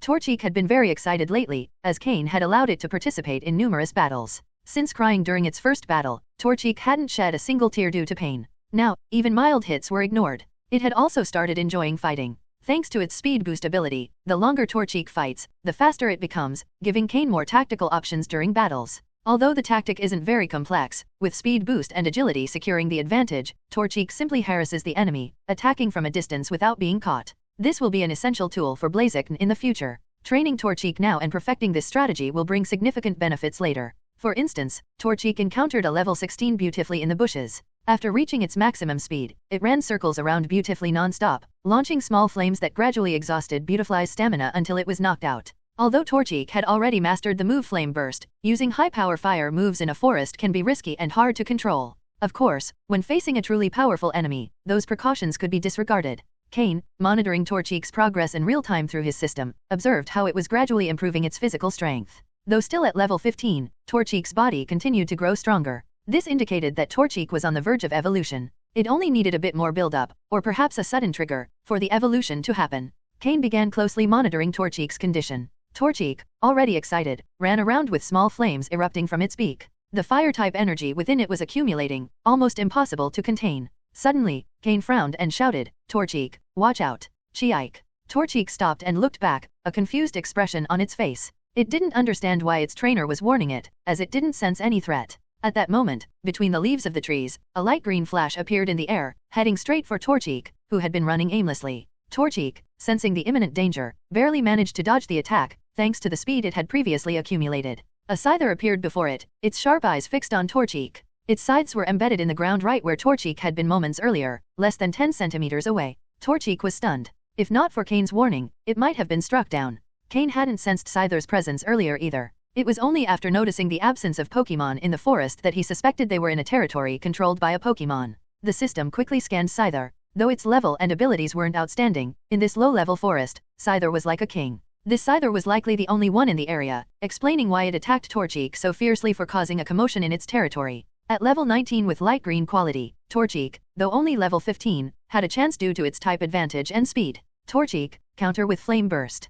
Cain commanded. Torchic, still enraged by the surprise attack, couldn't contain the flames within it. With a fiery explosion, it launched a powerful flame directly at Scyther's face, burning several parts of its body. Scyther, furious from the pain, slashed at Torchic with its scythes. Torchic, use agility and follow up with Flame Burst. Cain continued. Torchic obeyed, darting rapidly across the ground and dodging Scyther's attack, all while spitting small flames from its beak, burning its opponent more and more. The air soon filled with the smell of burnt wood. Scyther, disoriented and covered in burns, finally collapsed. Torchic, victorious, climbed on top of Scyther with a defiant attitude. The excess fire energy in its body had pushed it into a brief frenzy. Standing atop Scyther, its body began emitting more and more flames. Chapter 656 to 655, Torchic's transformation. Right now, the location is on the edge of Route 114, north of Meteor Falls. After passing through Route 114, they would arrive at Leafy Town. The area they are in doesn't have high-level Pokémon, making it a suitable place for the secondary team to participate in battles. However, it's still nighttime, and Honchkrow and the others have been battling for 3 consecutive days. Even though Floette has been constantly helping them recover energy, prolonged battles demand significant mental focus, which isn't easy for Pokémon. That's why tonight there will be no training. It's time for a good rest. They'll recover their energy, and tomorrow will be the turn of the smaller ones to fight. At dawn the following day, first thing in the morning, Cain prepared breakfast for his Pokémon and supervised Bagon as it performed recovery exercises. Bagon's wounds had already been completely healed by Cain, leaving only a few old scars that hadn't fully disappeared yet. With time, it's likely Bagon will make a full recovery. For Bagon to regain its full physical capacity, good nutrition alone isn't enough, it needs to exercise to improve digestion and nutrient absorption. Combining this with Cain's unique massage techniques and internal treatments, Bagon should overcome its malnourished state within a few days. However, since Bagon had been weak for quite some time, it will require a longer period to recover 100% of its abilities. Cain hopes Bagon can restore its potential before entering its growth phase. Otherwise, once it reaches that phase, improving its abilities will become much harder. After all, during their juvenile stage, Pokémon's bodies still have a high capacity for self-regulation and transformation. One example is Torchic, whose quality fluctuated between blue and dark blue during its juvenile stage. After finishing everything, Cain stored most of his Pokémon, leaving only Torchic and Aaron out. Torchic had reached level 15 a few days ago and could evolve at any moment in the coming days. On the other hand, Aaron, who levels up more slowly but has a type advantage in this area, was chosen by Cain to face the stronger Pokémon. Torchic had been very excited lately, as Cain had allowed it to participate in numerous battles. Since crying during its first battle, Torchic hadn't shed a single tear due to pain. Now, even mild hits were ignored. It had also started enjoying fighting. Thanks to its speed boost ability, the longer Torchic fights, the faster it becomes, giving Cain more tactical options during battles. Although the tactic isn't very complex, with speed boost and agility securing the advantage, Torchic simply harasses the enemy, attacking from a distance without being caught. This will be an essential tool for Blaziken in the future. Training Torchic now and perfecting this strategy will bring significant benefits later. For instance, Torchic encountered a level 16 Beautifully in the bushes. After reaching its maximum speed, it ran circles around Beautifully non-stop, launching small flames that gradually exhausted Beautifly's stamina until it was knocked out. Although Torchic had already mastered the move Flame Burst, using high-power fire moves in a forest can be risky and hard to control. Of course, when facing a truly powerful enemy, those precautions could be disregarded. Cain, monitoring Torchic's progress in real time through his system, observed how it was gradually improving its physical strength. Though still at level 15, Torchic's body continued to grow stronger. This indicated that Torchic was on the verge of evolution. It only needed a bit more build-up, or perhaps a sudden trigger, for the evolution to happen. Cain began closely monitoring Torchic's condition. Torchic, already excited, ran around with small flames erupting from its beak. The fire-type energy within it was accumulating, almost impossible to contain. Suddenly, Cain frowned and shouted, "Torchic, watch out! Chiike!" Torchic stopped and looked back, a confused expression on its face. It didn't understand why its trainer was warning it, as it didn't sense any threat. At that moment, between the leaves of the trees, a light green flash appeared in the air, heading straight for Torchic, who had been running aimlessly. Torchic, sensing the imminent danger, barely managed to dodge the attack, thanks to the speed it had previously accumulated. A scyther appeared before it, its sharp eyes fixed on Torchic. Its scythes were embedded in the ground right where Torchic had been moments earlier, less than 10 centimeters away. Torchic was stunned. If not for Cain's warning, it might have been struck down. Cain hadn't sensed Scyther's presence earlier either. It was only after noticing the absence of Pokémon in the forest that he suspected they were in a territory controlled by a Pokémon. The system quickly scanned Scyther. Though its level and abilities weren't outstanding, in this low-level forest, Scyther was like a king. This Scyther was likely the only one in the area, explaining why it attacked Torchic so fiercely for causing a commotion in its territory. At level 19 with light green quality, Torchic, though only level 15, had a chance due to its type advantage and speed. Torchic, counter with Flame Burst. Cain commanded. Torchic, still enraged by the surprise attack, couldn't contain the flames within it. With a fiery explosion, it launched a powerful flame directly at Scyther's face, burning several parts of its body. Scyther, furious from the pain, slashed at Torchic with its scythes. Torchic, use agility and follow up with Flame Burst. Cain continued. Torchic obeyed, darting rapidly across the ground and dodging Scyther's attack, all while spitting small flames from its beak, burning its opponent more and more. The air soon filled with the smell of burnt wood. Scyther, disoriented and covered in burns, finally collapsed. Torchic, victorious, climbed on top of Scyther with a defiant attitude. The excess fire energy in its body had pushed it into a brief frenzy. Standing atop Scyther, its body began emitting more and more flames. Chapter 656 to 655, Torchic's transformation. Right now, the location is on the edge of Route 114, north of Meteor Falls. After passing through Route 114, they would arrive at Leafy Town. The area they are in doesn't have high-level Pokémon, making it a suitable place for the secondary team to participate in battles. However, it's still nighttime, and Honchkrow and the others have been battling for 3 consecutive days. Even though Floette has been constantly helping them recover energy, prolonged battles demand significant mental focus, which isn't easy for Pokémon. That's why tonight there will be no training, it's time for a good rest. They'll recover their energy, and tomorrow will be the turn of the smaller ones to fight. At dawn the following day, first thing in the morning, Cain prepared breakfast for his Pokémon and supervised Bagon as it performed recovery exercises. Bagon's wounds had already been completely healed by Cain, leaving only a few old scars that hadn't fully disappeared yet. With time, it's likely Bagon will make a full recovery. For Bagon to regain its full physical capacity, good nutrition alone isn't enough, it needs to exercise to improve digestion and nutrient absorption. Combining this with Cain's unique massage techniques and internal treatments, Bagon should overcome its malnourished state within a few days. However, since Bagon had been weak for quite some time, it will require a longer period to recover 100% of its abilities. Cain hopes Bagon can restore its potential before entering its growth phase. Otherwise, once it reaches that phase, improving its abilities will become much harder. After all, during their juvenile stage, Pokemon's bodies still have a high capacity for self-regulation and transformation. One example is Torchic, whose quality fluctuated between blue and dark blue during its juvenile stage. After finishing everything, Cain stored most of his Pokemon, leaving only Torchic and Aaron out.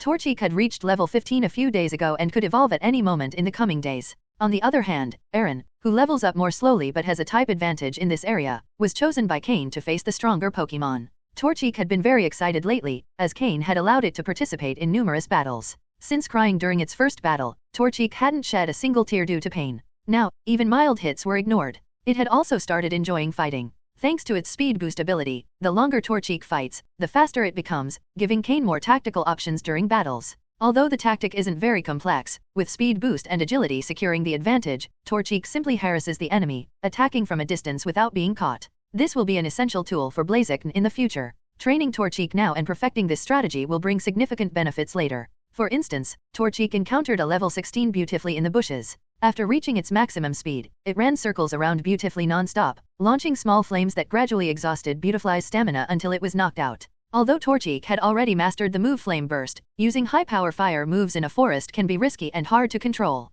Of course, when facing a truly powerful enemy, those precautions could be disregarded.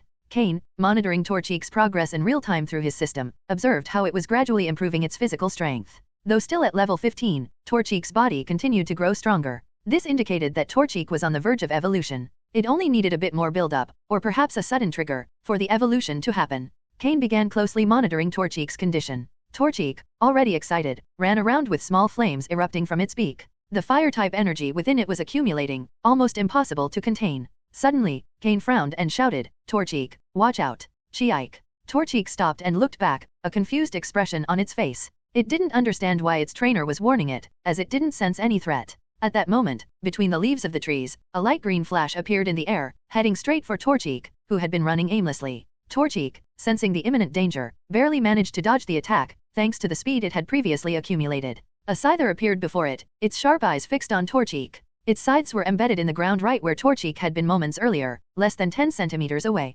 Torchic was stunned. If not for Cain's warning, it might have been struck down. Cain hadn't sensed Scyther's presence earlier either. It was only after noticing the absence of Pokemon in the forest that he suspected they were in a territory controlled by a Pokemon. The system quickly scanned Scyther. Though its level and abilities weren't outstanding, in this low-level forest, Scyther was like a king. This Scyther was likely the only one in the area, explaining why it attacked Torchic so fiercely for causing a commotion in its territory. At level 19 with light green quality, Torchic, though only level 15, had a chance due to its type advantage and speed. Torchic, counter with Flame Burst. Cain commanded. Torchic, still enraged by the surprise attack, couldn't contain the flames within it. With a fiery explosion, it launched a powerful flame directly at Scyther's face, burning several parts of its body. Scyther, furious from the pain, slashed at Torchic with its scythes. Torchic, use agility and follow up with Flame Burst. Cain continued. Torchic obeyed, darting rapidly across the ground and dodging Scyther's attack, all while spitting small flames from its beak, burning its opponent more and more. The air soon filled with the smell of burnt wood. Scyther, disoriented and covered in burns, finally collapsed. Torchic, victorious, climbed on top of Scyther with a defiant attitude. The excess fire energy in its body had pushed it into a brief frenzy. Standing atop Scyther, its body began emitting more and more flames. Chapter 657 to 656, Torchic's Evolution. Cain watched as flames suddenly appeared around Torchic, causing his eyes to light up with excitement. Quickly, he ran with Aaron toward Torchic. At that moment, the flames had nearly engulfed Torchic entirely. Torchic was also a little confused, as it was the first time experiencing something like this. Inside the fire, its small, puzzled eyes looked at Cain, seeking help. As he observed the data provided by the system, Cain smiled and said, "Torchic, don't worry. This is normal because you're about to evolve." Hearing Cain's explanation, Torchic's eyes instantly lit up. Ever since witnessing Mudcup's evolution, all the Pokemon in the second team had developed a strong desire to evolve. They all wanted to discover what abilities they would gain and how they would look after evolving. Because of this, they trained with much more enthusiasm, eager to reach that state of evolution soon. Torchic had been excited all day due to the internal energy that naturally made it more active as its evolution approached. At that moment, its entire body was enveloped in flames, except for its face, which was still visible. Both its feathers and head plume were practically transformed into fire. This was the fire-type energy reshaping its body, a normal process during evolution. Though it was intriguing, Torchic wasn't surrounded by the characteristic white glow of evolution. Cain couldn't understand why this was happening, but according to the system's data, all its stats had already maxed out, signaling that Torchic was ready to evolve. Without dwelling on it further, Cain retrieved a dose of the attribute enhancement potion specific to Torchic. Torchic's evolution was significant for Cain, not only because it was one of his Pokémon capable of mega evolving, but also because it served as a crucial test to determine if the potions could enhance the dark blue quality of his Pokémon. Torchic, this is the quality enhancement potion, just like the one Mudcup had. Drink it, Cain said, holding out the potion. Cheike. Torchic eagerly opened its mouth, waiting for Cain to give it the potion. The moment turned awkward. Cain had forgotten that, with its entire body covered in flames, Torchic couldn't simply drink the potion. To avoid burning himself, Cain used his psychic abilities to control the potion, slowly pouring the liquid into Torchic's mouth. Cheike. After drinking it all, Torchic let out a loud cry, ready to begin evolving. However, the most embarrassing part was that the flames around its body began to gradually subside. Cain frowned. Is it still missing something? He retrieved a Pokeball and summoned Slowking. Slowking, use Flamethrower on Torchic. Torchic, absorb as much energy as you can. Yadin. Slowking nodded seriously and unleashed its Flamethrower, directly engulfing Torchic. For the first time, Torchic experienced the heat of an external fire. It was intense, and it wanted to scream, but Cain quickly stopped it. Torchic, endure it. Don't cry out. If you do now, the potion's effects might diminish. Absorb all the fire energy from Slowking. Hearing this, Torchic closed its eyes and endured the discomfort while absorbing the fire energy. 1 minute, 2 minutes, 3 minutes. After 5 minutes, when Slowking was nearly exhausted, Torchic's body began showing new changes. That's enough, Slowking. You can stop, Cain said, handing a Pokeblock to Slowking. After all, Slowking, being a water/psychic type, wasn't specialized in fire moves, so it was natural for it to tire after such an effort. Torchic absorbed the last breath of fire from Slowking, and the flames around its body exploded, fully engulfing it in a red and yellow fireball. Finally, Torchic began to shine with a white light. It was finally entering the state of evolution. Cain found it strange that Torchic hadn't emitted the glow earlier, but he realized it had expended much of its energy during the battle with Scyther. Its body simply didn't have enough energy to trigger evolution at that moment. Fortunately, Cain had acted quickly, and with Slowking's help, Torchic was able to recover the energy it needed. Otherwise, the valuable potion would have been wasted, and Torchic might have suffered permanent damage from an interrupted evolution. Finally, the evolution process began correctly. The system monitored Torchic's changes in real time. Its stats had already surpassed normal limits. Cain, Slowking, and Aaron watched intently as Torchic remained enveloped in light. Gradually, Torchic's silhouette began to change. Its height increased visibly, and its small wings elongated considerably, resembling human arms. In its new form, Torchic gained the fighting type, which would significantly boost its close combat abilities. The fighting type was also an important addition to Cain's team, which lacked Pokémon of that type, helping cover certain weaknesses. After 10 minutes, the glow started to fade, revealing a Pokémon with 3 red feathers on its head, a light yellow body, and sturdy red legs. Its new arms, which now resembled elongated wings, nearly touched the ground when standing, as if they were weapons ready for battle, with 3 sharp claws at the tips. Additionally, its legs had strengthened significantly, clearly capable of leaping great distances with ease. This was Combusken, Torchic's evolved form. From a small, childlike Pokémon, Torchic had grown into an adolescent-looking form. Its face no longer displayed the innocence it once had. It had grown from 40 centimeters to an impressive height of 90 centimeters. Congratulations, Combusken. How do you feel after evolving? Cain asked with a smile. Busk. Combusken jumped powerfully, delivering a kick to a nearby tree, followed by another mid-air kick. The tree fell to the ground instantly. Combusken landed on one knee, arms spread in an incredibly elegant and powerful stance. Chapter 658 to 657, The Mighty Combusken and the Little Glutton. Haha, it seems your post-evolution state is pretty good. That double kick wasn't bad, Cain said, laughing. But just as he finished speaking, Combusken collapsed to the ground, exhausted. It was the side effect of the quality enhancement potion. Combusken had just evolved and wanted to show off its new abilities, but it hadn't expected that a single kick would leave it so drained. Cain shook his head in resignation, picked it up, and gave it some Pokeblocks. While doing so, he activated his system to scan Combusken's data.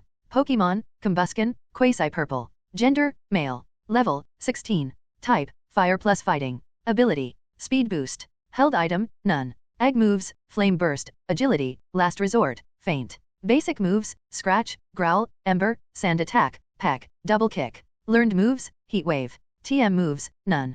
Combusken had reached the threshold of purple quality, landing in a very complex intermediate stage. The quality enhancement potion had a significant effect, but the gap between dark blue quality and light purple quality was vast. That Combusken reached a quasi-purple level was already an impressive result. After all, the barrier between blue and purple qualities was far more difficult to overcome. Cain was confident that, with time, Combusken would reach light purple quality, as long as no unexpected deterioration occurred. However, even Slowking, despite having returned from Mythical Island over a month ago, had yet to surpass this same obstacle, even with poke blocks designed by Cain to gradually improve its quality. So Combusken, too, would need time. But Combusken could afford to wait. As long as it successfully improved its quality to light purple before evolving into Blaziken, it would be sufficient. With Combusken's evolution, Cain was also able to confirm that the aptitude medicines worked, even on Pokémon with dark blue quality. This alone was satisfying for him. Combusken still had one more opportunity to evolve and could use another quality enhancement potion in the future, increasing the chances of reaching purple quality or, with a bit of luck, even dark purple quality.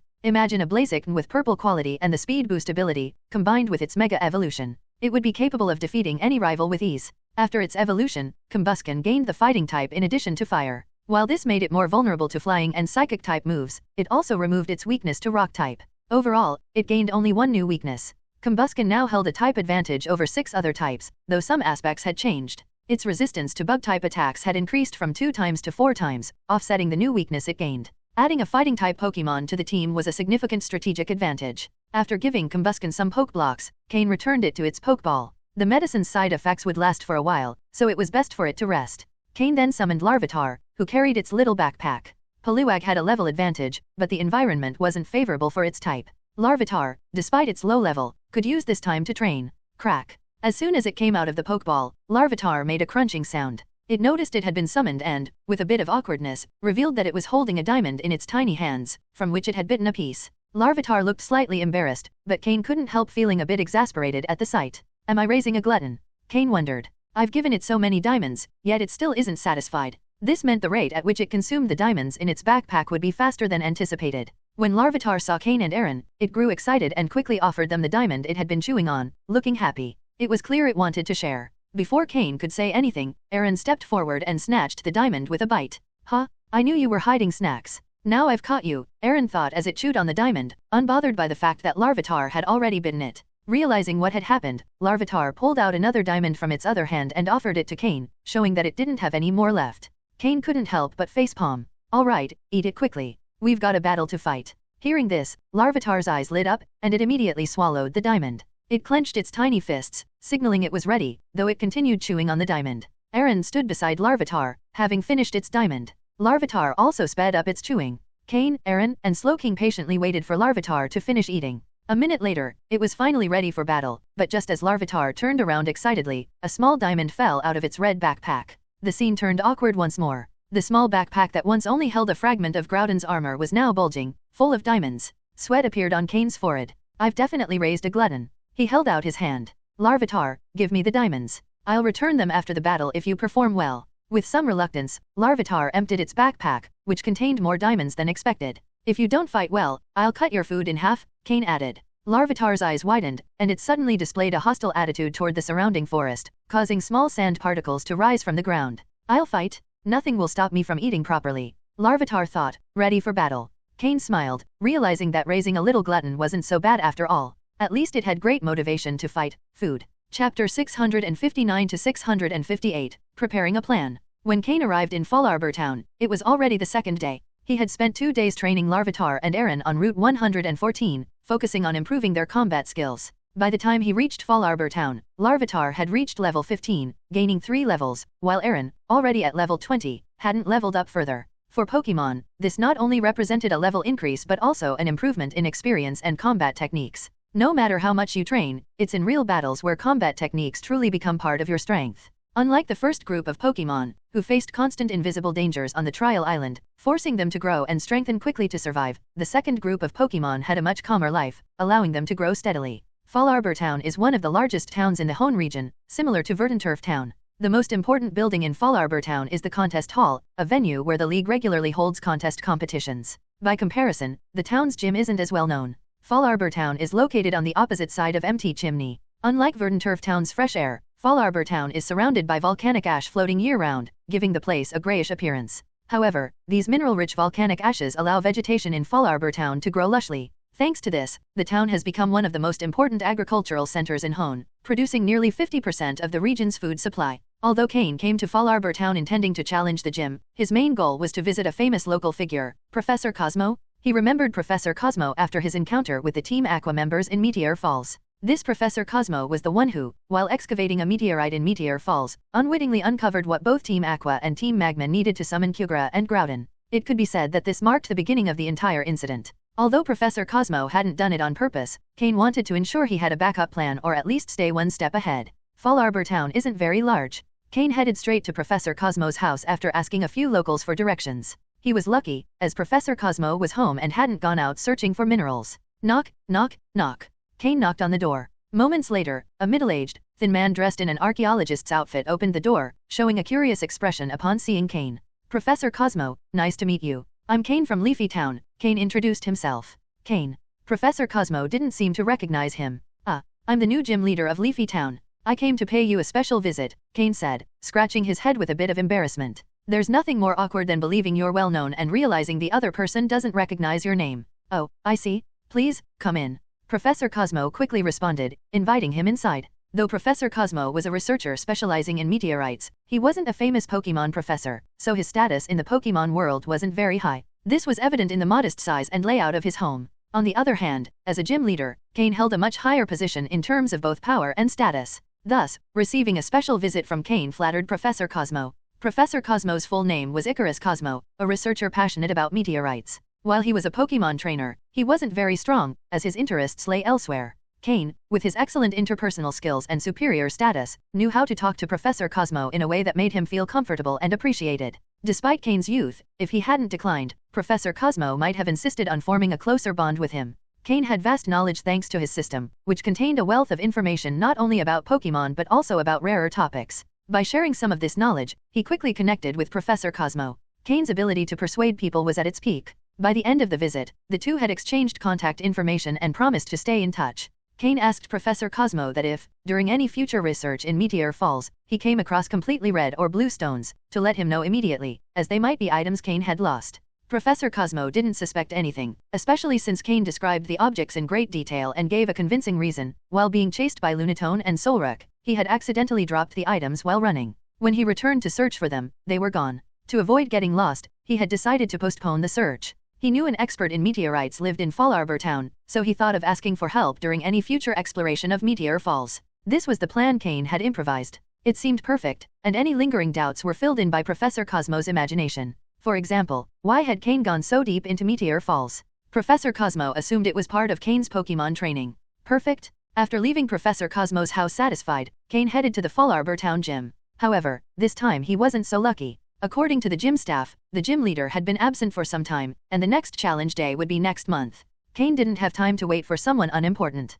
Without the leader present, there was no way to enter. What a disappointment! Cain left the Fall Arbor Town gym feeling slightly frustrated. Of course, Cain wouldn't admit that his true motivation for challenging the gym was to gain recognition and upload battle videos to increase his fame. That was definitely not his goal. Seriously. Cain's objective was to strengthen relations between Fall Arbor Town and Leafy Town, promoting friendship between gym leaders and contributing to the development of the Hone region. How exactly towns separated by a massive mountain could strengthen their friendship wasn't something Cain needed to worry about. Chapter 660 to 659, Drake. Not being able to challenge the Fall Arbor Town gym was a disappointment. However, leaving a contingency plan with Professor Cosmo allowed Cain to gain more precise insight into some of Team Aqua and Team Magma's movements. Therefore, that small detour in time was entirely worthwhile. He decided to depart directly from Fall Arbor Town, heading east. After covering a certain distance, he would reach Fortree City, and southeast of it lay Cain's true objective, the place where he had once discovered a megastone. Due to the considerable distance, even flying at maximum speed on Flygon, it was impossible to arrive in a single day. Thus, Cain wasn't in a rush. He called upon Slowking, who floated beside him. Flygon didn't need to go too fast, and if any Pokémon decided to attack during their flight, Slowking would be ready to fight. Currently, Slowking had reached level 48, nearing the maximum advanced level. It only needed a slight push to achieve that milestone. As potentially the first Pokémon on the team to reach that level, Cain was preparing to help Slowking make that leap. Although the wild Pokémon on Route 113 were not very high level, beyond this route and before reaching Route 119, there was a dense jungle to cross, home to higher level Pokémon. Encountering even maximum advanced level Pokémon wouldn't be surprising. When Cain ordered Flygon to descend from the sky, they had already reached the foothills of a mountain range. Behind them stretched Route 113, and ahead lay the unknown forest. According to League maps, the safe route was to continue north along Route 111 after Route 113, which was the path most traveling trainers took. Recklessly entering an unknown forest could bring unexpected and difficult to avoid dangers. However, with Cain's vast wilderness survival experience, he didn't need to take the long way around.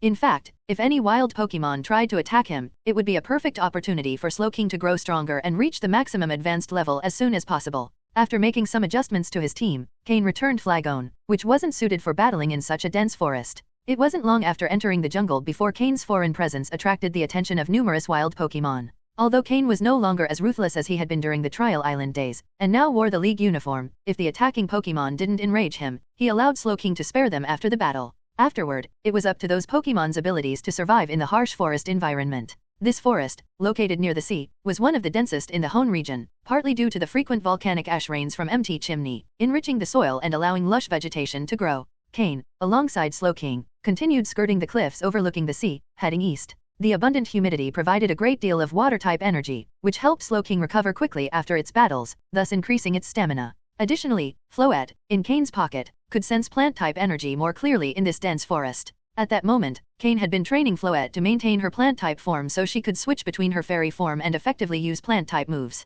Using the grassy terrain move occasionally also served as a way to train its plant-type abilities. The afternoon passed quickly amidst battles, and after defeating a Beedrill with Psychic, Slowking appeared beside Cain. For some reason, this part of the forest was plagued by massive swarms of Beedrill, with hundreds in each hive. Although they didn't seem to be direct enemies with each other, they also didn't cooperate, likely due to the presence of different Queen Beedrill in each swarm. For Cain, this was a problem, as his entry into the territory of these swarms was viewed as an invasion. Fortunately, as poison types, the Beedrill didn't pose a real threat to Slowking, but their numbers were overwhelming. With steady progress, Cain had already reached the cliffside. Night fell, and the forest grew more dangerous at dusk. Cain wanted to set up camp, but with so many Beedrill swarms around, this wasn't an ideal spot for pitching a tent. Unless he decided to summon all his Pokémon and completely wipe out the swarms. While considering this option, Cain noticed flashes of light on the horizon over the sea. As the lights drew closer, he realized they came from a ship, with a flag flying atop its mast, adorned with the Pokémon League emblem. It seemed to be a League ship.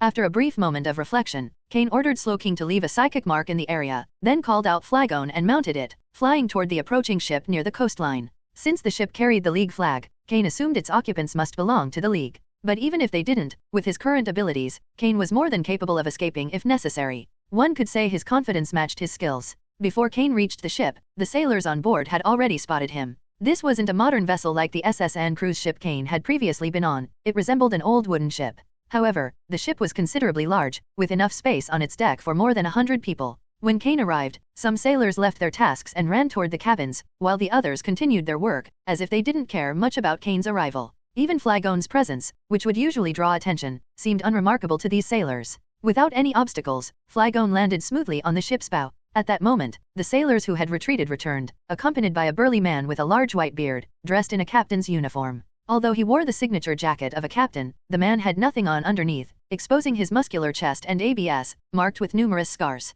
He held a smoldering cigar as he stepped heavily onto the deck, exuding a fierce and commanding aura. A name suddenly came to Cain's mind. Drake? Could this be Drake, the Dragon-type member of Hone's Elite Four? Chapter 661-660, The Master of Deception, Cain. Cain watched as Drake appeared on the deck. Drake observed the newcomer, Cain, along with his Flygon and Slowking. Cain quickly spoke up. Sorry for showing up like this. I mean no harm. I was just training on the cliff up there, and as night fell, I wanted to find a place to camp. And then I saw the ship at sea. But if it's a bother, I'll leave right away. Hearing his words, Drake took a puff from his cigar and gestured for the sailors to carry on with their work. Drake approached Cain, towering over him, much taller than Cain had imagined. Don't worry. Since you're here, stay the night. There are plenty of spare rooms in the cabin, Drake said calmly before turning his gaze to Flygon. This is Flygon. Mister, are you a strong trainer too? Cain noticed Drake's gaze and decided to ask the question. Drake's imposing figure aside from a somewhat lean face exuded the aura of a man shaped by the sea. His white beard covered his face entirely. Perhaps this was someone who had been born into the wrong world. Ha. Strong, you say? I suppose you could say that. But Flygon, I know this species well. Young man, your Flygon isn't fully developed, and you haven't unlocked its true potential, Drake said with a smile. Drake's words sparked something in Cain. Drake was the Dragon-type Elite Four member of the Hone region, an expert in Dragon-type Pokémon. While some of his Pokémon also had Flying-type traits, they all fell under the Dragon category. Undoubtedly, he knew far more than most. Cain currently had Flygon and Bagon, and in the future, he might even acquire an Altaria. But even if he couldn't catch Altaria, just having Bagon was reason enough to invest significant time and effort. If anyone knew how to train a Salamence to its maximum potential, it was Drake, Hone's Dragon-type Elite Four member. His ace Pokémon was precisely a Salamence. It was said that this Salamence had once saved Drake's life, and because of that, Drake had dedicated himself to training it. However, raising a pseudo-legendary Pokémon like Salamence was no easy feat. When Drake was a young sailor, he barely had any income. He spent years training Salamence until he finally developed it fully. This is why, when Drake became one of Hoen's Elite Four, he was the oldest among them.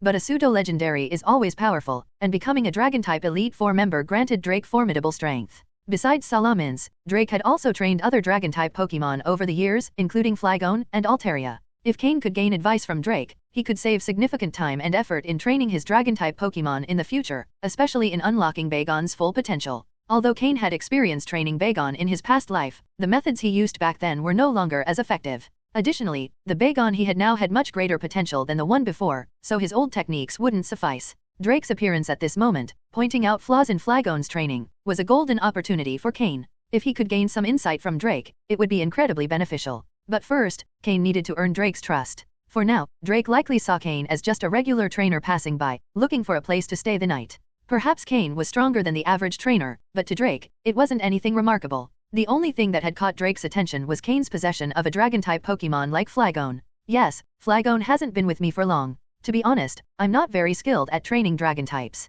But if we're talking about my Slowking, I have more experience, Cain said with a shy smile, scratching his head. Flygon, under its previous trainer Ran, had never been fully trained. Despite its great potential as a Dragon-type Pokémon with a blue-tier quality, its development wasn't optimal. Even though its level had reached 49, it struggled against Cain's Honchkrow, which also had a blue-tier rating but was only level 46. Flygon, at its current advanced level, was no match. Flygon had relied too much on orders from its former trainer, Ran, who lacked much strategy in battle and often resorted to direct tactics. Brute strength only works if the Pokémon has enough power. Intelligence remains a key component of success. I see. Your Slowking is very well trained. If I only saw Flygon or only Slowking, I'd think they belonged to two different trainers. The difference is noticeable, Drake observed, studying Slowking closely before letting out a sigh. Cain couldn't help but think. If Flygon had just arrived under my care, I'm sure Drake would tear Ran apart for wasting its potential. What a lost gem. Yay, it's a shame. I don't have any friends who are experts in training dragons, and as a gym leader, I can't spend much time away from my gym.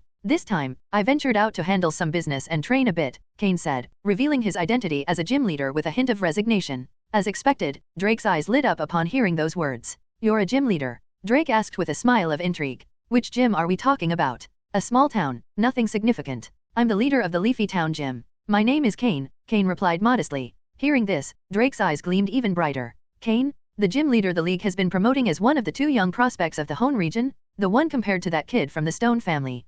If by Stone Kid, you mean Steven Stone, then yes, I think that's me, Cain replied with a sheepish smile. Cain thought maybe he should try his luck in acting someday. Who knows, perhaps he could share the screen with Diantha, the future champion of Kalos, in a movie one day. And, you are? Cain asked curiously. Ha, ha, ha. My name's Drake. You can call me Uncle Drake, Drake said with a hearty laugh, clearly pleased. End of chapter. Chapter 662, Chapter 661, The Challenge of Elite Four Drake. Drake? Are you the Elite Four Drake? Cain said, trying hard to show an expression of surprise. If there's no other Elite Four named Drake, then the one you're talking about must be me? Ha ha ha. Drake mimicked Cain's words, laughing with satisfaction. As one of the senior members of the Elite Four, Drake, like others of his age who care about the league's development, pays close attention to the talents of the next generation. For this reason, in the future, when Ash meets Drake and asks for a battle, Drake won't refuse. Although Ash isn't very well known at the top levels of the league, he has the support of Professor Oak, which has given him some notoriety. Drake,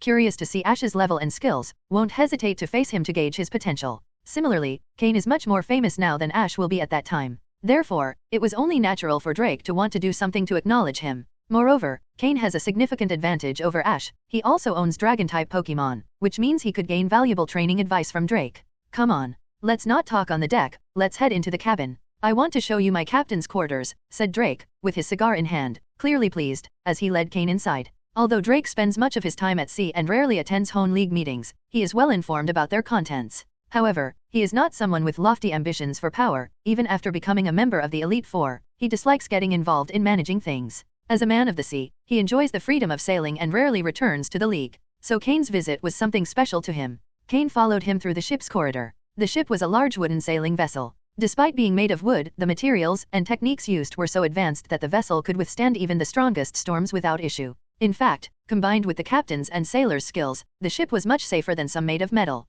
The ship's interior was imbued with a strong masculine aroma. Unsurprisingly, there were few women aboard, as the smell of sweat was almost unbearable for anyone unaccustomed to such an environment. Nonetheless, the wandering life at sea seemed quite appealing, as long as one had enough power to face any dangerous situation that might arise. Sudden storms or powerful Pokémon could appear at any moment, and one had to be prepared to face them. When they arrived at the captain's quarters, Cain noticed that the space was quite large and, thankfully, did not have the overwhelming stench of sweat. Instead, there was a strong smell of tobacco and alcohol. It seemed Drake had a considerable fondness for both. The atmosphere was far more comfortable than Cain's previous missions, so he showed no sign of discomfort, which made Drake appreciate him even more. After sitting together on the sofa, they began to chat casually. However, they didn't talk about dragon-type Pokémon but rather about everyday topics in Cain's life, like his master Matsuda Takashi and his close friend Steven. Eventually, Drake offered Cain a cleaner room to spend the night, suggesting they talk more in the morning, reasoning that young people should go to bed early. With no other option, Cain went to sleep. The bed was much more comfortable than sleeping outdoors. Cain understood what Drake wanted but didn't mention it, letting himself drift into slumber while Jengar, hidden in the shadows, kept watch to ensure his safety through the night. After Cain left, a sailor entered Drake's quarters. Unlike the other sailors on deck, this one had a far more intimidating presence. "Captain, what are your orders?" the sailor asked in a deep voice. "I want you to verify the identity of the young man who just boarded the ship. Find out if he's the famous Cain people have been talking about recently," Drake said, exhaling a puff of smoke. "Yes, sir," the sailor responded firmly before leaving. Drake stared at the spot where Cain had sat moments earlier, deep in thought. Although he dislikes getting involved in league matters, as an Elite Four member, he is cautious. He wasn't going to trust Cain's words without prior investigation. Half an hour later, the burly sailor returned with a report. Drake reviewed the report on Cain. The description matched the person he had seen, and Cain's signature Pokémon, Slowking, was also present. Drake confirmed that this Cain was indeed one of the rising talents in the Hone region. Feeling reassured, Drake decided he could pass on some of his knowledge. After all, he was aging. Though still full of energy, he preferred to leave behind a legacy rather than take it to the grave. Drake was a strong man, but the sea was always full of dangers. It wasn't as if he was destined to become the king of the pirates. The next morning, after a night of rest, Cain woke up early. To his surprise, the ship's sailors were already awake. Everyone seemed busy with their tasks, and fortunately, the ship was still anchored at the same spot where Cain had boarded. It would have been quite awkward if they had departed while he was asleep. Drake was at the ship's bow, looking toward the nearby cliff and the forest above it. Some resilient plants grew on the cliff. Although small and weak, they struggled to survive. "You're awake already, Cain? You're up early. Young people should maintain good habits, otherwise, when they get old, they'll feel like their bodies are rusted," Drake said as he noticed Cain stepping onto the deck. "But you woke up even earlier, Uncle Drake." Cain replied with a smile as he approached the bow to enjoy the fresh sea breeze. "Ha ha ha, old folks don't sleep much. Since you're awake, how about a battle? I think it could be quite interesting," Drake proposed. Now that he had confirmed Cain's identity, Drake no longer held back. He was eager to see the level of the young talents of this generation. Cain and Steven were the leaders of Hone's new generation, and testing Cain's skills was practically evaluating the level of the region's youth. Drake was very interested in that. Hearing his proposal, Cain's eyes lit up with excitement. A battle against the Elite Four Drake? There was no doubt that Drake's power was immense. However, if he used his main team, the battle wouldn't make much sense, as Cain wouldn't stand a chance even with all his Pokémon combined. "Of course," Cain replied without hesitation. End of chapter. Chapter 662, Chapter 661, The Challenge of Elite Four Drake. "Drake, are you the Elite Four Drake?" Cain said, trying hard to show an expression of surprise. "If there's no other Elite Four named Drake, then the one you're talking about must be me, ha ha ha." Drake mimicked Cain's words, laughing with satisfaction. As one of the senior members of the Elite Four, Drake, like others of his age who care about the league's development, pays close attention to the talents of the next generation. For this reason, in the future, when Ash meets Drake and asks for a battle, Drake won't refuse. Although Ash isn't very well known at the top levels of the league, he has the support of Professor Oak, which has given him some notoriety. Drake, curious to see Ash's level and skills, won't hesitate to face him to gauge his potential. Similarly, Cain is much more famous now than Ash will be at that time. Therefore, it was only natural for Drake to want to do something to acknowledge him. Moreover, Cain has a significant advantage over Ash. He also owns Dragon-type Pokémon, which means he could gain valuable training advice from Drake. "Come on. Let's not talk on the deck, let's head into the cabin. I want to show you my captain's quarters," said Drake, with his cigar in hand, clearly pleased, as he led Cain inside. Although Drake spends much of his time at sea and rarely attends Hone League meetings, he is well informed about their contents. However, he is not someone with lofty ambitions for power. Even after becoming a member of the Elite Four, he dislikes getting involved in managing things. As a man of the sea, he enjoys the freedom of sailing and rarely returns to the league. So Cain's visit was something special to him. Cain followed him through the ship's corridor. The ship was a large wooden sailing vessel. Despite being made of wood, the materials and techniques used were so advanced that the vessel could withstand even the strongest storms without issue. In fact, combined with the captain's and sailors' skills, the ship was much safer than some made of metal. The ship's interior was imbued with a strong masculine aroma. Unsurprisingly, there were few women aboard, as the smell of sweat was almost unbearable for anyone unaccustomed to such an environment. Nonetheless, the wandering life at sea seemed quite appealing, as long as one had enough power to face any dangerous situation that might arise. Sudden storms or powerful Pokémon could appear at any moment, and one had to be prepared to face them.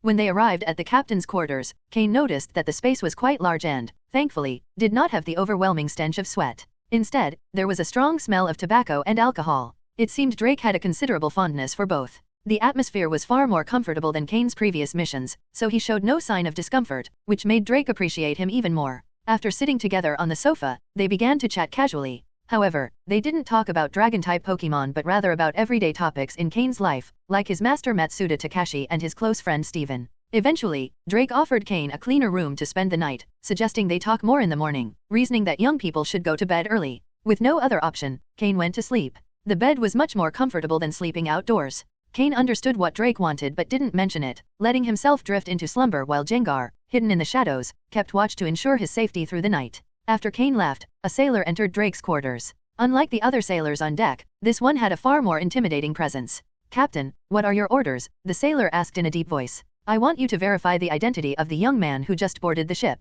Find out if he's the famous Cain people have been talking about recently," Drake said, exhaling a puff of smoke. "Yes, sir," the sailor responded firmly before leaving. Drake stared at the spot where Cain had sat moments earlier, deep in thought. Although he dislikes getting involved in league matters, as an Elite Four member, he is cautious. He wasn't going to trust Cain's words without prior investigation. Half an hour later, the burly sailor returned with a report. Drake reviewed the report on Cain. The description matched the person he had seen, and Cain's signature Pokémon, Slowking, was also present. Drake confirmed that this Cain was indeed one of the rising talents in the Hone region. Feeling reassured, Drake decided he could pass on some of his knowledge. After all, he was aging. Though still full of energy, he preferred to leave behind a legacy rather than take it to the grave. Drake was a strong man, but the sea was always full of dangers. It wasn't as if he was destined to become the king of the pirates. The next morning, after a night of rest, Cain woke up early. To his surprise, the ship's sailors were already awake. Everyone seemed busy with their tasks, and fortunately, the ship was still anchored at the same spot where Cain had boarded.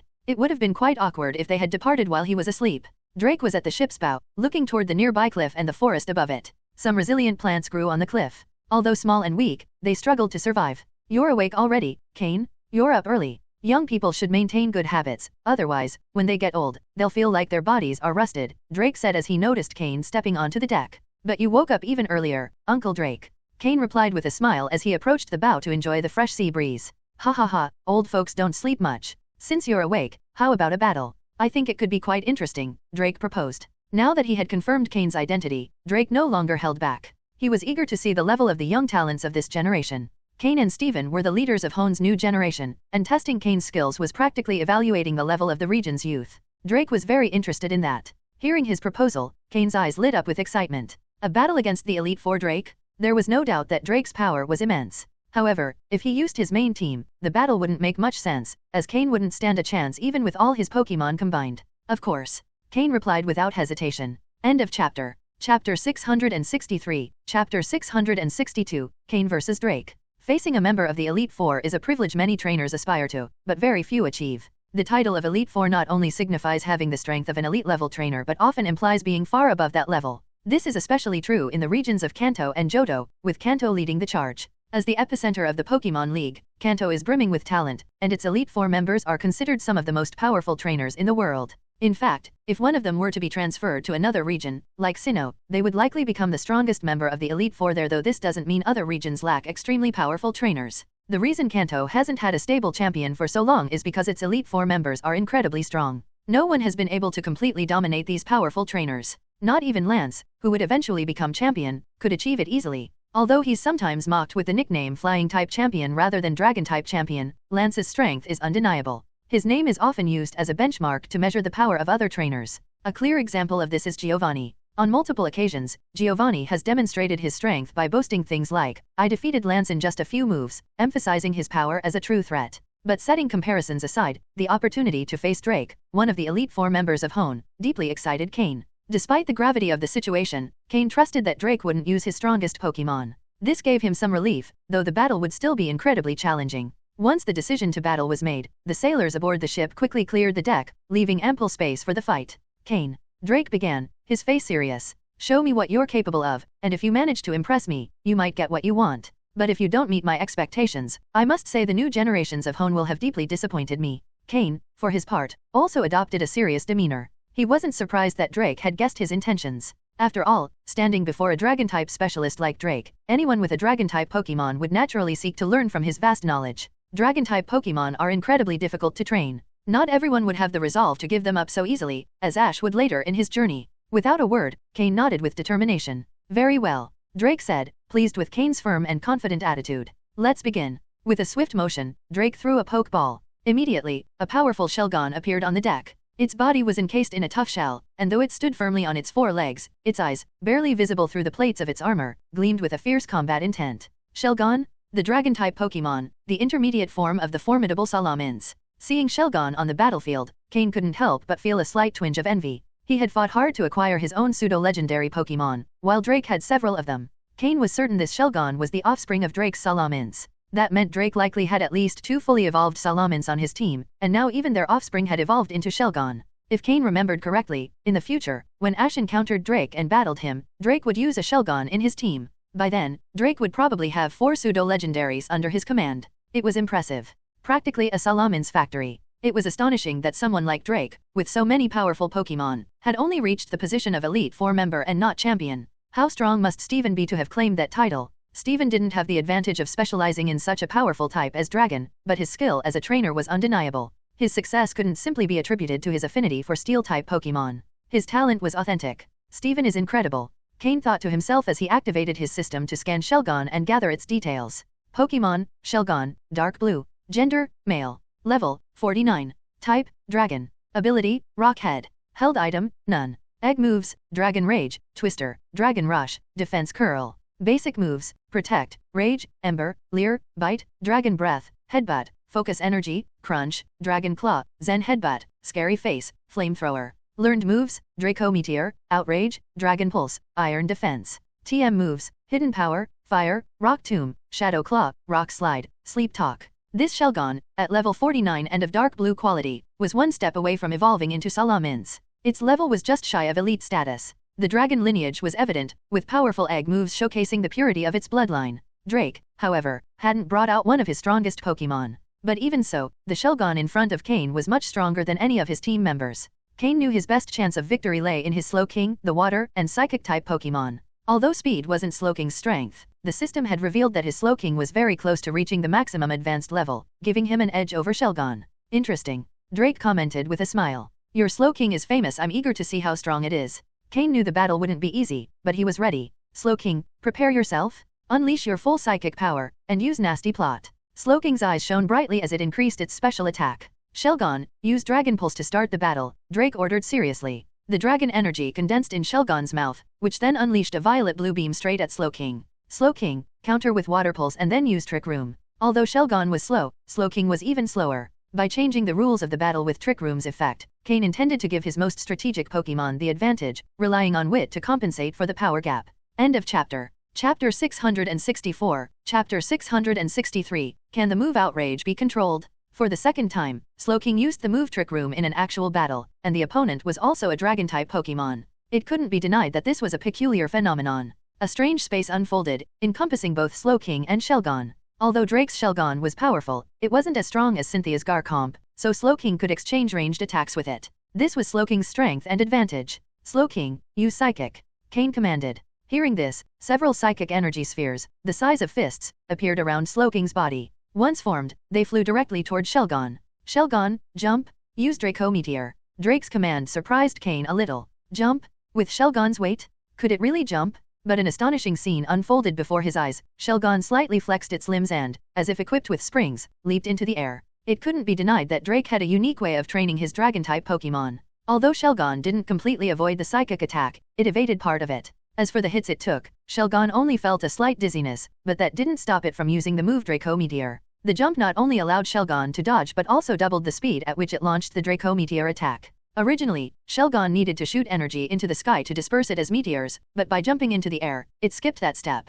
Immediately after firing, the Draco meteor scattered and began to fall. Shelgon had clearly trained for this move before, as it concentrated and directed the attack straight at Slowking. Slowking, teleport, and use Psychic again. Cain quickly ordered. Slowking's psychic energy surged suddenly as it activated the move Teleport. However, due to the speed of the Draco meteor, part of the attack hit Slowking before it could fully teleport. Although it sustained some notable injuries, Slowking, accustomed to taking damage, was still within its endurance range. The psychic move activated once more, and this time, Shelgon, still in midair, was hit directly as it lacked a foothold. Boom! Shelgon fell to the ground with a heavy thud, indicating just how massive it was, yet it had managed to leap so high. It slowly stood up and shook its head, feeling slightly dizzy. Drake, observing Shelgon's condition, had a gleam in his eyes. The intensity of Slowking's psychic moves exceeded his expectations. Even though this Shelgon had undergone rigorous training, to the point of being stricter than his Salamins, and excelled in damage resistance, it seemed like just 2 of Slowking's attacks were already causing it trouble. This Slowking not only had great talent but had also been trained exceptionally well. Cain's strategy in battle was equally commendable. Since Cain had ordered Slowking to maintain a prudent distance, both Pokémon exchanged moves several more times, causing significant damage to each other. A great display of psychic skill. Since that's the case, let's settle this now. Shelgon, advance, and use Outrage. Drake commanded. All right. Slowking, advance as well and use a double Ice Punch. Cain responded. If the battle continued, the outcome would be uncertain. However, Cain felt he had a 60% chance of winning, as Slowking had a significant advantage in attack power. But since Drake wanted a direct clash, Cain wouldn't refuse. Shelgon's armor seemed to tense as it charged like a small tank. Slowking, on the other hand, moved faster with the aid of its psychic powers, its hands glowing with Ice-type energy. Recently, Slowking had been frequently battling Dragon-type Pokémon and had gained a deeper understanding of the Ice Punch move. It often discussed techniques with Weevil, and this time, the Ice Punch move was stronger than when it had been used against Cynthia's Garchomp. The 2 large Pokémon clashed violently on the ship's deck. Boom! Shards of ice and purplish-blue energy scattered, creating a gust of wind across the deck. Both Pokémon were sent flying by the force of the impact. Although Shelgon, being heavier, was pushed back less, Slowking, aided by its psychic power, didn't crash heavily to the ground. Instead, it moved gracefully, as if walking on water. Cain was about to order Slowking to continue attacking, but upon observing Shelgon's appearance, his pupils contracted. If he remembered correctly, Shelgon had just used the move Outrage, right? Why hadn't it entered a state of rage? Its eyes remained clear, and Cain could see the intense determination within them. Was this what Drake wanted to show him? That it was possible to freely control the move Outrage? That was quite surprising. The reason Outrage was such a powerful move was due to its explosive capability, making it one of the strongest moves among Dragon-type Pokémon. But why did Dragon-type trainers rarely use it as their first option? It was because after using Outrage, the Pokémon entered a state of frenzy and couldn't stop until all its accumulated energy was exhausted. However, Drake's Shelgon had stopped the attack immediately after using it. Cain frowned again. Something wasn't right. Given Shelgon's capability, the move Outrage shouldn't have had such a minor impact. At the very least, its explosive power seemed about 30% weaker than it should have been. While it was still strong, it wasn't as powerful as expected. All right, let's end it here. Cain, your skill is quite impressive, and Slowking is very well trained. There's no doubt you're a prodigious breeder, Drake said, laughing as he approached Shelgon, patting its back to calm it. Slowly, Shelgon settled down, folded its legs, and with a soft thud, lay down on the ground to rest and bask in the sunlight. Slowking looked at Cain, and upon receiving his approval, deactivated the Trick Room move and positioned itself by his side. Cain retrieved some poke blocks from his storage and fed them to Slowking. Seeing this, Drake's eyes sparkled once again. He knew the poke blocks Cain had just given Slowking weren't ordinary, and having an advanced breeder mentor clearly had its advantages. Did you see it? Drake suddenly asked. Cain was startled but then smiled and nodded. Yes, Uncle Drake, you're truly incredible. Flattery was always welcome. Ha ha ha ha. Chapter 665, Chapter 664, Training Dragon-type Pokémon. After the battle, Cain realized Drake's mastery in training Dragon-type Pokémon. Not only had Drake trained his Shelgon to jump incredibly high, but he had also managed to control the use of the move Outrage, a feat far beyond what most Dragon-type Pokémon trainers could achieve. After the battle concluded, Drake took Cain directly to the ship's deck, where they sat down to chat. Although Shelgon wasn't Drake's strongest Pokémon, it was one he had trained with great dedication. Had the battle continued, Drake wasn't certain he could defeat Cain, even with some tricks up his sleeve that he hadn't revealed. However, it wasn't necessary to resort to unconventional tactics, as there was no animosity between them. Drake began to explain to Cain some unique traits of Dragon-type Pokémon, along with details that were unknown to most. For instance, after Bagon evolves into Shelgon, it's commonly believed that it no longer needs to eat and simply accumulates energy for its evolution into Salamins. However, if Shelgon doesn't participate in many battles or training, this method may work but takes an exceedingly long time. Cain recalled that in his previous life, to speed up Shelgon's evolution, he had even resorted to injecting nutritional supplements. Although these supplements had no side effects, their results were limited and extremely expensive. After listening to Drake's teachings, Cain realized that Shelgon could indeed eat during this phase and that the more energy it accumulated at this stage, the stronger Salamence would be upon evolution. This is similar to the evolutionary process of Beedrill, where the amount of energy stored during Kakuna's stage determines the resulting drill's strength. Shelgon, too, is in a state of energy accumulation, and if it's allowed to eat normally and ensure it has sufficient internal energy, it can continue training without losing much time. This instruction was vital for Cain as it would optimize both the time and energy of his Pokémon. Drake didn't know that Cain had a Bagon, but now Cain understood that once his Bagon evolved, he would need to intensify Shelgon's training to maximize the amount of energy it could store. According to Drake's explanations, if part of this energy is expended during training, Shelgon's total capacity to store energy would increase, thereby improving the future Salamance's power. This was why Drake's Shelgon could jump so high during the battle. Continuous training had optimized its physical performance. In addition, Drake taught Cain an even more important lesson: how to control the move Outrage. While this move is incredibly powerful, it also has a significant drawback. If not properly controlled, it can unleash uncontrollable energy that leaves the Pokémon in a state of rage, difficult to manage. Drake had trained his Shelgon to release 70% of the power of Outrage, reserving the remaining 30% of energy to counteract the move's negative effects. This careful control was achieved by fine-tuning small details during training. If Cain wanted to further enhance the effectiveness of Outrage, he would need to work meticulously on those adjustments, as even Drake had only managed to reach 70% control. The conversation between the two lasted quite a while. Most of the time, Drake spoke while Cain listened and took notes using his system, recording all the information in his database for future reference. During the discussion, Cain occasionally asked questions that had been on his mind, and Drake patiently answered all of them. As the conversation progressed, it became more balanced, with Cain actively participating and sharing his own knowledge. Drawing on his past experience training a Salamence in his previous life, Cain was also able to contribute valuable ideas. This surprised Drake, who hadn't expected Cain to keep up with the conversation so effortlessly. Cain not only quickly understood the concepts Drake explained but also asked questions that elevated the discussion to a higher level. Some of Cain's questions even caused Drake to reflect more deeply on certain topics. Initially, Drake had only intended to discuss the evolution of Bagon into Salamence and perhaps mention a bit about Flygon. But, before he realized it, Cain had drawn out nearly all of his knowledge. Cain, on his part, felt as if he had gained a profound revelation about training Dragon-type Pokémon, particularly on how to manage his own Bagon's development. In fact, Cain briefly considered bringing out his Bagon to show it to Drake. He thought that doing so would make people assume that his Bagon had been obtained from Drake, thereby reinforcing his image of being backed by a powerful trainer. This would not only benefit him in terms of prestige but also provide a plausible explanation for his Bagon's origin. However, he decided against it. Even though he trusted that Drake wouldn't harbor any malicious intent toward his Bagon, it wasn't prudent to reveal it openly at that moment, especially with others on the ship who might have ill intentions. Moreover, his Bagon wasn't yet in ideal condition to be displayed to outsiders, even if they were experts in training Dragon-type Pokémon. Cain resolved that in the future, when he met Drake again, he would bring out his Bagon and use the opportunity to deepen their relationship. He knew that would be the best way to approach the matter and ensure that his Bagon's origin remained ambiguous enough. The conversation between them continued throughout the day, and by the time they finished, the sun was already setting. Drake had spent almost the entire day sharing his knowledge of Dragon-type Pokémon with Cain. Although he hadn't officially taken Cain as a student, Cain felt he had learned enough to consider himself nearly a half-disciple of Drake. After all, Drake rarely took on students, but he was doing his part to ensure the next generation of trainers had a bright future. In the future, when Cain met Ash and faced his challenges, he would apply the same principles he had learned from Drake. Cain was about to bid farewell and continue his journey when Drake stopped him. Upon learning that Cain planned to head to the Safari Zone, Drake insisted on personally taking him there on his ship.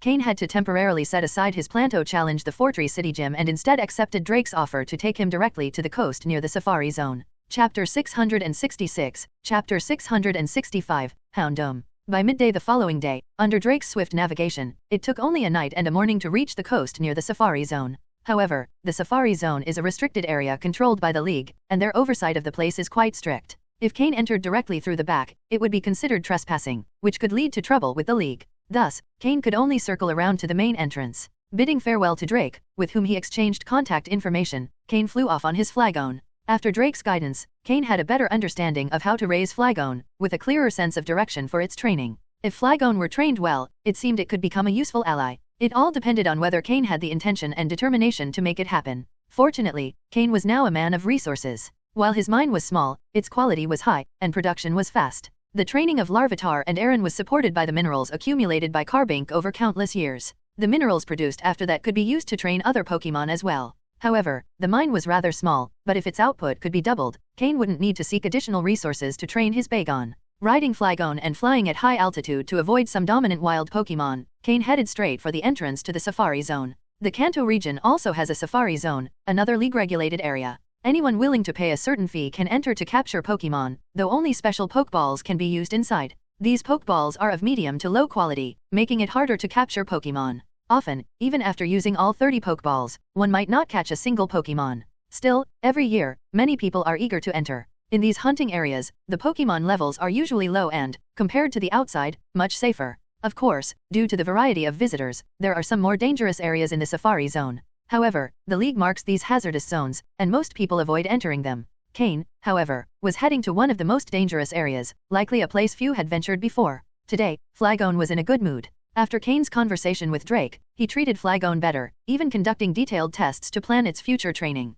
For Cain, not taking advantage of Flygon's potential would be a waste. After all, Flygon would likely serve as his aerial mount for a long time, and if it was too weak, it would be embarrassing. Furthermore, Cain wanted to conduct some experiments on Flygon. Although Flygon's Dragon-type blood was faint, it was still a Dragon-type Pokémon. Some of the breeding techniques Cain had learned from Drake could be tested on Flygon first before applying them to Bagon, which should yield better results. But Flygon was unaware of any of this. In good spirits, Flygon flew swiftly and avoided causing trouble with wild Pokémon. Soon, Cain arrived at the ticket booth at the Safari Zone's entrance. There was a large crowd, all eager to enter and catch Pokémon. The wild Pokémon here were of good quality, and the best part was that the entry fee wasn't very high. For just 30,000 Pokedollars, one could receive 30 special Safari Zone Pokeballs. However, before entering, everyone was required to hand over their personal Pokeballs. At the entrance, there were detection devices to ensure no unauthorized Pokeballs were brought in. If any were detected, entry would be denied. As a league member and gym leader of Leafy Town, Cain didn't have to wait in line or pay the fee.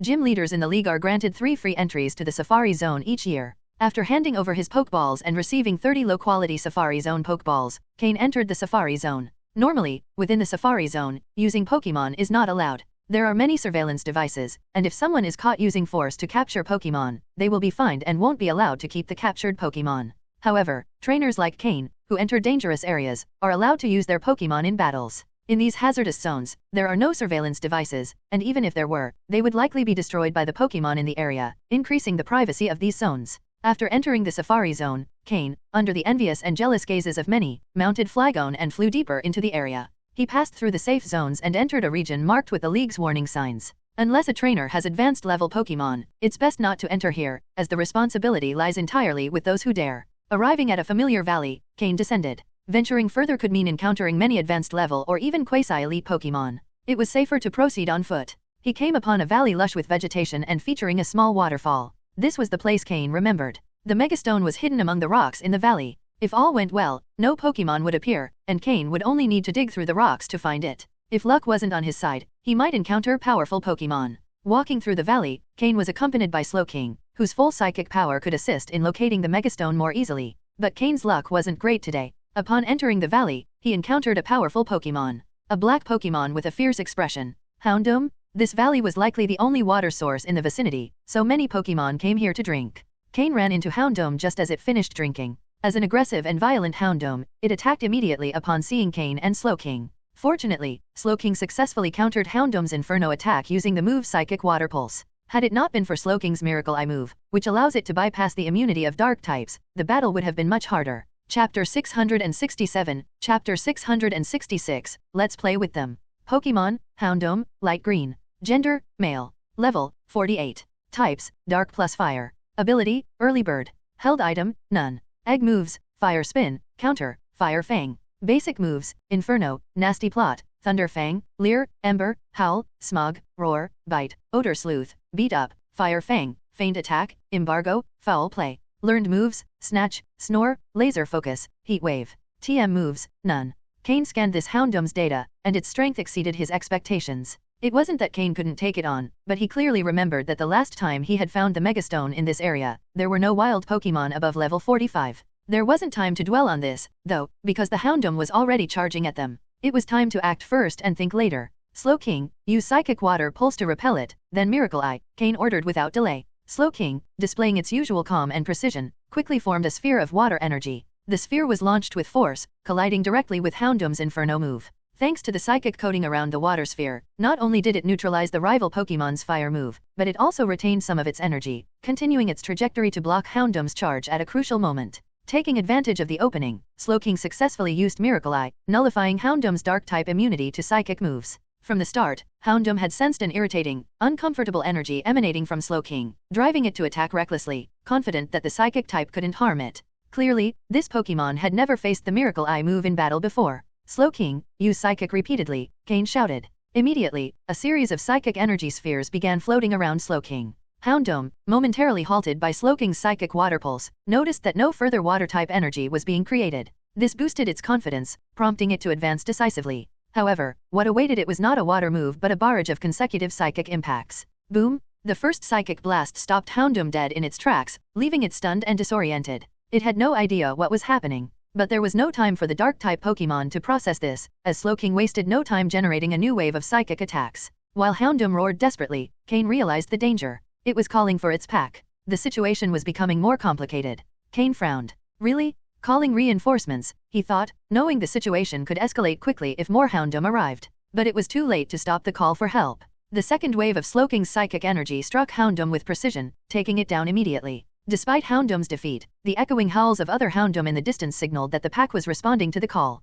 And there were many of them. Cain began hearing the howls of several Houndoom rapidly approaching from all directions. Houndooms, much like Arcanines, are canine Pokemon. However, while Arcanines tend to be solitary, Houndooms prefer to travel in packs, resembling a wolf pack. Cain couldn't let them gather and surround him. He needed to act fast. He quickly grabbed several Pokeballs from his belt, preparing for what was coming. But then, he noticed something different in Slowking's eyes. Since capturing Slowpoke, Cain had only seen that look once before when the group of Slowpoke faced a fierce Sharpedo ambush. Back then, Slowpoke had evolved into Slowking with unrelenting determination during the battle. It was a gaze filled with inner fire and a passion for combat. Cain looked closer and noticed something remarkable. Slowking had reached level 49, the upper limit of the advanced rank. Defeating that Houndoom had been exactly what it needed to make that leap. Now, Slowking was on the brink of breaking its limits and ascending to the quasi-elite level. Cain saw this as a golden opportunity. Slowking was in peak form, ready to keep fighting. If they could maintain their momentum and keep battling, maybe just maybe they could push it to the next level. Instead of waiting for the Houndoom pack to surround them and attack from all sides, Cain took the initiative. Let's go, Slowking. We'll take them on before they all arrive. We're not letting ourselves get surrounded. Without hesitation, Cain and Slowking ran toward the howls. It didn't take long before they encountered two more Houndoom. These were weaker than the first, around level 45, but they still posed a threat if not handled carefully. However, they made the same mistake as their fallen companion, underestimating the explosive capability of a Slowking in its prime. Slowking, use Trick Room, then combine Teleport with Psychic. Let's play with them, Cain said, smiling confidently. It was time to have some fun. Within seconds, Slowking used Trick Room, distorting the battlefield. The two Houndoom were trapped inside the altered space. Since Slowking still had Miracle Eye active, the Trick Room move affected even these Dark-type Pokemon. Suddenly, the Houndoom felt time slow down for them. Every move they tried to make became excruciatingly slow. Meanwhile, Slowking, safely at a distance, had already formed new psychic energy spheres and launched them at its enemies. Boom, boom, boom. The attack struck one of the Houndooms with force,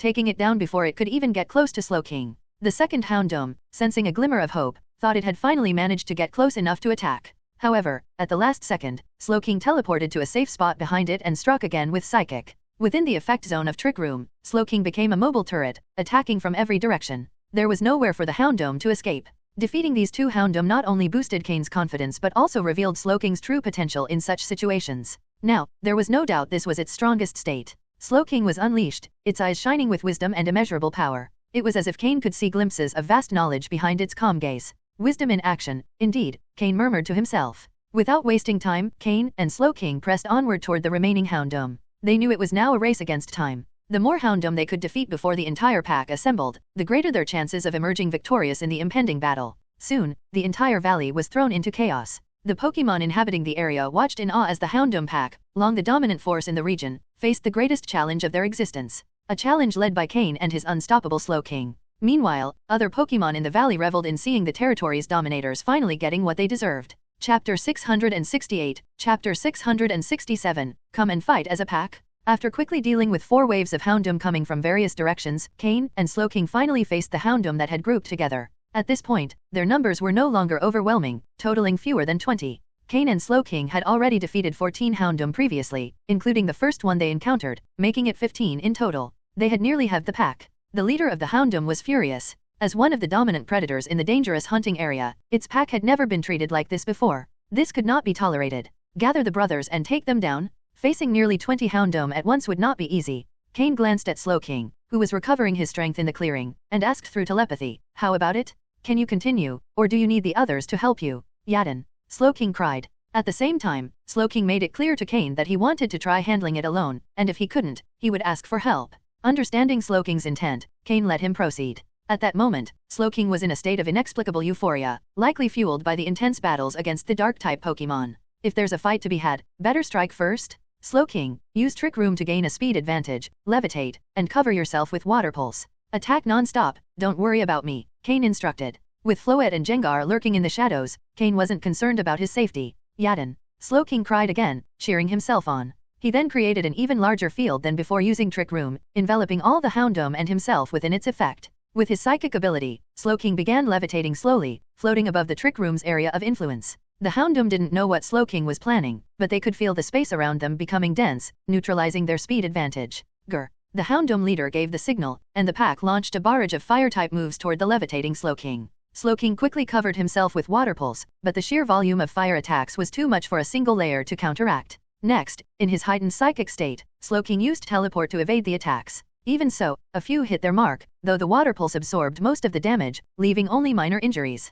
Then came Slowking's counterattack. Brimming with psychic energy, he unleashed a series of psychic moves, striking each of the Houndoom. Although the Houndoom had an average level of 42, Slowking's attack enraged them even further. In addition to their fire-type moves, they began using dark-type moves against Slowking. Within a minute, Slowking was covered in wounds, yet his energy and determination grew with each passing second, in stark contrast to his physical injuries. He was completely immersed in the battle. Slowking no longer felt pain, and his psychic energy surged so intensely that it seemed inexhaustible. He ignored the damage entirely. Cain frowned as he watched Slowking floating in the air, battling the Houndoom. Even so, Slowking wasn't being overwhelmed. "Slowking, use Heal Pulse." Floette used Lucky Chant and Aromatherapy on Slowking. Although Cain hadn't summoned other Pokémon to join the fight, that didn't stop him from giving support orders for Slowking. Slowking knew how to use Heal Pulse, though he didn't use it often, making its effectiveness limited. However, in his current state, his psychic power was at its peak, enhancing the effects of Heal Pulse. Indeed, after hearing Cain's command and using Heal Pulse, Slowking's wounds began to heal. Since Slowking was levitating and constantly moving with Teleport, Floette couldn't use grassy terrain to assist him. But Lucky Chant and Aromatherapy were useful support moves Floette could provide. The Lucky Chant move reduced the likelihood of Slowking being hit in a critical spot, which was crucial given the sheer volume of attacks he faced. This prevented Slowking from being instantly defeated by multiple dark-type moves. Aromatherapy, on the other hand, helped Slowking resist the negative effects of attacks and stay in optimal condition. Cain, using his own psychic abilities, could sense the changes in Slowking's energy. The Pokémon was visibly exhilarated. Meanwhile, the red jewel on Slowking's crown began to emit a faint glow. Amidst the blue psychic energy, streaks of pink began to emerge. Is this Muse blood stimulating Slowking's psychic power? Is he about to advance to semi-elite level, or is he breaking through his potential barrier? Cain wondered, unable to determine for sure. Earlier, he had thought Slowking's state indicated readiness to advance to semi-elite level, but now he wasn't so sure. Perhaps Slowking was crossing the barrier toward a higher potential, or perhaps both were happening simultaneously. It was unclear whether the Houndoom had triggered Muse blood or if Muse blood had already been on the verge of activating, with the Houndoom simply appearing at the wrong time. In any case, Slowking was already immersed in the process. Either he would reach the next level, or it would all be for naught, and it was uncertain if this would affect his future. As his trainer, Cain prepared to help Slowking overcome this critical moment. He connected his mind to Slowking's, sensing how his mental energy was hyperactive, thoughts and sensations firing off in all directions. Even so, Slowking was still fighting. "Now, Slowking, I'll guide you. Follow my instructions." Cain's voice echoed in Slowking's mind. Suddenly, Slowking found his center, focusing his thoughts on Cain. Teleport. Water Pulse. Continuous Psychic. After Heal Pulse, use Size Hawk. Focus on attacking the most injured first. Gradually, under Cain's guidance, Slowking's attacks became more rhythmic, turning the tide of the battle in their favor. Fighting 1 against 20. Come and fight as a pack? I'll fight you all alone? Chapter 669, Chapter 668, Fusion with the Blood of Mew. With the combined efforts of Cain and Slowking, and the support of Floette, the tide of battle began to turn in their favor. The gem in Slowking's crown shone ever brighter, and its psychic power grew increasingly intense. One by one, the Houndoom on the field began to fall, starting with the weakest, losing their ability to fight. By the time the Houndoom realized the severity of their predicament, they were already gravely injured. No matter how much they attacked Slowking, they couldn't cause significant damage. In contrast, the moves they would normally endure were now hitting with full force, causing real pain. Additionally, the strange space enveloping them made them feel slow and clumsy. Both their speed and movements were unusually sluggish. On the other hand, Slowking was completely immersed in the battle, reveling in its position in the upper corners of the trick room field. Using teleport, it constantly moved while launching psychic-type moves at the Hound Dome below. It resembled a pink bomber with unlimited ammunition. When the leader of the Hound Dome finally decided to retreat, it realized there were only 2 or 3 companions left by its side. In that brief moment of hesitation, the last of the Hound Dome fell, leaving it as the sole one standing. This is too much, thought the leader. Psychic-type moves weren't supposed to work on dark types, but here was someone ruthlessly tearing them apart. Now it was the only one left. If someone were to tell it that dark types didn't need to fear psychic types because they were immune, the Hound Dome leader would surely bite them on the spot. The worst part? Hound Dome couldn't fly. It couldn't fly. Slowking floated in the air with its psychic power, while the Hound Dome could only attack from a distance. Their moves failed to cause any significant damage. With heal pulse, Slowking kept recovering and fought with even greater vigor. Seeing yet another wave of dark energy spheres closing in on it, the Hound Dome leader resigned itself. There was no one left to share the damage. With a howl of despair, the Hound Dome leader fell to the ground, defeated like its companions. The moment the leader fell, the red gem in Slowking's crown glowed intensely. Yaden. Slowking let out a cry to the sky, exuding the presence of a true king. Its psychic power peaked. As the trick room move dissipated, Slowking slowly descended to the ground. Cain disconnected his telepathic link with Slowking, feeling a wave of exhaustion. Supporting it so intensely had been draining, especially because Slowking's overwhelming psychic power somewhat resisted him. The effort had been considerable. After taking a moment to recover, Cain exhaled deeply, now more composed. He observed Slowking, now standing with its eyes closed, its psychic energy dissipated. The gem in its crown continued to flicker with a reddish glow. Not disturbing Slowking's rest, Cain retrieved the low-quality Pokeballs he had obtained in the hunting zone and threw them at the Hound Dome, selecting those of higher level and better potential, particularly the leader. However, the capture rate of these Pokeballs left much to be desired. After throwing about 30, he finally managed to capture the 18 incapacitated Hound Dome. Had he used standard Pokeballs, the success rate would have been much higher once the Hound Dome were unable to fight. Fortunately, he managed to capture them all and still had 2 low-quality Pokeballs left. With 18 Hound Dome under his control, even if they weren't useful in battle, they could at least guard his home. Having a pack of dark hounds guarding the entrance would surely intimidate anyone. In the future, Cain could issue the command, "Shut the door, release the dogs." After gathering the Hound Dome, Cain turned his attention back to Slowking as his system scanned the data of his companion. 5 minutes later, the red glow in Slowking's crown gem began to fade, and it finally opened its eyes. A spark of light briefly flickered in them before its expression returned to its usual lazy demeanor, as if it hadn't just fought a fierce battle. Cain immediately received the analysis results. First, Slowking had managed to raise its quality to light purple, officially entering the League of Pokémon with greater potential, leaving behind its previously uncertain potential state. With this advancement, Slowking's chances of reaching champion level were significantly higher. Second, Slowking's level had reached 50, surpassing the threshold of advanced level Pokémon and entering the quasi-elite level. From this moment, Cain finally had a quasi-elite level Pokémon on his team. With a combination of 1 quasi-elite level Pokémon and 5 advanced level ones, Cain couldn't yet call himself a quasi-elite level trainer, but at least he had 1 foot in the door. Reaching this level of power meant Cain would finally have a voice in the league in his role as a gym leader. Advanced level trainers were recognized, but until they reached the quasi-elite level, they were seen as promising youth. Only from that level onward were they considered mature enough to carry real weight. For instance, Lance, when attending the Hone region meeting, already had the right to be present and speak. At that time, Lance was a quasi-elite level trainer. The league veterans no longer saw him as just a kid. Thus, Slowking reaching the quasi-elite level was a significant milestone for Cain. As Cain's first Pokémon to reach this level and improve its potential, Cain was highly satisfied with Slowking's progress. When Slowking awakened, Cain asked how it felt, and after receiving a positive response, Cain felt relieved. After hesitating for a moment, he took some tweezers and carefully opened Slowking's crown, where the gem containing the hair soaked in the blood of Mew was located. However, although the hair was still there, the blood, which had once been a bright red, had now darkened.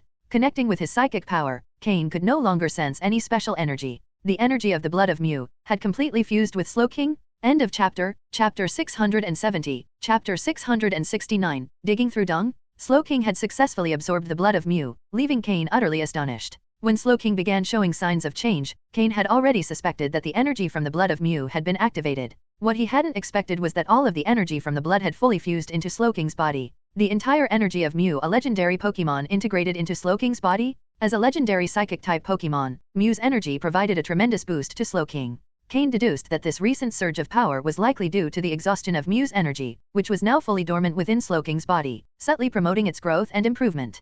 Cain believed there were 2 reasons why the blood of Mew had taken so long to activate.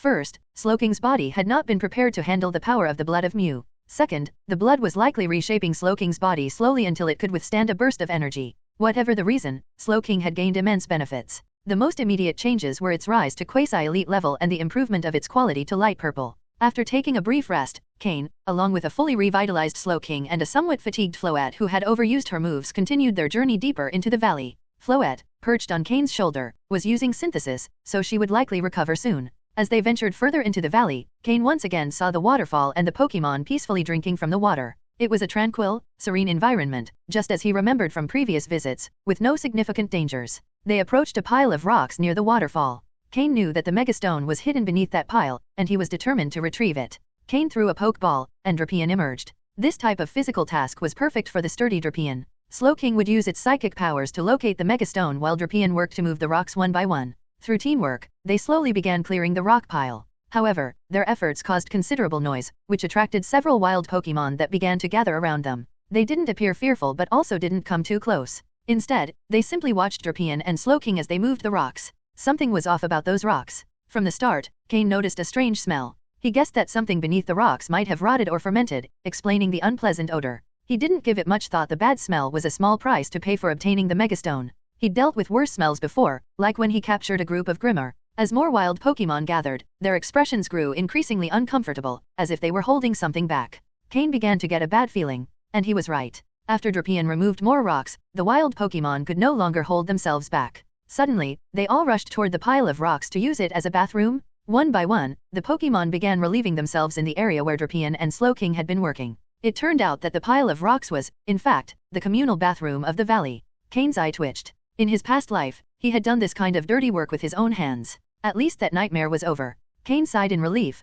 but Drapion wasn't as lucky. With its pincers holding 2 rocks and its 4 legs planted in the soft ground, Drapion quickly realized what was happening. The smell of the rocks and the behavior of the wild Pokémon confirmed its worst fears. Drapion looked at Cain with eyes full of despair. Cain returned the gaze, making it clear with a single look, "This is your problem." To ease the awkwardness, Cain coughed lightly and said, "Come on, Drapion, great achievements require enduring small inconveniences. We're almost there. Keep searching for the Megastone. Slowking, please continue the scan." Slowking glanced at Drapion sympathetically while using telepathy to guide it to the Megastone's location. Finally, Drapion accepted its fate and resumed digging. As they say, once you've done something unpleasant once, it doesn't seem as bad the next time. After overcoming its initial disgust, Drapion began digging faster. 20 minutes later, it finally uncovered a small, round stone covered in dirt and handed it to Cain. A horrible stench wafted through the air, nearly making Cain gag. Cain used his psychic powers to grab the stone and immediately flung it into the nearby water. After thoroughly washing the stone for a good while and ensuring no trace of the smell remained, he pulled it out of the water.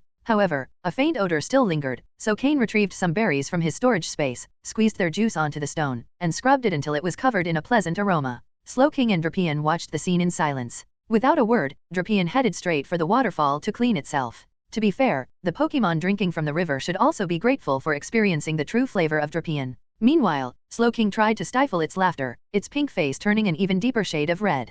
Cain observed everything quietly, focusing on examining the newly acquired Megastone. End of chapter. Chapter 671, Chapter 670, Confirming Mega Evolution. A completely silver Megastone, adorned with special symbols where the silver took on a slightly deeper, almost silver-gray hue. Upon seeing this Megastone, Cain confirmed that it was the same one he had encountered in his previous life. In the end, no one had ever discovered which Pokémon could use this Megastone. However, seeing it now made Cain's heart skip a beat. He felt that this Megastone might be compatible with one of his Pokémon. It was different from the Megastone obtained from the leader of the Kabutops, which hadn't given him any sort of sign. With this Megastone, Cain had a special feeling. It was his sixth sense as a psychic. He immediately retrieved several Pokeballs and summoned all his Pokémon. After capturing all the Houndoom, there were no longer any Pokémon in the area that could pose a threat to them. When the smaller Pokémon emerged and saw how beautiful their surroundings were, they smiled happily, ready to play. But Cain stopped them. Although there didn't appear to be any danger, they were still surrounded by advanced-level Pokémon that his smaller companions wouldn't be able to handle.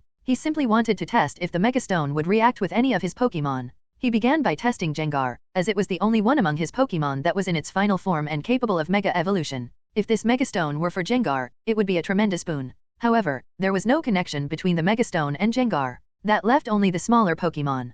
Generally, if a Pokémon hadn't yet reached its final form, a Megastone wouldn't show a clear reaction. Even if there wasn't an obvious reaction, there could be subtle signs that Cain, as a psychic and with the aid of his system, might detect. The Pokémon with the potential for Mega Evolution in their final forms were Combusken, Marshtomp, Larvitar, Aron, and Bagon. Combusken and Marshtomp were already in their second evolution stage. If the Mega Stone were for them, the signal would be clearer. But after testing, it wasn't for them either. Only 3 were left, and Cain's heart began to race. If the Mega Stone were for Larvitar or Bagon, it would be a monumental gain. Though they would require significant time to evolve into their final forms, the benefits of their Mega Evolution would be immense. But to Cain's disappointment, when he brought the Mega Stone near Larvitar and Bagon, nothing happened. That left only Aron, and Cain's strange feeling grew stronger. Didn't the silver color of the Mega Stone match Aron's skin and its final form, Ugrin? In truth, Cain should have considered Aron from the beginning, but he didn't want to test the most likely candidate first. After all, sometimes the greater the hope, the greater the disappointment. Holding the Mega Stone, he slowly approached Aron, who was munching on minerals. The moment the stone touched Aron's body, both Cain's system and his psychic powers detected a strange ripple in the Mega Stone. It disappeared quickly, but it had been there. During the tests with the other Pokémon, no such change had occurred. Only when it touched Aron did something happen. There was no need for further tests. This was Ugrin's Mega Stone. This stone could allow Aron's final form, Ugrin, to Mega Evolve into Mega Ugrin. Cain's heart leapt again. It was true. Ugrin would be the one to use it. He only needed to maintain a close relationship with Aron, and once it evolved into Ugrin, it could Mega Evolve. At last, he had found a Mega Stone that one of his Pokémon could use. The effort had been worth it. It hadn't been for nothing that Drapion had spent so much effort digging through dung. The other Pokémon didn't notice Cain's change in mood, but Slowking, whose psychic powers had improved, sensed the excitement in Cain's psychic energy. Slowking also guessed that this Mega Stone must have a special use for one of the Pokémon. Based on Cain's psychic reaction, it deduced that it was for Aron. Under normal circumstances, it wouldn't be a big deal, but the origin of this Mega Stone. As Slowking looked at Aron, it showed a sympathetic expression. Poor creature. It was better to stay silent, lest Cain decide to use Aron as a test subject. Drapion, too, should understand this reasoning. Meanwhile, Drapion was still calming itself under the waterfall. Although Aron couldn't use the stone yet, they at least had a target.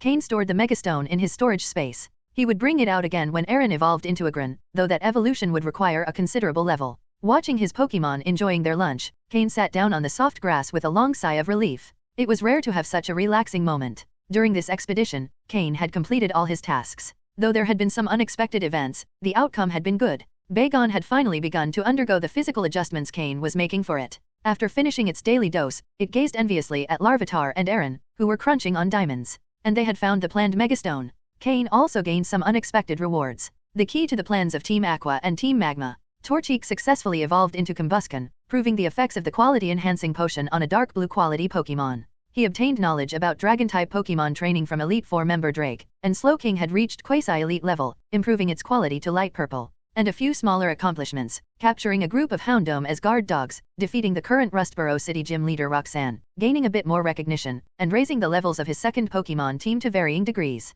Reflecting on everything he had done, Cain realized that he hadn't been away for long, yet he had achieved a lot. Lying on the soft grass, Cain relaxed under the sun. His Pokémon, imitating him, also lay down to bask in the sunlight after finishing their meal. The small Bagon, seeking comfort, snuggled up next to Cain. Having been used to living in underground tunnels, this was its first time in the sun. It was warm, almost as if it were energizing. For Bagon, this life felt like a dream. It always stayed close to Cain, afraid that the dream would suddenly end. All the Pokémon enjoyed the sunlight in silence. Meanwhile, Drapion continued calming itself under the waterfall. Cain didn't know that, at that moment, two incredibly powerful figures were quickly approaching from the sky. End of chapter. Chapter 672, Chapter 671, Regis and Articuno. After sunbathing for more than an hour, Cain decided it was time to leave and recalled all his Pokémon. This break had been beneficial for easing his mental exhaustion. Just as he was about to depart, a sudden gust of wind swept through the valley, causing all the trees to shake violently. Some smaller branches even snapped. Cain's expression changed abruptly.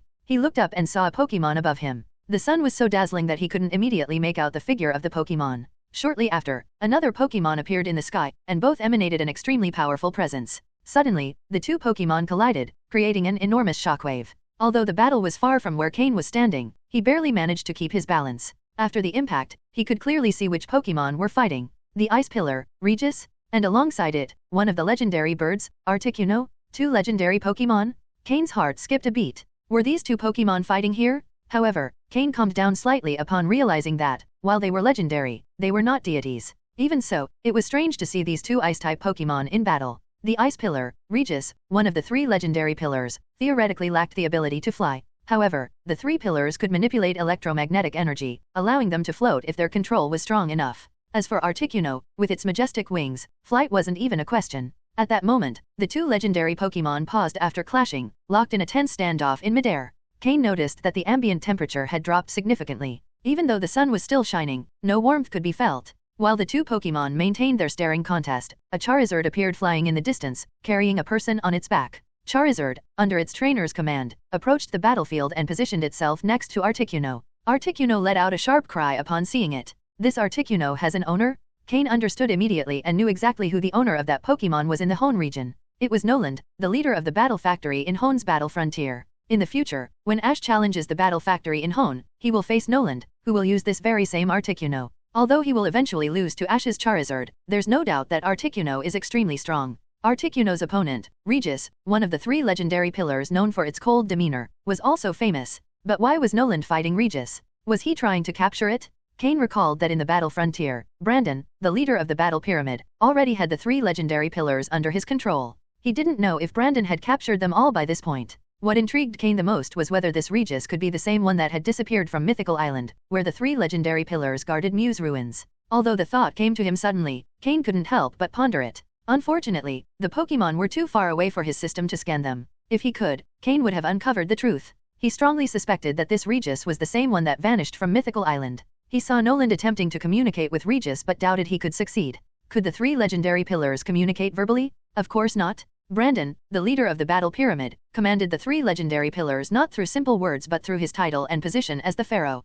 These Pokémon only obey the legitimate owner of the ruins they protect, and the title of Pharaoh had been passed down through generations, enabling Brandon to control them. Without that title, it was impossible to control these Pokémon. Noland clearly didn't want to fight Regis at this moment. Although his Articuno was powerful, he wasn't sure he could defeat Regis, especially not in this hunting area. If they started battling, the environmental consequences could be catastrophic, causing immense damage to the habitat. Regis, growing more impatient, didn't seem willing to keep listening to Noland's incomprehensible words. It had a clear purpose for being here, and if Articuno continued to block its path, it was ready to fight with all its might. Noland, seeing Regis' increasing frustration, understood the situation. He knew that, while he couldn't defeat it, he could at least stall it long enough for the League's elite trainers to arrive and capture this powerful legendary Pokémon. According to Noland, this Regis was much stronger than the one belonging to Brandon. Cain, watching from below, hesitated. He had the ability to communicate with Regis through telepathy but wasn't sure if intervening was the right thing to do. It might trigger a large-scale battle, and Cain wasn't sure he wanted to get involved with the battle frontier at this time.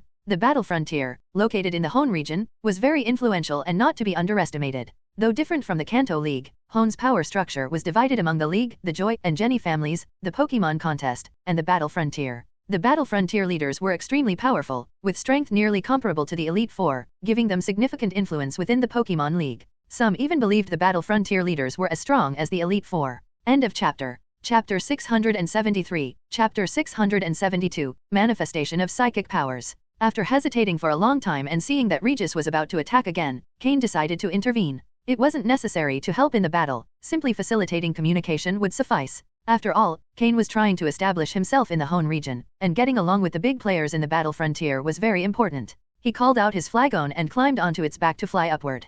However, as soon as Flygon appeared, it began trembling upon sensing the pressure of the Pokémon in the sky. Cain was speechless. Where was the pride of being a Dragon-type Pokémon? Weren't these just two legendary Pokémon? Weren't they merely elite level or even higher? Was it really necessary to be this scared? This is why Pokémon need to be raised by their trainers.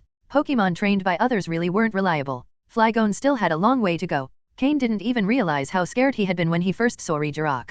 Now, thanks to Noland's Articuno maintaining control of the situation, Cain knew that as a member of the League, Noland wouldn't attack him but rather protect him from Regis. That's why he felt secure. After stomping a couple of times on Flygon's back, he finally got it to fly, albeit clumsily. Cain could feel Flygon's rapid heartbeat as he rode on its back. It was truly afraid. The last time it had been on Mythical Island, when its trainer was Ran, it had been attacked by Regirock and was knocked out immediately, without even a chance to fight back. Who knows why, but when it woke up, it already had a new trainer, with no trace of its previous owner. In the sky, atop a Charizard, there was a man wearing a red cap, a white sleeveless vest, and a firm expression on his face. It was Noland, the leader of the battle factory in the battle frontier. Noland noticed Cain approaching. His expression changed. Was there really someone reckless enough to get involved in this situation? As a just person, Noland couldn't ignore the situation with Regis and yelled at Cain. Get down, stay away, this isn't a place for you. He was genuinely angry. Did this person not realize the danger of the situation? Hadn't they felt the shockwave from the fight? And yet, they dared to fly upward?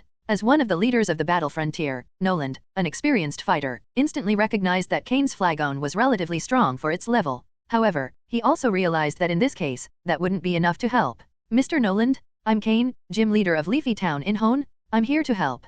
Cain shouted. He didn't want Noland to misunderstand and have him attacked by Regis before he could explain the situation. Cain. Noland thought for a moment. The name didn't ring a bell. Even if he knew it, what could this person possibly do? This was far too dangerous. Besides, Leafy Town? Where was that? Noland, who rarely used the internet, had no idea who Cain was. The title of gym leader helped a bit. So, Noland didn't stop him but thought that, as a leader, Cain should take responsibility for his choice. Flagon, after realizing it wasn't being attacked by the powerful Pokémon, regained a bit of its confidence and flew more steadily. Soon after, Cain arrived next to Noland. Mr. Noland, Regis doesn't understand the language we're using, Cain said upon arrival. I know, but what can we do? Do you speak any ancient languages? Noland asked, not very hopeful. He knew that as eternal Pokémon, the Regis couldn't understand modern language. Even Brandon had to train his Regis for a long time to make them understand. Brandon, as the heir to the title of Pharaoh, was fluent in ancient languages. Unfortunately, he wasn't there at the moment. If Brandon had been there, Noland would have been confident they could restrain Regis without causing too much environmental damage. Cain shook his head without hesitation. Ancient language? No.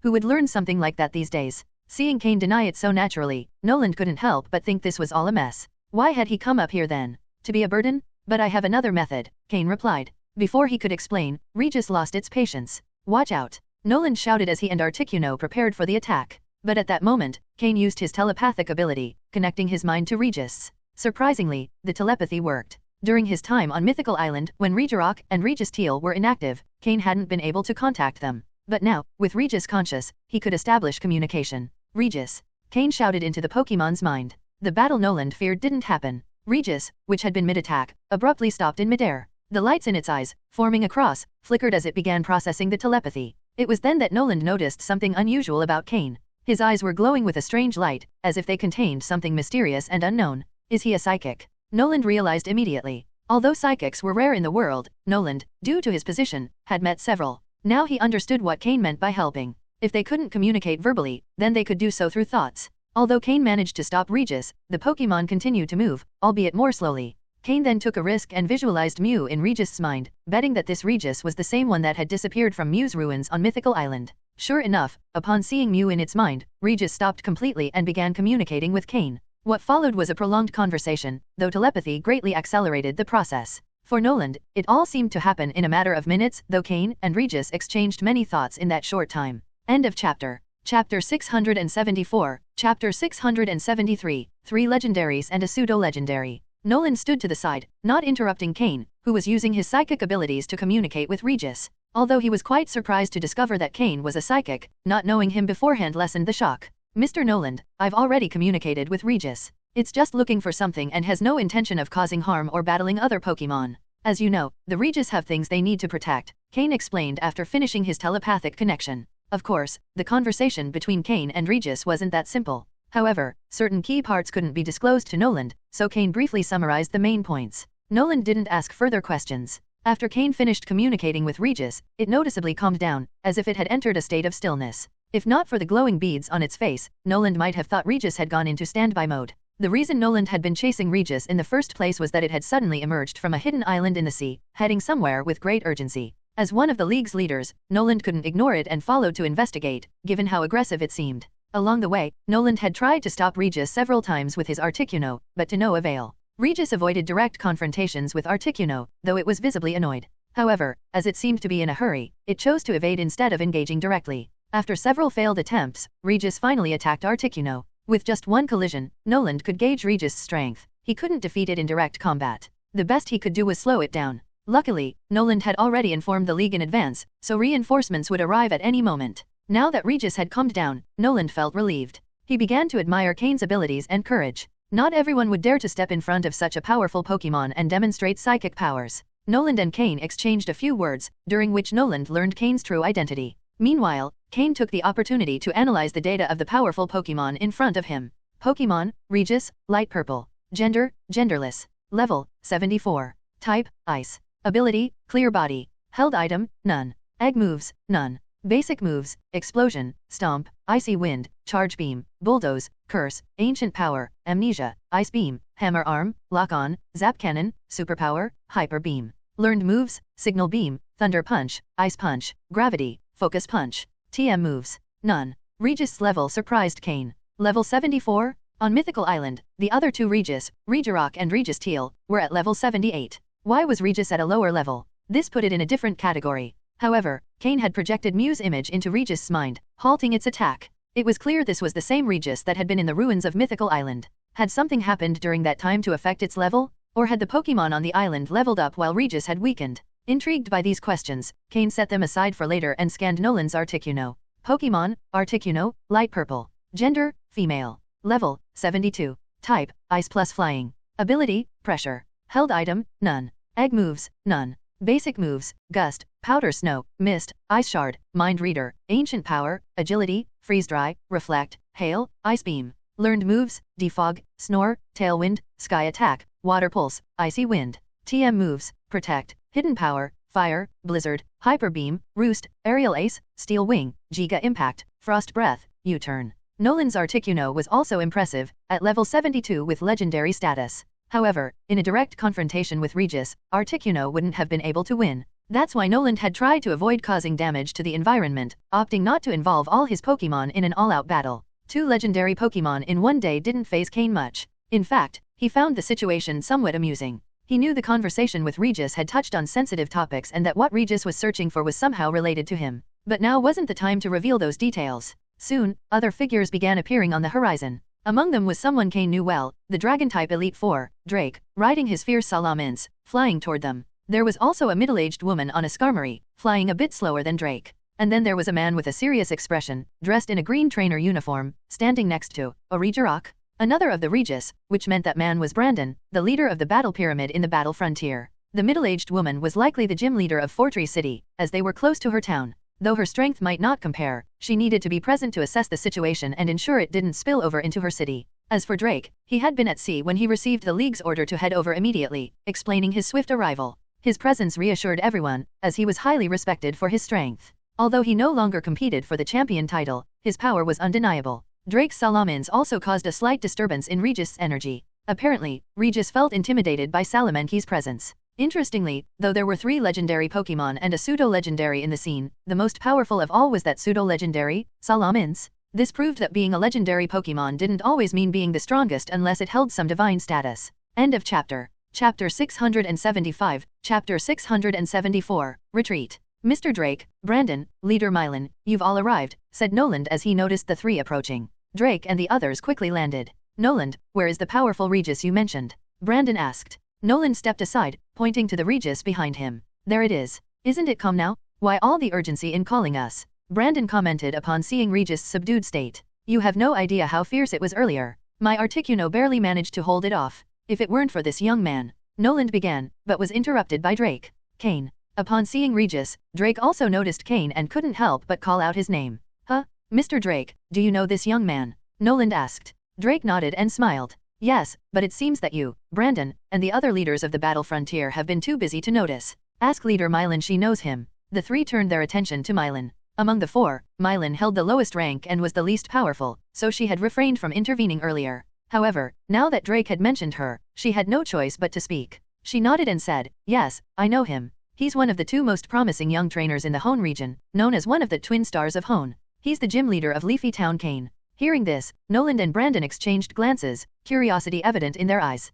Ah, Noland, what were you saying earlier? Drake shifted the topic. Oh, right. I almost engaged Regis in battle, but Cain appeared out of nowhere. He used telepathy with his psychic powers and managed to calm Regis down. It's been like this ever since, Noland explained. A psychic. The 3 seemed surprised. Drake, in particular, was puzzled, as he had previously investigated Cain and found no mention of psychic abilities. Had they known Cain was a psychic, that fact alone would have been enough for the League to consider him even more important. Moreover, Cain was already a key figure for the League. Drake didn't doubt Cain, knowing that if he had ulterior motives, he wouldn't have revealed himself in such a way. However, he was surprised that Cain had hidden something as significant as his psychic powers. The 4 began approaching Regis. Uncle Drake, Master Noland, Master Brandon, Leader Mylan, it's a pleasure to see you all, Cain greeted respectfully. Good work, Cain, Drake said, patting him on the shoulder. The flagon beneath Cain's feet seemed to feel its heart tighten. There were too many powerful Pokémon nearby. Never mind the legendaries, even Salamence, the closest to Cain, made it feel suffocated.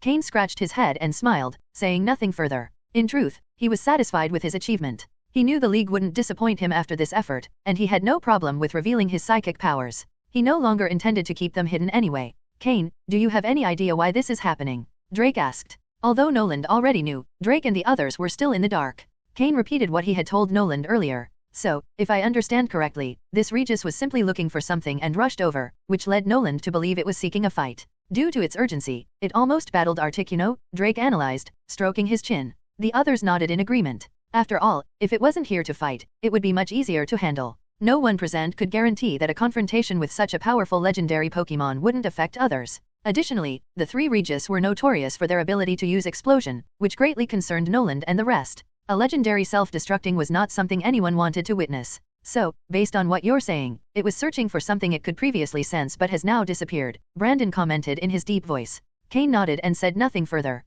The four were somewhat confused, unsure of how to proceed. Drake took out his League communicator and stepped aside to participate in an emergency meeting, where the handling of Regis was discussed. Soon, the League's high command reached a conclusion. The best course of action was to resolve the situation peacefully. Regis' behavior wasn't malicious, and Noland had only acted to prevent a potential issue. It seemed to be a simple misunderstanding. Cain, could you try communicating with Regis again to see if it can leave peacefully? That would be best for everyone, and the League will issue an apology for the misunderstanding, Drake said after returning from the meeting. He cast an apologetic glance at Noland, knowing this resolution might not sit well with him. However, Noland shook his head, indicating that he didn't mind. After all, he had only acted to prevent a disaster and had no intention of fighting Regis. If everything could be resolved peacefully, it was for the best. I'll give it a try, Cain said, approaching Regis slowly, this time getting closer than before. Drake and the others tensed, ready to fight at a moment's notice should Regis attack Cain. Since the League discovered Cain was a psychic, they had conducted emergency investigations. They found out that both his mentor, Matsuda Takashi, and his friend, Steven Stone, already knew about his psychic powers, but Cain had chosen not to reveal them. As someone who came from a modest background, Cain had to tread carefully to get to where he was, and the League fully understood how dangerous the Pokémon trainer world could be. Now that they knew, the League was even more determined to support him. A trainer with psychic abilities and telepathy had immense potential. Cain once again used telepathy in front of Drake and the others, communicating with Regis. In truth, Brandon's Regirock could also communicate with Regis, but since Cain had already initiated the interaction and seemed to be handling it well, they decided it was best to let him continue. The communication was quick this time. Cain disconnected from Regis' mind, nodded at it, and then at Drake. Upon receiving Cain's confirmation, Regis looked at Cain intently, as if trying to remember him, and then disappeared over the horizon, this time moving at a more moderate speed. To ensure everything was fine, Noland and Brandon exchanged glances and, after speaking with Drake, followed Regis from a distance to make sure it wouldn't cause further trouble. Drake patted Cain on the shoulder, offered some encouragement, and then left in a hurry, as his crew was still waiting for him at sea. Mylan, the gym leader of Fortree City, also extended an invitation to Cain before departing. When everyone had left, Cain let out a strange smile, wearing an expression of satisfaction. End of chapter. Chapter 676, Chapter 675, One's Headache. Cain's communication with Regis was not as simple as it seemed. Cain concealed many details. Although the final result wasn't much different, several important aspects were overlooked. For instance, why did Regis suddenly head in that direction, ignoring Noland's warnings and even showing aggression toward Articuno? This led Noland to misunderstand the situation. The true cause had much to do with Cain and Slowking. During the previous battle, Slowking had fully activated the blood of Mew, and Regis, from a great distance, sensed the trace of Mew, prompting it to rush toward that location. However, midway, Mew's signal disappeared, which enraged Regis, causing it to attack Articuno, who was obstructing it. Thus, the primary reason behind this incident was the integration of the blood of Mew into Slowking. After Cain projected an image of Mew and the ruins where it resided into Regis' mind, the Pokémon calmed down and began a dialogue with Cain. Although the conversation with Regis was somewhat complicated due to the Pokémon's rigid nature, the outcome was positive. Cain explained to Regis that he might know where to find Mew but asked it to stay calm and avoid impulsive actions, as stronger trainers might soon appear to capture it. Regis, being a simple-minded Pokémon, did not doubt Cain. After Cain showed it an image of Mew and the ruins, Regis decided to follow his instructions without question. Regis had been sent to Mew's ruins to protect them, a mission imposed upon it since its creation. These Pokémon's loyalty to Mew was absolute.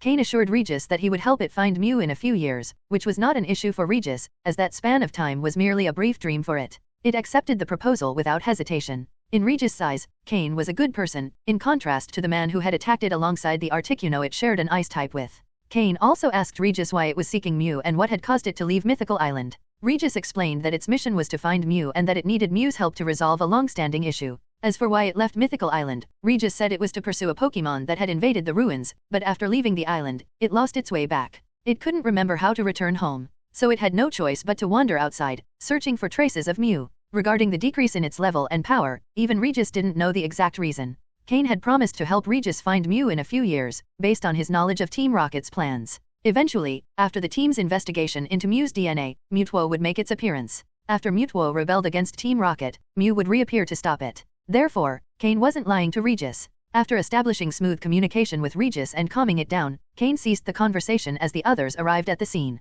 Before Regis left, Cain asked it to inform him where it planned to go so that he could find it in the future. Without suspecting anything, Regis revealed the location of an island in the sea where it planned to hide. To Cain's surprise, he already knew that island. When aboard the SSN, he had left psychic coordinates on various islands along the way, and that island was one of them, where he had also left markers with his slowpoke. Regis turned out to be surprisingly easy to deal with, which made Cain consider a few things. Of course, capturing Regis was impossible. These Pokémon's loyalty to Mew was unwavering. Unless Mew released them, they would not break their oath. Like the three Regis under the command of the Battle Pyramid leader, Cain knew these Pokémon only obeyed the one who assumed the Pharaoh's position, never questioning their authority. As for the Pokémon that Regis had pursued out of Mythical Island, Cain suspected it might be the father of his two Swablu, the powerful Pokémon that had arrived from elsewhere. There were too many mysteries Cain wished to unravel, but unfortunately, he didn't yet have enough power. Although Slowking had reached the quasi-elite level, it still wasn't enough. Cain had Flagon descend gently to the ground. Meanwhile, on the League's side, the meeting of the High Command did not end with Regis' retreat. Although a major issue had been resolved, a small one emerged during the meeting. Juan, seated at the table, had been dealing with a mix of headache and satisfaction lately. The satisfaction came from the fact that the Hone region finally had two prominent young trainers, Steven Stone, from the Stone family, and Cain, who had emerged as a talented trainer despite his humble origins. Initially, Juan thought Steven was a step above Cain due to the vast opportunities his family provided. Meanwhile, Cain stood out more for his talent as a breeder. However, recent events proved they had underestimated Cain's potential. What began as a strategy to strengthen ties with the Breeders' Guild resulted in Cain demonstrating that his talent as a trainer was equally impressive. After Cain's conversation with Regis, Drake immediately reported his opinion on Cain to the League's High Command. His recommendation was clear: cultivate him well. The advice of an Elite Four member was enough to catch the League's attention, but after today's events, they discovered that Cain was also a psychic. Knowing that a powerful trainer like Cain possessed telepathic abilities meant a great deal, and everyone knew it. Taking advantage of the ongoing meeting, Juan tried to strengthen support for Cain, as so far, they had only given him recognition without any tangible benefits. This sparked the current headache. The League members were on the verge of fighting amongst themselves. End of chapter. Chapter 677, Chapter 676, Preparing to Search for Regis. It was originally quite a simple matter. Now that Cain has demonstrated greater growth potential, and since he is a civilian without the family backing that Steven has, the League decided to appoint him as an officer. This position would allow him to earn points and improve his skills, while the League would provide additional resources for both him and Leafy Town. It's worth remembering that Lance also started as a League officer. But it was precisely this officer position that sparked disputes. The Joy family argued that, with their supportive abilities, they could better assist Cain. Moreover, among the League officers, there is a Joy with great skill. Although most members of the Joy family dedicate themselves to being Pokémon doctors and nurses, some pursue professions like training. On the other hand, the Jenny family argued that their specialty is catching wrongdoers and securing resources, something they excel at more than the Joy family. Additionally, they have several members among the League officers. A third group joining the dispute was the Stone family, who traditionally remain neutral. The Stone family's argument was that, since Steven is a close friend of Cain, it would be ideal for him to work under Steven's supervision in his officer role. In short, the three main factions nearly clashed head-on. They see great potential in Cain, and if he continues to grow as expected, it is almost certain that he will secure one of the Elite Four positions in the future. This caused quite the headache for Juan. As he glanced at Phoebe, who sat beside him with a gentle expression, Juan smiled warmly. Gradually, the discomfort caused by the disputes faded away. Wasn't it Cain who had contacted him last time to ask him to seek out Phoebe? Ahem, let's leave this matter for now. Provide Cain with resources in his role as the Leafy Town gym leader as a show of the League's support. We'll discuss the rest later. Meeting adjourned. In the end, it was Juan who made the decision and ended the debate. After this, the attendees accepted without objection. And so, the meeting ended abruptly, without Cain knowing anything about it. After landing and taking a brief rest, Cain climbed onto Flagon's back and flew toward the Safari Zone entrance. When the staff saw that he had captured more than 10 advanced-level Houndooms, they couldn't help but look at him with respect, though they didn't understand his obsession with that particular Pokémon species. It was evident that Cain was a determined person. The Safari Zone staff were well aware of the Houndome's fearsome reputation. Now, it seemed that Cain had defeated the entire pack. After transferring the Houndooms to their Pokeballs, Cain left on his Flygon. Although Regis was waiting for him, Cain had told it that he would take some time to arrive. After all, the incident had just been resolved, and both Noland and Brandon knew where Regis was. If Cain went directly to it, it would raise suspicion. Therefore, after leaving the Safari Zone, Cain flew toward Fortree City. Mylan, the gym leader of that city, had invited him earlier, but Cain had declined due to not yet having delivered his captured Pokeballs from the Safari Zone. Now that he thought about it, a challenge at Fortree City Gym didn't sound bad at all. The question was whether Mylan would face him personally or if it would be her daughter. With a more relaxed mindset, Cain flew toward Fortree City. Fortree City is a small town between Lily Cove City and Movely City, with a relatively small population. However, the city's inhabitants are known for their longevity. An interesting detail is that, apart from the gym, all of Fortree City's buildings are constructed in trees, coexisting with flying-type Pokémon. For this reason, the Fortree City Gym specializes in flying-type Pokémon. Upon arriving at the gym, Mylan personally welcomed Cain without any issues. Cain expressed his desire for a challenge, and Mylan, the current leader, mentioned that she planned to pass the role to her daughter Winona soon. She then asked Cain to battle her daughter so she could evaluate the difference between her and strong young trainers. Mylan had her own reasons as well. Cain was gaining great fame, and after the recent incident, the league would undoubtedly increase their support and promotion. If her daughter Winona battled Cain, even if she lost, it would raise her profile. The battle between Cain and Winona turned out to be an exciting match. Winona had skills similar to the young Roxanne, but Cain had improved significantly in just a few days. Understanding Mylan's intentions, Cain eased up during the battle so Winona could see the gap between them. After the challenge, Mylan even invited him to dinner, but Cain politely declined and left as quickly as possible. The way Mylan was looking at him was starting to make him uneasy, so after obtaining the badge, he left immediately. He preferred sleeping outdoors to staying in Fortree City. It was likely that Regis had already arrived at its destination, and the escorts, Noland and Brandon, would have also returned to the battle frontier. Cain planned to head south from Fortree City, challenge the Movely City Gym, then the Slateport City Gym, and finally, set out to sea from Slateport City. It was time to search for Regis. End of chapter. Chapter 678, Chapter 677, Discussion about Cain's Rain Team. 7 days later, on the shores of Slateport City, Cain stood at the water's edge, gazing at the vast ocean, ready to set sail. It took him 7 days to travel from Fortree City to Slateport City, stopping in Movely City along the way. However, he couldn't challenge the gym because Watson, the Movely gym leader, was not present. Cain didn't want to wait, so he decided to skip the challenge. Watson, being the most senior gym leader in the Hone region, has considerable power. Although it was a pity not to face him, Movely City is not far from Leafy Town, so Cain could challenge him anytime. As for Slateport City, the largest port city in Hone, it is better known for its beauty contests, and its gym's reputation isn't as prominent. After a quick battle against the gym leader, Cain obtained the badge and moved on. Although the journey didn't necessarily require 7 days, Cain still took that time to arrive. This was mainly because he didn't want to interrupt his Pokémon's training, especially since his second team of Pokémon was beginning to show significant progress, and Cain didn't want to delay their development further. Now, Slowking had reached a quasi-elite level, and the strength of his first team's Pokémon would also grow rapidly. Taking advantage of the relative calm and the fact that the wild Pokémon they encountered weren't very high level, Cain had been training his second team of Pokémon. As Cain traveled through small forests along the main routes, the levels of the wild Pokémon he encountered weren't very high. Additionally, during these days, Marshtomp and Combusken, who had evolved using a special medicine, finally recovered from their weakened state. Both had been eager for a big battle for some time. In this wild environment, certain types of Pokémon tended to have an advantage. For instance, Combusken's fire type and Aaron's steel type made them the most active in battles. Then there were Marshtomp and Poliwag, two Pokémon that were key to the formation of Cain's Rain team. Their training was intensified, especially for Poliwag.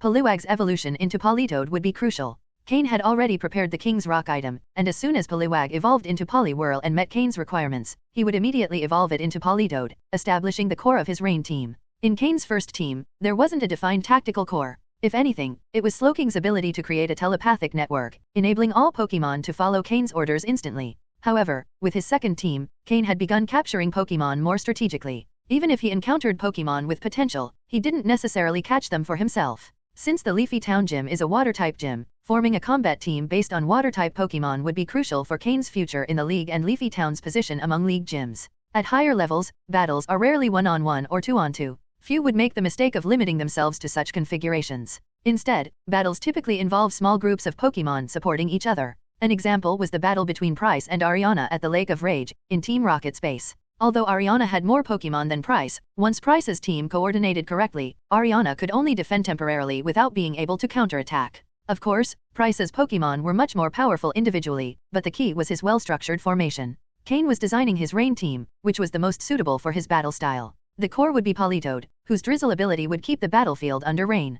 Politoed's strength didn't need to be very high, but it had to have the drizzle ability so the true power of the rain team could shine. Next was Swampert, a water/ground type. If it could Mega Evolve and gain the Swift Swim ability, that would be even better. If it couldn't Mega Evolve, it wouldn't matter too much since its ground type protected it from electric type moves, which was crucial for a water team. Slowking would also be a member of the rain team, acting as a special attacker. Additionally, its telepathic network would integrate perfectly into the strategy, strengthening Cain's control over the battle. The 3 remaining slots weren't too restricted. If Floette could control her camouflage move to switch types freely, she would also be part of the team. It didn't need to switch to every type, but if it could alternate between water and grass types, it would be a great help for both defense and attacking grass types, which are problematic for water teams. For the last 2 slots, Cain would likely leave them open to counter the opponent's formations. If the opponent used grass types against his water team, Cain could bring in Blaziken, whose fighting type moves could also be useful. Or he could use Salamence, Agrin, Drapion, or Jengar, depending on the situation. In short, the rain team was just a concept, and its formation could vary. Cain was also considering capturing a Kabutops or Ludicolo with the Swift Swim ability, or even a Pelipper with the Drizzle ability for an alternative weather controller. And if conditions allowed, a Kingdra with the Swift Swim ability would be ideal. This was Cain's plan for his rain team, as well as one of the reasons why he was training his second team of Pokémon. Another plan he had in mind was forming a Sandstorm team with Tyranitar as the core, though this was still just an idea. Currently, the highest level Pokémon in Cain's second team was Aron, which had reached level 22 after many battles. Poliwag had also reached level 20, with hopes of evolving soon. Combusken, having participated in several battles, had risen 3 levels, reaching level 19. Marshtomp and Larvitar had each gained 2 levels, reaching levels 18 and 17 respectively. All the Pokémon in Cain's second team had gained at least 2 levels, a result of Cain's intense training. As for the first team's Pokémon, Slowking was still adjusting to its body after merging with the blood of Mew. While the other Pokémon hadn't improved as much as Slowking, they had also shown great progress. Now, Cain stood on Slateport City's beach, ready to set sail in search of Regis. End of chapter. Chapter 679, Chapter 678, it seems there's room to maneuver. In a rather secluded place, Cain summoned his Flagon without attracting anyone's attention and left Slateport City. For Cain, a week might have been a long time, but for Regis, an eternal Pokémon, it was merely a tiny fragment in the flow of time. Cain recalled the location of the island Regis had mentioned and guided Flagon in that direction. As soon as they got close enough, he could have his Slowking use the move Teleport to get there immediately. Cain missed his Gyarados. Traveling on the water would have been far more comfortable sitting on Gyarados' head and feeling the waves. However, Flagon, being a ground and dragon type, detested water, so it flew high above, far from the sea. Resigned, Cain could only sit on its back while carefully reading the Dragon-type Pokémon training manual he had obtained from Drake, combining it with the analyses from his database system. The document contained numerous details about Dragon-type Pokémon training. After this mission, Cain planned to start training Flagon, as his Bagon's potential had yet to recover. Flagon had proven quite reliable lately, so Cain didn't hesitate to invest some resources in it. According to his plan, Flagon would remain his aerial mount for quite some time and even play a role in his future Sandstorm team. Though Cain had many ideas in mind, his current power and resources limited what he could accomplish. With what he currently possessed, he could barely sustain the training of 2 Pokémon teams, not including some extras like his Altaria and Swablu, which already stretched him to his maximum capacity. The recent addition of 2 Dragon-type Pokémon demanded even more resources. After flying for more than 4 hours, and based on Flagon's flying speed, Cain assumed they were close. He opened his eyes and released Slowking from its Pokeball. Slowking, sense the psychic coordinates of that island. Can you teleport us there? Cain communicated telepathically with Slowking. After a moment of concentration, Slowking nodded. In an instant, both Cain and his Pokémon vanished from the vast ocean and reappeared on a small, sparsely wooded island. This island, located between the Hone and Kanto regions, was completely uninhabited. It had formed due to an inactive volcano at its center, which had once erupted, creating the island. Now, the volcano was extinct, but its height allowed some areas to maintain a tundra-like climate, where Regis likely lived. Though an eternal Pokémon, as an ice type, it preferred cold environments. Last time, Cain had hastily left a psychic coordinate marker on the island without exploring it thoroughly, which was why he hadn't discovered Regis' presence. Cain and Flagon flew toward the mountain's peak. The island had several wild Pokémon, but they were low-level, as resources were scarce, making survival there challenging. As they ascended, they spotted a large, clearly excavated cave. Cain patted Flagon and flew toward the cave's entrance. Inside, Cain decided to return Flagon to its Pokeball to prevent it from remaining anxious. Then, together with Slowking, he began advancing. The cave's floor and walls were covered in layers of ice, and the temperature was quite low. Cain pulled a thick coat from his backpack to keep warm. The cave wasn't very deep, but the ice reflected sunlight, maintaining good visibility. At the end of the cave, Cain saw Regis sleeping, curled up in a corner. If he hadn't known Regis was there, anyone might have mistaken it for a massive block of ice, as its luminous points were nearly imperceptible compared to its enormous body. Sensing Cain's presence, Regis rose. The cave, having been excavated by Regis itself, was tall enough to accommodate the imposing Pokémon. Seeing Regis, a kind of ice giant, rise before him gave Cain a sense of pressure. After all, it was a legendary Pokémon and deserved proper respect. Cain admitted that, facing Regis alone, his heart raced with a bit of fear, largely due to his lack of power. If Regis decided to attack him at that moment, what would he do? He'd throw Flygon's Pokeball and flee quickly with Slowking. Yes, that was the plan. And Flygon would be key. If Flygon knew this, it would probably cry in frustration. It was just too hard for him. While Ren saw him as a treasure, Cain considered him more of a burden. Something useful, but difficult to let go of. Fortunately, Regis didn't attack. It recognized Cain, despite his change of clothes. Regis used its telepathy to communicate, and Cain responded with his psychic ability. They had spoken before, so Cain understood Regis' way of expressing itself better. You say you feel Mew's presence in Slowking. When Cain heard this, his heart skipped a beat. That might be a good opportunity. Mew has been missing for a long time. Slowking is the only Pokémon chosen by Mew during all this time. It's practically its successor, Cain told Regis confidently, showing no sign of nervousness. Blushing? Impossible in such a cold place? Not possible? Are you doubting Mew's trace in Slowking? Cain pressed when Regis expressed skepticism. Slowking, for its part, wore a peculiar expression. Its trainer was probably using his tricks again. Would it work again? You say Mew has been gone too long, and Slowking is too young to have met it, right? Have you considered that Slowking might have inherited something Mew left before disappearing? With Mew's abilities, it wouldn't be hard to preserve something for so long, don't you think? Though Regis didn't express itself clearly, it wasn't foolish. It could undoubtedly think logically.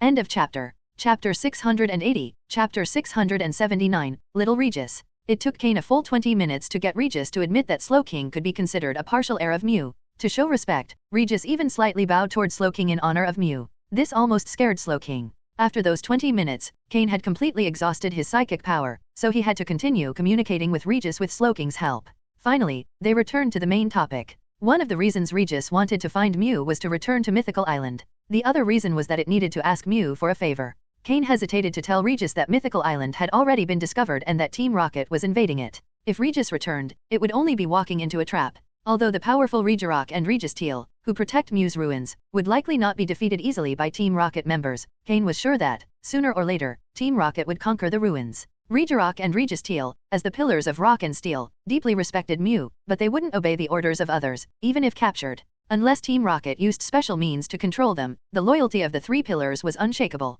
The same applied to the Regis standing before Cain. Cain promised that if Regis stayed in that place, he would help it find Mew in a few years. But in return, Regis would have to assist Cain when needed, participating in battles against powerful enemies. Capturing Regis was beyond Cain's current capabilities. What made Regis trust Cain was Slowking. That was why Cain invested 20 minutes getting Regis to recognize it as an heir of Mew. It was a long-term strategic move. In the end, Regis agreed to help Cain on 3 occasions, fighting in 3 battles. It would do so solely out of respect for Mew. That was more than enough for Cain at the moment. Regis' presence was merely a safety measure for Cain, in case he encountered enemies he couldn't defeat. As for why he wouldn't bring Regis to Leafy Town, Cain had considered it, but it was unlikely that Regis would agree. Additionally, Regis' reappearance in the town could negatively affect Cain's standing within the Pokémon League. Cain decided to ask Regis what favor it wanted from Mew, hoping he could help. After much explaining about how he could be useful, Regis finally revealed its request. It was related to the decrease in Regis' power, and what happened next left Cain completely stunned. Cain watched as the normally sealed, mirror-smooth layer of ice on Regis' shoulder suddenly broke. Just as Cain thought this fracture might be the cause of Regis' weakness and that it might need Mew's help to repair it, a chunk of ice detached from Regis' body. And then, that chunk of ice transformed into a small Regis. Cain was utterly astonished by the scene. What was this? A division? Or, a child? Regis has no gender, so this phenomenon could only be a division. Similar to what happens with Carbink. When a Carbink divides to create another Carbink, its power level decreases. This exhausting process can weaken it so much that its survival is at risk, reducing its strength by half or even leading to death in extreme cases. The Regis before Cain had lost power due to creating a small Regis, which could be considered its offspring. Was Regis the father or the mother? It didn't matter. Cain could imagine that for a legendary Pokémon like Regis, the cost of creating another Pokémon like itself must be immense. Regis had only lost 4 levels of power, though they were the highest ones. Even so, the cost didn't seem too severe. Perhaps it wasn't as drastic because it had been gradually recovering its strength over time. Cain activated his system to scan the data of the small Regis, which was less than half a meter tall.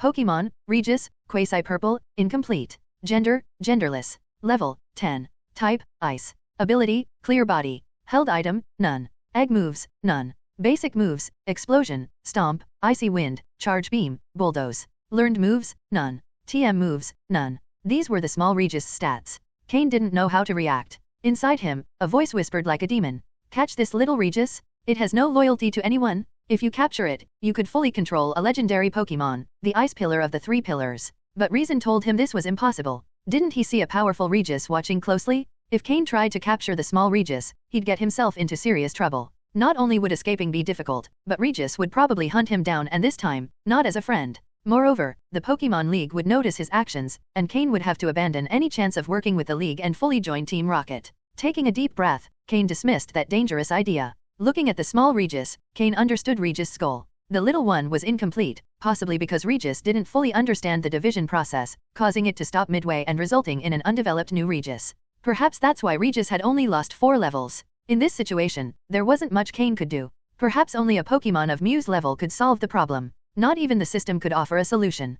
Cain sighed, disappointed but also relieved. He was disappointed by the small Regis' incomplete state, but relieved that he hadn't made an impulsive and dangerous decision. Now that he had achieved what he came for, Cain prepared to leave. He couldn't capture Regis right now, but maybe in the future, when he was stronger, he'd have the chance. It wasn't impossible. Cain comforted himself with that thought. However, just as Cain was about to leave, Regis stopped him. Regis retrieved a small shard of ice from the ice behind it and handed it to Cain. End of chapter. Chapter 681, Chapter 680, Special Nevermelt Ice. Item name, Regis Nevermelt Ice. Description, this is a special Nevermelt Ice, a byproduct generated during the division process of the legendary Pokémon Regis. It has a much more outstanding effect than regular Nevermelt Ice. Effect, the Pokémon holding this Nevermelt Ice will see the power of its Ice-type moves increased by 25%. Regis Nevermelt Ice. Observing this palm-sized piece of ice, Cain used his system to scan its data. There was no denying that the effects were impressive. Regular Nevermelt Ice only increases Ice-type moves by 20%, sometimes less, but this special Nevermelt Ice boosts Ice-type attacks by 25%.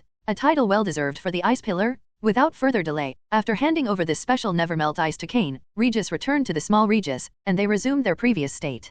Cain, for his part, left the cave and immediately called for his Flagon, departing from the island. As for who would benefit most from this Nevermelt Ice, there was only one Pokémon on Cain's team that could make the best use of it, Weevil. As the only Ice-type Pokémon in his team, Weevil was the obvious choice to unleash the full potential of this Nevermelt Ice. Cain had high expectations for Weevil. Currently, apart from Floette, Weevil was the only Pokémon that could pose a real threat to Dragon-type Pokémon in his team. Although Weevil wasn't frequently used in battles, Cain needed a trump card against Dragon types. He might not always use it, but he had to have a plan. That was Cain's approach. Cain's next destination was clear, Leafy Town. Cain had been away for quite some time, but fortunately, he had completed all his missions. He needed to return to Leafy Town to rest and organize some matters related to his Pokémon. After that, Cain would prepare to execute his next plan. If this plan succeeded, he would never again need to worry about the number of Pokémon in his team. However, to make this plan a reality, one Pokémon was essential. But capturing that Pokémon would be rather complicated, extremely difficult. In fact, Cain would need to plan carefully. When Cain arrived at Leafy Town, it was already noon on the 3rd day. Flying back from the island to Slateport City had taken several hours. By the time he reached Slateport City, it was already night, so he decided to rest there. After spending a night resting, he headed to Movely City and stayed another night before finally returning to his home in Leafy Town. Without informing anyone, Cain went straight to his backyard. He then released all his Pokémon at once, including the more than 10 Houndoom. Initially, these Houndoom attempted to attack Cain upon being released, but upon seeing the Pokémon surrounding him, they immediately surrendered. However, just because they surrendered didn't mean Cain's Pokémon wouldn't act. After being confined in their Pokeballs for more than a week, Cain's Pokémon were eager to get out.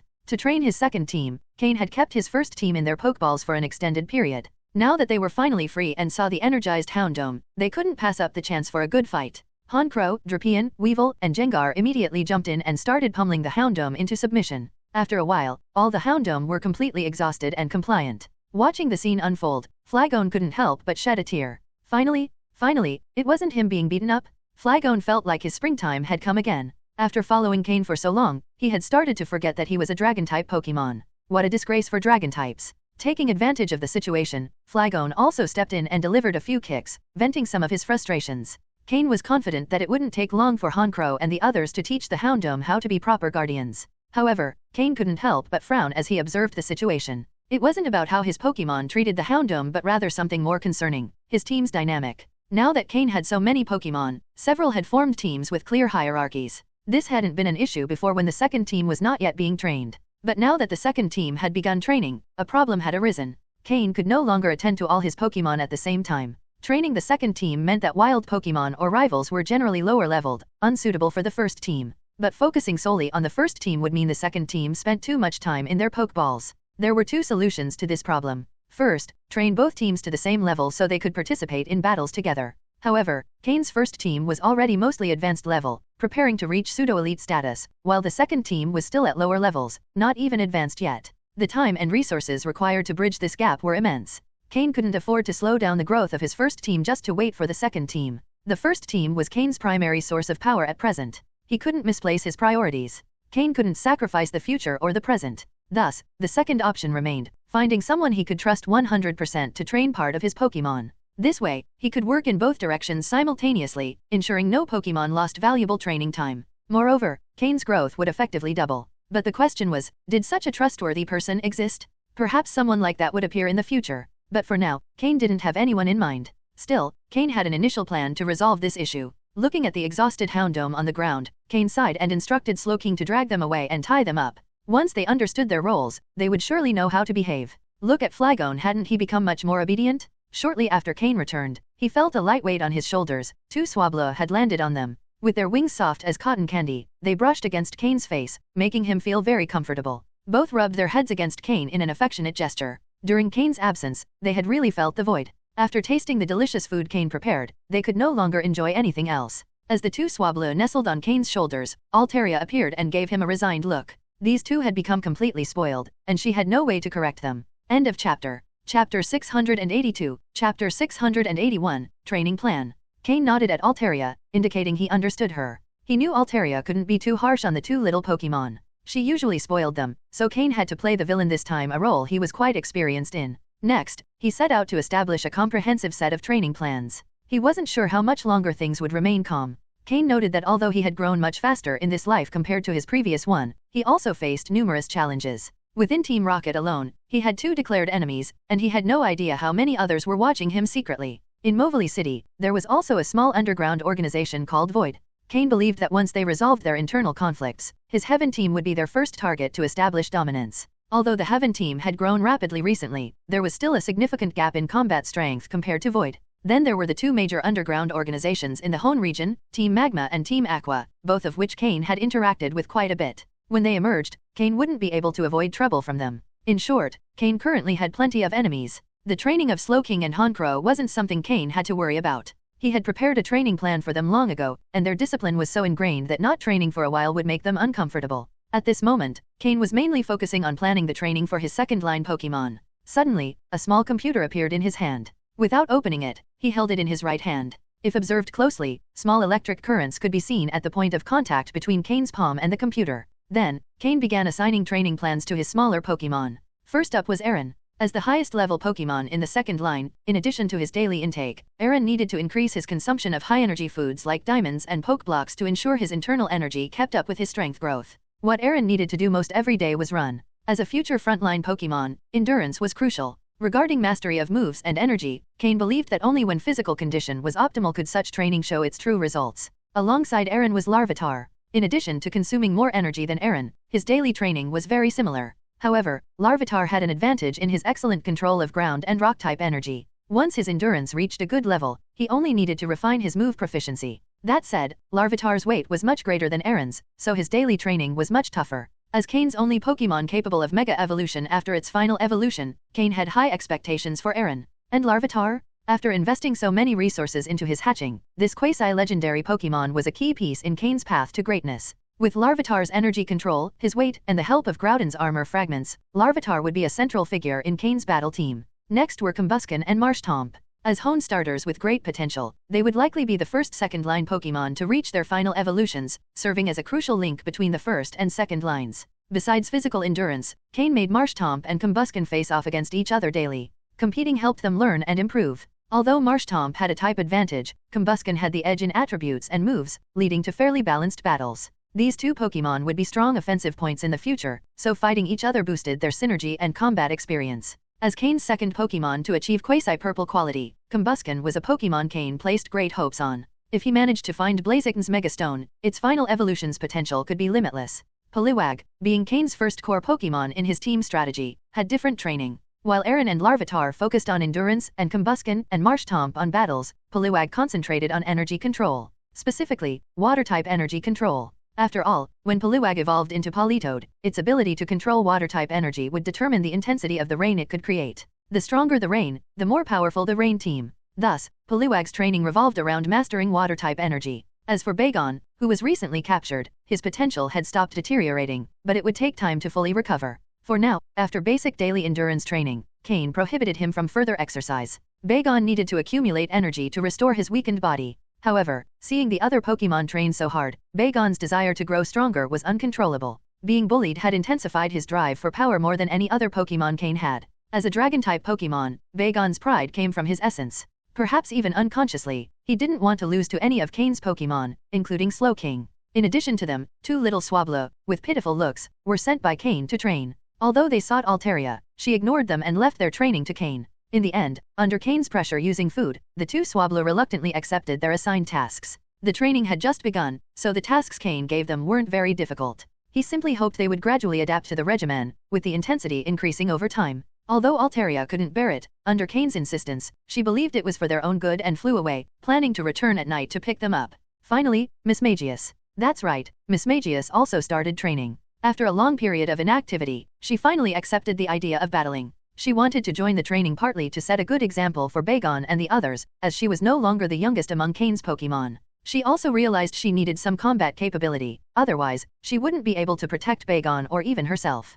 If Miss Magius were to battle Altaria now, Altaria would undoubtedly win, as Miss Magius had no combat experience and zero mastery of moves. The only thing she had some skill in was controlling ghost-type energy. But that wasn't enough to defeat an opponent. After establishing the training plans for all his Pokémon, Cain, holding his small laptop, headed to the cave dug by the group of Carbink. Chapter 683, Chapter 682, Advanced Alliance Researcher. After reviewing the situation of the entire Carbink group, Cain left the cave. The Carbink had fully settled in and had already excavated many underground areas, now used as separate rooms. Although they had only recently arrived and, despite the support of Cain's Pokeblocks, they hadn't mined many minerals or diamonds in such a short time. However, Cain wasn't interested in diamonds at the moment, as he already had plenty in his possession. His main goal was to check the Carbink's condition. Upon exiting, he summoned the Carbink undergoing mutation. Compared to before, it hadn't changed much, except for the slightly deepened pink hue of the diamond on its head. According to the system's data, the degree of mutation in the Carbink had increased only slightly.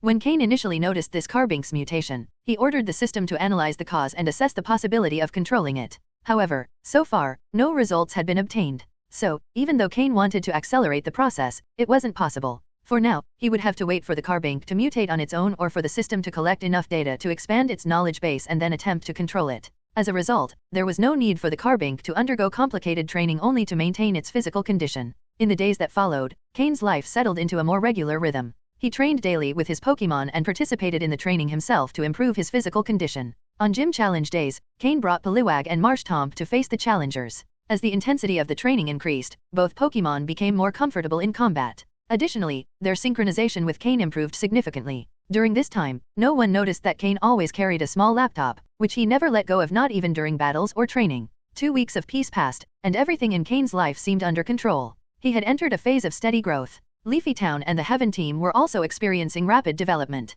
The artificial lake in Leafy Town was now fully completed, and Cain exchanged the town's initial resources for more water-type Pokémon, which he released into the artificial lake. Thanks to a special formula developed by Cain, these Pokémon began to breed, and the first offspring were soon born. Now, Cain could use the resources obtained from the town for his own benefit. However, this peace didn't last long.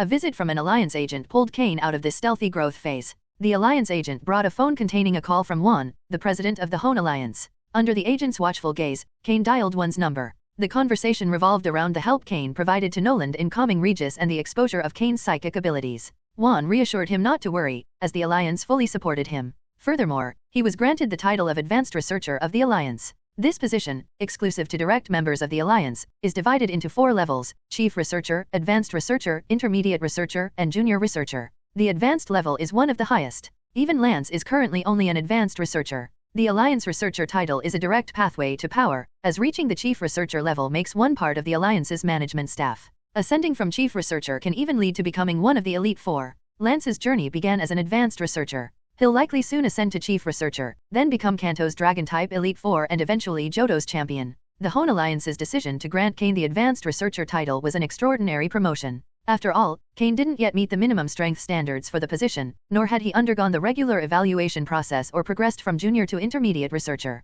This clearly demonstrated the Hone Alliance's strong determination to support Cain. The Alliance recognized the potential Cain had shown. From this moment, even if Cain revealed his pseudo-legendary Pokémon, it shouldn't pose a major problem. Unless he faced extremely powerful criminals, even Team Magma or Team Aqua would think twice before attacking Cain. They might covet his Pokémon, but they'd also need to consider whether they could handle the wrath of the Alliance. Additionally, Juan informed Cain that he was now under the jurisdiction of the Chief Researcher from the Joy family. That's right, the competition among the three major families was ultimately won by the Joy family. Juan didn't share many details with Cain, but now, if Cain encountered problems, he could turn to this Joy family Chief Researcher. It's worth noting that the Chief Researcher title is a position, not a single person. The Alliance Researcher Corps wields significant influence within the organization. Evidently, there can't be just one elite-level expert. Each Chief Researcher is an elite-level expert. An advanced researcher must possess near-elite trainer-level skills to hold the position, making Cain's promotion exceptional. All of this was done to increase Cain's sense of belonging to the Hone Alliance, as Cain was originally from Kanto but currently developed in Hone.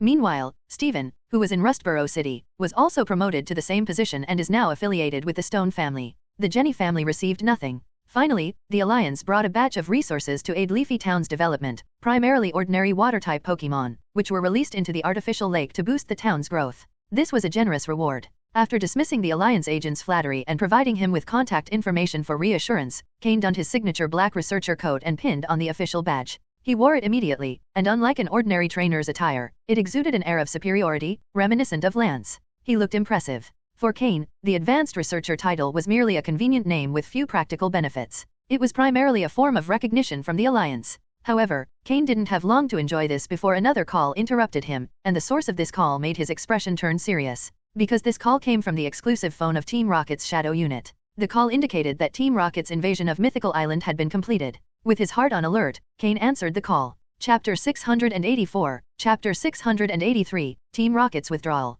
Cain. A hoarse voice came from the other end of the phone, hinting at the exhaustion of the speaker. As one of the two main pillars in the invasion of Muse ruins, both Tenebris and Umbra had to endure the fierce attacks of Regirock and Regis Teal. Who knows what impression they left behind, given that the combat level of those two legendary Pokémon is not something an ordinary elite-level trainer could handle easily. Mr. Umbra, Cain responded. The mission is complete. Team Rocket has obtained something very valuable, and after evaluation by the leader and internal discussions among the team's upper ranks, we've decided to make some internal adjustments. From now on, we won't have the resources to monitor you. So, you have two options. First, leave the Hone region and return to Kanto. I'll assign you a position within the organization. Second, continue maintaining a low profile in the Hone region, but the team will no longer provide you with any support. However, don't worry, the leader is still interested in you, and your security level has been elevated to match that of the three major executives. This means that whether you're with the Pokémon League or Team Rocket, your information will be completely protected. Umbra offered Cain the two options, leaving the decision up to him. In reality, it didn't require much thought. Cain had been developing his operations in the Hone region for a long time. Leaving it all behind suddenly was not an option, especially since Leafy Town represented his primary avenue of growth. Returning to Team Rocket would mean losing everything. More importantly, all the connections Cain had established with the Pokémon League would dissolve. He could never return to the light and would be permanently relegated to the shadows. Without hesitation, Cain directly answered, I choose the second option. Umbra remained silent for a moment. Evidently, Cain's choice didn't surprise him in the least. All right, then continue your development quietly. But be aware that in addition to contending with Hone's underground forces, you'll need to watch for possible movements from Rocket team members. Cain understood who Umbra was referring to, Xenon, Lucius, and even Regi. Eventually, they might find an opportunity to act against him. Understood, Cain replied. In any case, be careful. If you ever find yourself in an unsustainable situation, call this number. I'll do my best to assist you once. Those were Umbra's parting words. This was the maximum support Umbra could offer Cain at this moment. Although the losses on Muse Island had been significant, it was thanks to Cain's warning that Umbra managed to secure substantial gains. Overall, the benefits outweighed the losses. This was why Umbra extended this help to Cain. Thank you, sir. After these words, the call ended. Cain was certain that, for a long time, that phone would not ring again. As Cain suspected, Team Rocket had obtained Mew's DNA from the ruins, and with Giovanni's strong backing, they began their research. Initially, what Team Rocket aimed to do with Mew's DNA was not to create a new Pokémon but to try cloning Mew. However, since a Mew already existed in this world, the DNA destabilized and collapsed each time they tried to reproduce it. Because of this, with Giovanni's support, the research team decided to integrate the genes of over 100 different species to create a being that surpassed even the original Mew. Thus, Mewtwo was born. The level of human and material resource investment in this project was not something any organization could afford. For this reason, Team Rocket entered a period of dormancy, while the Pokémon League began to develop rapidly. However, withdrawing didn't mean they stopped acting. Team Rocket remained the dominant underground force in the Kanto and Johto regions, but for now, they had no plans to expand into other areas. Now, Cain had become the only nail Team Rocket had outside. After hanging up, Cain stood still, a complicated expression on his face. This represented a crisis for him but also an opportunity. After receiving calls from both the League and Team Rocket in a single day, his plan for shadowed development was disrupted. The next day, Cain headed to the nearby mountains, accompanied by some of his Pokémon. The rest of his Pokémon remained temporarily in Leafy Town. There was nothing to worry about since Cain could teleport back to the town instantly with Slowking, and Altaria was stationed in the backyard. As long as no elite-level opponents suddenly appeared, the backyard and the Pokémon there would remain relatively safe. If an elite-level opponent did show up, Matsuda Takashi would likely detect it immediately. Cain brought with him Slowking, Floette, Marshtomp, Combusken, Poliwag, and Aaron, while Gengar and Mismagia stayed hidden in his shadow. The purpose of this excursion was clear, to train his second line of Pokémon. Team Rocket's withdrawal had heightened his sense of danger. An attack could occur at any moment, like a sword hanging over his head, constantly driving him to become stronger. If Cain were to join the Pokémon League in the Hoenn region, he wouldn't need to worry about this. However, many of the things he had couldn't be revealed to anyone. Therefore, he would have to continue strengthening his capabilities on his own. Cain had explored this mountain before and knew exactly where to find suitable opponents for training Aaron and the others. And why didn't he bring Larvitar? Simple, that little glutton needed to keep eating and growing bigger. Since pseudo-legendary Pokémon typically grow slowly, there was no rush with them. If it weren't for the fact that Cain had a Mega Evolution Stone for Agrin, he probably wouldn't have brought Aaron either. Once on the mountain, Cain summoned Poliwag, Marshtomp, Combusken, and Aaron. Slowking accompanied the group to use teleport in case of emergency, and Floette was there to ensure the team's sustainability. In no time, they got into the rhythm of training, and battles began. The purpose of this trip was to train the Pokémon, so they didn't wait for wild Pokémon to approach. Cain and his companions went straight to their dens. The first group to encounter calamity was a group of Geodude deep in the forest. The Geodude, being rock and ground types, were ideal rivals. Water types had a quadruple advantage, and both steel and fighting types also had an edge. Who else would they use as sparring partners? Starting today, Cain would go from den to den in search of rivals. Weak Pokémon groups better stay alert. Cain looked at his Pokémon, all sporting mischievous grins. Opposite them, the Geodude and a few Graveler looked utterly bewildered. End of chapter. Chapter 685, Chapter 684, the simple initial version of the Rain Team. Are you ready? Cain asked. The Pokémon nodded eagerly, ready to begin. After so much training, they needed a battle to test their skills. This would be the main battle for the second team's Pokémon, and they couldn't afford to disappoint Cain. Seeing the excitement on his Pokémon's faces, Cain smiled.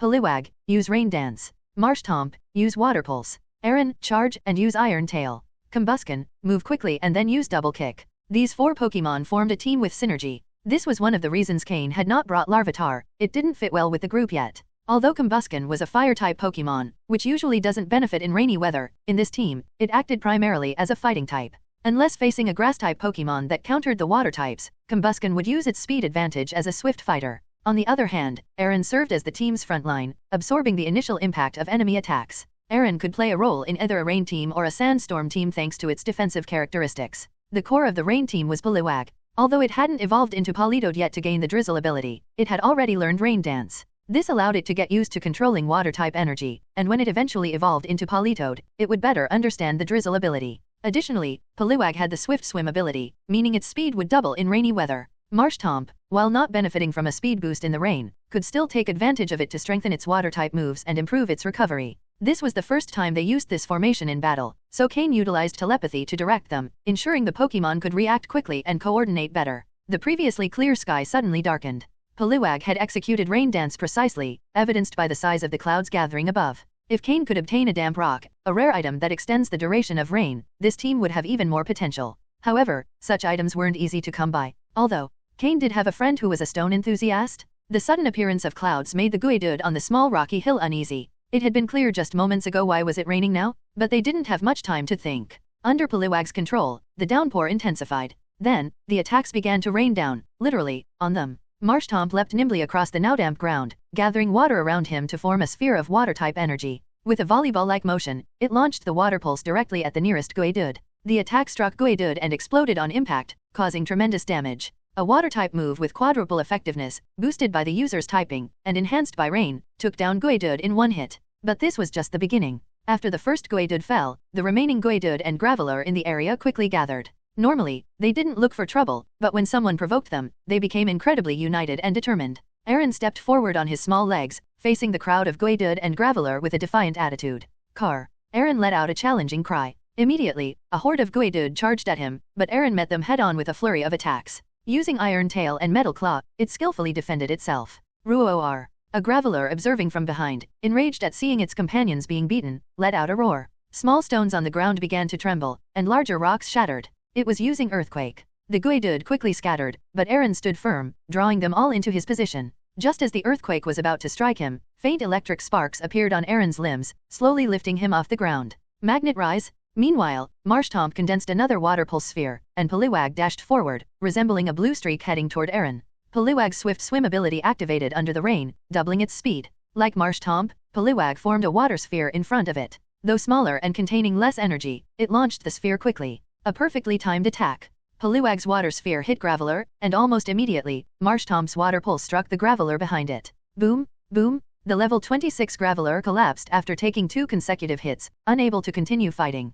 Poliwag and Aaron worked together to take on the Geodude, with Poliwag using its speed and size to weave between enemies, striking whenever an opportunity arose. It seemed to move freely, taunting the Geodude. Meanwhile, Combusken, having already increased its speed, avoided the main battle and headed for another Graveler approaching from the rear. Marshtomp also avoided the main fight to join Combusken against Graveler. Though Graveler was slow, it was at level 25, a respectable level for an evolved Geodude. Now, it faced a level 19 Combusken and a level 18 Marshtomp. Bang, bang. Combusken landed 2 hits on Graveler and, instead of continuing the fight, flipped through the air and retreated. Marshtomp moved forward, attacking with a water-covered tail that extended like a giant whip, striking Graveler before quickly retreating. Graveler roared in frustration but couldn't do anything. Combusken turned back and, once again, landed a double kick on its back. When Graveler turned, Marshtomp's aqua tail struck its back again. They were taunting it. It was left crippled and on the ground, an easy target for any attack. Meanwhile, Aaron and Poliwag had already finished dealing with the group of Geodude, thanks to Aaron's defensive capability and Poliwag's speed. The group of Geodude and Graveler, with an average level around 20, had been defeated by a team consisting of a level 22 Aaron, a level 20 Poliwag, a level 19 Combusken, and a level 18 Marshtomp. Cain's Rain team now had a simple initial version. Chapter 686, Chapter 685, The Unlucky Larvitar. This small group of Geodudes wasn't the end, it was only the beginning of the battles Cain had planned for the Rain team. However, it was a good start. All the Geodudes, including 2 evolved Gravelers, were defeated. From this battle, it became clear that the Rain team was already taking shape, though it still had a long way to go to be truly effective. For now, they could only shine against opponents weak to water-type energy. Despite the limitations, the benefits were evident. The smiling faces of the Pokémon and their confident expressions showed just how much they had enjoyed themselves. Even Combusken, who wasn't a fan of the rain, was enthusiastic. After drying his drenched feathers with his own fire power, he went from a soggy chicken to a completely dry and renewed one. Once Combusken evolves into Blaziken, he will be a great asset to the team, both in the rain and sandstorm teams. His speed boost ability will ensure he's always ready for battle. The most excited of all was Poliwag. It truly didn't expect to play such a crucial role. Normally, Poliwag was the most inconspicuous member of Cain's team, always staying in the background, careful not to draw attention to itself. Since being captured and left in a large aquarium, Poliwag had realized that the most active and visible Pokémon were the first to be sold. So, after joining Cain's team, it continued to work hard but kept a low profile, thinking that as long as it stayed that way, everything would be fine. It had enough food, and the training wasn't too harsh. However, over time, listening to other team members talk about how fun battling was and the challenges they faced, Poliwag began to grow more interested in fighting. This particular battle allowed it to see a different side of itself. Could it really be the core of a fight? Could it defeat so many Pokémon on its own? Though it might not yet be the strongest, Poliwag realized it liked the feeling of being the center of attention and in control of the situation. In reality, Cain had always been watching Poliwag. Since purchasing it, he had been attentive to its character and attitude, considering whether he should look for another Poliwag to serve as the team's core. Although he knew it would be hard to find one with the hidden ability and high quality, he didn't want a lazy Pokémon on his team. However, over time, Cain noticed the change in Poliwag. Surrounded by Aaron and Torchic, Poliwag started working harder in training and raising its standards. That's when it began to think the training wasn't so hard anymore, because it had improved.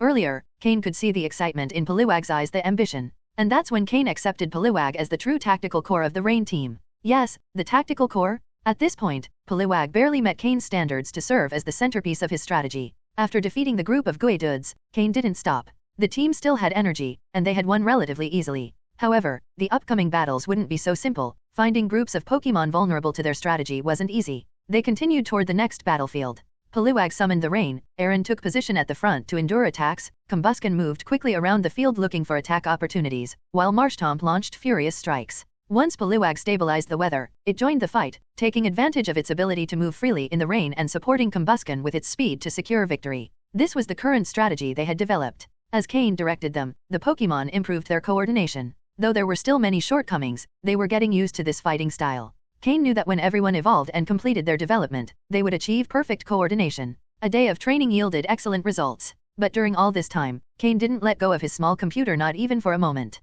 After 3 days of intense training, the results were notable. Combusken reached level 22, Poliwag level 24, Aaron level 25, and Marshtomp reached level 21. Everyone had leveled up and strengthened their abilities, but Larvitar, who had stayed home munching on diamonds, looked on enviously. It begged Cain to let it join the battles too. Finally, Cain couldn't resist Larvitar's adorable, pitiful expression and decided to take it into a battle. But after that experience, Larvitar stopped asking Cain to bring it along. It was too much. The other 4 Pokemon had already established their battle strategy and completely left Larvitar out of the fight. With its backpack ready, Larvitar was prepared to prove its worth but realized there was no room for it in the battle. Poliwag and the others defeated the opponent before Larvitar could do anything. After realizing it couldn't intervene, Larvitar's appetite grew even more. If it wasn't allowed to participate in battles, then it could only eat to grow stronger, so that in the future, it could show everyone its terrifying strength. Cain's diamond stash was dwindling rapidly. Cain had no choice. The Rain team still had room for improvement, but the Sandstorm team was barely in its infancy.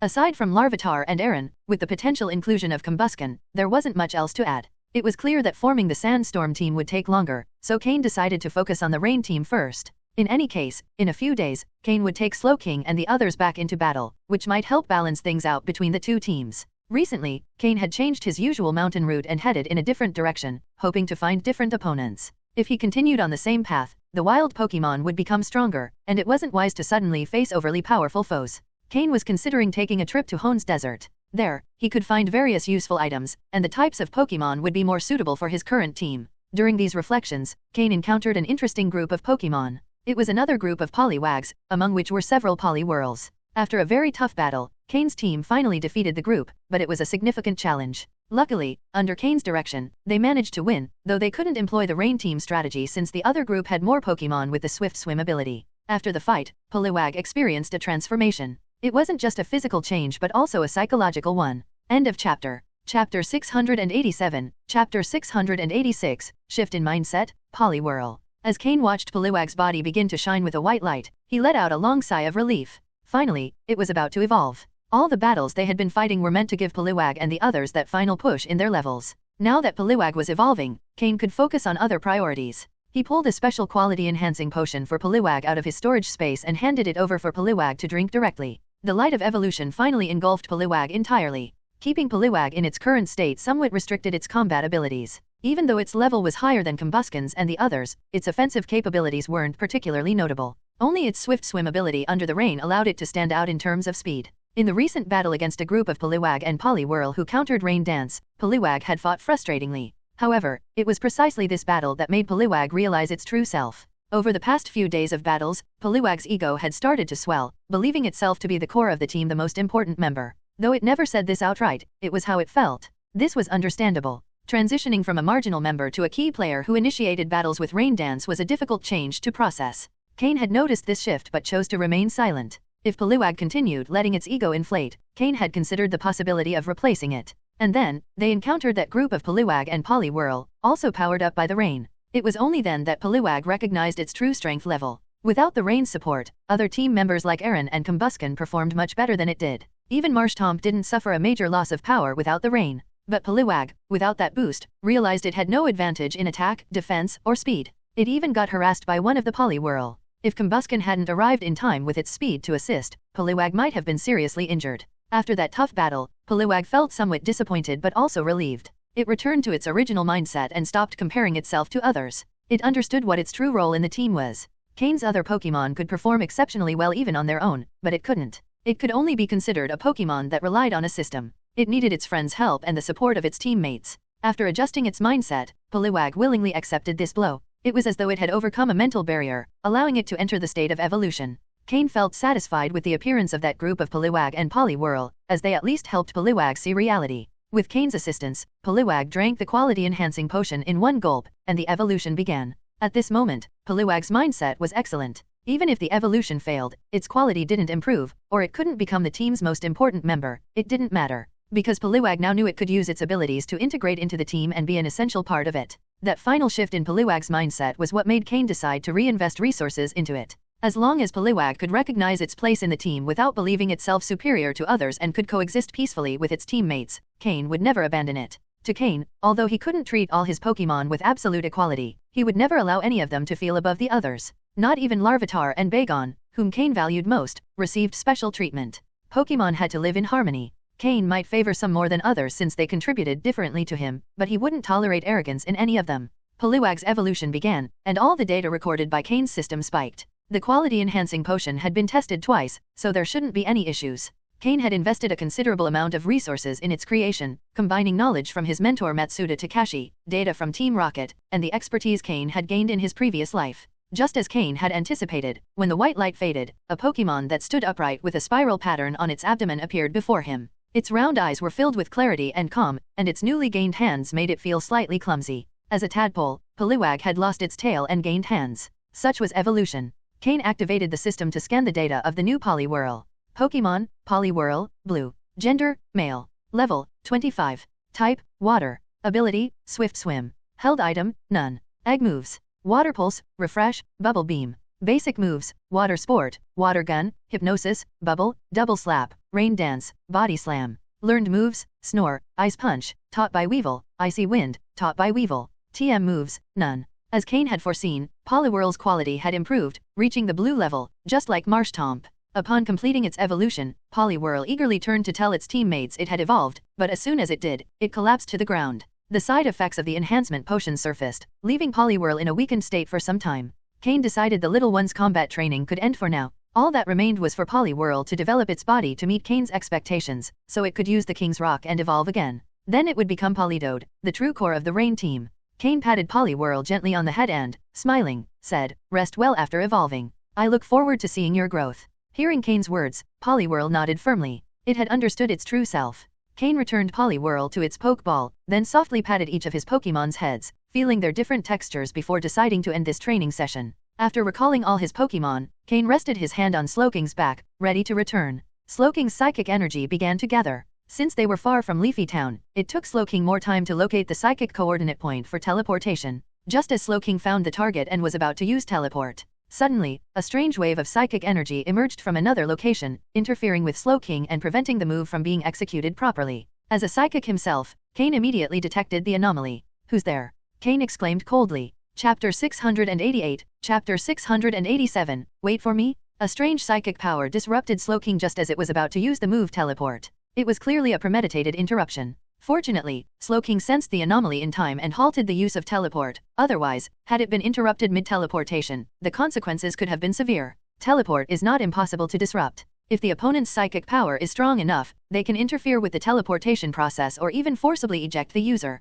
Cain had experienced this before at Team Rocket's research base at the Lake of Rage, where a psychic from the Alliance and their Pokémon had interrupted Slowpoke's teleport. But now, Slowking had reached the quasi-elite level, making it much harder to disrupt its teleport. The reason it stopped this time was purely to prevent any potential mishap. Slowking informed Cain that, with sufficient preparation, it could still teleport despite the interference, as the opponent's psychic power was not as strong as its own. When Cain raised his voice, there was no response from the forest. Cain frowned. "Come out already? Since when does Team Rocket lack the guts to own up to their actions? Oh, does Team Rocket always have to take credit for what they do? That's quite the misconception, Cain." A mocking voice suddenly rang out from the trees. Moments later, a man floated slowly from above, accompanied by a Hypno at his side. Cain fixed his gaze on the man, who was floating with the support of Hypno's psychic power. Meanwhile, Slowking focused intently on the Hypno. Cain scrutinized the man closely. He wasn't wearing any visible Team Rocket emblem, which clearly indicated that he was aware of Team Rocket's poor reception in the Hone region and had hidden his identity. At the moment, Cain only had his Slowking at the front line. Floette was resting in the pocket of his chest, while Jengar lingered in the shadows, ready to defend him, leaving Cain at a slight disadvantage. Who are you? Who sent you? Cain asked calmly. My identity doesn't matter. But surely, you know who wants your head, don't you? The man replied with a sneer. As they exchanged words, Cain obtained information about the Hypno. Pokemon, Hypno, light blue. Gender, male. Level, 48. Type, psychic. Ability, insomnia. Held item, none. Egg moves, barrier, roleplay, psycho cut, psychic terrain. Basic moves. Future sight, nasty plot, nightmare, switcheroo, pound, hypnosis, disable, confusion, headbutt, poison gas, meditate, psybeam, psych up, synchronize, zen headbutt, swagger. Learned moves, thunder punch, ice punch, skill swap, fire punch, telekinesis. TM moves, protect, size hawk, psychic, shadow ball, dream eater, trick room. This Hypno was on the verge of reaching the quasi-elite level and was extremely proficient in psychic moves. Its extensive move pool indicated that its trainer had invested heavily in developing Hypno's psychic talent. The fact that it had interrupted Slowking's teleport demonstrated Hypno's considerable psychic prowess. What caught Cain's attention the most were the moves role play and skill swap that Hypno possessed. Individually, these moves might not seem impactful, but when used together, they created endless strategic possibilities. It all depended on whether the trainer knew how to utilize them effectively. Interesting. It seems Xenon has invested a lot in sending you here. I suppose it's because he values your Hypno highly, right? Cain remarked. Hearing this, the man raised an eyebrow slightly before laughing. Don't try to fish for information. Does it matter if you guess who wants you dead? Will that change anything? Seeing my Hypno, you should already know your Slowking can't escape using teleport. Besides, it looks like you're training with lower-level Pokemon. Is this your second team? They look promising. What a pity. Cain, however, smiled faintly. Really? Cain had only mentioned Xenon to probe him and hadn't expected much of a reaction. The man's response suggested Cain had hit a nerve, confirming his suspicions. Perhaps the man was simply overconfident in his abilities. Do you know how many people Xenon has sent to kill me? Do you know why none of them have returned? Some of them were advanced-level trainers, Cain said nonchalantly. That's because they were incompetent and couldn't prevent your Slowking from using teleport to escape. They couldn't fight or keep you from fleeing, the man replied confidently. This time, Xenon had spent a considerable amount of resources hiring him, hoping to eliminate Cain, a rising threat. The man had only accepted the mission because Team Rocket was undergoing a restructuring phase. Otherwise, no matter how much Xenon offered, he wouldn't dare to touch Giovanni's protege. Giovanni was far too busy at the moment. No, Cain shook his head and continued. It was due to a lack of information. Xenon always thought he knew the extent of my strength, but every time he sent someone, they fell short. And you will too. Really? Then we'll only know through battle. Words aren't power, the man retorted, annoyed by Cain's dismissive tone. He drew 2 Pokeballs from his belt, ready to fight with everything he had. I already told you, if I want to leave, you can't stop me. Cain smiled disdainfully, keeping his hand on Slowking's back. Slowking's psychic power surged again, this time at full capacity. Since fusing with the blood of Mew, Slowking's ability to generate psychic energy had multiplied, and reaching the quasi-elite level had only amplified its power further. Although the opponent's Hypno had considerable talent and impressive psychic strength, the gap between a quasi-elite and an advanced-level Pokemon was vast. Out of options, the man ordered, Hypno, use Synchronize. Synchronize could deal damage to any Pokemon sharing the same type as Hypno. As a water/psychic type, Slowking would be affected by this move. However, to the man's surprise, Hypno's interference only slightly disrupted the psychic energy surrounding Slowking without significantly affecting its core. Quasi-elite, the man finally realized and muttered the words in astonishment. Xenon had informed him that Cain's overall strength was at a high advanced level and that Slowking's teleport needed to be accounted for. The man had already adjusted for Cain being slightly stronger than Xenon's assessment but hadn't expected Slowking to have reached quasi-elite status. In this case, Cain could leave with ease, and he had no way to stop him. The man's expression darkened. If he couldn't eliminate Cain, his position within Team Rocket would be precarious. He pulled out his communicator, ignoring Cain, who was on the verge of leaving, and dialed Xenon's number. What he failed to notice was the icy murderous intent filling Cain's gaze. Cain's lips moved slightly, forming 2 words. Wait for me. Chapter 689 to 688, The True Battle Royale. Chapter 689, Chapter 688, The True Battle Royale. With Slowking's teleport move, Cain returned to the backyard of his home in Leafy Town. With a cold expression, he said nothing. The Pokemon that were training froze at the sight of Cain in such a state. Only the ones closest to him, like Honchkrow, could sense the fury emanating from him. Honchkrow, Weevil, and Drapion approached Cain. Cain released Aaron and the others, leaving them temporarily in the backyard, then stored Honchkrow and the other 3 in their Pokeballs. If they want to use psychic Pokemon against me, I'll show them I'm not afraid at all, Cain thought. He glanced at Slowking, who nodded, indicating there were no issues. Then, Cain and Slowking disappeared from the backyard once more. Aaron and the others remained, utterly confused about what had just happened. Back in the forest, a Team Rocket member had just contacted Xenon via communicator, where a loud and firm voice emerged. Socks. Before the sentence could be completed, the Hypno beside Socks tugged on his clothes, signaling that the person who had just left had returned. Socks, with a look of surprise, saw Cain and Slowking reappear through a distortion in space. Were psychic Pokemon supposed to intimidate me? This time, Socks's expression wasn't as relaxed as before. He knew that Cain's Slowking had reached a quasi-elite level, clearly superior to his Hypno. Furthermore, Cain had returned, evidently prepared to confront him. Socks put away his communicator, no longer concerned with Xenon. He threw several Pokeballs, and 5 Pokemon appeared beside him. In addition to the earlier Hypno, there were Victreebel, Weezing, Arbok, Pinsir, and Houndoom, forming a formidable Team Rocket lineup. All of them were at the advanced level. Cain also summoned his Pokemon, Honchkrow, Weevil, Drapion, and Gengar.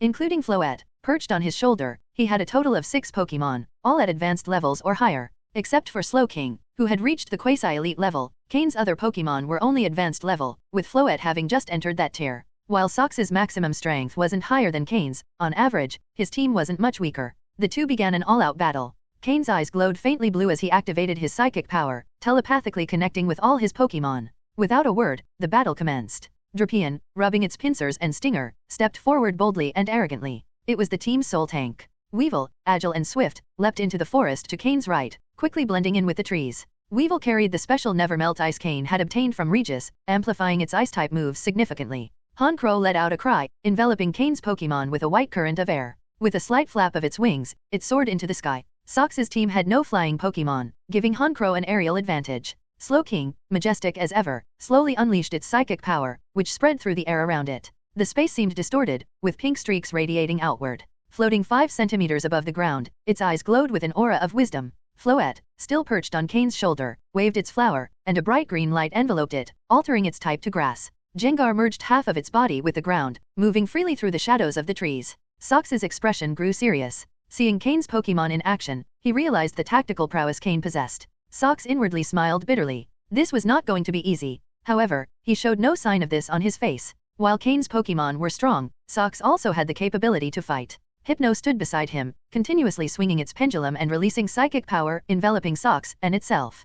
Cain could command his Pokemon telepathically, but Socks lacked such abilities. He relied on Hypno to relay his commands, which was slower than telepathy but faster than shouting orders. Arbok, Pinsir, and Houndoom, under Socks's orders, charged straight at Drapion, who stood at the center with an arrogant expression. Arbok moved the fastest, followed by the nimble Houndoom and then the powerful Pinsir. Weezing, the only Pokemon capable of floating, slowly ascended in pursuit of Honchkrow, while Victreebel remained stationary, extending small roots into the ground. Socks positioned himself between Victreebel and Hypno, unwilling to stray too far from them. Gengar's lurking presence and Weevil's speed weighed heavily on him. Then, the battle truly began when Arbok clashed with Drapion. With a burst of momentum, Arbok charged at Drapion, thinking its speed advantage would allow it to overpower Drapion, whose size was clearly above average. However, Drapion's pincers firmly stopped it. As a result, Arbok couldn't use its Fire Fang move and found itself trapped by Drapion, whose sadistic grin revealed its own flaming fangs as it bit into Arbok's weak spot. Seeing Arbok in trouble, Houndoom increased its speed, fire gathering in its mouth. Unable to use ranged moves for fear of harming Arbok, small flames flickered between its teeth. As it lunged furiously at Drapion, it noticed Drapion paying no attention and attacking Arbok even more fiercely. Houndoom's rage grew, but just as its teeth were within 5 centimeters of Drapion, an invisible psychic wave struck it, sending it reeling. The flames in its mouth dissipated, and in its surprise, it swallowed them, causing internal damage. How did a psychic attack hit me? Was Houndoom's only thought as it was knocked down. As Houndoom fell back, Pinsir lunged with its massive pincers aimed at Drapion, only to be intercepted by a dark shadow descending from T. Chapter 690, Chapter 689, Total Victory. Under Cain's command, Honchkrow disposed of the nuisance Weezing without paying attention to the moves it launched from behind.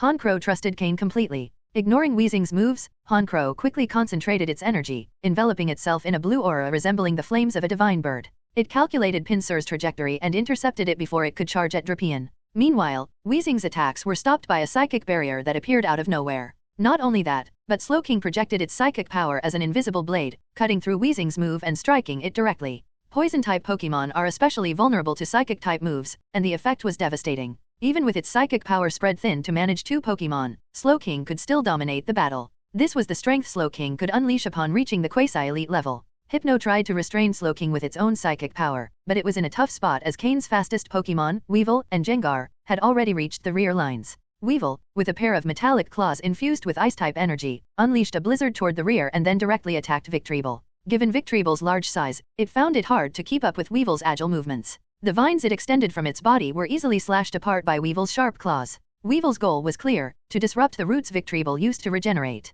Once that advantage was gone, defeat would be inevitable. Meanwhile, Weevil paid no attention to Hypno's moves, as Hypno lacked the Miracle Eye move, limiting its effectiveness against Dark-type Pokémon. With Weevil wreaking havoc in the rear and Hypno focused on containing Slowking, the situation became desperate for the enemy team. Elsewhere on the battlefield, Gengar materialized from the shadows of the trees, cackling maliciously as it hurled several dark spheres filled with a strange purple poison at Hypno. Although Hypno's psychic power blocked the moves, each collision resulted in a crackling sound, as ghost and psychic energies dissolved each other. Meanwhile, Floette, perched on Cain's shoulder, supported Drapion by generating a grassy terrain beneath its feet and using Lucky Chant and aromatherapy to revitalize the team. This allowed Drapion to fight without restrictions. Facing Arbok, Drapion showed no signs of defense. Its pincers firmly held the snake Pokémon as the two exchanged relentless blows with their tails and fangs. Drapion's tail tangled with Arbok's, while the flames from Arbok's Fire Fang were countered by Drapion's own Fire Fang move. The smell of burning flesh began to waft across the battlefield. With a hardened expression, Sox continued directing his team. Hypno tried to use role play to copy Drapion's sniper ability and transfer it to Arbok. It then passed it to Pinsir, using a combination of role play and skill swap it had perfected to create a counterattack opportunity. However, Cain had anticipated this combination from the moment he analyzed Hypno's data. As Hypno attempted to transfer the sniper ability to Pinsir, Slowking doubled the intensity of its psychic power, piercing Hypno's defenses and using Disable to render the skill swap move unusable. With skill swap disabled, Gengar, who had been closely observing Hypno's moves, began to grasp the concept behind role play. For some time, Cain had been training Gengar with a Spoink that knew this move, but Gengar had yet to master it. However, after observing Hypno, it seemed to have understood the essence of the move. Although Gengar felt close to learning the move, it decided to save that task for later since the battle wasn't over yet. Drapion repeatedly struck Arbok's weak points. Even with the sniper ability transferred by Hypno, Arbok couldn't withstand the attacks and was taken down, pinned to the ground by Drapion's stinger. Meanwhile, Pinsir, despite receiving support, was also defeated by Honchkrow due to its type advantage, leaving it sprawled on the ground. Once both Pokémon fell, the rest began to falter rapidly.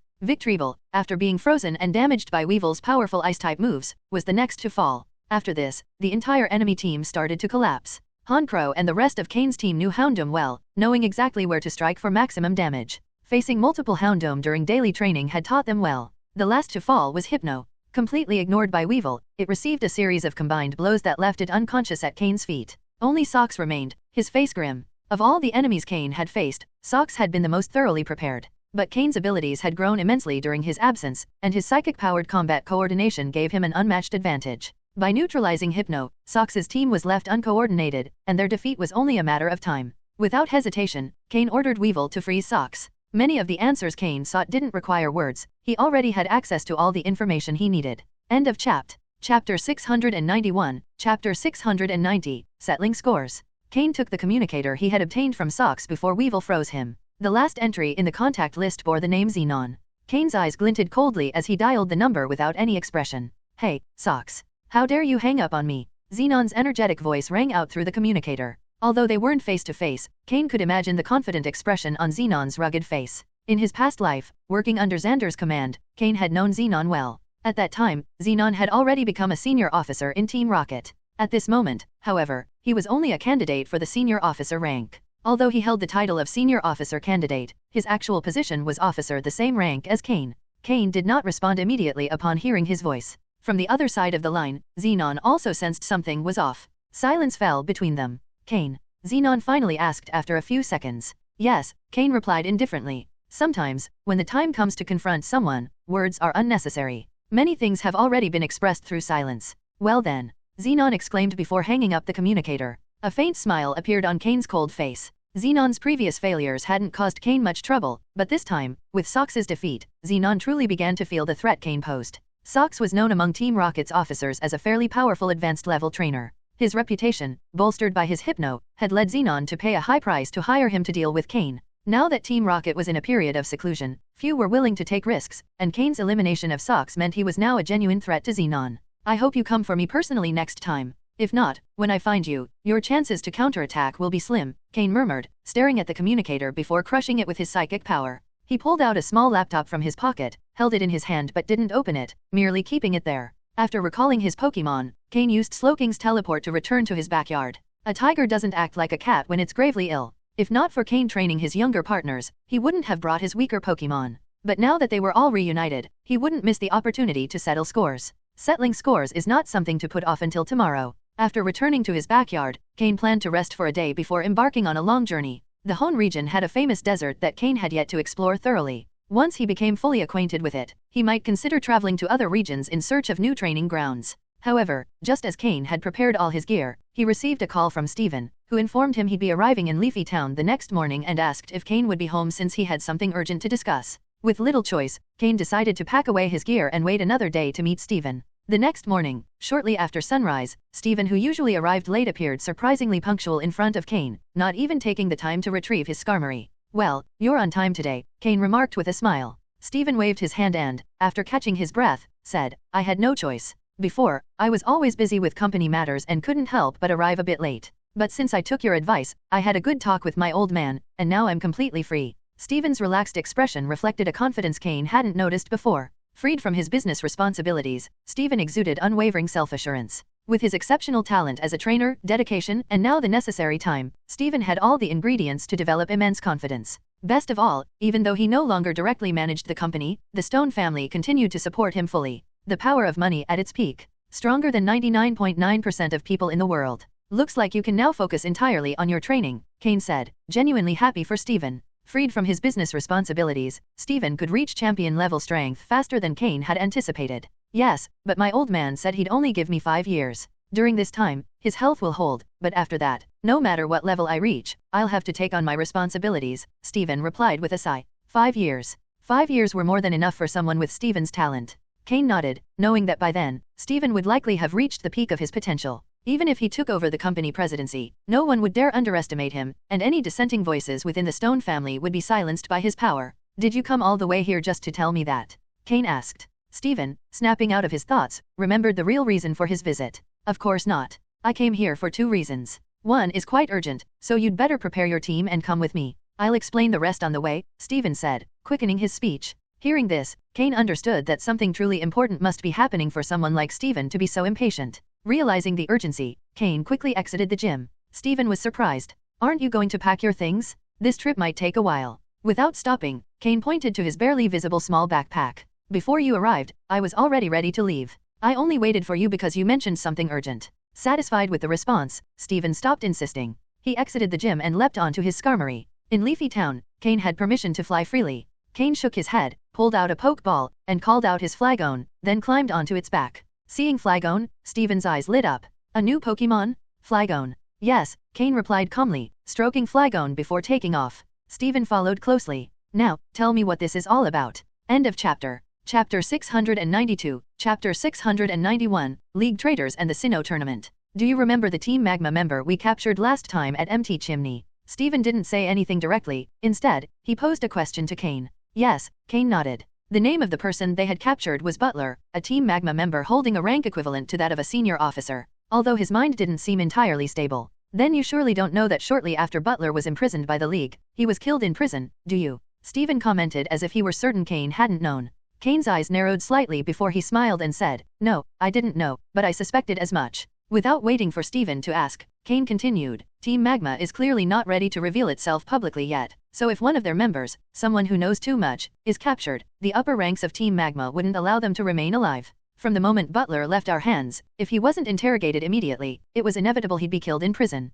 Hearing Cain's analysis, Stephen, who had originally intended to refute him, remained silent. He hadn't thought as deeply as Cain. The day they handed Butler over to Lance, he had thought the matter was resolved. But of course, Stephen was still young and lacked experience, so his perspective wasn't as complete as Cain's. After all, Cain had lived several lifetimes, and if his age were added up, it would probably rival Stephen's father's. Moreover, having survived the complicated environment of Team Rocket, he'd learned that being cunning was a matter of survival. Otherwise, he'd have died quickly. "But what does that have to do with me? I suppose that happened quite some time ago, didn't it?" Cain asked. The League's higher UPS hadn't given much importance to Butler. They considered him merely someone caught by 2 young trainers, assuming his position in Team Magma wasn't particularly relevant, so they hadn't been in a rush to interrogate him. However, Team Magma valued him far more. Butler was killed the day after his imprisonment. "True, that matter is far behind us now," But the fact that someone could silently infiltrate a League prison, no matter how powerful they are, they shouldn't have been able to pull something like that off without internal help, Stephen said. Before he could continue, Cain interjected, then there are definitely infiltrators within the League. Without their help, even if the intruder had power equivalent to that of an elite-level trainer, they wouldn't have entered the League unnoticed. Unless they forced their way in, which doesn't seem to be the case, because no one would dare do that. And given how much time has passed and that you're bringing this up now, it can only mean they've discovered the infiltrators in the League. We just became advanced researchers, so I guess this is an exclusive mission given to the two of us, right? To capture the League traitors who escaped. Stephen listened to Cain's step-by-step deduction, culminating in the mission's main objective, and couldn't help but raise his thumb in admiration. I expected no less from you, Cain. Cain was the only peer of his generation whom Stephen respected, and his admiration for him continued to grow. So, did you rush me to join you because you've already found leads on these people, or rather, one of them? Cain continued asking. Yes, all the other minor accomplices were captured shortly after the betrayal was uncovered. But one of them, who is quite strong, had prepared in advance and managed to escape. However, their whereabouts were discovered yesterday. Where? Cain pondered for a moment. In the Hone Desert, Stephen replied with a bitter smile, mentioning a location. Why that expression? Simply because the Hone Desert was vast, and searching for someone there was like finding a needle in a haystack. That's why Stephen had been so eager to bring Cain along, hoping they could capture the fugitive before they got too far. Well, they've certainly picked their hiding spot wisely, Cain remarked, showing none of Stephen's concern. Cain had already planned to head to the Hone Desert for training, so having this person hiding there didn't change his plans much. Even if it took time to find them, for Cain, it would simply be another form of practice. And what's the second matter? It sounds like both are important, Cain asked. The first matter is more urgent, but the other one also involves us quite a bit, Stephen said as he adjusted his position on the back of his skarmory. He looked enviously at Cain, who seemed much more comfortable riding his flagon. Whether it was Tropius or flagon, both were much more comfortable than riding a skarmory. Why was he stuck riding a skarmory? Stephen thought he should have someone make a seat or cushion for his skarmory's back. That would be much more comfortable. Returning to the topic, Stephen saw Cain still looking at him, so he cleared his throat before continuing. Ahem. Well, it's about a tournament being held in the Sinnoh region. They're inviting young trainers from various regions to participate. The two of us will represent the Hone region, and apparently, this decision came from the top. A tournament in Sinnoh. Cain looked surprised. Why was Sinnoh suddenly organizing a tournament for young trainers? Did they want other regions to know about their recent developments, or was there another reason behind it? Yes, the Sinnoh tournament. They say it's to evaluate the next generation of trainers from each region. It seems that a few days ago, the League's overall attitude suddenly shifted from a relaxed stance to a much more aggressive one. Many strange orders have been issued in various regions, Stephen explained. Hearing this, Cain raised an eyebrow. He already knew the reason behind it. Team Rocket had just begun to retreat, but was the League already getting impatient? This Sinnoh tournament seemed to be a prelude to showing off their power and potential to underground forces and other groups, demonstrating the strength of the League's next generation. However, if the League had received the information so quickly, it meant Team Rocket wasn't completely secure from within either. Surely, some had already infiltrated key positions. When is it? Cain asked. In a month or two. The Sinnoh League is already making preparations, and the other regions are mobilizing as well, Stephen replied. It seems this mission is also meant to make us progress faster. That person who escaped must be quite strong, right? Cain speculated. They say they're at the level of a maximum advanced trainer, but they've likely hidden some of their strength, so we need to be careful. After finishing their conversation, the two sat atop their flying Pokémon, heading toward the Hone Desert. Cain still held the small laptop in his hand. Chapter 693, Chapter 692, Stephen's Pokémon. With the flying speed of both trainers, they finally arrived at the entrance of the Great Desert of Hone by the afternoon. Situated in the middle of Route 111, the vast sea of sand and endless golden landscape made it clear that finding a single person there would be incredibly difficult. Cain retrieved desert survival gear from his storage space, including protective goggles and other essential items for enduring such conditions. Stephen, of course, was equally prepared, though his equipment was noticeably of higher quality than Cain's. Cain, if you were to flee into the Great Desert of Hone, where would you go? Stephen suddenly asked. Cain was momentarily speechless. After pondering for a bit, he recalled that the Hone Desert wasn't merely an endless expanse of sand, it was also home to remnants of ancient civilizations. If this fugitive had escaped into the desert, it was likely they had pre-planned their route, possibly discovering ruins known only to them. They probably prepared their escape route in advance, perhaps finding ruins known only to the fugitive. Otherwise, anyone would prefer fleeing to the ocean over hiding in the desert, Cain replied after some thought. That's what I thought, too, Stephen said. So if we want to find them, we just need to focus on those less obvious ruins. The Great Desert of Hone was filled with ancient ruins. Some had already been discovered and undoubtedly looted entirely, meaning they no longer posed significant dangers. These ruins had been recorded by the League, and it was unlikely that the fugitive would be foolish enough to hide there. That left only the undiscovered ruins. After adjusting their equipment, the two ventured into the desert. By the way, how's the battle system going to work for the Sinnoh tournament? Cain suddenly asked. As the heir to the Stone family, Stephen had access to more privileged information than Cain. Apparently, there will be several rounds, with no restrictions on the number of participants. Anyone who's earned the 8 badges can compete, regardless of their region. Before the top 16, trainers will be limited to 3 Pokémon in one-on-one battles. As for the top 16, the rules haven't been revealed yet, but it's likely to be full battles with 6 Pokémon. Stephen paused before continuing. However, I'm almost certain it'll be full battles with a maximum of 6 Pokémon. Stephen's guess was quite reasonable. Cain nodded in agreement. So, do you have your 6 Pokémon ready? You're not planning to defeat 6 of someone else's Pokémon with just 3, are you? That's exactly my problem, Stephen replied with a bitter smile. As you know, I've always focused on training Metagross due to lack of time. While Metagross is powerful, it can't take on 6 Pokémon of the same level by itself. And besides, I'm sure Cynthia, as the host of the tournament, will also participate. Beneath his goggles and protective mask, Stephen's expression looked somewhat troubled. Don't worry. You still have time to improve. This desert expedition is both a test and an opportunity to train your Pokémon. Have you decided on your training focus? Cain asked. Stephen nodded and pulled out 2 Pokeballs, summoning 2 of his Pokémon. They were Anorith and Lillipup, 2 fossil Pokémon that met Stephen's high standards and had recently become part of his training focus. Thanks to the training methods and special Pokeblocks Cain had developed for them, their growth had been remarkably swift. Anorith had reached level 25, and Lillipup level 28. Their progress was truly impressive. Seeing Stephen release 2 of his Pokémon, Cain also tossed out 2 Pokeballs, revealing his recently evolved level 25 Poliwhirl and level 21 Marshtomp. Poliwhirl still appeared a bit fatigued but was much better than when it had first evolved. As long as it avoided intense battles, it would be fine. When Stephen saw these 2 Pokémon, his eyes lit up, and he said to Cain, I see you came well prepared. These 2 are perfect for the desert. Cain shrugged and replied with resignation. I don't have much choice. As a water-type gym leader, having only a competent Slowking would be odd. These 2 have quite a bit of potential. If I train them properly, they won't be weak in the future. Stephen nodded in agreement.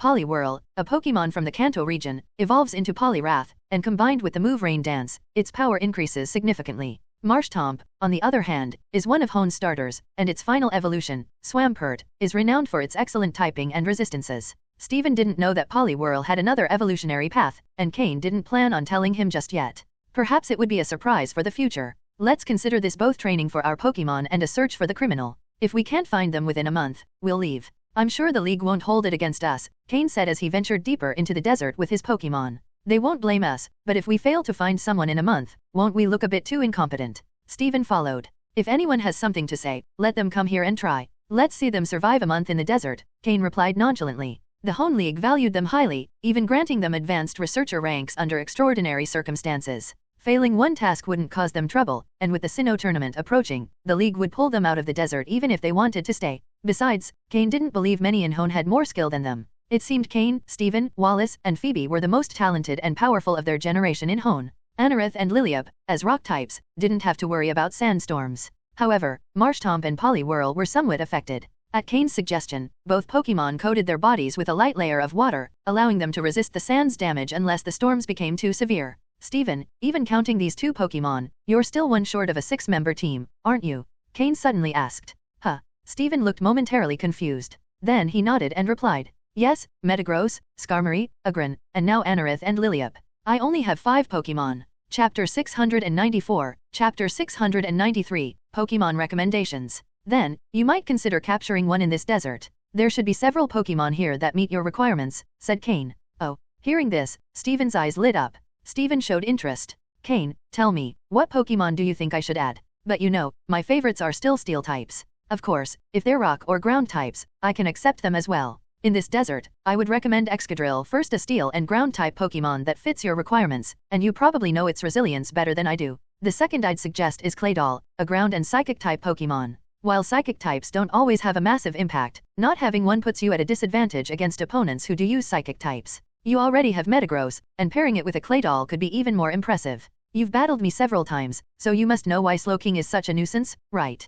Cain suggested. Stephen fell into thought, contemplating the viability of those Pokémon. In fact, Stephen already had many Pokémon at home, and as soon as he asked, he could get them, many of which had great potential and outstanding abilities. However, like any capable and wealthy young man, Stephen felt that he could catch Pokémon through his own efforts without relying on his family. If Cain knew what Stephen was thinking, he would immediately say, then stop using your family's money? If you're not going to use your family's Pokémon, give them to me. I promise I'll take good care of them. Of course, he would only say that as a joke. If Steven truly couldn't find a suitable Pokémon, he would undoubtedly use his family's resources. These are the 2 Pokémon I'd most recommend in this desert, but ultimately, it depends on your own needs. And what about outside the desert? Steven asked, catching the nuance in Cain's words. Cain hesitated a little, unsure if he should interfere with Steven's Pokémon choices. The 2 Pokémon he had already mentioned were ones Steven would eventually catch anyway, but they weren't necessarily the ones with the highest potential. As a visionary, Cain knew which Pokémon truly had the greatest potential. In later stages, Pokémon that couldn't Mega Evolve would always be at a disadvantage.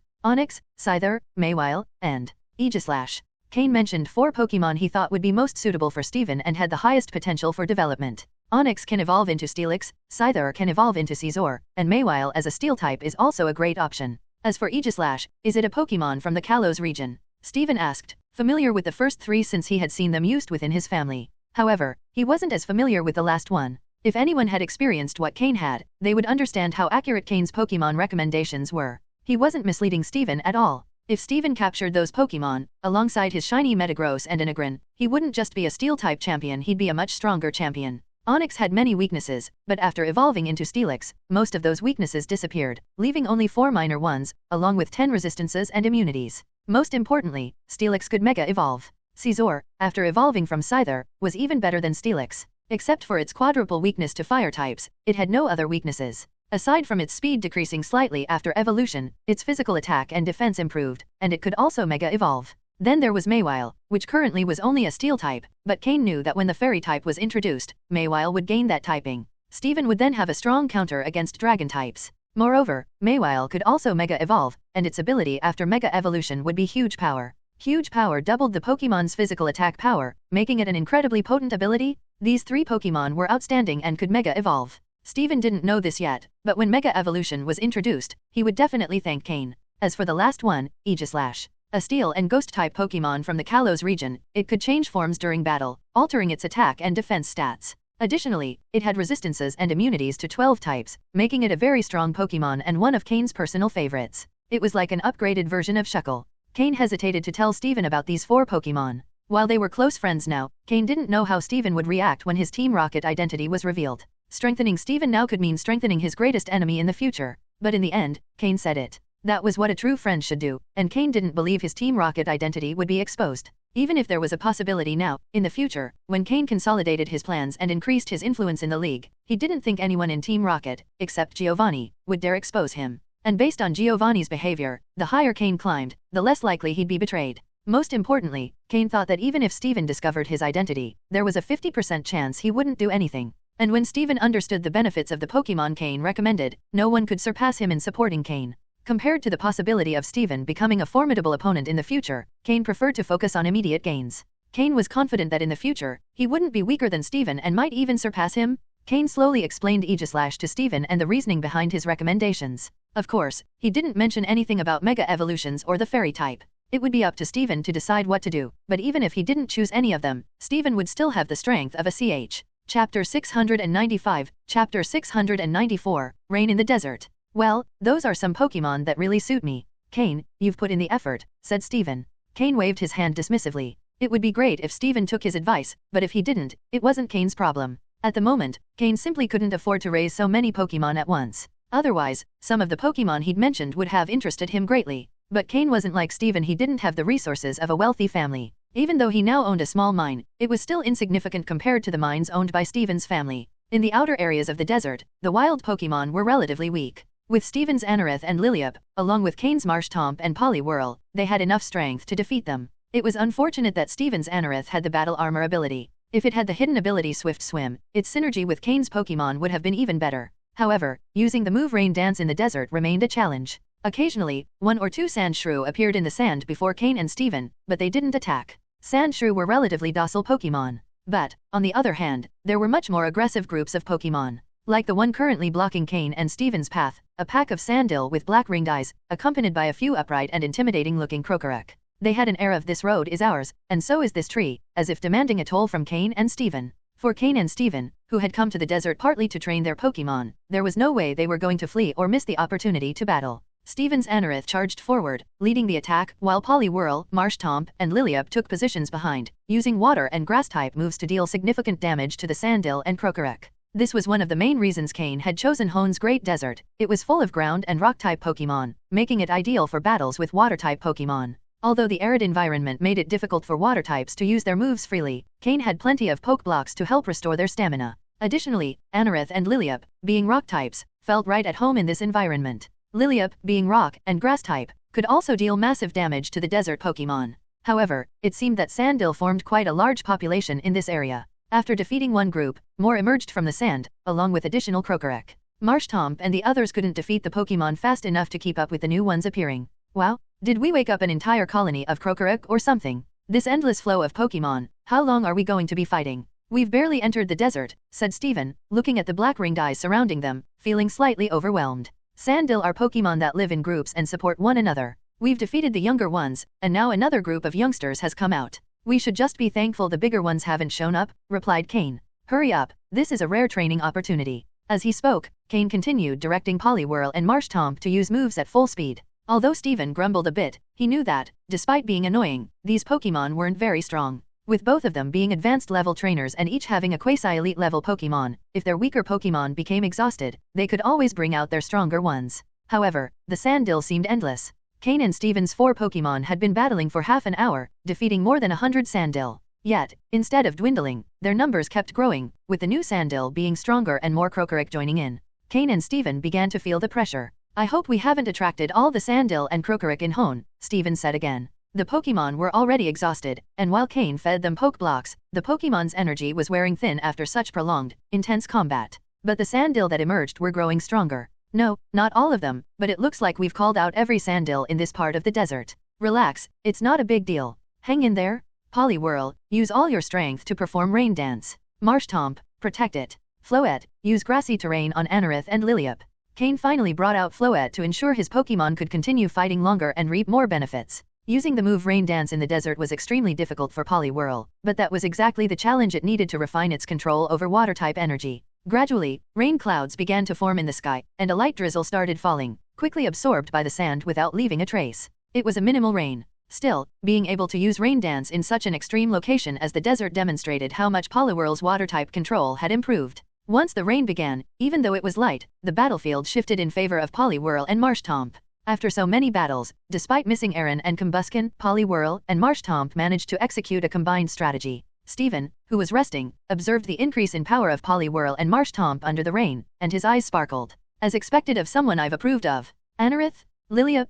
We can't fall behind, let's start the second round of battles. Steven directed his Anorith and Lillipup to join Marshtomp and the others in the fight. With the rain, water-type moves were executed much faster and with greater power. Even though the rain was light and Poliwhirl had to regularly concentrate to maintain it, the battlefield had shifted in their favor. Perhaps due to the rain or because the Pokémon were reaching their limits, the number of Sandil emerging began to decrease, and some even retreated upon sensing the rain. Finally, Cain and Steven managed to control the situation, defeating a large number of Sandil and Krokorok. Fortunately, no Crocodile appeared, because if one had, Marshtomp and the others wouldn't have been able to handle it. In the end, the effort was worth it. After the battle, Cain noticed that Marshtomp had leveled up twice, reaching level 23, and Poliwhirl had leveled up once, reaching level 26.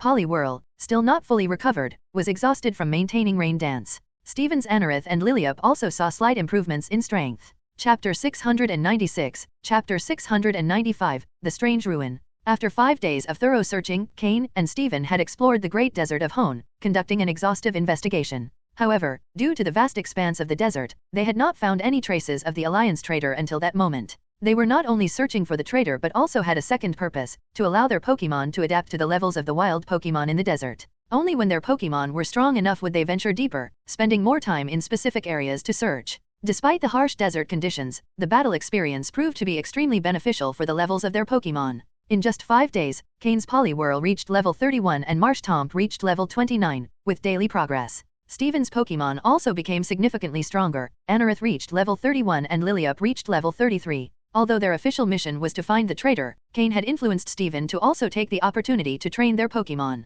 Finally, on a new day, Steven discovered something strange. The two were following their usual plan when they passed through an area filled with cacti. Among them were several Cacturn disguised as cacti, which they easily defeated. After the battle, Steven found a small stone protruding from the ground, something he had never seen before. With his curiosity piqued, he began to investigate it, and as he dug, he realized there was something larger underneath. The small stone was connected to a larger structure buried in the sand, the roof of an ancient building. The spot where they were standing was the roof of that structure. Although the great desert of Hone was full of ruins, many of which had already been explored by Cain and Stephen, all the ones they had found up until now had been empty. This time, it seemed they had discovered a ruin that no one else had seen before, as neither Cain in his records nor Stephen in his memories recalled anything like this at that location. Driven by curiosity, they began to carefully dig the sand that covered the ruin. The sand, being fluid, made the process complicated, as each time they dug, more sand would fall into the hole. Fortunately, with Polywhirl and Marshtomp, they were able to wet the sand to prevent it from slipping, and Marshtomp solidified it with the move mud slap. After much effort, they managed to expose part of the structure's roof. It was an ancient building with a door carved with inscriptions that seemed to be in an ancient language. Seeing those symbols, Cain had a feeling of familiarity. After digging about 2 or 3 meters, they revealed the basic shape of the roof. "What do you say? Should we take a look inside?" asked Stephen, as both stood on what appeared to be a window in the roof. "We definitely need to investigate," Cain replied. "It's possible this is the place the Alliance trader was searching for. If the trader came to the Great Desert of Hone, it was probably to find an undiscovered ruin. This could be it." Stephen nodded, agreeing with Cain's reasoning. With effort, they managed to open a sort of window or door in the roof. Darkness reigned inside, with no light source in sight.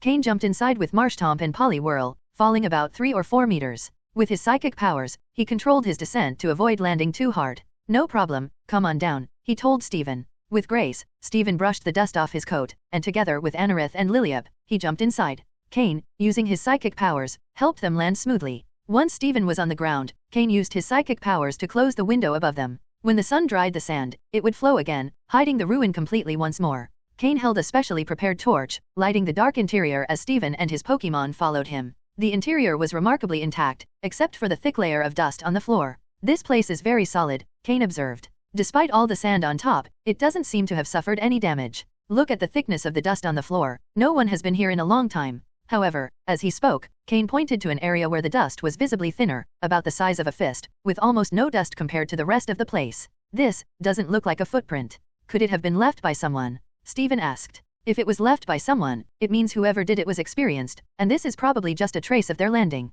After that, it seems they were cautious enough not to leave any more traces. If you're not careful, you might miss this clue," Cain explained. "So you think this could be the trader's hideout?" Stephen asked, increasingly convinced of the idea. "The dense growth of cacti outside would be a great landmark for finding this place. If it weren't for my interest in stones, anyone would have passed it by." "Yes, but be careful," warned Cain. "Our opponent isn't easy, and this place isn't either." As he looked at the strange inscriptions on the walls, Cain felt something sparkle in his mind. Suddenly, he remembered where he had seen similar symbols before. "This can't be," he murmured, shocked. Before he could finish, the entire ruin trembled slightly. Fine dust fell from the ceiling, covering the floor once more. Cain and Stephen exchanged glances. Although the tremor wasn't strong, both of them knew that something powerful enough to make that solid structure shake wouldn't be ordinary. Both adopted serious expressions. Chapter 697, Chapter 696, The Ancient Poison Hall. "The tremor just now, I don't think it was caused by that person," Cain said. Stephen's expression was somewhat serious as he nodded. "It definitely couldn't have been that person, otherwise, the League wouldn't have sent just the 2 of us." "Then that means this site probably has something hidden," Cain responded, his face equally serious. As he observed the inscriptions on the walls, Cain recalled something that led him to a possible conclusion. This place wasn't a simple ancient ruin where people had lived. Instead, it seemed to be a poison hall. The reason Cain found the inscriptions on the walls familiar was because, in the information he had received from Team Rocket about the toxin nutrition technique, the ancient, undeciphered inscriptions found in certain locations matched closely with what he now saw on the walls. This also explained why this ruin was buried much deeper than others and why there was only a single entrance resembling a window or door in the ceiling. Once inside, Cain noticed no windows in the walls. Although the structure was incredibly solid, it wasn't completely sealed. After all this time, Cain and Stephen didn't feel the air inside was stale. In fact, the air within the site was even fresher than outside. So, could the earlier tremor have been caused by a Pokémon that had survived since ancient times, growing by using the toxin nutrition technique? Cain's expression darkened. He pondered whether it was wise to proceed further. Although the League trader they were searching for was likely hiding deeper within, was it worth the risk for that person? However, while Cain hesitated, Stephen had already made his decision. "Come on, Cain, let's move forward. No matter what's down there, since we've come this far, we can't just leave without finding out," Stephen said. Hearing Stephen, Cain, who had been wrestling with his thoughts, finally made up his mind. Stephen was right. Whatever Pokémon was down there, if it had never left the site, it meant it was either confined or didn't have the strength to escape. Otherwise, why would the place have trembled? It was likely that the Pokémon still hadn't managed to break free. With that reasoning, Cain set aside his concerns about the risk. Moreover, if the traitor managed to control that Pokémon, they would create a formidable enemy for the future. Torches in hand, the two began descending a wide hallway that led downward. The hallway consisted of a massive spiral staircase, so deep that its end couldn't be seen from above, only darkness. The site was completely silent. Apart from Cain and Steven's footsteps, only the occasional sounds of small Pokémon could be heard. Not even Pokémon that typically thrived in darkness, such as Zubat, were present. This indicated that, aside from the air, the site was perfectly sealed. After an hour of walking, they finally reached the bottom. Judging by the ruin's depth, it seemed to be buried over 5 kilometers underground. It was clear that the temperature was considerably higher than when they had entered. Stepping onto flat ground again, Cain and Steven felt somewhat strange after so much time descending. They exchanged glances and both withdrew their smaller Pokémon. This was no longer the right place for training. The real mission was about to begin. Cain released 2 Pokeballs, and Slowking and Drapion appeared before him. Steven also released 2 Pokeballs, from which emerged shiny Metagross and Agron. As soon as Drapion appeared, it displayed an unusual expression. It seemed uncomfortable, even frightened, as if something here terrified it. Seeing Drapion, a Pokémon that feared neither foe nor circumstance, react this way surprised Cain. Even when facing the Regis, Drapion hadn't shown fear. "What's wrong, Drapion?"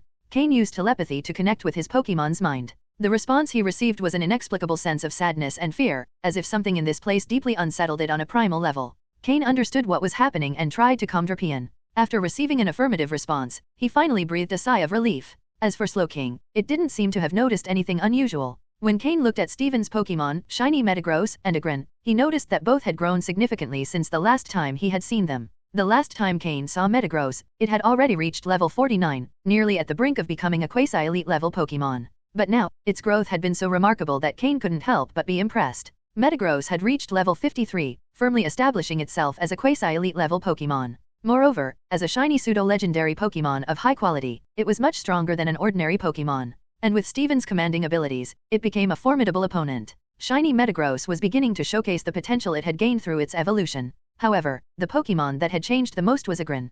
Pokémon, Agron, light purple. Gender, male. Level, 49. Type, steel plus rock. Ability, sturdy. Held item, hard stone. Egg moves, body slam, smelling salts, head smash, stealth rock. Basic moves, tackle, harden, mud slap, headbutt, metal claw, rock tomb, roar, iron head, rock slide, takedown, metal sound, iron defense, double edge. Learned moves, earth power, magnet rise, stomping tantrum, iron tail. TM moves, protect, hidden power, water, earthquake, shadow claw, stone edge, bulldoze, swagger, substitute, dragon claw, ice beam, thunderbolt, flamethrower. Not only had it evolved, but its quality had risen to light purple, and its level was at 49, right on the edge of the advanced level. Steven, being quite wealthy, had equipped Agron with moves like Dragon Claw and versatile moves such as Ice Beam, Thunderbolt, and Flamethrower, making it adaptable to various battles. Agron was almost fully developed as a combatant. All it needed now was to level up further and gain more battle experience. Cain, for his part, possessed a Mega Evolution Stone for Agron, but he couldn't give it to Steven. Moreover, Mega Evolution couldn't yet be revealed, or Cain would lose his advantage. If it came to competing for Mega Evolution Stones, who could match the resources of the great families or the League itself? Chapter 698, Chapter 697, Ninjas Genshidinja. Be prepared for any danger that might arise at any moment. They've likely uncovered quite a few secrets inside since they arrived before us, Cain said quietly. Steven nodded in agreement. In such a silent environment, any spoken word resonated loudly. Cain activated his psychic power, connecting with Slowking and Metagross. The group chat mode was activated once again. He enveloped Steven and all the Pokémon in telepathy, which not only reduced the risk of alerting enemies but also sped up communication between Cain and Steven. Steven, already familiar with this form of cooperation, was not surprised at all. When they had used it before, both Slowking and Metagross were at the advanced level. But now, these two Pokémon had reached the quasi-elite level, significantly increasing their power. Upon reaching the lowest level, they noticed that the cylindrical structure of the building had 4 passages at the bottom, each heading in a different direction. Cain and Steven exchanged glances and chose the nearest passage. Inside, there wasn't much difference from the exterior, but the walls were covered with claw marks. Examining the marks, it was clear they weren't made by a single Pokémon or even a single species. Some marks were identifiable using Cain's system scan, but others couldn't be identified at all. As they progressed, both grew more cautious, sensing an eerie atmosphere around them. The passage wasn't very long. At the end, they found an empty room with no Pokémon, only some empty cages and a thick layer of dust. Time had deteriorated almost everything, except for some cages made of an unknown material that still appeared strong. This confirmed Cain's suspicions. The cages had been used to contain bug-type Pokémon. When the creators of this place wanted to breed a first-class Pokémon, they released all the Pokémon from the cages. Without food, the Pokémon would fight each other until only the strongest remained the chosen one. In ancient times, those who used this method were not ordinary people, suggesting that the Pokémon they were trying to breed had to be rare or possess great potential. Furthermore, relationships between humans and Pokémon in that era were not as peaceful as they are now, making it hard for Cain to imagine all the details.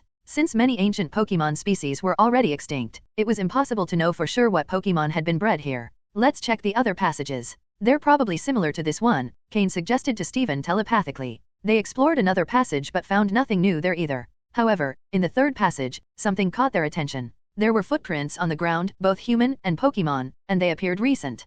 Careful not to make any noise, Cain and Steven, with the help of their psychic Pokémon, levitated 5 centimeters off the ground and advanced stealthily. A faint cloud of smoke emanated from the passageway, along with the smell of food. Both of their expressions turned serious. It seemed the traitor they were looking for was nearby. As they moved closer, they found a well-organized room, unlike the previous ones. There were no cages, but the walls were lined with food, and in the center, a campfire with meat roasting over it. In one corner was a pile of supplies, water, food for humans and Pokémon. This traitor had turned the place into a refuge, preparing to hold out until the situation calmed down. Then, they could join Team Magma, Team Aqua, or escape to another region. A well-thought-out plan. Yet, despite all this, Cain saw no one in the room. There was no one. Something was off. Steven, watch out behind you, Cain warned telepathically. Rather than fleeing, Steven hid behind Agron's sturdy body. Jengar, Cain called mentally. Jengar instantly emerged from Cain's shadow, activating a green energy shield. Protect. A black shadow darted behind Cain but was momentarily stopped by Jengar's Protect.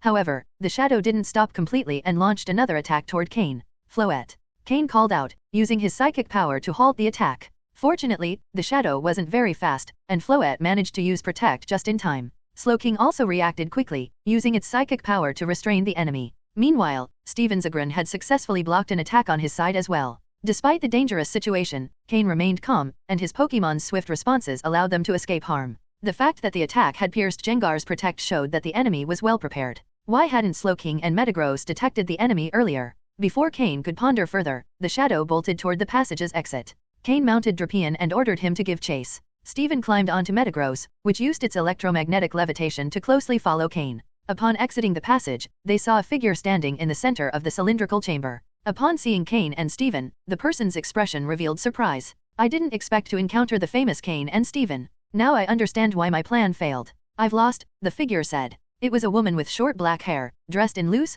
casual clothes. Despite being in such an inhospitable place, her demeanor was relaxed. Yes, it was a woman. The footprints they had seen in the passage had been a trap to lure Cain and Steven, and the smell of food had been bait. Then, her Pokémon attempted to attack them from behind. Were two small, incredibly fast Pokémon. A Ninjask and a Shedinja, floating beside the woman. Chapter 699, Chapter 698, The Avenger. The Pokémon Ninjask is quite well known, primarily due to its incredible speed, which is among the highest of all Pokémon. Except for its physical attack, which has a value of 90, the rest of its stats are rather mediocre. However, its speed reaches an astonishing value of 160, a truly remarkable figure. The bug/ground type Pokémon Nincada can evolve into Ninjask upon reaching level 20. While this species of Pokémon is rare, it's not impossible to find. Cain, however, was more interested in the other Pokémon next to Ninjask, Shedinja. Whether it should be considered a true Pokémon is unclear, but since it can be captured with a Pokeball, it likely qualifies. This peculiar Pokémon originates from the exoskeleton that Nincada leaves behind when evolving into Ninjask. Through a strange reaction, this shell gains consciousness, becoming a new Pokémon, Shedinja. This special reaction remains unexplained, as it essentially involves the birth of a new consciousness. Though this consciousness is somewhat slow, Shedinja is still capable of communication. Shedinja's stats are low, with a total of only 236. Its physical attack reaches 90 points, but its speed is just 40, and most strangely, its vitality is only 1 point. This means Shedinja is extremely fragile, a single hit could knock it out. However, Shedinja possesses a unique trait, its Wonder Guard ability, which protects it from any damage unless the move used is of a type that counters it. As a bug/ghost type Pokémon, Shedinja can only be harmed by flying, rock, ghost, fire, or dark type moves. Any other type of move has no effect on it. The Pokémon that had ambushed Cain and Steven were precisely Ninjask, using its speed, and Shedinja, which, being invisible, managed to evade the psychic tracking of Slowking and Metagross. If Cain hadn't reacted quickly, they both would have fallen victim to a surprise attack. When Steven saw Ninjask, he understood the situation, but seeing Shedinja left him baffled, as this Pokémon is exceedingly rare to encounter. Cain used his system to scan both Pokémon. Pokémon. Shedinja, dark green. Gender, genderless. Level, 49. Type, bug plus ghost. Ability, Wonder Guard. Held item, none. Egg moves, endure, feint attack, silver wind. Basic moves, absorb, scratch, harden, sand attack, fury swipes, spite, shadow sneak, mind reader, confuse ray, shadow ball, grudge, heal block. Learned moves, bug bite, giga drain. TM moves, protect, leech life, aerial ace, shadow claw, dream eater, sleep talk. Both Pokemon, Ninjask and Shedinja, were at level 49, the maximum level within the advanced tier. Although their quality was only dark green, their power was not insignificant. Thanks to Ninjask's speed and Shedinja's peculiar ability, they held a considerable advantage over opponents unfamiliar with their abilities. Imagine Ninjask using its speed to evade most of the opponent's moves, and if it couldn't avoid them, Shedinja stepping in to take the hit without taking any damage. This would force the opponent to be cautious with Shedinja, only to discover that most of their moves would have no effect. Even if they managed to use an effective move, Ninjask could interfere or absorb the blow. This type of strategy works best against adversaries who are unfamiliar with Shedinja. For those who do know it, the key lies in using the appropriate moves. Shedinja is slow and has little endurance, a single successful move can defeat it.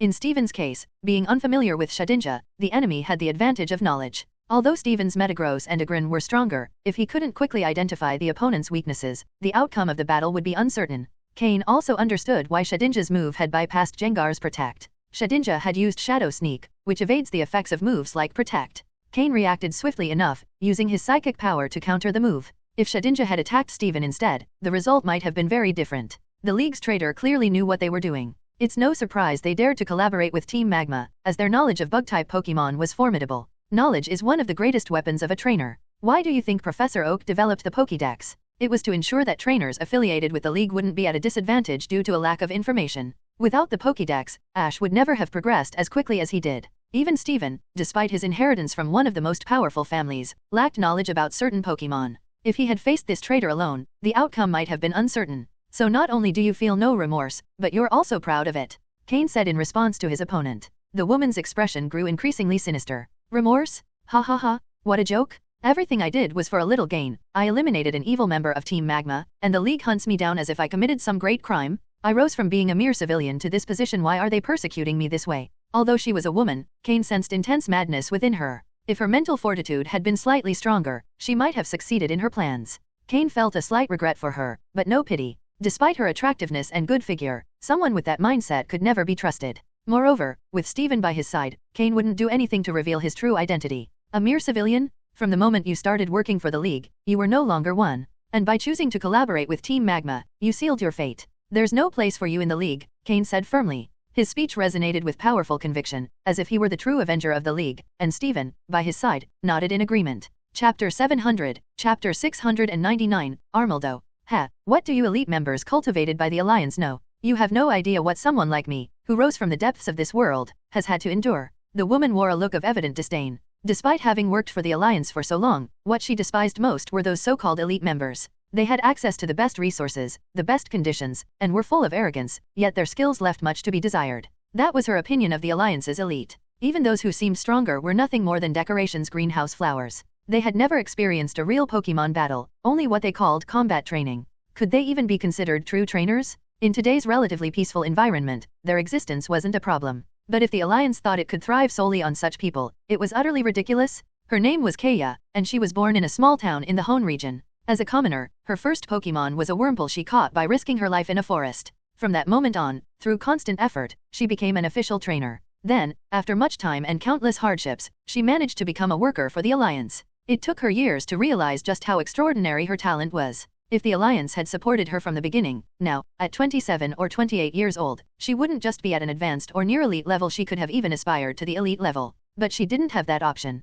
She was merely an ordinary trainer with no background and average abilities. Perhaps, if she worked for the Alliance for decades, her children might earn the title of elite members of the Alliance. However, she wasn't willing to let her life end that way. That's why she secretly collaborated with Team Magma, gaining various benefits in return and slowly improving her power. As for the isolated environment she found herself in, it didn't pressure her at all. In fact, it offered her a sense of tranquility deep within her soul. But for everything received, a price must be paid. She betrayed the Alliance's trust and squandered some of its resources, which was why Cain and Steven were now here, representing the Alliance, to reclaim all that had been lost. Do you think you're the only one who's a commoner? If you don't put in enough effort and fight with determination, it's not fate that's unfair, it's you who's self-destructing, Cain said. Although Steven had no authority in such matters, Cain certainly did. As a commoner who had lived 2 lives, Cain understood well the distortions of values in this world. However, what good was understanding them? If you lack absolute power, you can only resign yourself to it, otherwise, you will be crushed by this world. Only when you have enough power can you attempt to change this world.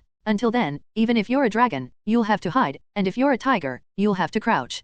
Cain's words left Kaya stunned. She realized Cain was also a commoner, not too different from herself. Yet, he had reached his current position through sheer effort, leaving her speechless. Stephen, listening to the conversation between Cain and Kaya, cast a complex look at Cain. He, too, knew there were many injustices in the world, but he couldn't do anything about them. After all, he was part of the privileged class. And while he was theoretically the main heir of the Stone family, he still held no real power. Perhaps, if he someday became the champion of the Hone region, he could make some changes. Enough talk. It's clear you're here to take me back. It's surprising you managed to find this place, Kaya said, reluctant to continue conversing with Cain and Stephen. She had found this place by chance during a mission. Initially, she didn't pay much attention to it, but after spending some time there, she realized that bug-type Pokémon experienced incredibly rapid growth in this area. As a trainer who started as a commoner, all her Pokémon were bug types, so this place seemed as if it had been specially prepared for her by fate. Moreover, on her first expedition here, she captured an incredibly powerful bug-type Pokémon that she had yet to use.